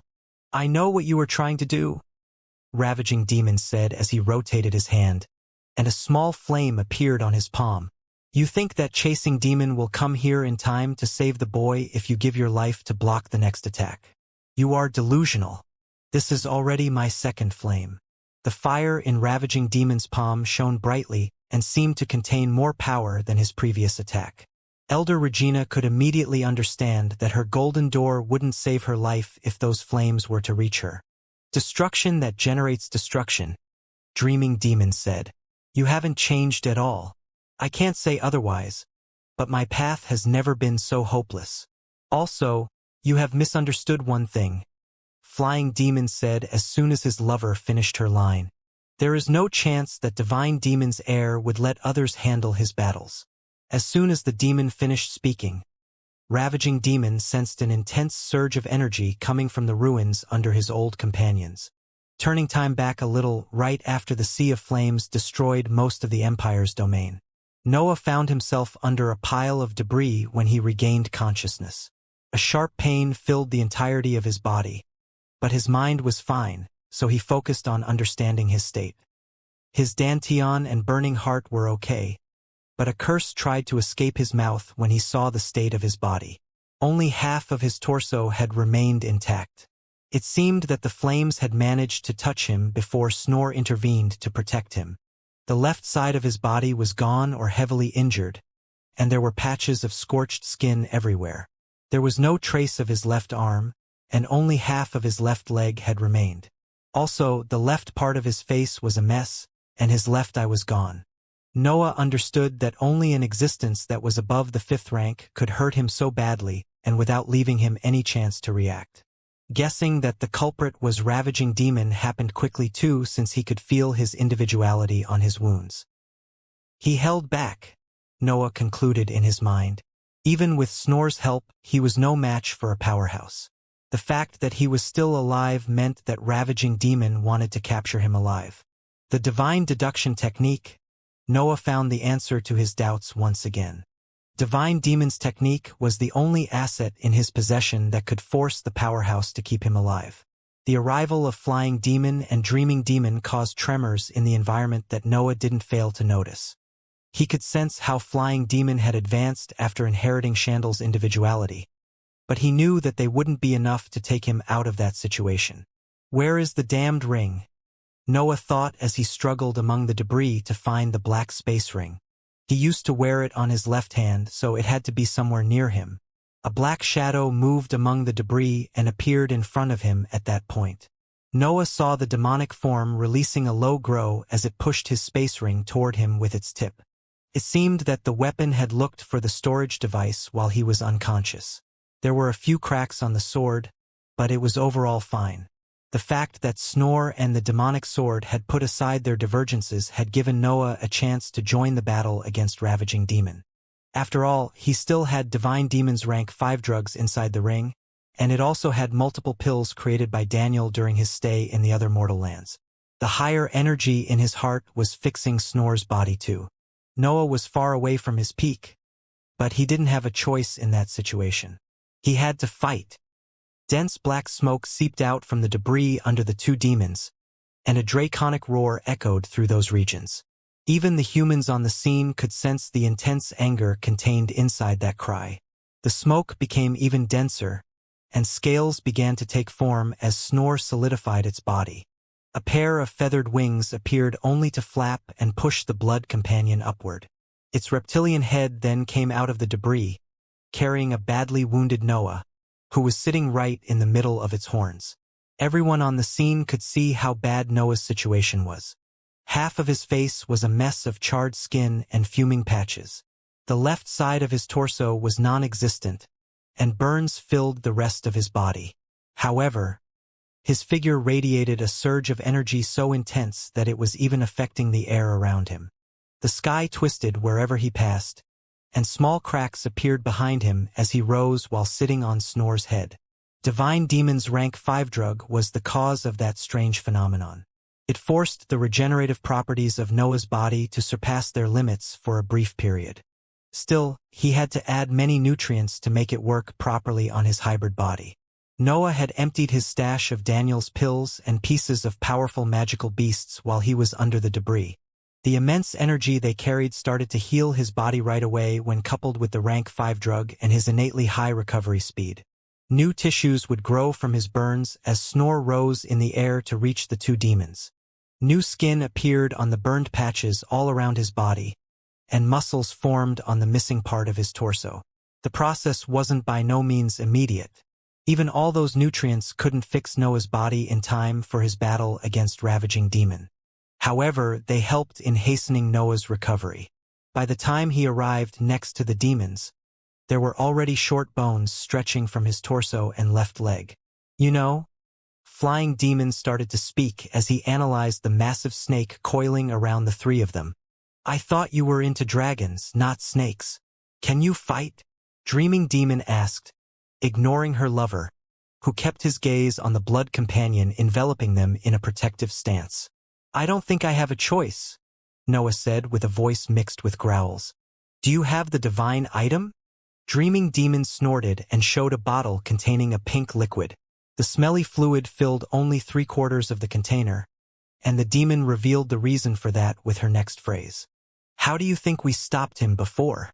Why does it have wings? Flying Demon continued to ask about the blood companion, uncaring that Ravaging Demon showed a powerful flame only at a few hundred meters from them. I like the horns. The claws are fine too. They add a nice aura to this creature. Noah glanced at Flying Demon before turning to speak toward Dreaming Demon. Is this an after effect of the new individuality? No, Dreaming Demon said as she heaved a helpless sigh.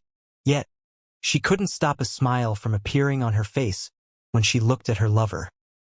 He is just happy that he is on my stage now. The trio conversed as if there wasn't a powerhouse threatening to unleash another sea of flames right next to them. Of course, they were buying as much time as they could so that Chasing Demon could come in their help. Still, Ravaging Demon was letting them act as they pleased since he had already done his math. He had time to launch another attack. Chasing Demon was probably already on his way to those lands, but he wouldn't be able to stop the next flame even if he flew at full speed. Ravaging Demon could take a few seconds to study the air of his master and see how he interacted with his old companions. Also, seeing that Noah was still able to talk so casually made him interested in Snore and his body. According to his calculations, the first sea of flame would have left Noah in a nigh-dead state. Ravaging Demon had planned to burn most of his body and Danteon with that attack and save only his mental sphere since it contained the divine deduction technique. However, Noah had come out from the debris on his own, and half of his body was almost intact. Also, the various nutrients that he had used were healing him quickly. Ravaging Demon could even see his tissues growing with his bare eyes. "You aren't bad at all," Ravaging Demon said while the trio kept bickering. Noah and the two demons became silent when they heard those words and started to use mental messages to communicate. They had always known that wasting time wouldn't work against such a canny existence, but it didn't hurt to try their chances. Still, now they had to prepare an actual battle tactic, and the fact that they were against a cultivator in the 6th rank didn't leave them many approaches available. "Can we defeat him?" Noah asked through a mental message directed to both demons. "We can only try," Dreaming Demon answered using the same method. "I can weaken his connection with the spell with the divine item, but that will require all my concentration. I can hold back the flames for a breath of time," Flying Demon added. "The individuality of a god is incredible, but I can't do more due to my current power. You will have to exploit that chance on your own." "Not on his own." A 4th cultivator joined their mental conversation at that point. Elder Julia conveyed that message as she neared Noah and the two demons. She couldn't leave the 3 of them when their opponent was a powerhouse. "I'm counting on that breath of time." A 5th voice joined the mental conversation. Elder Regina flew toward the group of the Hive 2 and prepared her most potent spell as she tried to ignore the blood companion. Ravaging Demon had said that he wouldn't target the council in that battle, but his words meant nothing to Elder Regina. Nothing would stop him from turning toward his old allies once he had seized Noah, so she had better chances of surviving if she worked together with the Hive. The assets of the Elbas family didn't move and remained behind the protection of the ice giant. June was among them, and she used all her focus to suppress her worry for Noah. She had understood a bit more about the secret pacts of her organization. She didn't know about Ravaging Demon's betrayal, but she had seen how Andrew Elbas had activated his defensive item before the flames even began to spread. However, June was stuck in that situation with the other royals. It was evident from their expressions that some didn't know about the arrival of the demon either. Still, she couldn't act as she wished there. Andrew would prevent her from leaving even if she wanted to blow her cover. "You can't defeat me no matter how many ants join you," Ravaging Demon said as he saw the cultivators coming in Noah's help. "Just go for it then," Noah said with a metal message as he nodded toward Dreaming Demon. "I'll use something that might go through the flames." As he said that, black clouds accumulated in the sky, and strands of corrosive smoke started to come out of his body. Then, sparks crackled on Snore's horns. The corrosive smoke of Noah's demonic form spread over Snore's body, and the crackling noise of the sparks running through its horns intensified. A scaled armor appeared over his body too, and it filled his missing pieces of flesh with its dangerous gas. The black clouds gathering in the sky didn't carry heaven and earth's aura, nor had lightning bolts running through their surface. The world had reacted to the appearance of Noah's sparks since they resembled those used during the Heaven Tribulation. Elder Regina and Elder Julia prepared their attacks too. A series of brown worm-like puppets formed in front of the leader from the council, and countless wind slashes began to rage behind the elder of the Hive. Dreaming Demon took a sip from her bottle at that point. The divine liquid entered her body and enhanced the power of her sea of consciousness. Her eyes started to exude a pink radiance too as the miraculous item showed its effects. "Are you ready?" Ravaging Demon asked in a mocking tone. He had waited for his opponents to prepare all their attacks because he felt the need to prove that he was worthy of the 6th rank. After all, the demon's words were on point. Ravaging Demon didn't manage to reach the 6th rank on his own, even if he had done everything in his power to seize as many benefits as possible. Betraying his master and the demon sex wasn't enough, and even obtaining Divine Elder Tabitha didn't help his cultivation journey. Instead, Divine Demon's weakest student had managed to reach the last stage of the heroic ranks on his own, surpassing Ravaging Demon by more than a century. Ravaging Demon took that event as an insult to his individuality. In his mind, he was the only cultivator worthy of being called demon. So, he had to prove that he was superior to the cultivators that still followed Divine Demon's teachings. He had to show to the world that his betrayal was the right choice. Ravaging Demon didn't wait for an answer at that time. A tremor swept the small flame in his hand before it expanded at high speed in every direction. Noah and the others couldn't react in time to the spreading of the flames. The speed of a spell in the 6th rank wasn't something that their eyes and mind could see, especially when they were so close to Ravaging Demon. However, the divine item was enhancing Dreaming Demon's mind. It made her able to sense the incoming attack and to interfere with it.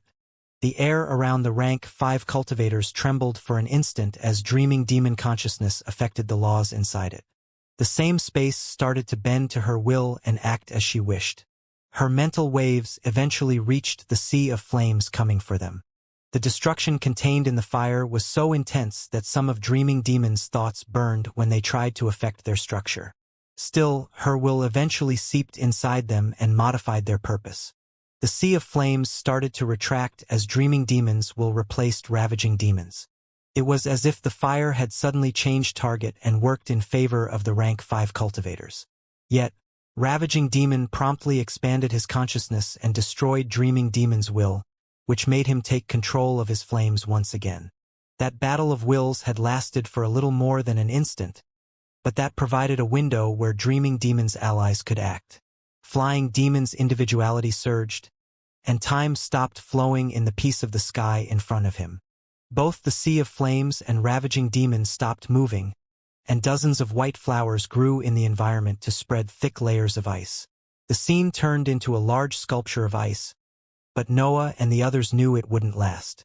Flying Demon had been able to stop the powerhouse only because he had exploited the moment when Ravaging Demon focused on his flames. When time stopped flowing for Ravaging Demon, and his flames, Noah, Elder Julia, and Elder Regina unleashed their attacks. The earth puppets and the storm of wind slashes shot forward to crash on the flames frozen in place. The crackling of the sparks running through Snor's horns intensified and created a sphere made of black lighting right above its head before releasing a dense bolt that had the vague shape of a sword. Black smoke covered the sword-like lighting too, increasing its speed and adding corrosive properties to its form. The 3 attacks had the power of the solid stage of the 5th rank, and they were even above the average of what cultivators on that level could launch. That matter wasn't too surprising when it came to the 2 elders since they had used their strongest spells, but it was astonishing when considering Noah's level. Elder Regina wanted to avoid studying the power of the Blood Companion since she was working with the Hive at the moment. Her idea was to remain polite and ignore the battle prowess of the Demon Prince. Yet, she couldn't help but feel surprised when she saw that Snor was capable of such might. Noah using lightning bolts that resembled a heaven tribulation made her even more astonished. The Blood Companion alone appeared to be a remarkable creature. A strange matter made its body, and its physical features belonged to different magical beasts. Elder Regina was sure that Noah had built the creature. Something like that couldn't exist in nature, mostly since its power was hard to evaluate. Snor radiated the aura of a magical beast in the upper tier of the 5th rank, but any expert would place it far higher in the food chain when looking at it. The 3 attacks slammed on the Sea of Flames and began to pierce it to reach Ravaging Demon's motionless figure. The demon's attacks had weakened the power of the fire by a lot, but the 3 spells still struggled to move through the frozen flames. That was only normal. The powerhouses wouldn't be so exceptional if a few rank 5 cultivators could defeat them when working together. Even one at the bottom of the 6th rank, like Ravaging Demon, was on a completely different league when it came to sheer power. The worm-like puppets were the first to stop. Elder Regina's attacks had good piercing properties, but they required time to put them into use. Ravaging Demon would regain his ability to move soon. She couldn't rely on that skill. The Elder decided to make the puppets explode as soon as they met their first hurdle, and their detonation opened a small path where the lightning bolt and the storm of wind slashes could proceed further. The next one to give up was Elder Julia. Her attacks were frail and struggled to survive inside that scorching sea. The wind slashes couldn't stay for long in that environment, even with the ice suppressing the intense destruction radiated by the flames. Elder Julia could only condense all her slashes into a small spot to open a path for the fuming lightning bolt. Noah's attack was dense, and it carried the intrinsic piercing properties of the lightning element. It was even a copy of the Heaven Tribulation, which made it one of the strongest kinds of lightning bolts in the world. Also, Snor's horns had condensed the black sparks to make it more potent. The black smoke radiated by the lightning bolt improved its already high piercing ability, and the spells of the elders left a path where it could pass without wasting too much energy. It had to clash with the flames multiple times, but it still managed to cross the entirety of the scorching sea to reach the figure at its center. A loud explosion followed the impact between Noah's attack and Ravaging Demon. The ice that was spreading in the area frozen in time shattered at that point, and a large cloud made of corrosive smoke enveloped the powerhouse. The sea of flames dispersed when it freed itself from Flying Demon's ice. The rank 5 cultivators didn't know if their offensive had worked, but they felt happy to see that they had survived Ravaging Demon's second flame. "Did you hit him?"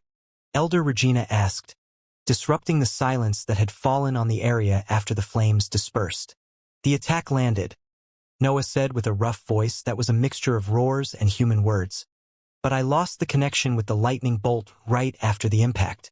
Elder Regina wanted to ask how a cultivator with a darkness aptitude could create a spell of the lightning element, but she suppressed her curiosity. That wasn't the right situation to investigate Noah's power. The group eventually turned toward Dreaming Demon, whose sea of consciousness was still under the effects of the pink liquid. The 4 of them could use their mental waves to investigate the area inside the black cloud too, but they didn't dare to expose themselves to a rank 6 cultivator. After all, Ravaging Demon had a sea of consciousness in the 6th rank.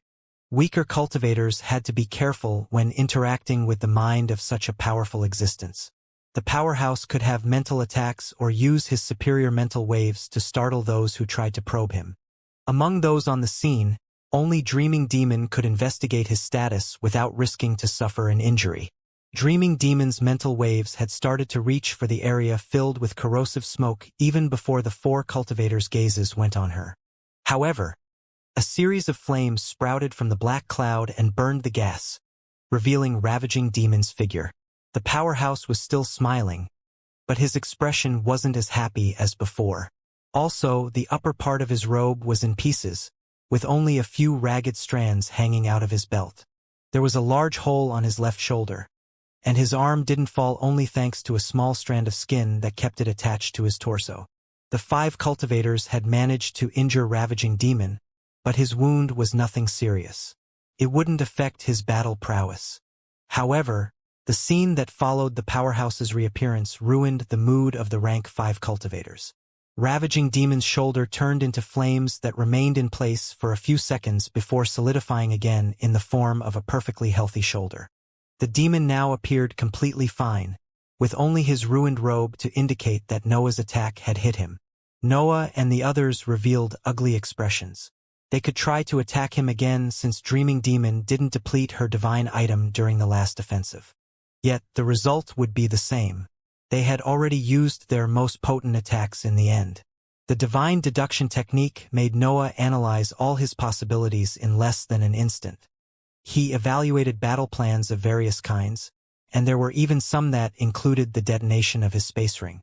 Nevertheless, all of them led to the same conclusion. Noah and his 4 allies would die as soon as Dreaming Demon used all her pink liquid. The demons and elders had similar thoughts. They considered and evaluated every battle plan that came to their minds. Still, there was no way out of that situation. The sheer power of a rank 6 cultivator made every trick pointless. The difference in their level was too large. I was too slow, Noah thought as he accepted that he could die in the following exchanges. I might have killed him if I were near the peak of the 5th rank. His mind sharpened as he thought that Noah was ready to die, but he would fight until the end. He would show to that old monster what he had managed to achieve in 200 years of relentless training. Still, Ravaging Demon didn't raise his palm like the last time. He didn't show to the rank 5 cultivators his 3rd flame. Instead, his gaze went on the sky to stare at something that Noah and the others couldn't even sense. A massive figure covered the sun at that point. The entirety of the Empire's domain went dark as something enormous cut off the sunlight. Noah and the others raised their heads, but a mountain fell in front of them, causing an earthquake to spread in the regions nearby. Massive cracks appeared on the ground. The falling mountain had avoided all the assets of the invaders that were still on the battlefield, but it hit Ravaging Demon, who didn't even try to move. Also, it created multiple clouds of dust after its impact with the ground, which blinded the cultivators on the scene. Noah wanted to investigate the cause of that sudden phenomenon, but a familiar aura soon spread in the environment. All the surviving members of the hive couldn't help but smile at that point since they knew that their patriarch had come. Everyone's gaze went on the sky, and astonishment spread among the various groups. The scene above them was too spectacular for them not to lose themselves in their amazement. There was a massive giant in the sky. It had a humanoid body and facial features that vaguely resembled Chasing Demon. The Titan carried a mountain in its right palm, while the other was still stretched toward the ground. Chasing Demon sat on the giant's shoulder. His gaze went on the surviving cultivators of the hive for a short second before focusing on the spot where the mountain had hit Ravaging Demon. Ravaging Demon's laughter echoed through the battlefield at that point, and flames spread from the mountain that had just fallen, turning it into a pile of ashes that dispersed in the wind. His figure became visible again. There were multiple spots where his body was nothing more than a mass of flames, and even a corner of his head lacked its tissues. "You raised them well," Ravaging Demon said as he showed his arrogant smile once again. "They have managed to seize their only chance to survive. They won't have one the next time." Chasing Demon listened to his words but didn't answer. Instead, he controlled the Titan to launch the second mountain at him. Noah and the others retreated when they saw the massive Titan throwing the second mountain toward Ravaging Demon. They could finally escape now that Chasing Demon was here. As for who would win that battle, there was no doubt in the assets of the hive's minds. Ravaging Demon was only a newly advanced rank 6 cultivators who even a few experts in the 5th rank had managed to hit. Instead, Chasing Demon had lived for more than a century as a powerhouse. The patriarch of the hive was even in possession of the divine puppet retrieved in Chandal's separate dimension. The fact that he had reached the 6th rank on his own was proof of his superior talent too. The other assets of the hive retreated when they saw Noah and the elders flying on the other side of the destroyed defensive walls. The experts of the council did the same, and they stopped near the 5 who had fought the powerhouse. The hive and the council had formed a silent alliance in those short minutes. The fact that the Elbas family was probably working together with Ravaging Demon's factions made the two of them natural allies. Also, they were the organizations that had lost the most in Ravaging Demon's sudden attack. All their human cultivators and experts in the 4th rank were gone. They had suffered casualties even among those in the 5th rank. That loss could put the Elbas family directly at the peak of those mortal lands. The alliance between the hive and the council appeared mandatory in that situation. There was even the foundation for future cooperation. If Chasing Demon were to win, the royals would only have a rank 6 cultivator on their side. Annexing the remains of the Ravaging Demon sect wouldn't help the Elbas family take the spot of the strongest organization since it would have 2 powerful enemies near its borders. Without the protection of a god, that could only lead to a slow and constant suppression from the enemy forces. The royals would end up like the Chandal Empire, even if with fewer limitations. The assets of the Elbas family wanted to retreat too to avoid suffering from the shockwaves released in the battle between the 2 powerhouses. However, there was distrust in the experts of the hive and the council. Both sides didn't know if they would fight in that situation. Yet, they were bound to discuss once they grouped again, which could only lead to conflict. A pyre surged and destroyed the second mountain. Ravaging Demon appeared among the ashes and flames still lingering around him, but his body was in a poor state. Almost the entirety of his lower body had turned into flames, and the same went for half of his head. It was clear that he was using a powerful defensive spell, but the impacts with the mountains had affected him. Pieces of flesh replaced the flames after they condensed, but that process didn't happen on all his injuries. His head healed completely, but his lower body struggled to return to its original form. Only a leg reappeared, while the other was still in its fiery shape. This life, Ravaging Demon spoke as he glanced at the massive titan high in the sky. Does it come from her? How can a demon care so much for someone else? Chasing Demon didn't answer, but a faint trace of sorrow appeared on his expression. Yet, his memories didn't stop him from launching another attack. The titan started to descend, leaving the patriarch of the hive in the air. Its enormous body fell from the sky and picked up speed as it aimed for Ravaging Demon. A strong wind began to blow due to the movements of the puppet. Its body was so massive that its fall caused storms to spread through those destroyed regions. Its brown body slowly turned red as the friction with the air increased its temperature. In that status, the titan resembled a meteorite with a humanoid shape ready to kill any life form on the ground. The heroic assets on the scene showed worried expressions, and even Noah began to take steps back at that sight. The fall of the titan was akin to a natural catastrophe. There was a chance that the entire region wouldn't survive that attack. He was even injured. He had yet to absorb all the nutrients inside him, but they wouldn't be enough to heal his body completely. Noah needed to rest to stabilize himself, and facing such a mighty event could only worsen his condition. The royals retreated too at that point. It didn't matter if the council and the hive suspected them. Being too close to that battle would kill even the strongest cultivator among them. Escaping was their only chance to survive. No one could bother about starting a fight while something so dangerous was happening right next to them. The titan continued its descent as everyone evacuated the area. Then, when it touched the ground, a cloud of dust filled the entirety of the Empire's domain. The ground cracked and shook. Any life form in the area vanished as the shockwave spread. The mountains in the distance crumbled, and every building in the territories outside of the defensive walls fell apart, unable to withstand the immense power released in the impact. The shockwave hit Noah and the other escaping assets too, but they had been quick in their decision to retreat, and that force only made them reach a higher speed. Of course, the human cultivators and experts in the fourth rank of the Elbas family couldn't escape the range of its destruction. Some of them became nothing more than a bloody mass of flesh, while others felt their internal organs exploding due to the might of the impact. The rank 5 cultivators were fine though. The losses of the royals were still below those of the other organizations. Once the shockwave dispersed, the escaping assets stopped to analyze the outcome of the impact.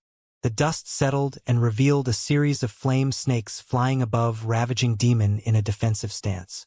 The giant stood above those creatures and limited itself to study them. The experts in the 5th rank immediately noticed that there was something wrong with the scene. They could accept that Ravaging Demon had managed to endure the 2 mountains, but the titan was on another level. His power could level entire nations. They couldn't believe that those flames belonged to Ravaging Demon. After all, Noah and the others had managed to hit him. He would have used the fiery snakes against them if they were part of his power. The answer to their doubts arrived quickly.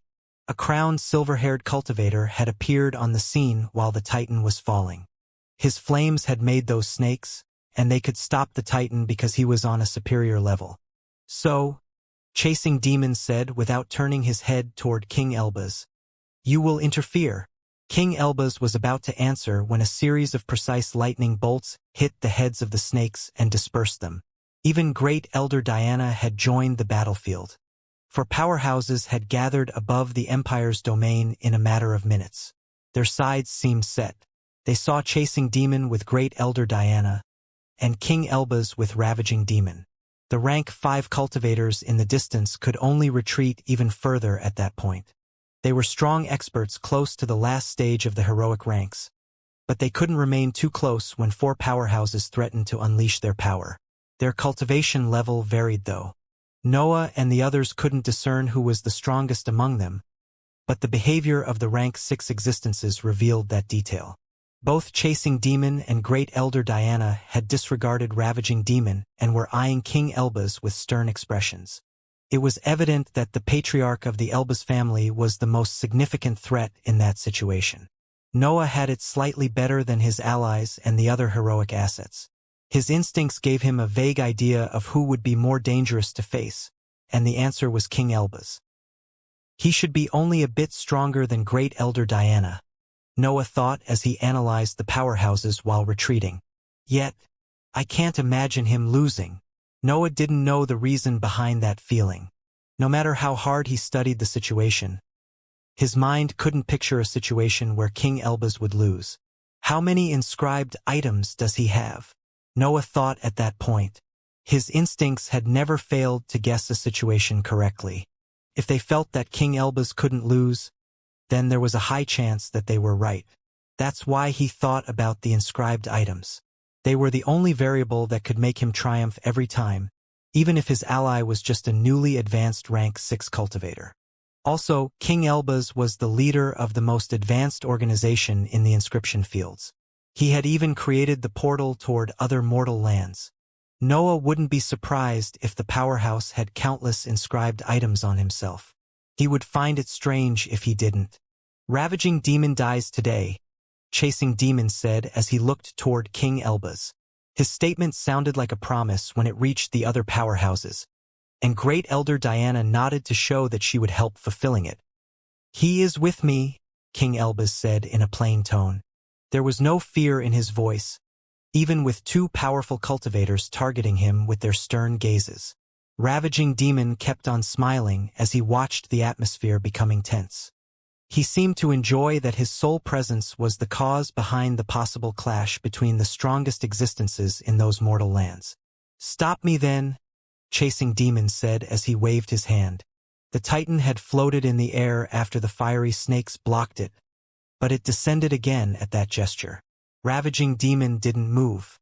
He was right under the Titan and stared with a fearless expression at the massive punch coming in his direction. The sole fist of the giant was as big as a mountain, and it created storms as it reached for the ground. King Elbaz sighed and pointed the giant with his right hand. A drop of blood came out of his index. It shot like a bullet toward the massive puppet that was about to punch the ground. The drop of blood took fire during its flight, turning into a fiery phoenix that released a shrill cry spread through the battlefield. The sound wave was so powerful that cracks appeared in the sky and forced the rank 5 cultivators in the distance to cover their ears. It even stopped the Titan's movements for an instant. The cry gave enough time to the phoenix to reach the Titan before it resumed moving. Still, a series of precise lightning bolts created a net that blocked the dive of the fiery bird. The Titan moved again and finished his attack, punching the ground where Ravaging Demon was standing. Due to the interruptions, the giant wasn't able to express its full power, but its punch created deep fissures nonetheless. However, flames soon spread from the cracks on the ground and gathered in the air to take Ravaging Demon's form once again. His body appeared fine at that time, but his complexion was pale. It seemed that he didn't heal but just recovered his original shape. Noah memorized every scene that he saw from the safe position reached during his retreat. The powerhouses were godlike creatures capable of destroying entire regions with a simple spell in his eyes. Also, they appeared incredibly hard to kill. Ravaging Demon was the weakest among them, but Chasing Demon could only hurt him with 3 attacks. The phoenix exploded into countless small flames at that point. They flew toward the empty spots in the net of lightning and tried to cross Great Elder Diana's blockage. Yet, small lightning bolts came out from the lightning bolts that made the net and aimed for the tiny flames. King Elbaz's spell didn't have any chance to survive under that attack, and all his flames vanished in a few seconds. The giant raised its humanoid head, and a crack appeared on the lower part of its face to take the form of a mouth. From Ravaging Demon's point of view, it was as if a massive cliff was forming right under him. A series of small puppets came out of Titan's mouth. They were smaller versions of the giant and were only twice a human size. Yet, they had darker bodies, which signaled the presence of metallic features in their structure. Ravaging Demon saw 30 or so puppets rising in the air and trying to encircle him in a raw battle formation. Each one of them executed different battle styles, even if their movements were clunky. Still, they were puppets that radiated the power of the 6th rank. The demon could guess that they could explode to release their energy. Nevertheless, escaping from them wasn't an option, mostly since the net of lightning blocked the path above. Ravaging Demon decided to release his 3rd flame. A sea of fire expanded from his palm and engulfed both puppets and giants. A series of explosions followed the spreading of the flames. The puppets detonated when their bodies started to destabilize, and they created a storm of debris and metallic shards that raged inside the fire. The Titan straightened itself in the middle of the fiery sea. Ravaging Demon's fire didn't appear able to hurt it, and his flames only made its body turn red, since they increased its temperature. The sea eventually retracted, and an even paler Ravaging Demon reappeared.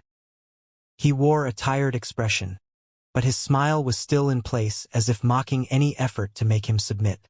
The giant raised its hand to grab him when he returned material, but King Elbas sighed again and used his finger to make a long wound on the back of his forearm.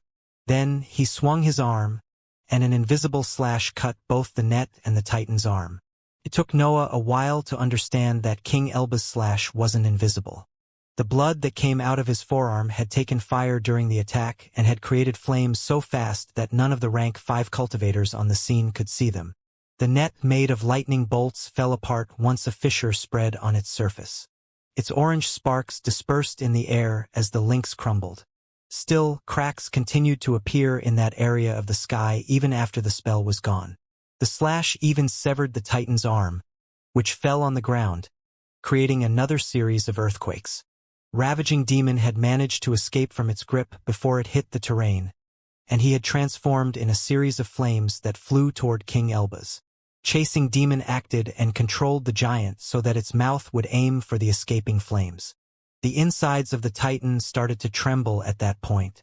A condensed shockwave came out of its mouth in the form of a low cry, which reached its target instantly. The trails of flames shook when the cry hit them. Most of them struggled to resist that attack only to disperse in the air. The fire that survived condensed into Ravaging Demon's figure, which had many missing body parts. Both his arms were nowhere to be seen, and he only had his left leg. Half of his waist had disappeared too, and all his injuries leaked massive quantities of blood even if his breath tried to close them. Also, no flames appeared to rebuild his missing parts. Ravaging Demon was bleeding for the first time since the beginning of the battle, and he didn't seem able to suppress his injuries. The offensive against him didn't stop there. Great Elder Diana pointed both her indices toward the wounded demon, and small sparks came out of them. That attack consisted of minute lightning bolts capable of flying even faster than King Elbas' slash. Holes appeared on Ravaging Demon's body as the lightning bolts hit him. The pressure caused by that relentless offensive forced him to perform evasive maneuvers. Still, they only managed to limit the amount of damage that the Patriarch of the Council could inflict. Those lightning bolts were too fast and small. Ravaging Demon couldn't dodge them even in his flame form, and King Elbas' attacks weren't precise enough to intercept that offensive. The Council and the Hive were finally gaining the upper hand in that battle. After all, they only wanted to secure the kill on Ravaging Demon in that situation. As for King Elbas, they could think of a way to deal with him in the future. However, King Elbas didn't want to lose his ally. Ravaging Demon was only a newly advanced rank 6 cultivator. Still, his sole presence could help him balance the political environment that was bound to appear once the factions returned to their homes. King Elbas sighed for the 3rd time, and an orb appeared next to him. The sphere emitted a multicolored light whose brightness flickered continuously. It could radiate the brightest white light before turning into a black radiance that obscured the area around it.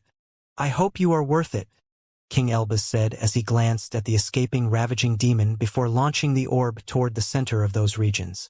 The light radiated by the sphere became unstable during its flight until it burst outward, enveloping the entirety of the battlefield with its chaotic aura. Great Elder Diana didn't think much about the orb at the beginning. King Elbas didn't throw it at her. so she continued to focus on the new powerhouse before it managed to escape. Yet, she started to lose control of her spells after the chaotic aura spread through the sky. She would still launch her attacks, but they became imprecise and messy when they tried to aim for Ravaging Demon. Great Elder Diana retracted her indices at that point and shot an angry glance at King Elbaz before shouting words that echoed through the entire area. "Since when did you study my individuality?"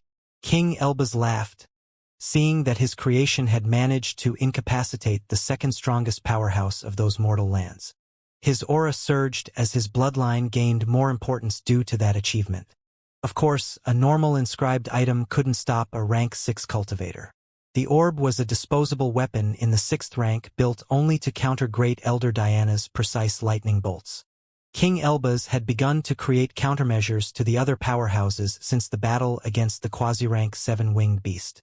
The data gathered in that fight had given him a clearer idea of the abilities of the other rank 6 cultivators and made it easier to create something that could weaken their individualities. Great Elder Diana's greatest strength was the precision of her lightning bolts.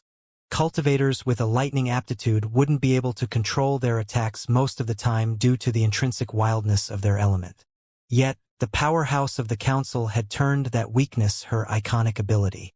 King Elbaz had built an item that unleashed a chaotic aura in the environment, creating an area where Great Elder Diana couldn't make use of her troublesome abilities. That chaos would affect even other cultivators, but they would apply harsher restrictions only on Diana's individuality. Ravaging Demon had never stopped moving, and he had continued to fly toward King Elbaz even during the detonation of the multicolored orb.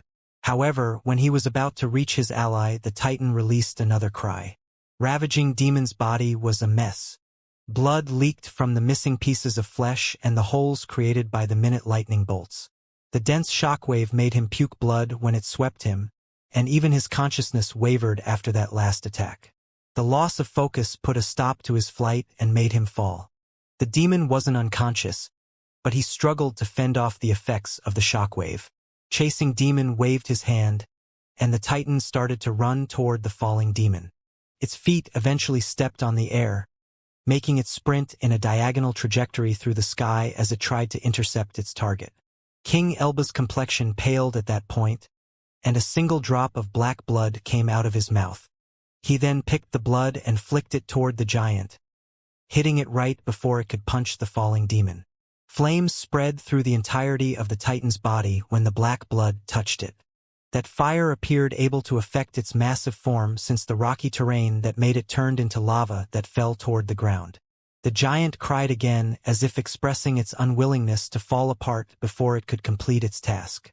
However, King Elbaz's flames were too powerful and liquefied its entire body before it could reach Ravaging Demon.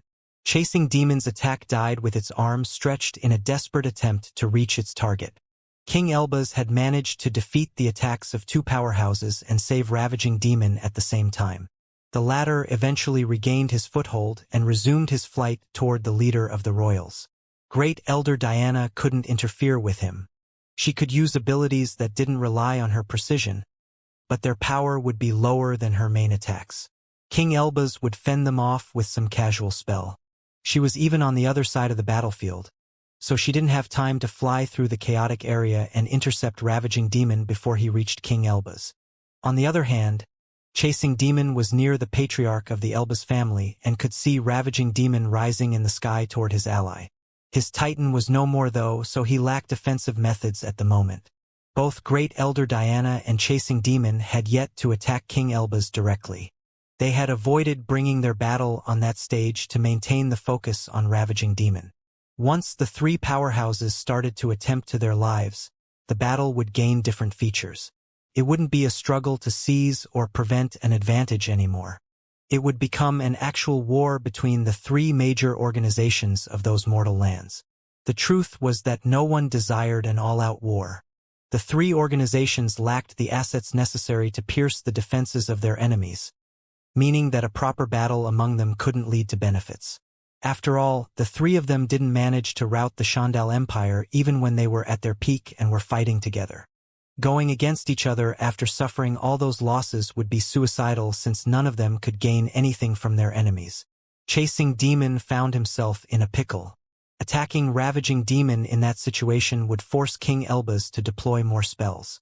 Instead, attacking the Patriarch of the Royals would take away his attention from his ally. That would create a window that Great Elder Diana could exploit, giving her more chances to finish Ravaging Demon. Yet, it would also start a war against the Elbaz family since it couldn't ignore a direct assault to its powerhouse. Countless thoughts surged inside Chasing Demon's mind as he looked at the flying, ravaging demon. The hatred for Charming Demon's death still burned inside him, but he had to consider other aspects due to his political status. The hive was flourishing under his rule, but it had just suffered huge losses. Bringing it into another war would be a poor decision, especially since it could seal an alliance with the council and suppress the Elbaz family. Also, the hive could execute secret plans against the Ravaging Demon sect in complete safety with the separate dimension. Obtaining the location of its assets wouldn't even be a problem since the council was bound to have countless reports about them. In the end, Chasing Demon thought about the inheritance of his master. His two old friends were improving, but they needed his protection to focus on their cultivation without worrying about the enemy forces. The same went for Noah, which Divine Demon had chosen personally. Chasing Demon could choose to pursue the approach that gave him the highest chance of success in his vengeance, or avoid war and focus Ravaging Demon with his attacks. The first option would put Noah and all the assets of the hive at risk, while the other would probably lead to the escape of his sworn enemy. A series of boulders appeared around the Patriarch of the hive. They morphed into tall puppets that had sharp claws instead of hands. They didn't have detailed facial features, but horizontal cracks spread on the lower part of their faces to form large mouths. The puppets began to fly in a straight line toward King Elbaz. They raised their claws while their insides trembled to charge a weaker version of the Titan's sound attack. King Elbaz's eyebrow arched at that sight. He felt that he had underestimated Chasing Demon's hatred when he saw that he had decided to attack him. He wasn't scared about those spells, but defending himself and saving Ravaging Demon at the same time would force him to waste another powerful inscribed item. Still, the puppets made a sharp turn and dived toward the rising Ravaging Demon as annoyance filled King Elbaz's mind and the blood flowing out of his forearm turned into flames. It turned out that Chasing Demon had decided to prioritize the hive over his revenge. Targeting King Elbaz had only been a distraction that had forced the latter to prepare a defensive spell. Ravaging Demon was a mess. His body was nearing a critical state, and his consciousness was still recovering from the Titan's cry. When he saw the puppets diving toward him, his expression turned ugly, and his smile finally disappeared from his face. Massive quantities of blood came out of his mouth as flames spurted from his injuries. It seemed that he was neglecting his state to turn himself into fire to avoid the incoming attack. Yet, the cracks on the puppets' heads spread at that point, and a series of dense shockwaves came out of them, engulfing Ravaging Demon with their tremors. The demon saw his flames falling apart, and the sound attack made his mental sphere struggle to maintain control over his breath.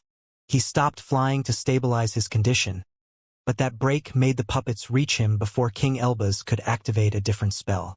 The puppets slashed with their claws, which fell apart once they pierced Ravaging Demon's skin. Their rocky limbs took fire when they came in contact with his insides, but they managed to inflict more injuries nonetheless. King Elbaz suppressed a curse when he saw that Ravaging Demon was risking his life. The puppets wouldn't be too dangerous in a normal situation, but his ally was already nearing his limit. The flames accumulated around him morphed to turn into small fiery birds that flew in Ravaging Demon's aid. They crashed with the puppets and made their bodies crumble. However, the destruction of the rocky constructs released the energy that they contained. A series of explosions swept Ravaging Demon, engulfing his form into a cloud made of dust and rocky debris. King Elbaz could only dive toward his ally at that point, and flames burned the entirety of the cloud when he reached it. Once the cloud was no more, everyone on the battlefield could see an unconscious Ravaging Demon floating in the air with his body filled by ugly wounds. Great Elder Diana and Chasing Demon prepared other spells while King Elbaz analyzed the unconscious demon. The latter was alive, but it was so weak that his figure barely emitted any aura. King Elbaz took out a large orb from his space ring at that point, which sucked ravaging demon in its insides before exploding, filling the sky with a bright white light. When the light dispersed, a pale and conscious ravaging demon was standing right next to the powerhouse of the Elba's family.